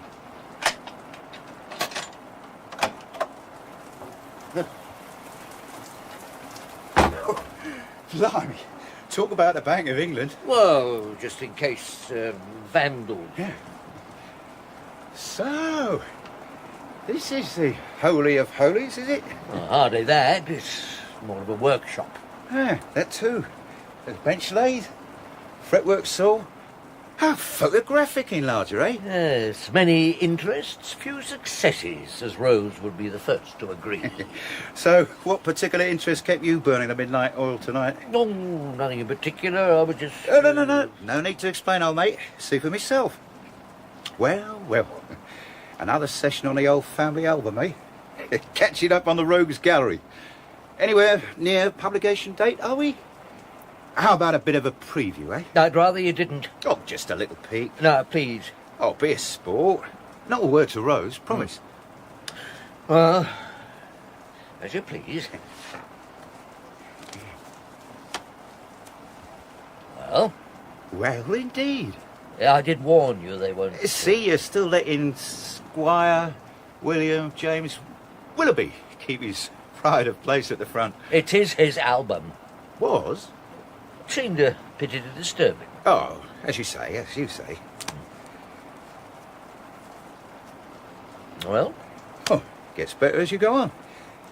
But, well, got to admit, made a bit of a botch of these early ones, Arthur, mate. Double exposure. No? Well, something to do with the printing. If I were you... I developed them myself. Could explain it. No offence.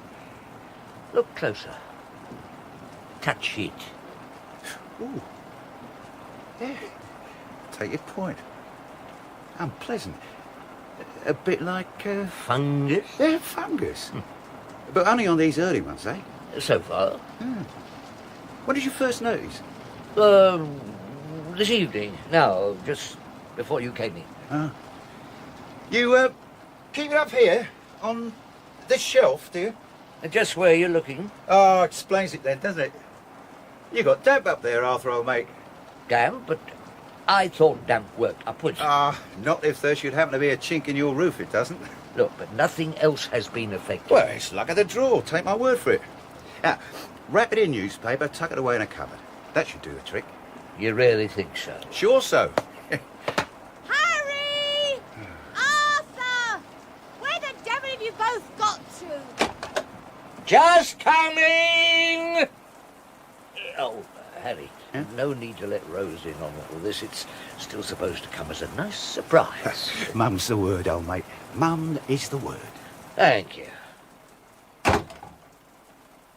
The last little outing they ever took was a visit to a bird sanctuary. As a matter of fact, it was Arthur's idea, though it seemed an obvious choice. Besides, the seclusion of the place was bound to have its advantages. Daffy old Arthur could plod off with his government surplus binoculars to spy on his feathered friends, leaving her with Harry and more personal intimacies. It preoccupied them. In fact, it wasn't until early evening they began to think something might be up. Well, Your Honour, we called and called for him, but no joy. Joy? Results, Your Honour. This is a coroner's inquiry, Mr. Blake, not a court of law. Your Honour? Sir will suffice. Oh, yes, sir. So, then what did you do? Well, we thought Arthur, Mr. Goodby, might be playing a lark on us at first. A lark? Well, just at first. And then we went looking, didn't we? Though God knows, heaven knows, what chance we thought we had. I mean, all that undergrowth, reeds, not to mention the lake. You could find no trace, then? No, sir. No sight, no sound out of the ordinary? Nothing at all. Except for... For what? Gunshots. One right after the other. A double-barrel shotgun. Are you sure of that? Not sure. Far from it. It's just the way it sounded. But as Rose, Mrs. Goodby said, not very likely. Oh? Well, it's not the kind of thing you'd expect to hear in a bird sanctuary, is it? Not the kind of thing at all. Yes, please continue. Nothing else. By then it was nearly dark. There's nothing more we could do on our own. So we got to the nearest telephone and called the police. You may return to your seat. Your Honour. Sir. Therefore, having given due and careful consideration to the evidence concerning the sudden, unexplained disappearance of the said Arthur William Goodby, and in view of the fact that no remains have ever been recovered, or evidence to suggest intent or willful act of malice, I shall herewith return an open verdict, but not totally dismissing the inherent possibility of death by misadventure. This coroner's court is adjourned. Poor, tragic Rose. But, dear listener, I'm sure you can well imagine the scene. Dear Arthur, though. The most wonderful of husbands in the whole wide world. Yes, Rose. I really loved him, Harry, you know that. Nothing I wouldn't have done for my Arthur, you know that. Of course, Rose. He'll have left me the lot, of course, you'll see. Sit back in comfort for the rest of my natural. Nothing but the very best for my Rose. Number of times I've heard him say that. And now that he's gone, stands to reason. Well, great expectations time, eh, Harry, love? Great expectations. But the mutual expectations proved short-lived. Rose was right about copping the lot, of course, but she certainly hadn't bargained on a recent hefty mortgage Arthur had saddled her with.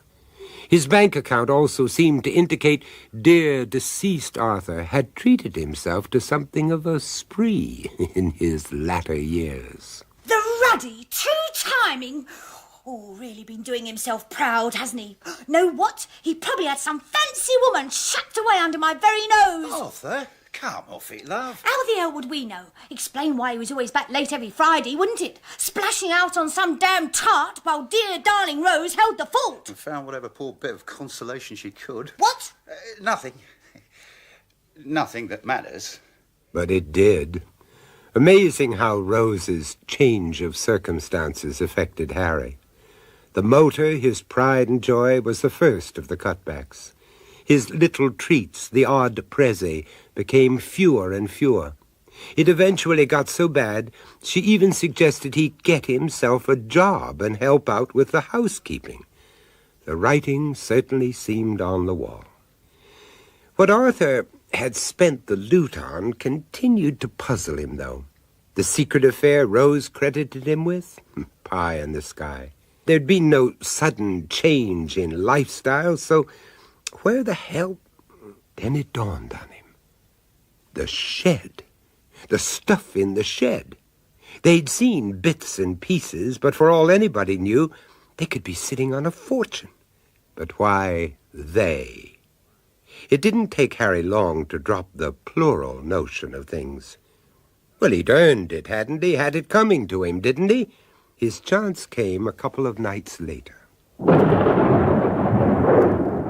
The night of the storm. Such a storm. There'd been nothing like it since the night he'd barged in on Arthur in the garden shed. It was the memory of that night that took Harry to the living room window now. And as he peered through into the night, he saw it. A light on, down there, in the shed, slanting through the dirty panes onto the lawn. And even at this distance, Harry could see the door was ajar, almost invitingly ajar. It could be he'd underestimated Rose. Perhaps she had come to the same conclusion as he had, was down there now, taking stock, making plans, about to leave him high and dry.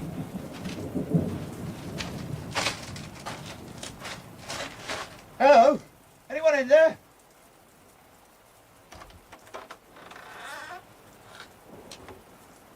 Rose? You back? Rose?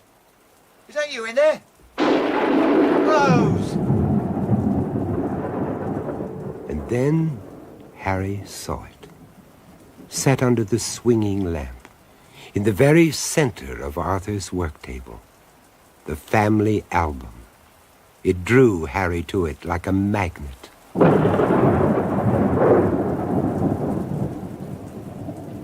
Oh, my God.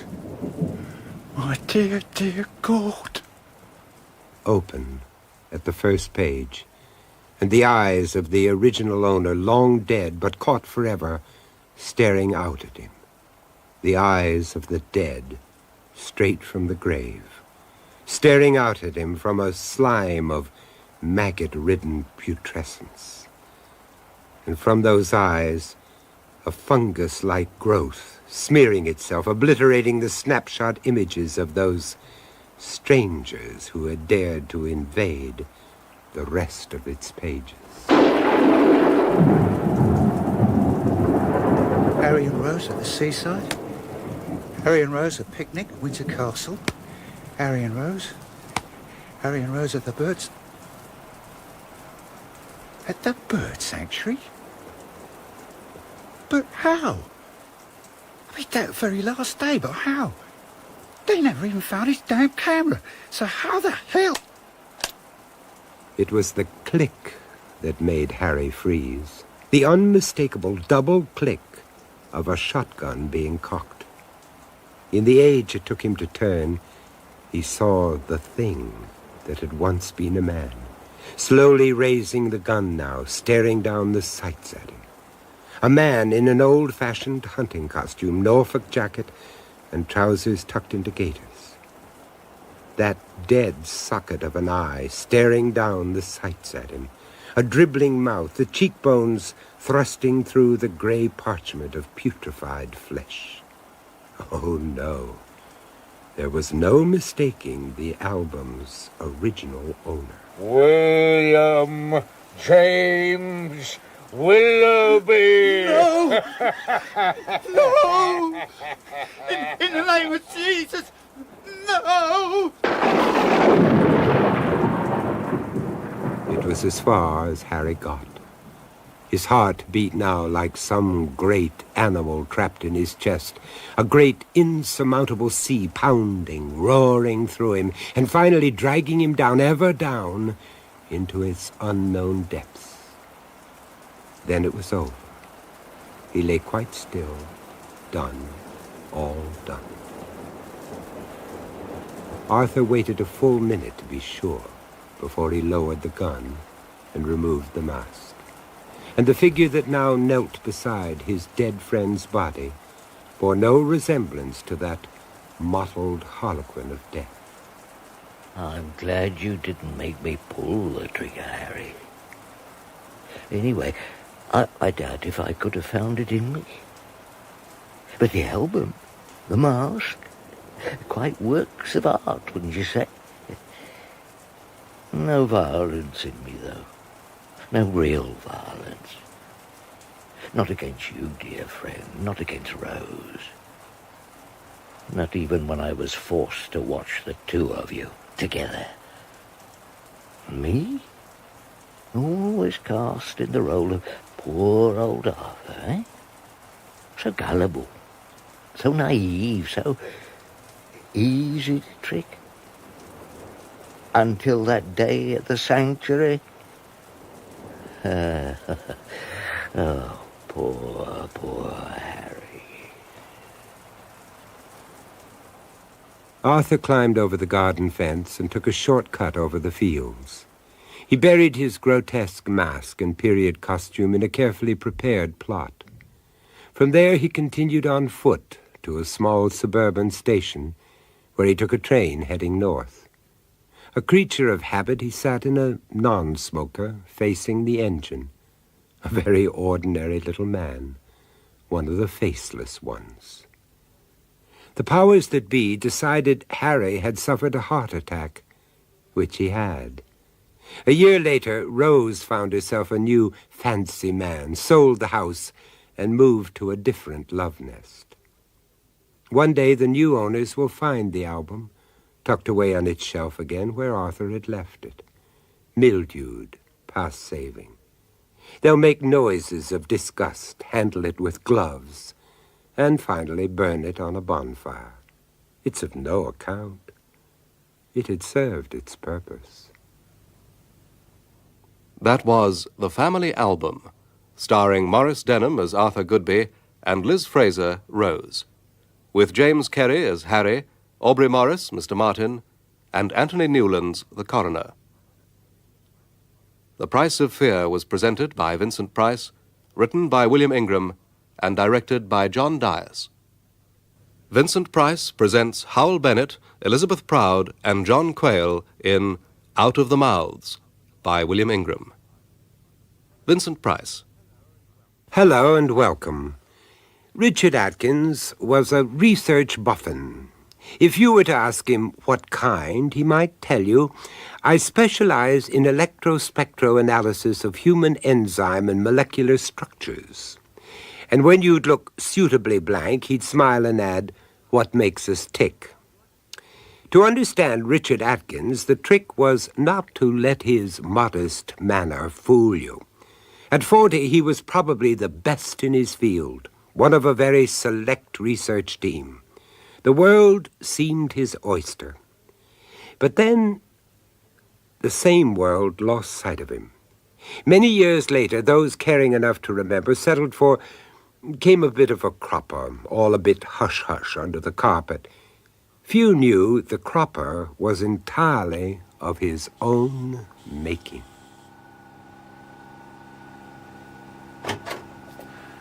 David, what the hell are you still doing here? Well, just thought I'd hang on a bit, see how it went.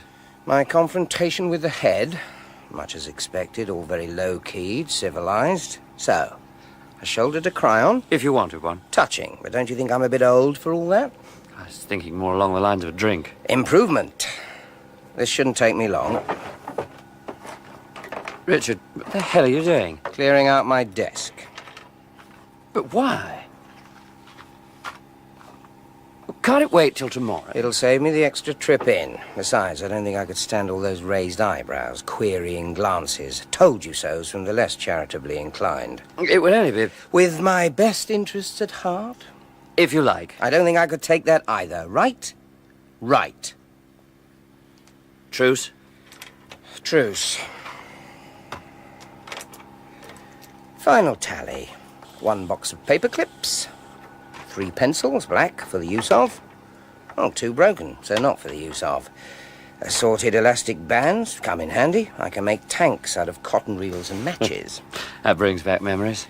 Doesn't it, just the caper for whiling away my premature retirement. Richard. Not pulling your weight, old fellow. Reasons best known to yourself, old fellow. But the whole project falling behind, old fellow. Rest of the team down, old fellow. Dee-da, dee-da, dee-da. That was in triplicate, wasn't it? Just about. Was that all he said? Just about. Really rather touching, though. What? Whatever it was, he thought he was doing, poor old sod. So stewed in scientific jargon, anything approaching the human touch is quite beyond him.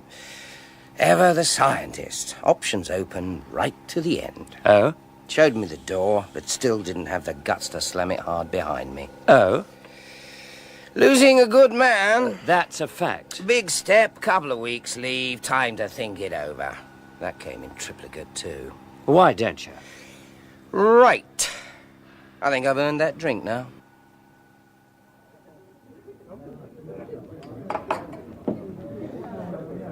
By the way, how's Rachel? She's fine, just fine. It's been ages. Kate and I were wondering if you both... Oh, for Christ's sake. I think we can skip the social niceties, don't you? There's no need, David, old mate. For what? For whatever the hell it is you think you're doing. Richard, we're not just colleagues, we're friends. No hard feelings, but I don't think friendship comes into this. Not in the long run. A sounding board, then. Some kind of explanation. You owe it to me. Do I just? Yes. Yes, I do, don't I? Let's face it, friend David. I was roped in on the project because they thought I could contribute something. They obviously still do. I could almost write them my end-of-term report.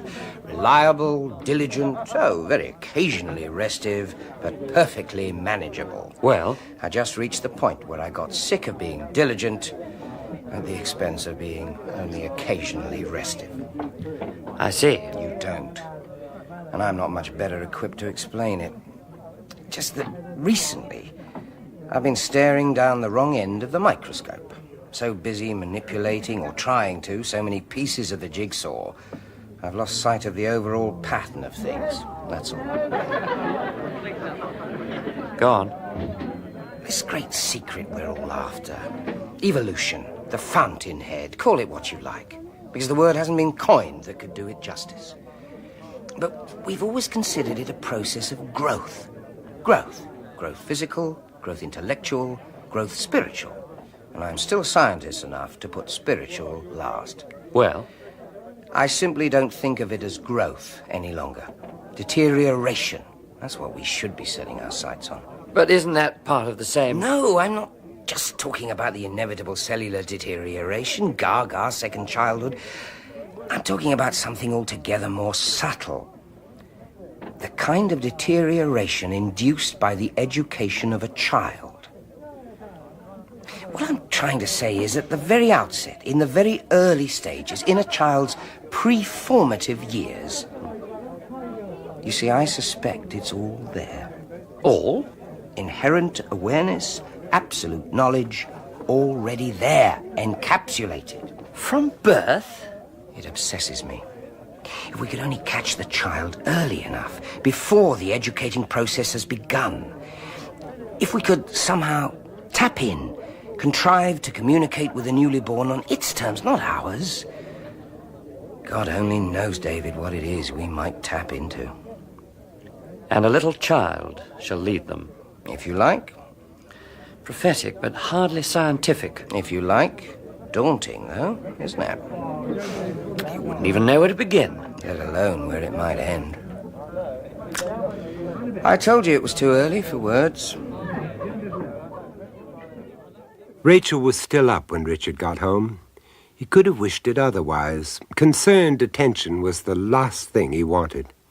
But behind her ministering was a feeling of something deeper, unspoken, as though she too had news she was finding it difficult to put into words. More coffee? Oh, no thanks. It's coming out of my ears. How are you feeling? Death. I'd hoped you'd be tucked in before I got back. David rang. Due warning. Typical. He meant it for the best. Typical. You're being very mute about it all. I thought that's what you wanted. It speaks volumes. It's not that I'm against any decision you decide to make. Wrong tense. But I just think... that David might be right. He is your friend. Yes, he tried that tack too. Well, why didn't you give yourself more time? Talk about it. What the hell is there to talk about? An instinct? You don't talk about instincts, Rachel. I just know that all these years I've been facing the wrong way, that's all. It doesn't follow I know where I'm going from here. And you'd risk everything you've achieved, your reputation, your position, your home for that? Oh, God forbid I should ever risk my home. You know what I mean. If it's the roof over your head you're worrying about, it went with the job. But a year's get out either side, all right? Richard. They'll stick to their side of the bargain, you can count on it. If only to see if I'll back down, come to heel. So, not much risk of you having to pitch a tent, doss under the arches just yet, all right? You think I'd mind if I had to? No. No, I don't. Just one of the reasons I married you. If I sounded over-anxious, petty... No. Concerned, then? What the hell about? Not for my own sake. Surely not for mine. Not for yours either, particularly. Well, then? We're going to have a child. Rachel? Rachel? Your face! A little child shall lead them, as the prophet said. That's the second time I've heard that today. Their child was a boy. Their decision to name it David was mutual, and by the time the christening party came around, any feeling of antagonism there might have been between Richard and his one-time colleague seemed as remote as if it had never happened. So glad you could come, David. To my own godson's christening party. It'd be a rum old do without me. Besides, you named him after me. It'd be like missing your own launching. And all that stuff about setting him a Christian example. Bit below the belt, wasn't it? Lord only knows how I'm going to live up to it. I did think... What? You might prefer to opt out. Why on earth should I? Past behaviour patterns? Take more than that. It was only a temporary lapse on your part. Was it? Water under the bridge. Is it? Which is more than can be said for these champagne bubbles.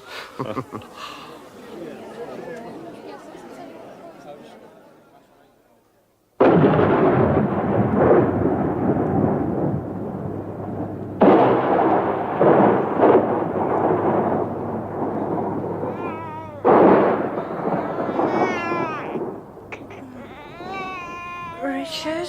I hear. Oh, the storm must have woken him. Well, he woke the storm. It's all right, love. Back to sleep. I'll see to young Caruso.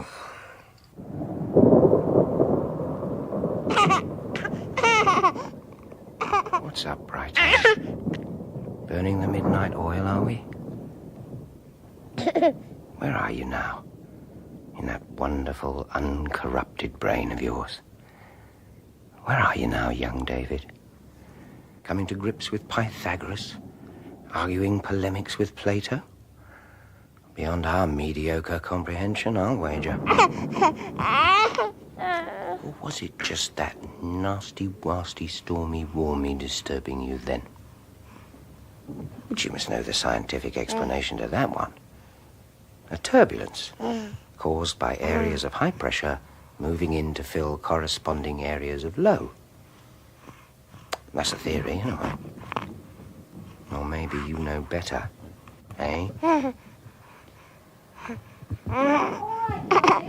We're both fine.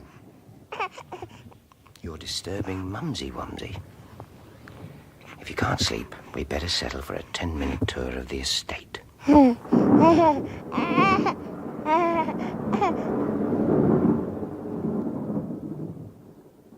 Rachel's call to David was brief, but behind her request that he come around as soon as possible, he sensed an underlying feeling of panic and urgency. Richard was out. Together they sat in the small kitchen, David listening intently. But Rachel was distant, far off, reliving that night of the storm, the almost hypnotic trance instilled in her husband by the wide, innocent eyes of the child. I must have dropped off to sleep again, David. I've no idea for how long. It might have been minutes, hours. I only know I woke up with a start. Richard's side of the bed was empty. No sound from the nursery, but a feeling of... Yes? Coldness, a chill. Something I'd never known before. I called his name down the stairs, but he didn't answer. When I eventually found him, he was in the study, standing at the blackboard. It's ordinary enough. Yes, but there was something about it that was almost awesome. Oh, it's a funny word to use. But as though I was in the presence of... Of what, Rachel?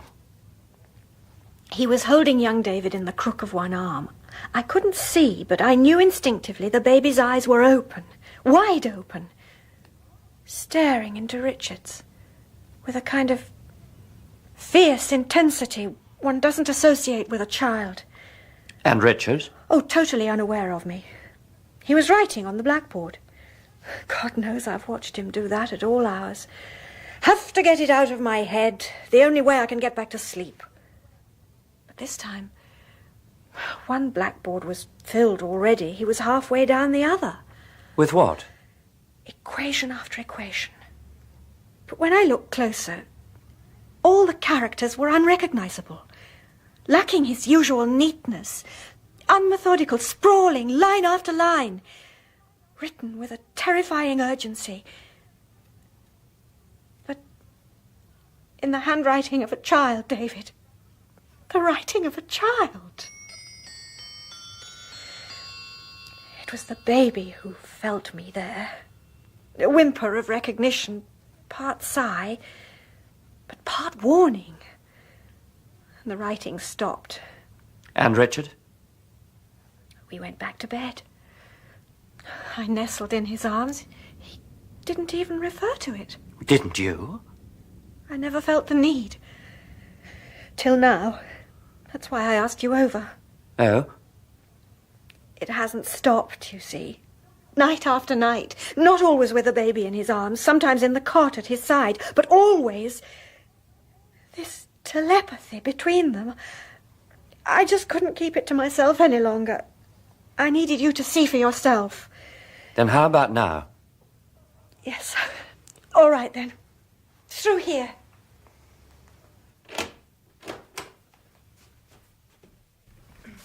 Close the door. Right.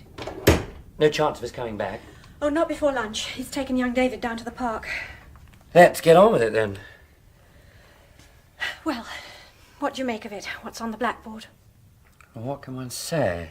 A child scrawl, but some kind of formula. Related to his work when he was at the centre? No, not even remotely. Scientific. A mathematical progression of some kind, and yet beginning on this board in complexity, diminishing, simplifying to end in just two indivisible symbols. Alpha, omega. Beginning, end. The life force. Why did you say that? I don't know. Is there any chance of you making me a copy of this? Well, yes, I suppose so. As soon as you can, Rachel. As soon as you possibly can. She wondered whether to tell Richard of David's visit. Wondered, too, whether he sensed some deeper significance behind the casual manner with which she finally mentioned it. But if he did, he showed no outward sign of it. We had a visitor. Oh? David. Well, you hear that, young David? Godfather comes a-calling, and only Mumsy-Wumsy here to receive him. What did he want? Nothing special. Just dropped by to see he's got some. We see. Where did you get to? But we told her the park, didn't we? Had great fun, didn't we?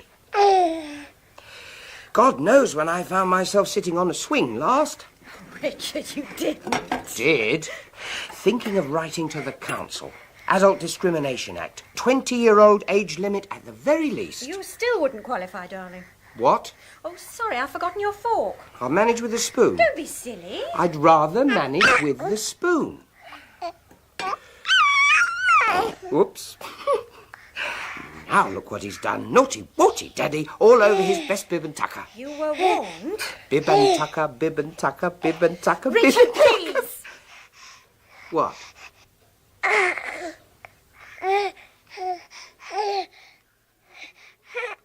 It would be only too easy to gloss over the weeks that followed. For Rachel, the overpowering imperative desire was to convince herself that everything was normal, that nothing untoward was happening, and that even if it wasn't, the real trouble lay in her own imaginings, that nothing in their lives had really changed, that Richard's affinity, this strange extra affinity he had with his son, unspoken, undeniable, was simply part of the process, part of becoming a father.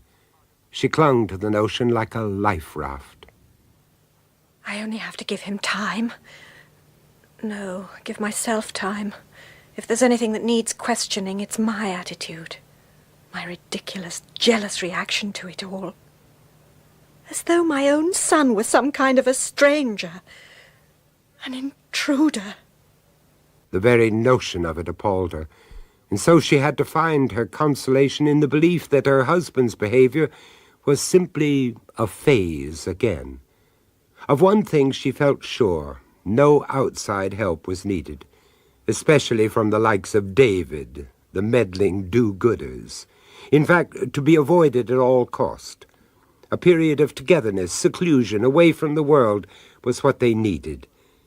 But it was Richard, this new Richard, that resisted it, resisted with all his being. There was about him now An almost animal-like capacity for living she'd never known before, as though a contest between them. Mental, but at the same time primevally physical. A morning dawned when she was forced to admit she was losing, that she no longer had any choice, and as before, it was to David she turned.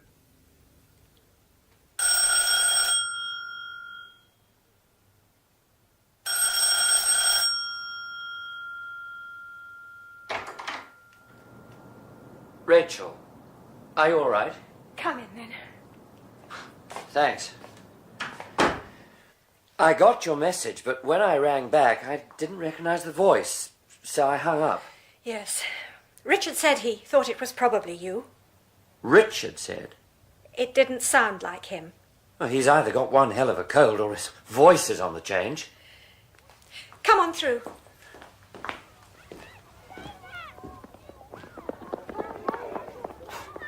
What's all that racket?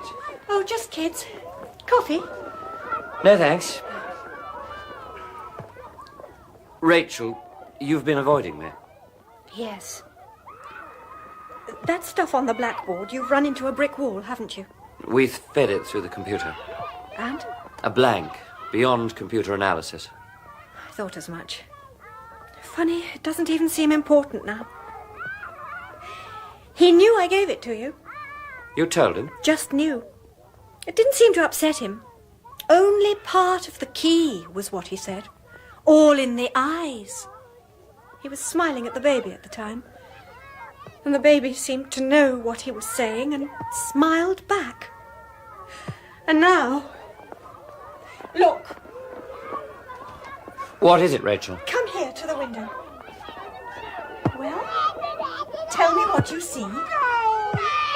Richard? Hardly believable, is it? The change in him. Childlike. That's it, childlike. What the hell's he up to? Oh, the boy next door kicked his ball into the garden. In the old days, Richard would have tossed it back with a ticking off for his trouble. Yes, go! Look at him now. With a fatherly instinct coming out in him. You know that, isn't it? Competitive. Like equals. Would you believe he went out and bought a train set for young David? A bit premature. Oh, wasn't it, though? He's laid it out in the attic. Most nights now I wake to find his bed empty. I see. And that ridiculous tiny train rattling overhead. He always despised comic strips. A pet hobby horse retards a child's ability to read. Now it's the first thing he turns to when he grabs the morning paper. Idiotic, isn't it? His eating habits have changed from savoury to sweet. Would you believe lemonade and peanut butter sandwiches? His dress is more slovenly, his movements more awkward, more boisterous, as though... Well, look at him, David, look at him. Yes. You see it too. Turning back the clock. I think somehow he's achieving it. The eyes, it's all in the eyes. That's what he said, as though the two of them have developed some kind of extraordinary telepathy between them. Young David, Richard, the child, and the man, enabling him to project himself backwards instead of forwards. Ultimate knowledge through absolute innocence. Backwards, ever backwards, until... Until what? Dear God, who knows? Yes, go! They had no ready-made label to stick on Richard's sickness, so they coined one, new-minted, pathological regression. They went through the processes, of course, psychoanalysis, mental therapy, deep hypnosis. But Richard's tragic condition deteriorated. They tried to save face by calling it prescribed, inevitable. They could also have added doomed. One bright summer's morning, if you'd been up early enough, you'd have spotted the ambulance arriving outside the house. You'd also have seen a schoolboy, dressed in a neat grey worsted suit, face beaming, hair slicked, as though for an outing. The nursing home attendant opened the ambulance's back door, but young Master Richard elected to sit up in the front. The accompanying doctor saw no reason to object. As they began to pull away, the boy gave a quick backward glance to an upstairs nursery window. Beyond it, the baby, young David, stirred in his crib and gave a smile of pure innocence.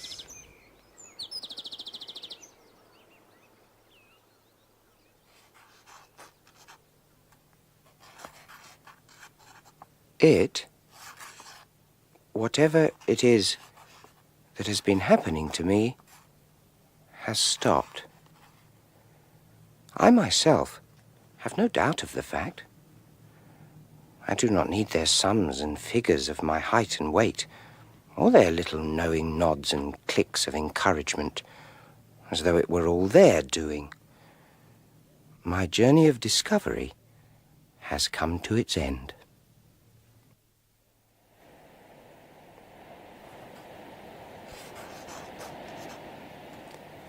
A good breeze today. Later, they will let me take my sailing boat to the little pond in the grounds. I shall watch it fighting the elements and the rough seas. A week or so ago, they brought a young boy, David, here to see me.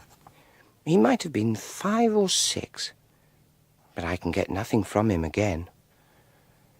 Life's manipulators have had their effect. His wearisome progress forward, thanks to them, has begun. As a result, my return backwards towards... But I shall never know now. It's my birthday tomorrow. They have not yet decided whether I shall be 11 or 12. It doesn't really matter. I know I have stopped in time. No backwards now. No forwards either. The lessons they will give me will certainly get them nowhere. I am far, far beyond their lessons. Many years later, the young David was to ask his mother, "What happened to my father?" Rachel had prepared herself for that moment. He went away, a long, long way away. It was not too far from the truth. That was Out of the Mouths, starring Howell Bennett as Richard, Elizabeth Proud, Rachel, and John Quayle, David. The Price of Fear was presented by Vincent Price, written by William Ingram, and directed by John Dias. Vincent Price presents Margaret Courtney, Shandor Ellis, and Sheila Grant in Not Wanted on the Voyage by William Ingram. Vincent Price. Hello and welcome.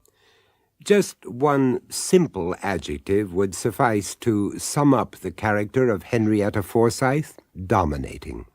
To control, to have dominion over. It was her lodestone, her raison d'etre. Immensely wealthy from birth, an heiress in her own right, she possessed an unswerving instinct for multiplying that wealth.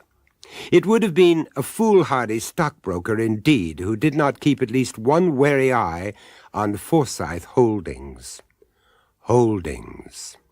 The term was as appropriate as it was all-embracing. She held in the palm of her hand shipping, printing, textiles. These were the makings of her empire, an empire over which she yielded despotic control. She was also a cripple. The exact nature of her disability was a mystery. Her enemies, and they were legion, claimed she simply indulged herself in her wheelchair image. It became her throne. For those of her loyal subjects forced to look up to it, just one more symbol of her power and despotism. But for her own more immediate entourage, particularly her recently acquired husband, Carlos Mendoza, it stood for something more. Half her age, South American with an aristocratic background but no private means, Henrietta had simply indulged herself in him, a thoroughbred stallion. For his part, Carlos had reckoned he could accept the terms of the arrangement, but it was not to be. With the passing of time, he could only dwell on his own inadequacy, his own pathetic dependence on her. It was a throne that had to be toppled. Evelyn! So this is where you've been hiding yourself. The exile is far from self-imposed, I do assure you. I thought we'd arranged to slip down to the village for a drink. Well, as you can see, Her Highness arranged otherwise. But she had no way of knowing, surely. Do I detect a certain panic in his master's All voice? I meant was, as far as we're concerned... As far, but no further. That about sums it up.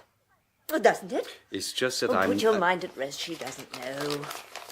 A certain instinct, perhaps. Even the undivine have flashes of it, hence the chores. There's nothing that couldn't have waited, but idle hands. Idle work, I know. Hello, who's for company? Hmm? The damned great Rose parked outside the front. Oh, Harley Street Brigade. Sorry. Oh, the medical fraternity come a-visiting. I thought she'd booted out. Hardly. This one comes highly recommended. He also has a knighthood, which probably means he'll last at least a fortnight longer than any of the rest. Ring for tea, will you? Yes. The great man must just have about earned his 100 guineas worth. You know the hell she plays if it isn't served promptly on the stroke of 4. Come here. I said come here.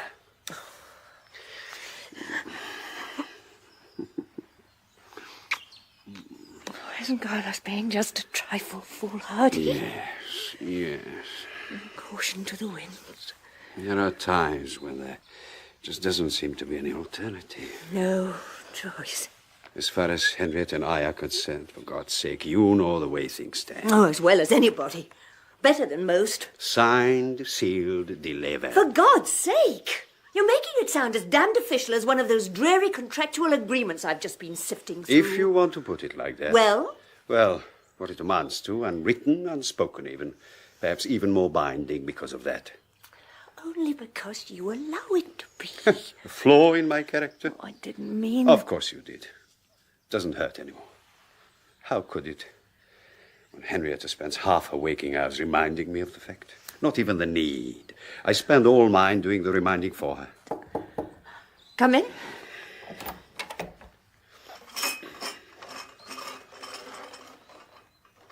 Thank you, Lucy.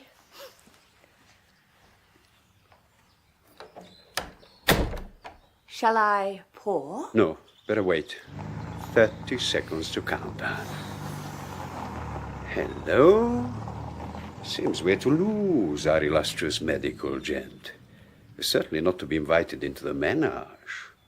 Send Dr. Crippen packing and think what we'll save on the Darjeeling. Carlos, Yes, Evelyn. if we'd met before, Yes. do you think things might have been different? You can start pouring now. Dead on cue. Open the door, then. Or are you under the impression you're working for an octopus? Go, then, go. Leave me to my own pathetic devices. Let me bring you to the table, dearest.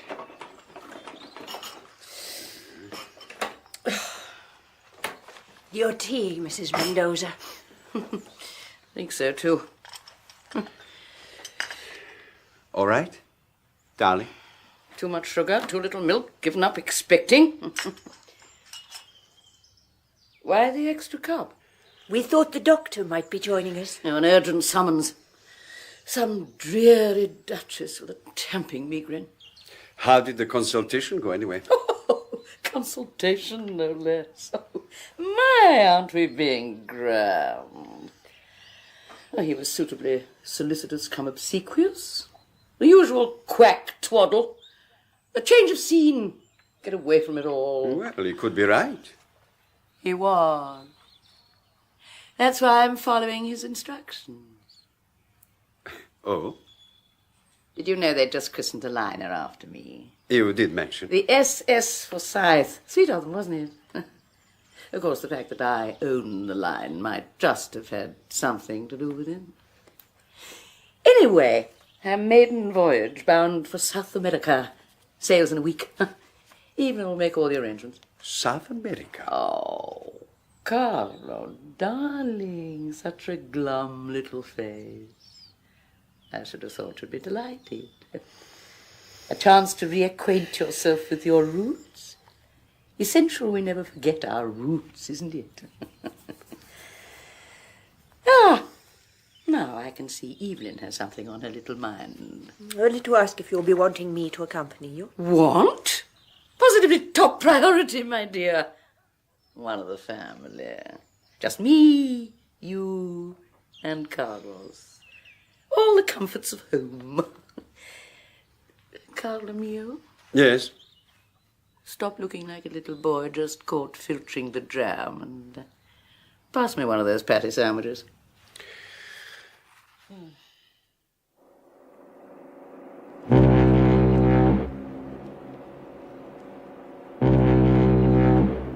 I am sorry to have to trouble you with such wearisome domestic arrangements, Captain. I realize what I have to say is probably very much up Percy's territory, but at my wife's insistence, Stay to the top, man. Well, in Miss Forsyth's case, I'm sure we can make the exception. Thank you. As I expect you've been made aware that my wife is in, shall we say, a somewhat delicate state of health. Well, I'm sure we'll be able to cope with any medical eventuality. But you may still remain unaware that the nature of her condition has in recent years made her into a, shall we say, something of a recluse. Privacy, anonymity are of the essence. I see. For that reason, she has asked me to decline her customary place at the captain's table, preferring to spend the voyage almost exclusively in the confines of her own suite. As she prefers. There are certain matters of a more specific nature she has asked me to bring to your attention. You will already have been instructed that her name be restricted from any passenger list or publicity material intended for public consumption. Before embarkation. Mm-hmm. That the deck area immediately fronting the suite be declared out of bounds to passengers and crew alike. Inconvenient, but understood. My wife is constantly attended by her personal secretary, Miss Vincent, so the need for steward service will be minimal. If you would prefer, we could change the original arrangements and offer Miss Vincent accommodation on the same deck, an adjoining cabin even. No. One deck below will be perfectly adequate, Captain.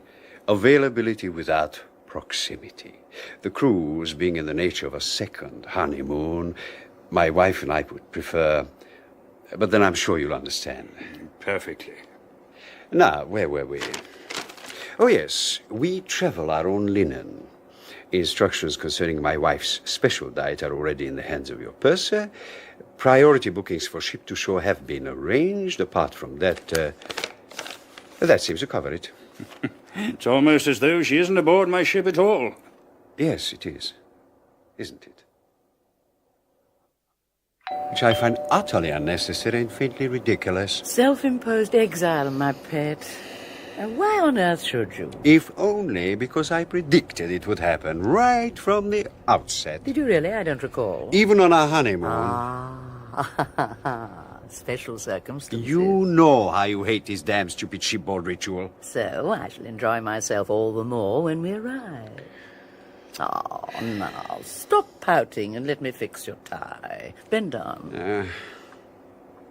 Besides, not as though for one moment I expect you to incarcerate yourself as well. Far from it. I'll be perfectly happy on my little own while you can... What? Well, now, how would the glossy brochure put it? Enjoy the vicarious delights of this floating pleasure drome. There we are. And come back here to suffer the petulant consequences? Your jacket needs brushing. Anyway, nothing of the kind. Why, I brought sweet Evelyn along. I don't see where the hell sweet Evelyn comes into it. Why did you bring her along anyway? We can't always be thinking only of ourselves, darling. God knows I worked the poor girl hard enough. Think of it as a reward. A golden opportunity to bring her out of herself, knock some of the edges off her somewhat dowdy image. I'm relying on you for that, darling. Are you? But you know I am. I'll just finish dressing. Come. I hope I'm not intruding. The dinner call went some time ago. So it did, my dear. Carlos, you're keeping Evelyn waiting. Your supper tray. Will you have it now? No, just put it down. Any old place will do. But you seem rather nervous. Do I? Yes, I suppose so. Well, you've no need to be. That new dress suits you to perfection. Quite the belle of the ball. Wouldn't you agree, Carlos? Of course he would. Carlos, be a pet. Get my silly trinket box from the bedroom. If I might suggest, I think something at the throat... No, I couldn't possibly. Nonsense. Thank you, Carlo. Now, what about this? The very thing. Carlos, dear, fix the glass for Evelyn. I insist. Now, stand back and let me inspect the pair of you. Perfection. Positive perfection.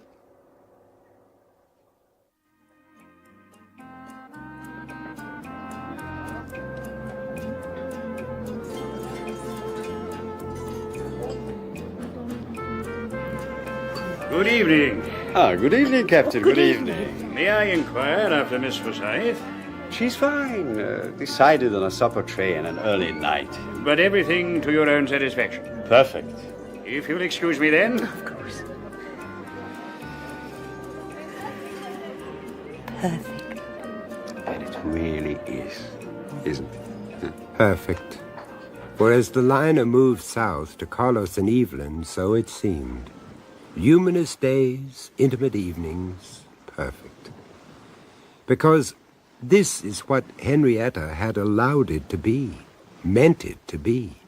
Oh, the young couple might have felt a certain sense of suspicion, guardedness to begin with, but Henrietta was far too wily a trapper not to have allowed for that. As the relationship blossomed, she seemed to grow even less aware that anything was amiss. Carlos was encouraged to invite Evelyn back for a nightcap before retiring to her own quarters. A chance to catch up on the evening's excursion, the shipboard gossip. It became a ritual, and when Henrietta started retiring early, leaving the young things to their own resources, well, that became ritual too, but of an altogether more intimate and dangerous nature. No, Carlos. Not in the corridor, not here. It's too... What, dangerous? Then invite me in. Just for a minute or two. Oh, goodness, I want to. Oh, you know that. Well then. She'll be expecting you back. Asleep. There's no way of knowing. Hours ago. What if... Shh. Here, let me.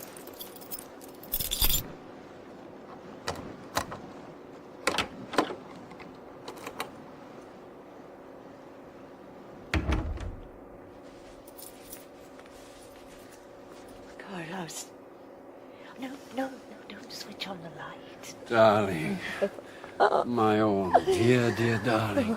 Darling, my own dear, dear darling. Henrietta. Some light on the subject, shall we? Well.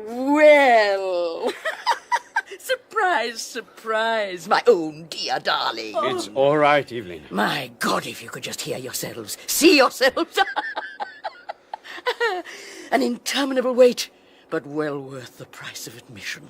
I wouldn't have missed your pathetic charade for anything so too utterly banal, ludicrous. How the hell did you manage to Come calling. Not even by invitation either. But I'm sure dear darling will forgive my inexcusable lapse. How? I walked. I quite simply put one little foot in front of the other and walked. Well, no way I could have manoeuvred that ridiculous wheelchair down several flights of stairs, was there? No, of course there wasn't. You knew that. Counted on that. So, I walked. My God. With the aid of... Well, no, I don't even need the aid of this ridiculous stick any longer. Here, dear, darling boy. You have it. Catch. Congratulate me, then. How long have you been able to? Several weeks before embarkation. The moment I despaired of doctors, I cured myself. Nothing miraculous. The motive, you see. Motive? To keep an eye on you, darling. And your very own dear, dear darling, of course. Why, I insisted on the cruise. Nothing like a cruise for revealing, shall we say, suppressed intimacies. I carried on with the wheelchair image. It helped no end. Poor, pathetic Henrietta, wheelchair-bound, confined to her cabin. It made you drop your guard, confirmed what I'd already suspected. We were going to tell you. Tell me? Tell me what? That at long last you'd found love, accepted responsibility, grown to manhood. Oh, not that, for God's sake. Not with all the goodwill in the world can good, poor, duped Henrietta be expected to swallow that. Please. Please, what? Please. Deny? The evidence of my own eyes, ears, thwarted experience of the child. Don't ask it. Not even poor, duped Henrietta can be expected to deny that. A snivelling brat, child man, and his pathetic, washed-out tart. Don't. Bought, paid for, raised from the gutter to be returned to the gutter. The unstuddable stud and his whinnying whore. Please. Past prime, burnt out, a toy, Please. a plaything, to be taken from his shelf, patted and petted, No. made or broken, when I decide. Never before. Only when I...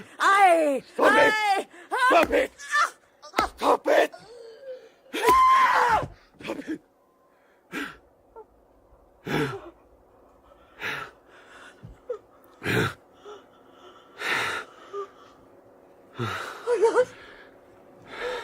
Blanket, towel, something to cover her head. Anything.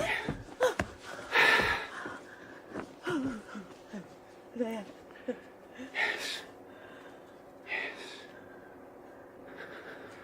Something the captain said.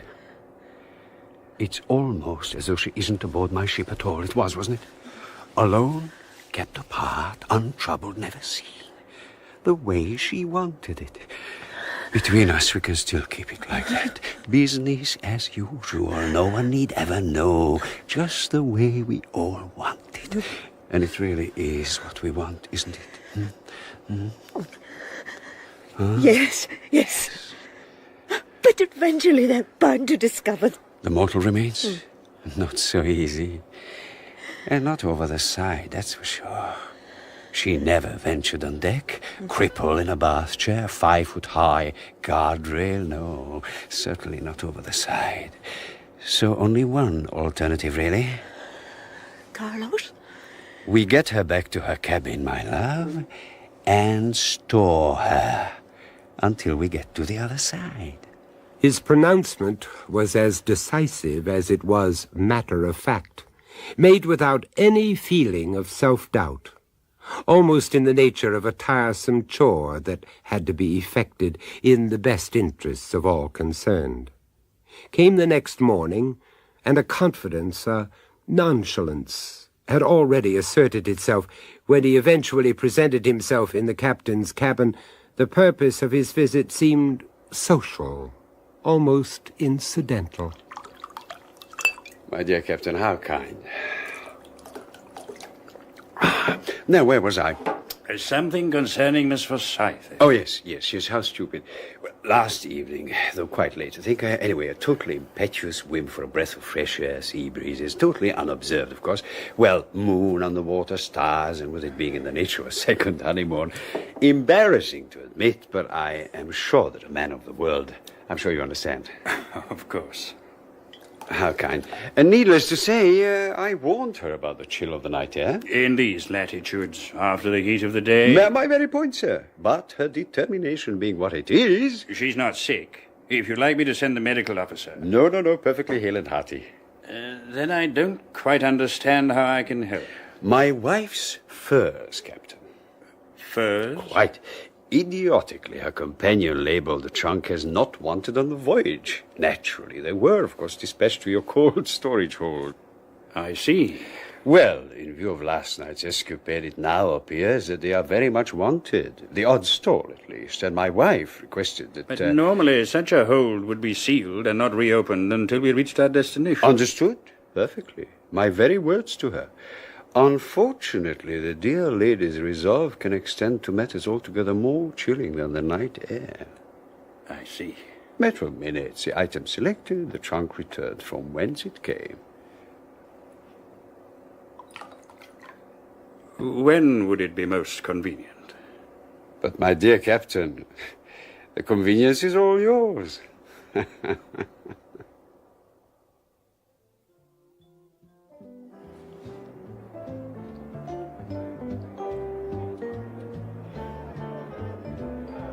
Evening, my dear. How nice.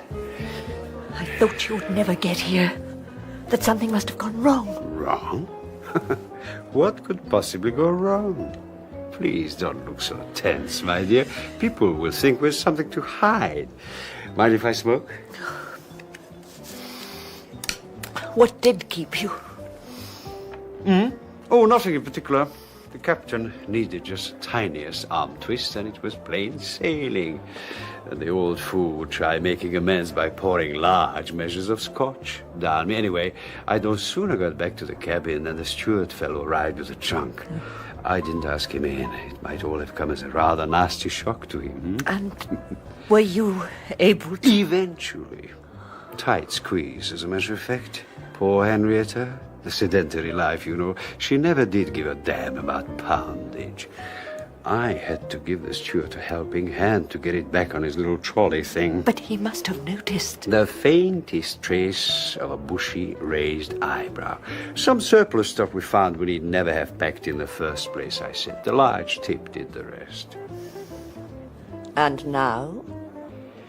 Now we keep the cabin door very firmly locked and behave exactly as we have always done. Business as usual, just as if the dear departed were still with us. Routine. You check her share prices on the ticker tape machine, transmit her business transactions on the ship to shore, pass on her complaints about the breakfast tray, the same dull drudge. Well, you should be expert. And in 3 days' time, when we get to Rio? You take her place, my sweet. Heavily veiled, incognito to the very end, a tiresome, complaining virago in a wheelchair. Gently trundle down a gangplank to a waiting private ambulance, and from hence to the baroque splendor of the Hotel Majestica. Oh, one small point. The eccentric old dear will be taking a small attaché case containing her liquid assets with her, of course. Jewelry, traveler's checks, the odd little extra that makes life worth living. But what if there are problems at passport control? My dear, a country that has given sanctuary to countless Nazis and has the poorest economy in the world is hardly going to bother about admitting a sick, eccentric millionairess. When will you join me? After I've checked that all the luggage has been unloaded. I see. I'm sure you do. The trunk will come to the hotel with the rest of the stuff. We'll simply confine the great lady to her hotel suite until we decide to take a little drive into the interior. My dear Evelyn, do you have any idea of the size of this country? Huh? There's bound to be some little corner.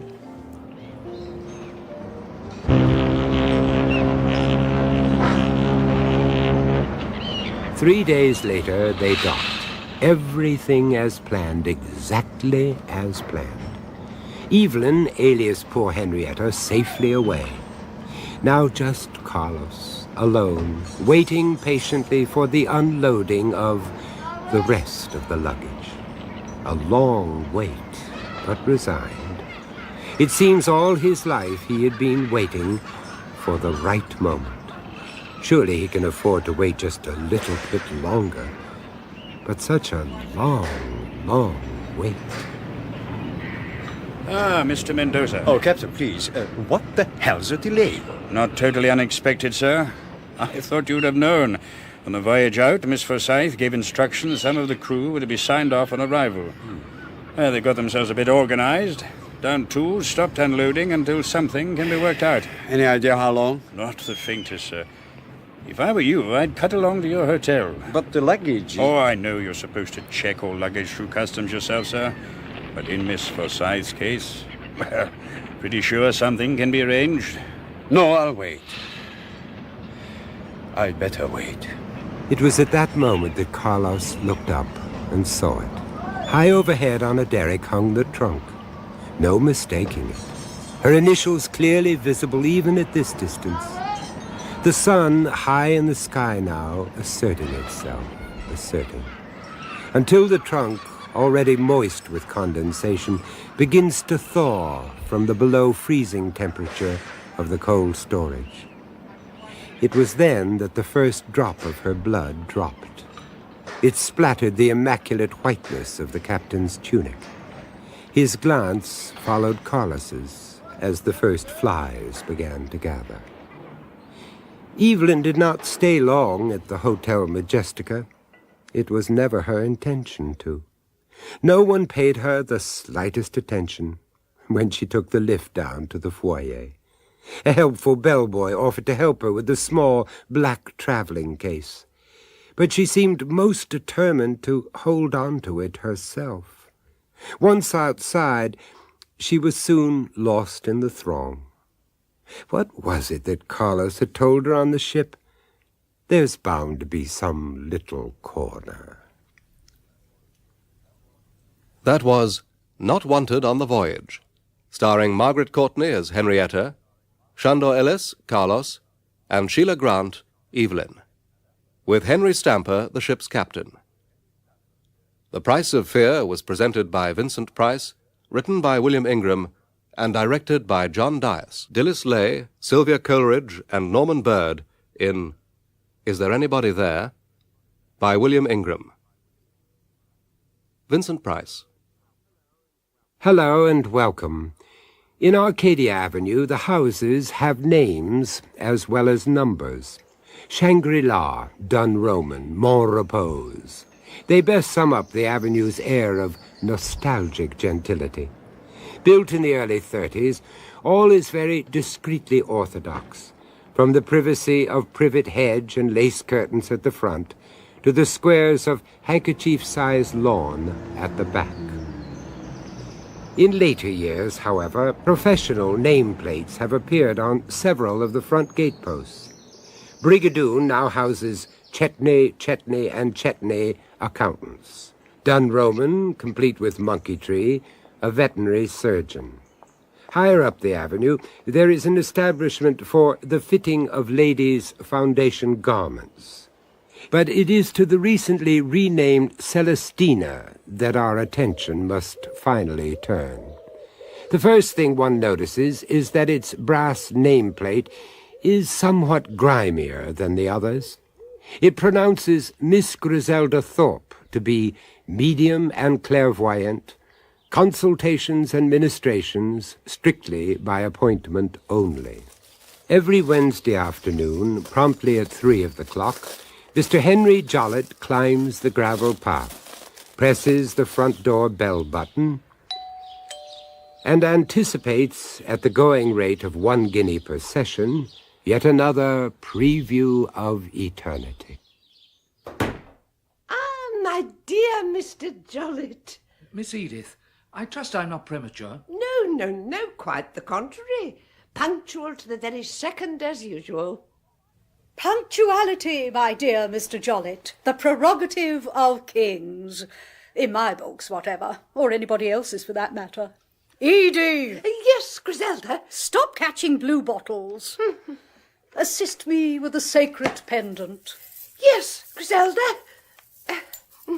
I can't quite seem Fingers to... and thumbs.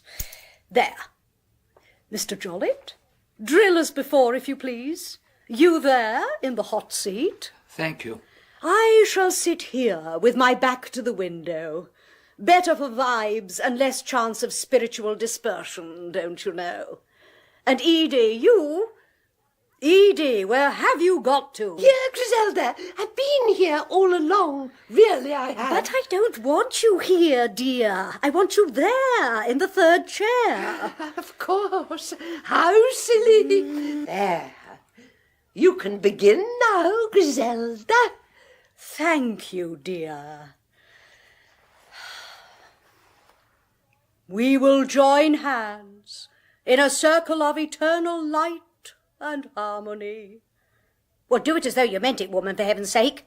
Hands, harmony. The man's not a flat fish. Oh, yes, Griselda.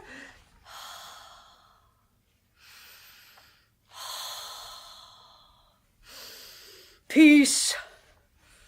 Perfect peace. Peace. Perfect peace. Peace. It started, Mr. Jollett.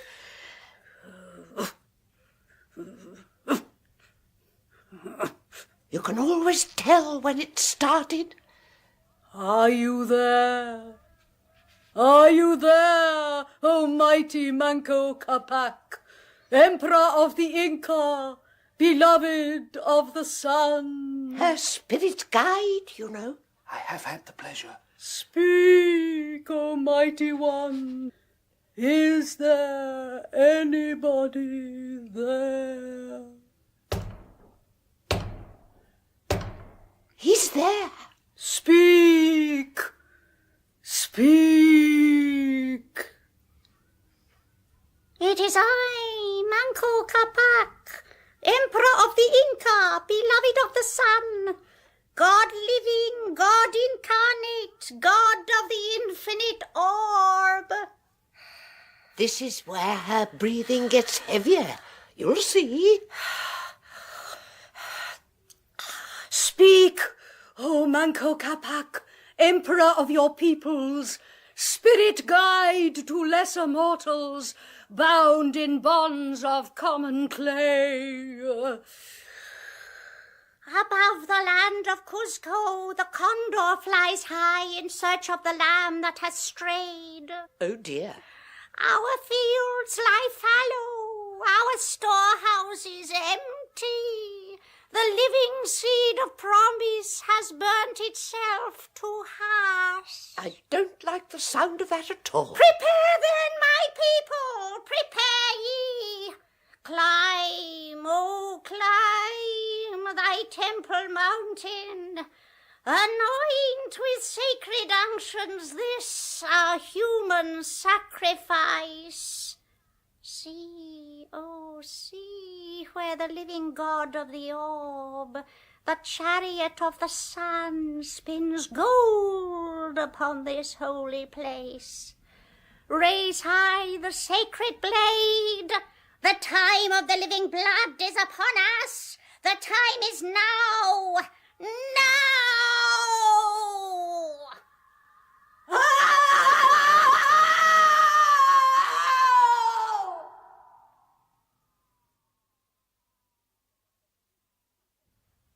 Edie, stop daydreaming and pass Mr. Jollett the last of those chocolate digestives. Oh, yes. Mr. Jollett? No, thank you, Miss Edie. Oh, well, piggy to the trough, I'll have it.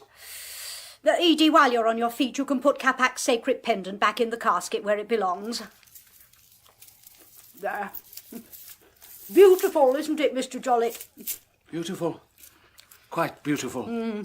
I'd let you take a closer peek, but I don't think the old boy would go for that. Even letting Edie get her chocolatey little paws on it is stretching the point. But at least in the family, if you take my meaning. Of course. Oh, at least let me top you up. I beg your pardon? No, thank you. It's most kind. Ah, downhearted. I don't blame you. 3 Wednesdays in a row, and still no contact with the dear departed, eh? Not yet, Griselda. Though the Emperor did seem to have rather a lot on his mind. Oh? I rely on Edie to keep me in the picture, you know. Oh? Have to, don't I, old thing? Once his nibs takes over, out of my hands. Everything up to him, and when it's all over, the old memory slate wiped clean. Just like it had never happened. But you must have some idea. Griselda did try getting it on tape in the early days. Tried's the word. Oh? Not a sausage. First couple of times just put it down to Sister Edie making her usual bosh of it. Griselda! Well, not exactly of a mechanical bent, old thing, let's face it. If she ever got around to fixing a fuse, she'd probably blow up Battersea Power Station. So, what happened? Happened? Nothing. Funny thing about it, though, all the early stuff, us getting settled, the odd bit of traffic noises from the avenue, Edie's ridiculous asides, all clear as a bell. But the minute Manco Capac starts doing his stuff, nothing. Perhaps you were too far off the microphone. No further than any of the others. And from what Edie tells me, his nibs is not exactly the sotto voce type. Not exactly. Still, 3 weeks on the trot and still no contact with the dear departed. If he doesn't pull his finger out soon, you'll be asking for your lolly back. Oh, dear lady, it never entered my mind. Odd, though. Odd? Don't have many failures, do we, Edie, old thing? The first I can remember, Griselda. If your dear departed wife... Violet, Griselda. Violet, quite. Well, old Manco Capac can usually be relied upon to winkle them out. Not that there be much persuading needed, mind you. Huh? Or put yourself in Violet's place. Like being told there's a long-distance phone call, not even bothering to find out who's on the other end. I'd never quite thought of it in that light. I wonder what light you had thought of it in, Mr. Jollett? I notice you've been admiring my sister's portrait, Mr. Jollett. What? Oh, yes. It had rather caught my eye. Splendid, isn't it? Edie. Oh, but it is, Griselda, dear. Such an excellent likeness. Give or take 20 years. Oh, such fire, such expression. Indeed. Cleopatra, don't you know? Really? Not the old Vic, Mr. Jollett. Finsbury Park Empire. What they call in the business a bum week. Not the title role either, though that's clearly the impression my sister wishes to give. Oh, but... Fa-ta-ta-tita. Fa-ta-ta-tita, fa-ta-ta-tita, fa-ta-ta-tita. Trusted and rather boring handmaiden to the Queen, don't you know?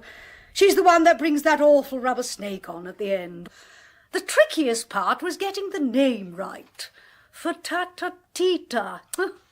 I still have nightmares. Painted by a fellow artiste, Mr. Jollett. Better at painting than acting. But then everybody in the company seemed better at something than acting. Of course, I had realised your background was probably theatrical. Only probably. Oh, my dear man, such understatement. That isn't to imply... The ham of all hams. Always was, always will be. Why, I eventually had the good sense to give it up. Anyway, 20 years on, water under the bridge, and sure you must have better things to do than gawp at pathetic shortcomings of an aspiring Sarah Bernhardt. How interesting. Mr. Jollett? How very interesting. 20 years. You did say 20 years. Give or take. Why do you ask? In the painting, you're already wearing the sacred pendant. Am I? Oh, yes. Yeah, so I am, aren't I? Griselda's feeling of being caught out did not escape either Edie's or Mr. Jollett's notice. To begin with, Griselda half choked on her chocolate digestive, then lapsed into a granite-like silence, which made the gentleman shift uneasily on the edge of his seat, drop a spoon, and finally invent a previous engagement, and so beat a grateful retreat. Griselda, what are you doing? What does it look as though I'm doing? I am having myself a gin. But you've just had tea. They can fight it out between them. Griselda. Matter of fact, I'm going to have 3 gins. But isn't it a little early to From start? where I'm standing, it might already be a damn sight too late. Well, why the hell don't you join me? No, thank you. Suit yourself. Oh, Own damned fault. Pardon? Should have cottoned on to the blighter long before this. I must be losing my grip. Was a time I'd have got his number before he got his size 10s over the front door mat. Are you referring to our Mr. Jollett? Jollett! I wonder how long it took him to dream that one up. Or perhaps his super-duper pulled it from a hat. Super-duper? Superintendent, dear. What? Police. Fuzz. Oh, God knows why I didn't tumble. What did he say that ridiculous wife's name was again? Violet. Violet Jollett. Well, have you ever heard anything more unlikely? Who in their right mind would ever want to be supernaturally reunited with someone called Violet Jollett? Mr. Jollett. Hocus pocus, pudding and pie. Not that she ever existed, but like somebody opening the second half in old-time music hall. Oh. Violet Jollett and her performing love doves. Osprey feather at the tilt, and her feathered friends dropping bird muck all over her velveteen and diamante ball gown, not to mention half the stalls. I'm still not sure I follow you, Griselda. Well, God knows how much clearer I can make it. Phony, through and through. Ah, Mr. Jollett? And for God's sake, stop calling him that. Mrs. Jollett, too. Well, how else was he going to get himself over the front door? Oh, but if our Mr... Well, the gentleman isn't what he pretends... I thought I put you in the picture. He's either one of the plainclothes brigade or a hack. A hack? A scribbler. A scribbler? From one of those dreadful Sunday rags, all turge and true confession. Well, he doesn't look like a newspaper man. You've never seen a newspaper man? No. Well, then, they're not all trilby hats and dirty trench coats, you know. No, I suppose they can't be. Still, had it coming. Had what coming? On the cards. That one day I'd probably get myself splashed right across the front page of one of the Sunday Dreadfuls. Real life expose, life after death racket, the sinister truth. You know the kind of thing. And one of those dreadful photographs they always find to go with it. Out of focus and slightly blurred around the edges. Griselda, dear, it wouldn't be true anyway. Would it? So what the devil do you think I've been prattling on about? The big phony. Always knew it, so now it's out of the bag. Good run for our money. Our money, Sister Edie, but over. I don't believe you. Then turn a blind eye. Again. Your option. Always been your prerogative in the past. Oh, true. Always true. Turn a blind eye to whatever you can't take. For you and Mumsy and dear dead Papa. The whole ridiculous charade of Arcadia Avenue. Over. Done with. Kaput. Thank God. Your spiritual gift. Phony as hell. You made it all up? All of it. Not Manco Capac. It had a ring about it. Not the kind of thing they'd be likely to find in the telephone directory. But I heard him, Griselda. Your spirit voice. A fair stab at one, even if I do say so myself. First tried it out when I was playing one of the three witches in the Scottish play. Closed after 3 nights. Theatre Royal, Hanley. Little did I know years later it might still have its uses. By the way, did you notice how your Mr. Jollett turned somersaults when he heard of my theatrical associations? It must always be a bit of a giveaway, I suppose. He was admiring the pendant, Griselda. pendant of the Emperor Manco Capac, ruler of the Incas, from out of the land of Cusco. Spirit guide of lesser mortals, bound in the bond of common clay. Oh, dear. Sorry, old girl. Bosh. All bosh. God knows where I even picked up that worthless bit of scrap iron. Probably with the rest of the junk in one of those sixpenny trays. I see. Edie? No. Just a bit of a headache. An early night. I'll take one of my pills. Well, perhaps even two. What about your Biddy buys cocoa? No, thank you, dear. I don't feel much like it tonight. No, not tonight. We have no way of knowing how long it was before Griselda followed Edie up the wooden hill. Gin had always been her tipple. It not only relaxed her, it gave her a warm feeling of righteous self-pity. And if she wasn't entitled to a large slice of that tonight, who the devil was? She could have been asleep for hours. She might just have closed her eyes. She lay fully clothed on top of the bed. She was perfectly aware of the distant town hall clock and that damn Ginger Tom making its caterwauling next door.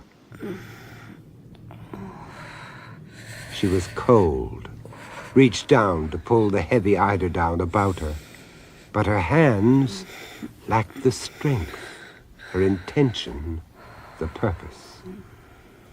She was pinioned, but not only by physical force, as though by hypnotism, behind her eyes, dragging her backwards through time, place, to a scene she seemed to know, recognize, as in a dream. But a dream that was about to become her reality. Hearken then, O sacred children of the sun, let it be known through our Incan land that her denial of us, of our blessed sacred symbol, shall be avenged. Let the time be now. Raise high the sacred blade. The time of the living blood is upon us. The time is now. Now!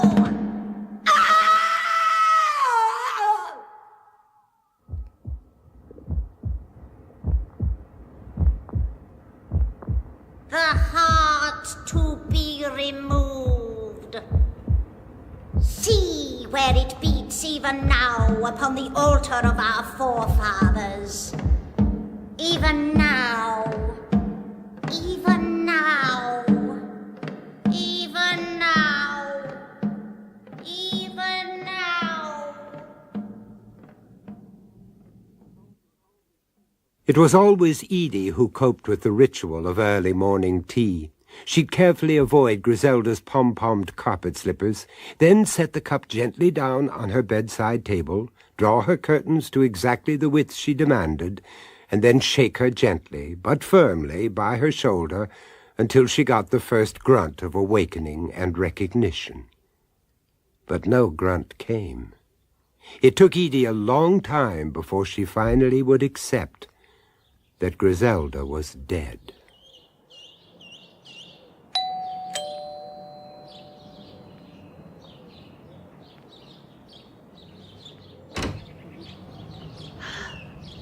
Oh, Miss Edie. but it's not even Wednesday, Mr. Jollett. No, it isn't, is it? May I come in? I don't know. Are you alone? Of course. But only for a minute, then.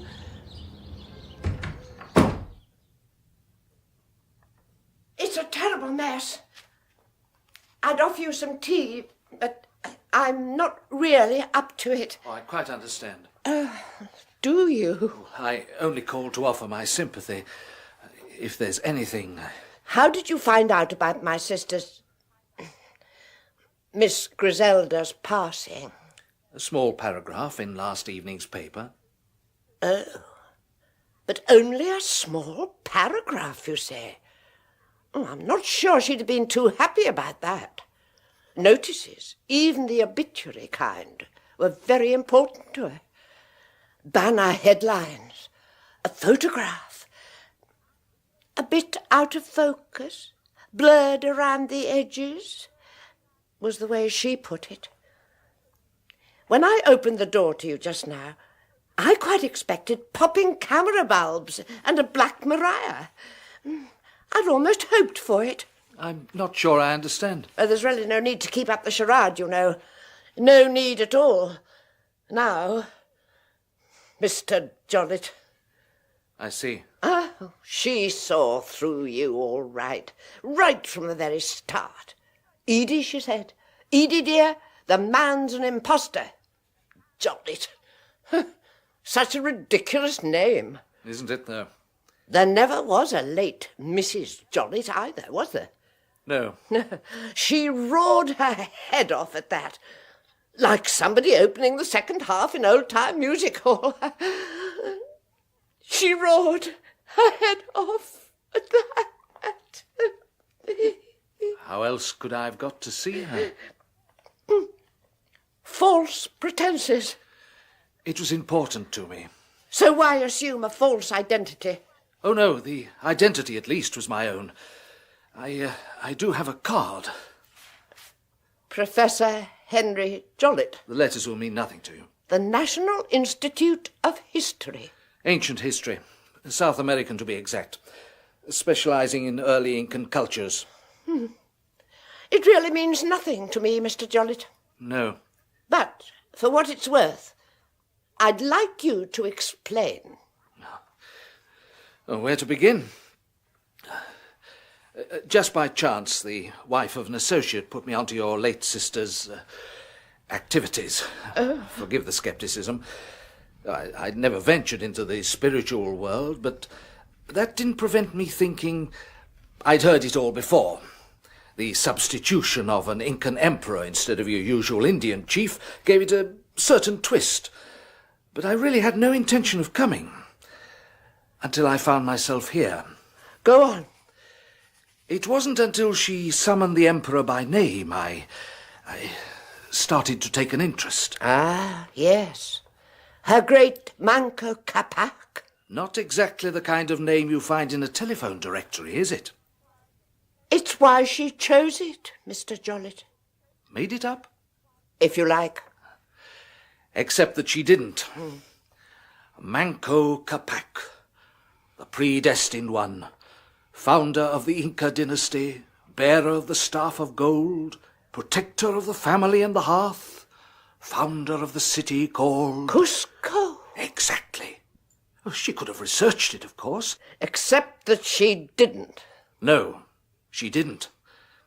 As I listened to her, there were many details of the emperor, his fort city at Cusco, that no amateur, that even I, after a lifetime of study and only now beginning to alight on, a new world, long dead, but through her awakening again with a vigour and intensity I could never have aspired to.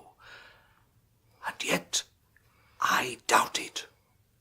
Right up until... Until? The very last time, in this room. We were having tea, and then, out of the corner of my eye, I spotted it. Final proof of all I'd been so stupidly sceptical about. Her portrait? And about her neck, the royal seal pendant of the Incas.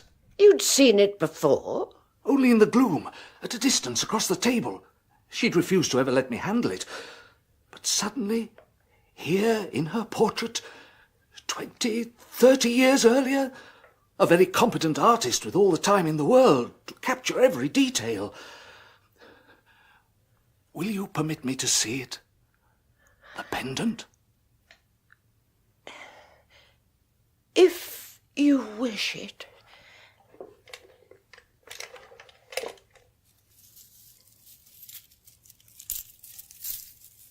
She was wearing it when I found her. The clasp was broken, as though it had been torn from her neck. The autopsy was a necessary legal formality. In view of her age, excess weight, some kind of heart condition seemed the likeliest bet. In the antiseptic whiteness of their 20th century morgue, they made their preparations. A few know-it-all students jostled for a better view, sniggered at her large whiteness. There were no scars on her body, not even an appendectomy. But when her cadaver was eventually opened, they found no heart, only the severed aorta and the cavity where it had once lain. Miss Edie was offered a fortune for her pendant. She refused to sell it. It's now on permanent loan to Mr. Jollett's museum. She often drops in to see it, and there's usually tea and chocolate digestives in his office afterwards. And she's never taken down that brass nameplate on the gatepost. Consultations and ministrations strictly by appointment only. Whenever her finances get a bit tight, she consoles herself that she can always take up where Griselda left off. And why not? She does have connections in high places. That was Is There Anybody There?, starring Dilys Lay as Griselda Thorpe, Sylvia Coleridge, Edie, and Norman Bird, Mr. Jollett. The Price of Fear was presented by Vincent Price, written by William Ingram, and directed by John Dias.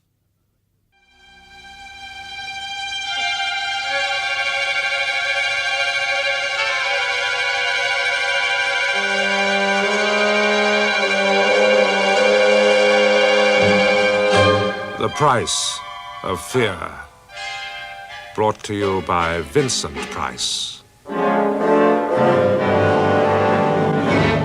Hello there. You might be aware that as an actor, I've become associated almost entirely with what are known as horror movies. Personally, I don't think that description is quite adequate. I prefer to think of them purely and simply as fantasies, because they are, you know. They just couldn't happen, however vivid your imagination might be. In fact, there are far more macabre or even horrific events happening all around us every day of our lives, but we're just not aware of them. On my travels making movies in all parts of the world, men and women from various walks of life somehow always seem to manage to seek me out and to tell me their own strange experiences, and sometimes even I've been present when some of these frightening events have actually occurred. And now here I am with an opportunity to tell you a few of these stories, sometimes horrific, sometimes with a macabre sense of humor, but always, I promise you, containing the element of fear.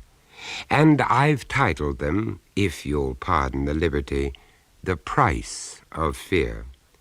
Now, my first story, which I've called Remains to be Seen, I only heard about much later, but the details were recounted in such vivid terms by one of the principal characters involved, and I'll leave you to guess which one it was, that I almost felt that I was there. It concerns two men, neighbors, with like interests and a similar problem. Their interests were innocent enough, gardening and chess.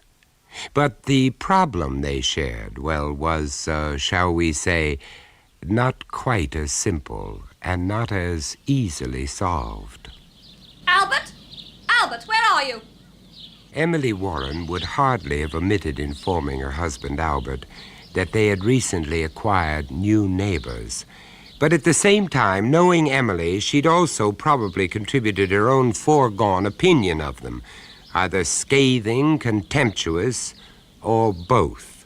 In any event, it wasn't until some weeks after the newcomer's arrival that Albert actually became aware of them. It was a fine day in early spring, and Albert was digging in his beloved garden when the voice came to him across the low wicker fence that divided his domain from his neighbor's. Good morning.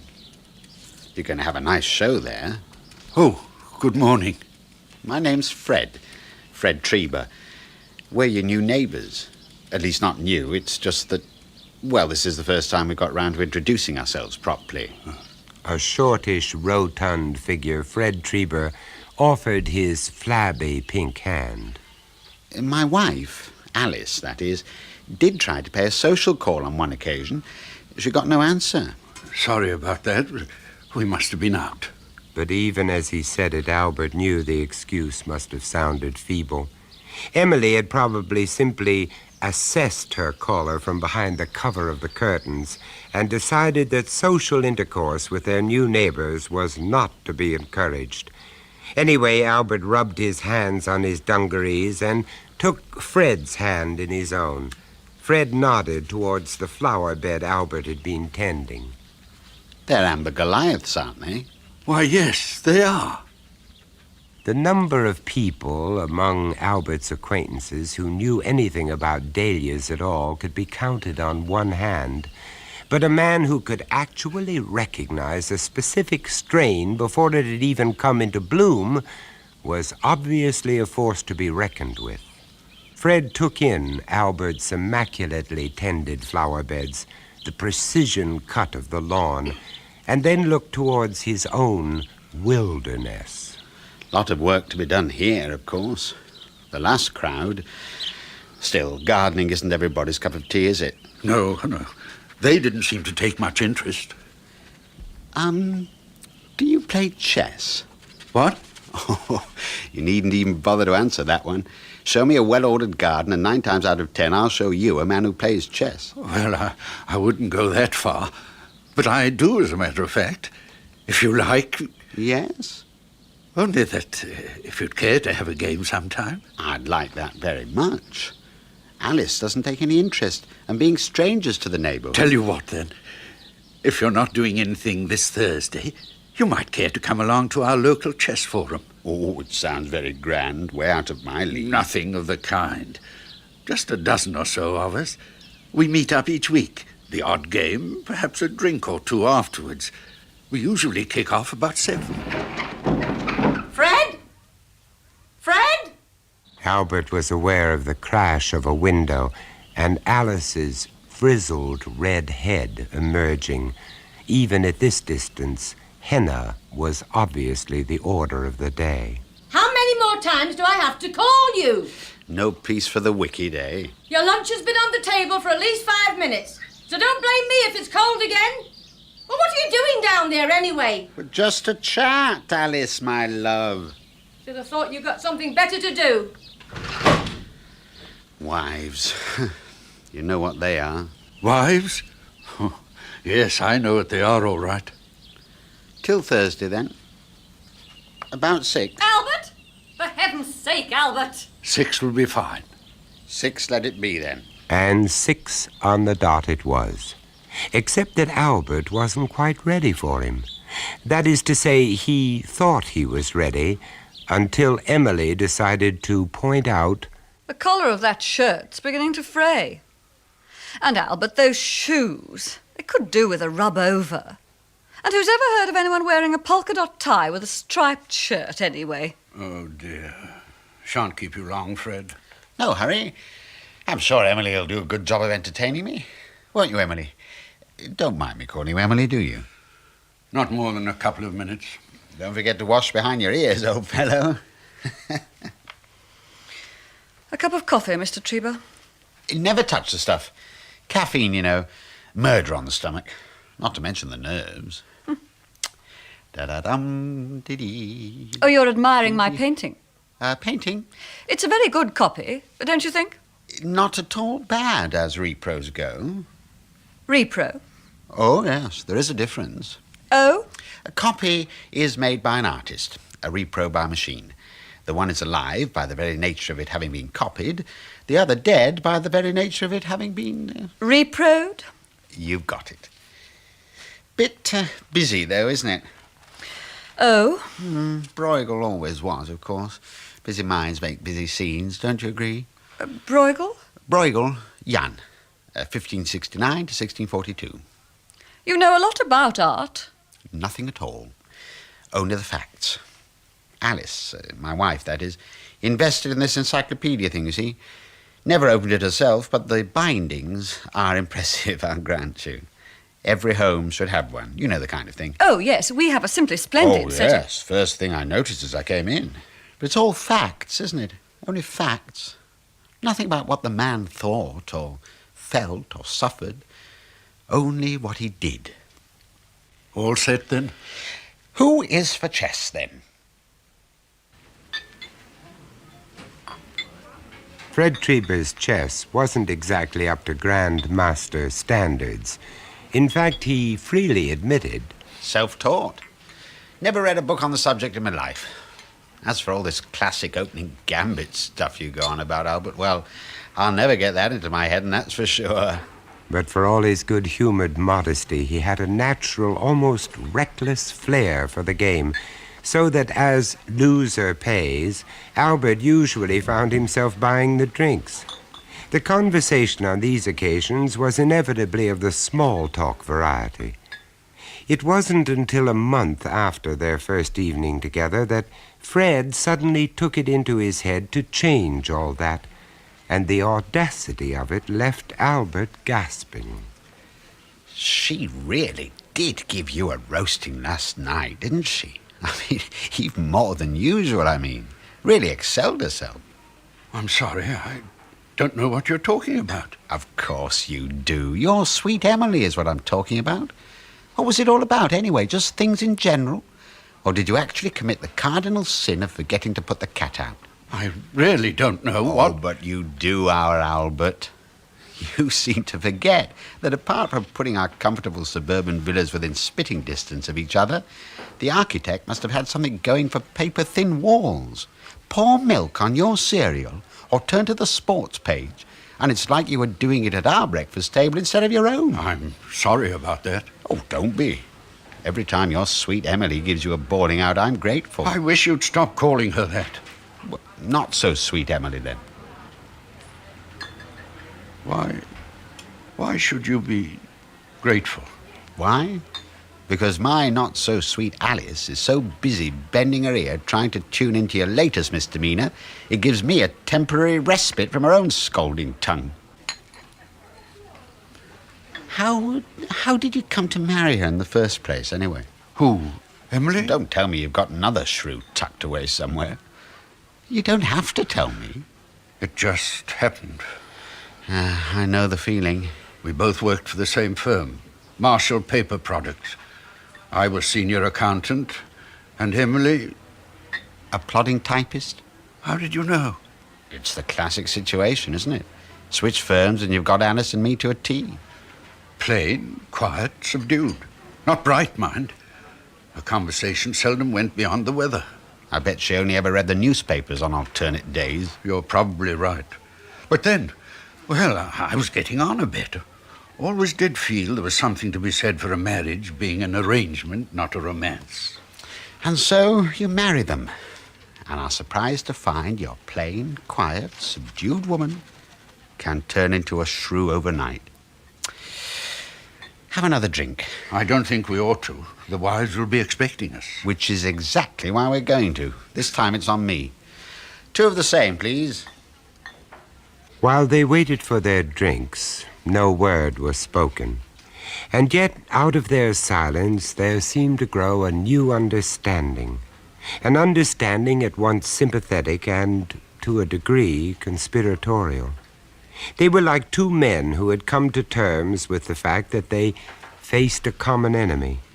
It was a recognition that Albert would have preferred not to acknowledge, so that when the drinks eventually arrived, he did his best to refute it. Thanks. About what you were saying, Fred? About what we were saying, Albert? Oh, we, then. Well, what? Well, things could have turned out a damn sight worse for the pair of us, you know. What, the left on the shelf bit, you mean? We should be so lucky. All right. So we both thought we were marrying one kind of person and ended up marrying another and wishing to God we hadn't. Well, we're not exactly Gregory Peck, are we? No. I mean, it's a damn sight better than being left out in the cold altogether. Wouldn't you agree? I mean, all things considered, wouldn't you? Fred did not reply. His eyes remained averted. But Albert was disconcertingly aware of the very faintest of smiles at the corner of his lips. Damn it all, man, wouldn't you? I mean, any port in a storm, as the saying goes. Oh, all very well for mariners caught up in a storm and making a last-ditch stand, I grant you. But we don't happen to be in their exact predicament, do we, Albert? Not absolutely last-ditch, Albert. For us, there are other possibilities, other alternatives. And Fred looked up. This time their eyes held, and Albert felt a sinking feeling at the pit of his stomach. Checkmate, game, and match, he thought. And yet the real game was only about to begin.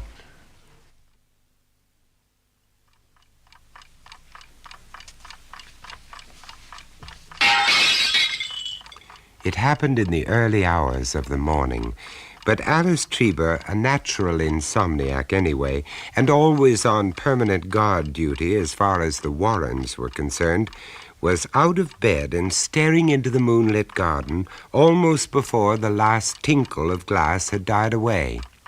Fred! Fred! Fred, will you wake up when I'm talking to you? As if there were any choice. That crash.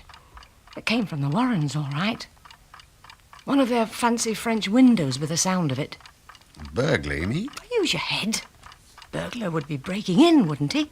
Just customary, I believe. Well, whoever this is, it's Albert. It's him, I tell you. Fred Trieber, will you get out of that bed? All right. But for heaven's sake, it must be 2 o'clock in the morning. Well? It looks like Albert, all right. Well, of course it's Albert. So? So why would he be breaking out of his own house? Hey, Fred, Yes, he is. He's struggling with something. Hey, that's why he broke that pane of glass, you see. Struggling to get something through. Can you make it out? Some kind of box, by the look of it. A chest more like. A large tin chest. Now, whatever would he be... Well, he's dragging it across the terrace now. Oh, do get behind that curtain when I tell you. Oh. Do you want him to think we're spying on him? Well, we are, aren't we? Oh. Well, now, he's dragging it down the terrace steps. Whatever is it? One hell of a weight by the look of it. Well, he's left it there. Right in the middle of the lawn. Hey. He's going into the tool shed. Hey, do you see that? See the way he looked round before he opened the door? Very suspicious. Hey, he's coming out. He's carrying something. Back to that chest thing by the looks of it. I do believe it. Yes, it's a shovel. A large, heavy garden shovel. Yeah. He's digging, Fred. He's digging. But for Fred and Alice Trieber, the show was over. As silently and dramatically as a curtain falling on a mystery play, a cloud passed across the moon, and the drama being enacted below them in the Warrens' garden was lost to view.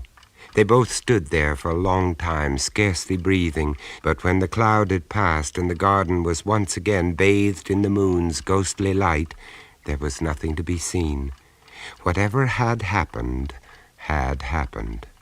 was apparently over and done with. But not for Alice Trieber.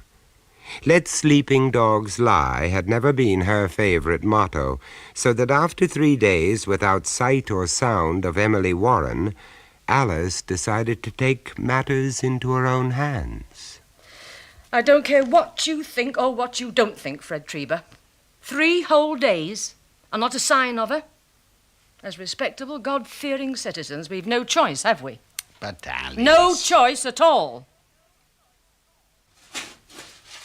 Come on, Johnson, put your back into it. That's better. Over there, Dawes. But, Mr. Warren, sir, the lady was only doing her duty. Duty, my backside. As she thought fit. Alice Treber's nothing but a nosy, meddling old busybody. As any law-abiding, conscientious citizen would. And as a result of which, you move in here with your Gestapo and start tearing the place apart. Look at my garden. Took years to lay that lawn. My God, they're starting on my dahlia beds now. Your own doing, I'm afraid, sir. If you'd chosen to cooperate in the first place... Cooperate? I like that. By confessing to an act I didn't even commit, you mean? Let's get it straight, shall we, Inspector? It's not that I'm not all for making your unpleasant duty a little less unpleasant for you, for both of us. But one's got to draw the line somewhere. Your wife is missing, sir. On your own admission, not a sight or sound of her for 3 days. Not since the night the Trebers saw... Thought they saw. What they saw. Then, for God's sake, list her as missing. And get these vandals out of my house and off my property. Oh, you do concede the fact, then? That she's missing? Well, if by missing you mean that she's gone away, that I am at present uncertain of her whereabouts, I concede the fact. Excuse me, sir. What is it, Constable? We finished upstairs, sir. Well, make a start down here, then. Why not take a peek in the cocktail cabinet? The cellar, Constable. It's locked, sir. The key, sir. Mr. Warren, the key.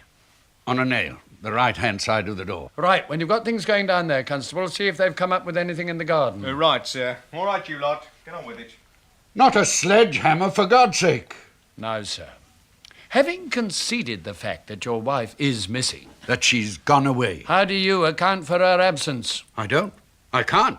She simply packed a suitcase during the night and left me. You know, of course, she was very heavily insured. Fairly heavily insured. We both were, but I'm still standing here, aren't I? And that you are the sole beneficiary. It's a fairly common arrangement between husband and wife, I believe. Fairly common. And this blood stain on the carpet, sir, near the window. I've already explained. It's my own. I gashed my hand when I was replacing the broken pane. We can check that, you know. I've no doubt when you've finished tearing the house apart and found nothing, you'll eventually get round to it. It's not a very expert job, sir, is it? It needed fixing in a hurry. Oh? I happen to be allergic to draughts. Draughts, sir? What, in high summer? And very susceptible at that. Sir? Yes, well, Constable? Reporting from the garden, sir, they found the trunk. Right in the centre of the lawn, more or less just where the Trebers first indicated. I took the liberty of examining its contents, sir. And? Well, man? A dead cat, sir. What? A dead cat.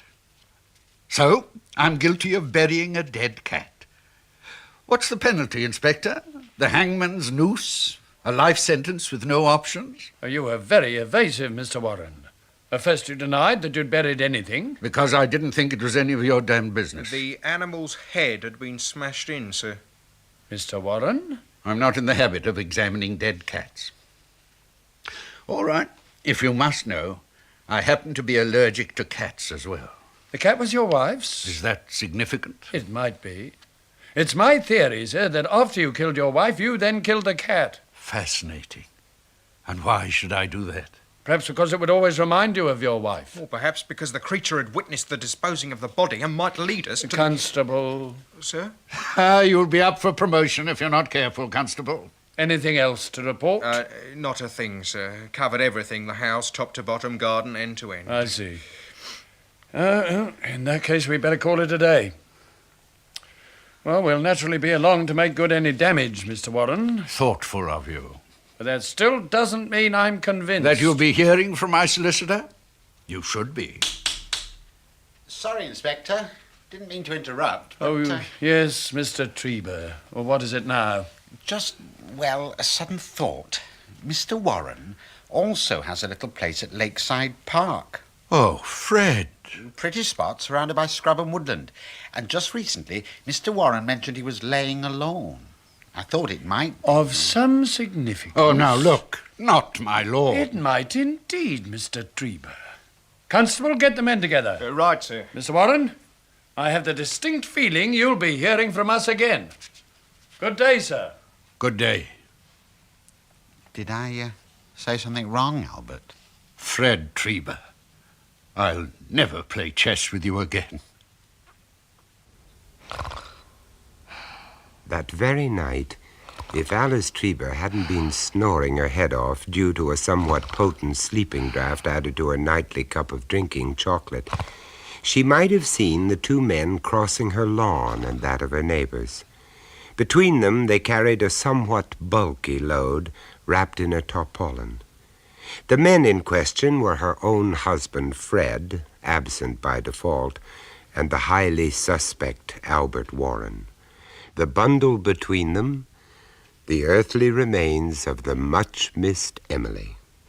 Arriving at his own house, Albert let them in by the side door, and from there through the kitchen and down the steps that led to his cellar. Where's a ruddy ton? Oh, the police have left your cellar looking like a battlefield. Good idea. Hiding her over at your place, Fred. Smart thinking. But you're sure Alice didn't suspect anything? Not a chance. Never goes down into the cellar on account of the spiders, you see. Let's have her over here, then. That's it. Nice of the police to leave this hole. Roll her in, then. Not very deep. Deep enough. You're sure they won't find her? Not a chance. Pass us the spade. A foot and a half should do it. They'll all be back in the morning to do the job properly. Would you believe it? The old cow's mouth is still open. Would you like me to close it? No need. Let's just fill it for her, shall we? It's funny to think, a year from now, my Alice will be going the same way. We do have to wait a full year, I suppose. It's what we agreed. What we agreed. That should do it. Checkmate, game and match, eh? Albert. Fred? One thing. Out with it, then. You didn't really mean what you said about never playing chess with me again, did you? At the time. Took a lot of work, that lawn out at Lakeside, you know. But now? Well, we're partners, aren't we? I'll set up the board, shall I, Albert? Why not? Albert followed Fred up the cellar steps. If he had a thought at all, it was only to remember the old adage to the effect that the safest place to hide anything is where no one will ever look. And the second safest place? Where they've looked already. When Albert reached the top of the steps, he switched off the light. He never looked back.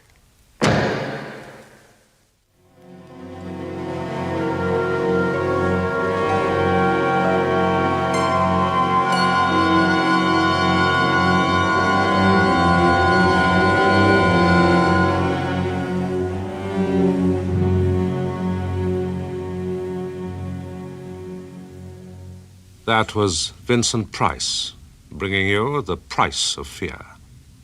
Also starring in this story, remains to be seen, were Mervyn Johns, Michael Gwynne, Clive Swift, and Avril Angers, with Diana Bishop and Robin Brown. Remains to be Seen was first recounted by Jack Ritchie, dramatized by William Ingram, and produced by John Dias.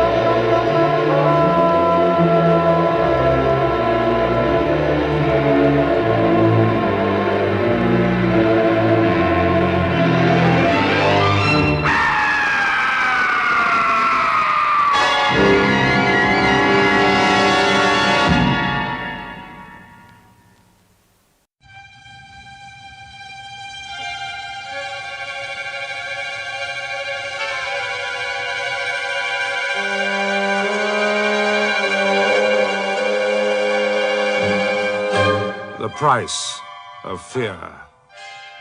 Brought to you by Vincent Price.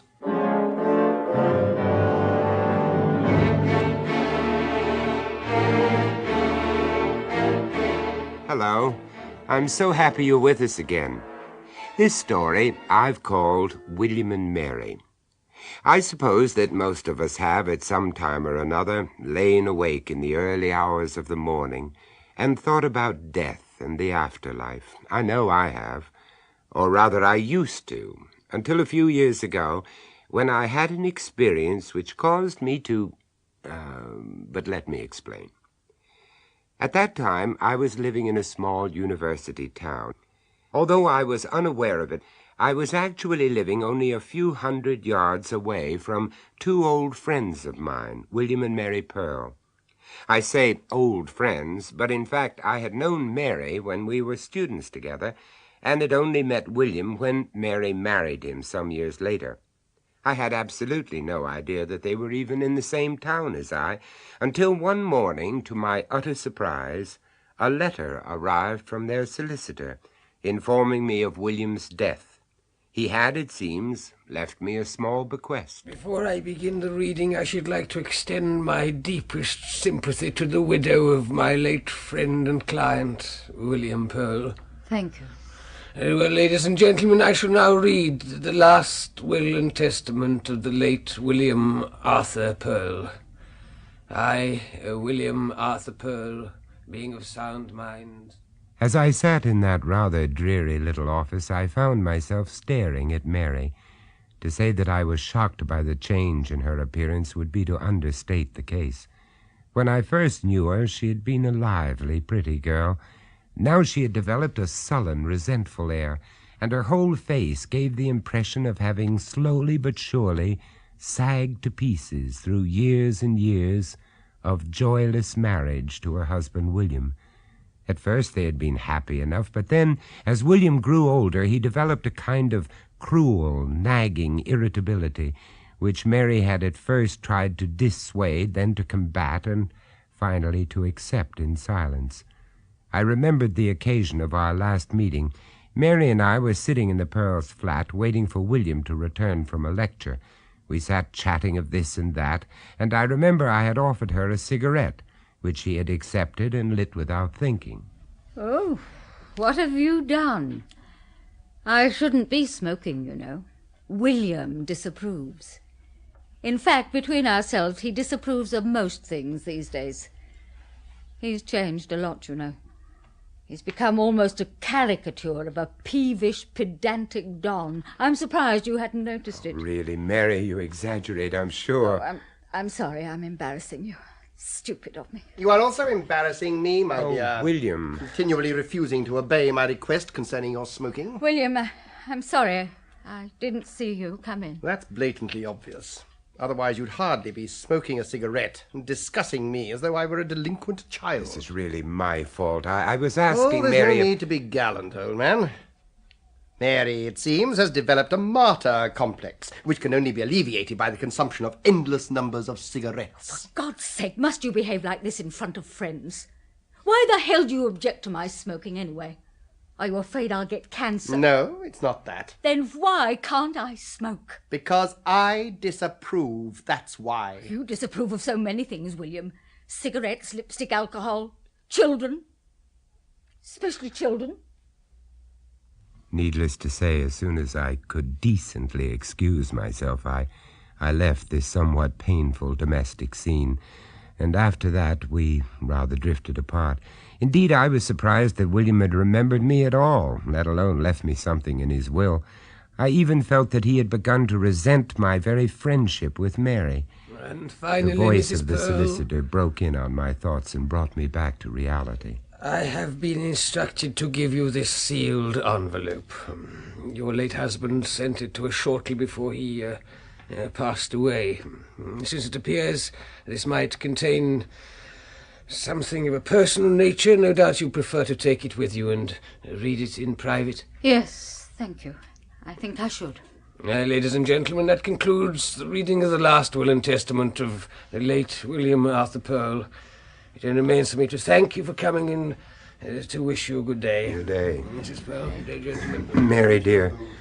I'm so glad you came.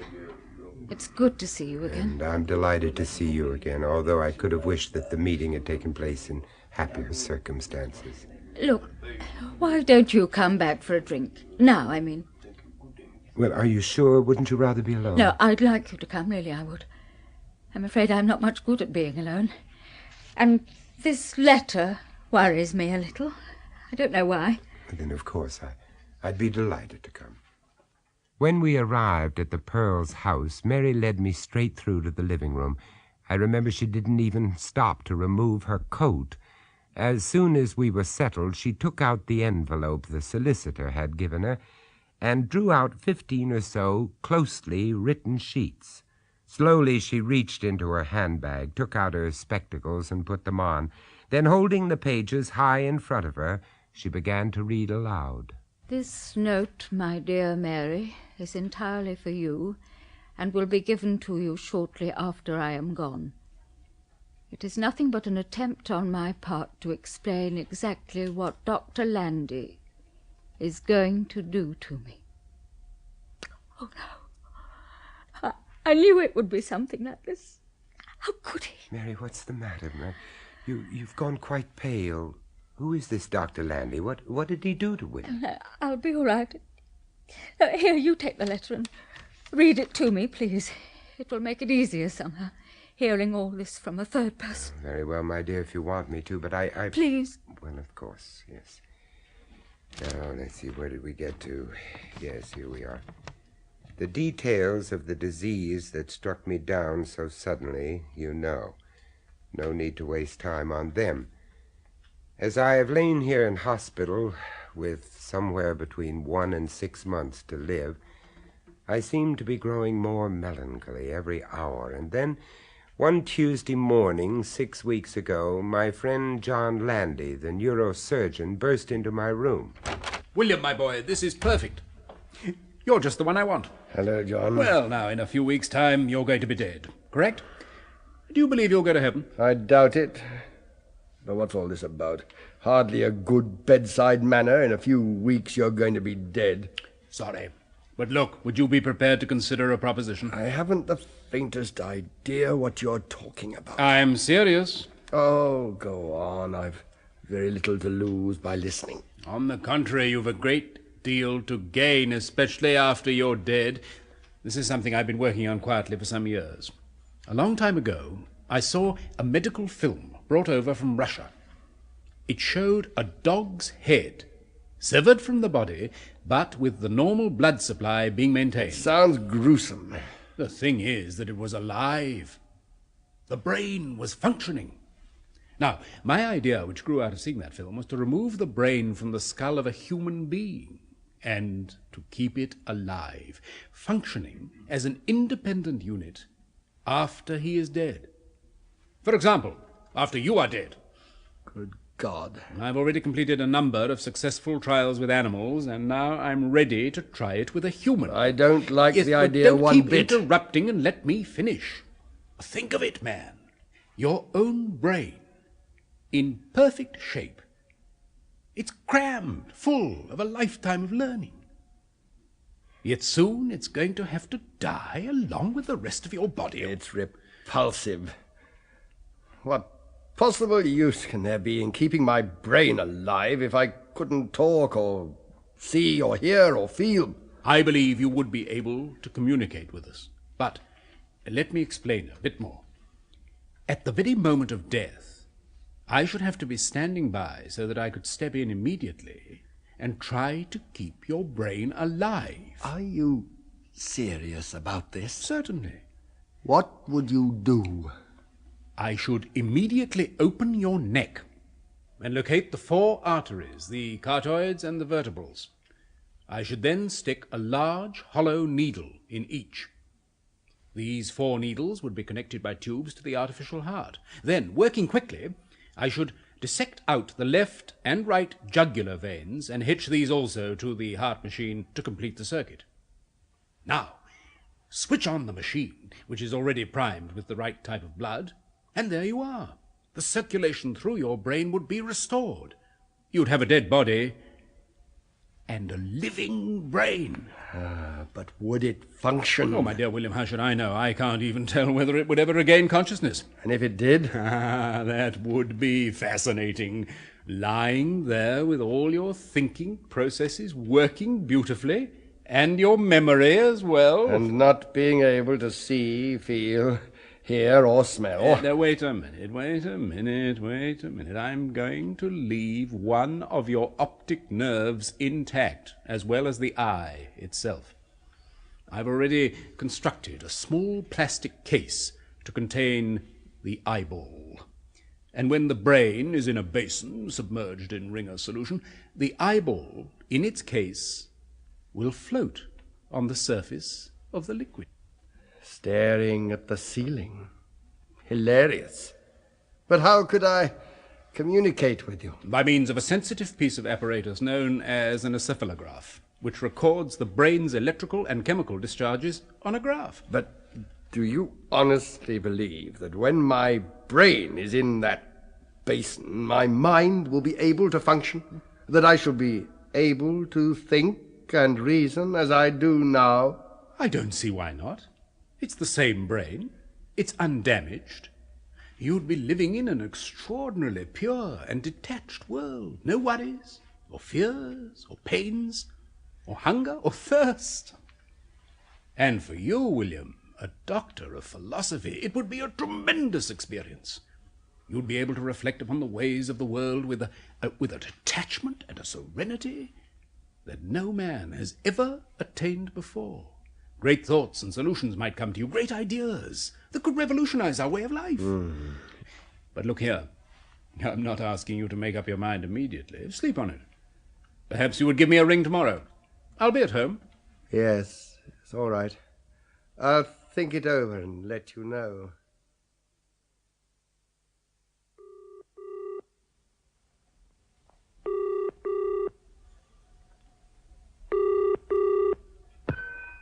Hello, John Lander here. Landy, Pearl here. Look, I've been thinking over your proposition and... Yes? What have you decided? Well, my first reaction was one of revulsion, but now, well, I'm not so sure. One thing bothers me, though. What if it were painful or I became hysterical? There'd be no escape.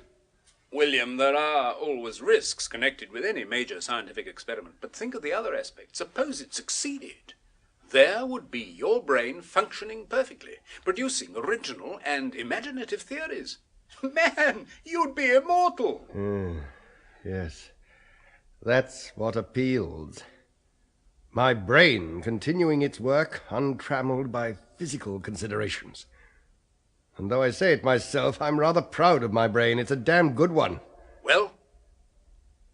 Yes, John, I'm going to do it. I've decided to go through with it. Splendid. Now look, I'll be over right away to discuss details. Just one thing, John. Mary, should I tell her? Yes. I suggest you discuss it with her as soon as possible. I'd better, I suppose. Although she's hardly likely to realize the importance of such an experiment. It's going to be difficult. Well, why not write it all down in a letter to be given to her when you're dead? It might be better. Less complicated all round, eh? Yes, I see your point. Well, I'll think about it. Good night for now, John. Goodbye. A letter. Why not? To be opened only after my death. Only after my death. Well, Mary, I will not say goodbye because there's just a chance that if Landy succeeds, I may actually see you again. I've tried several times to prepare you for this news, but you have constantly refused to give me a hearing. Please change your mind now and give Landy a call. Your faithful husband, William. Oh, my God. And there's more, Mary. P.S. Be good when I am gone. Do not drink. Do not smoke. Do not buy a television set. And incidentally, now that I have no further use for it, I suggest you have the telephone disconnected. Oh, really? Aren't I entitled to some peace after all these years? Oh, the whole thing is just too awful to think about. Awful and beastly. What are you going to do? Oh, what can I do? I must do as William requests, I suppose. I better ring Dr. Landy now, right away.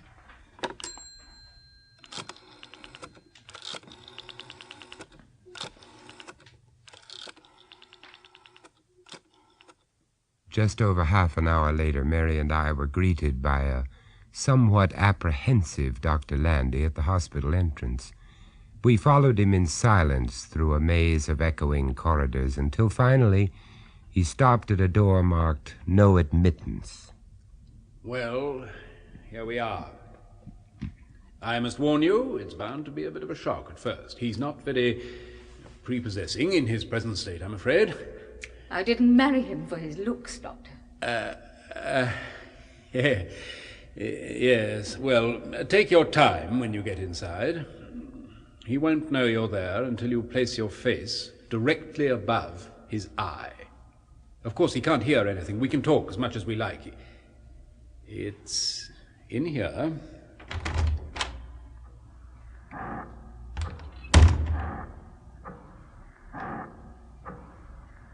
I wouldn't go too close yet, until you get used to it. The doctor had ushered us into a small, square room. On a high white table in the center of the room was a biggish white enamel bowl, about the size of a wash basin, with half a dozen or so plastic tubes coming out of it. These tubes were connected with a whole lot of glass piping, and I could see the blood flowing from the heart machine. It was this machine which made a soft, rhythmic, pulsing sound.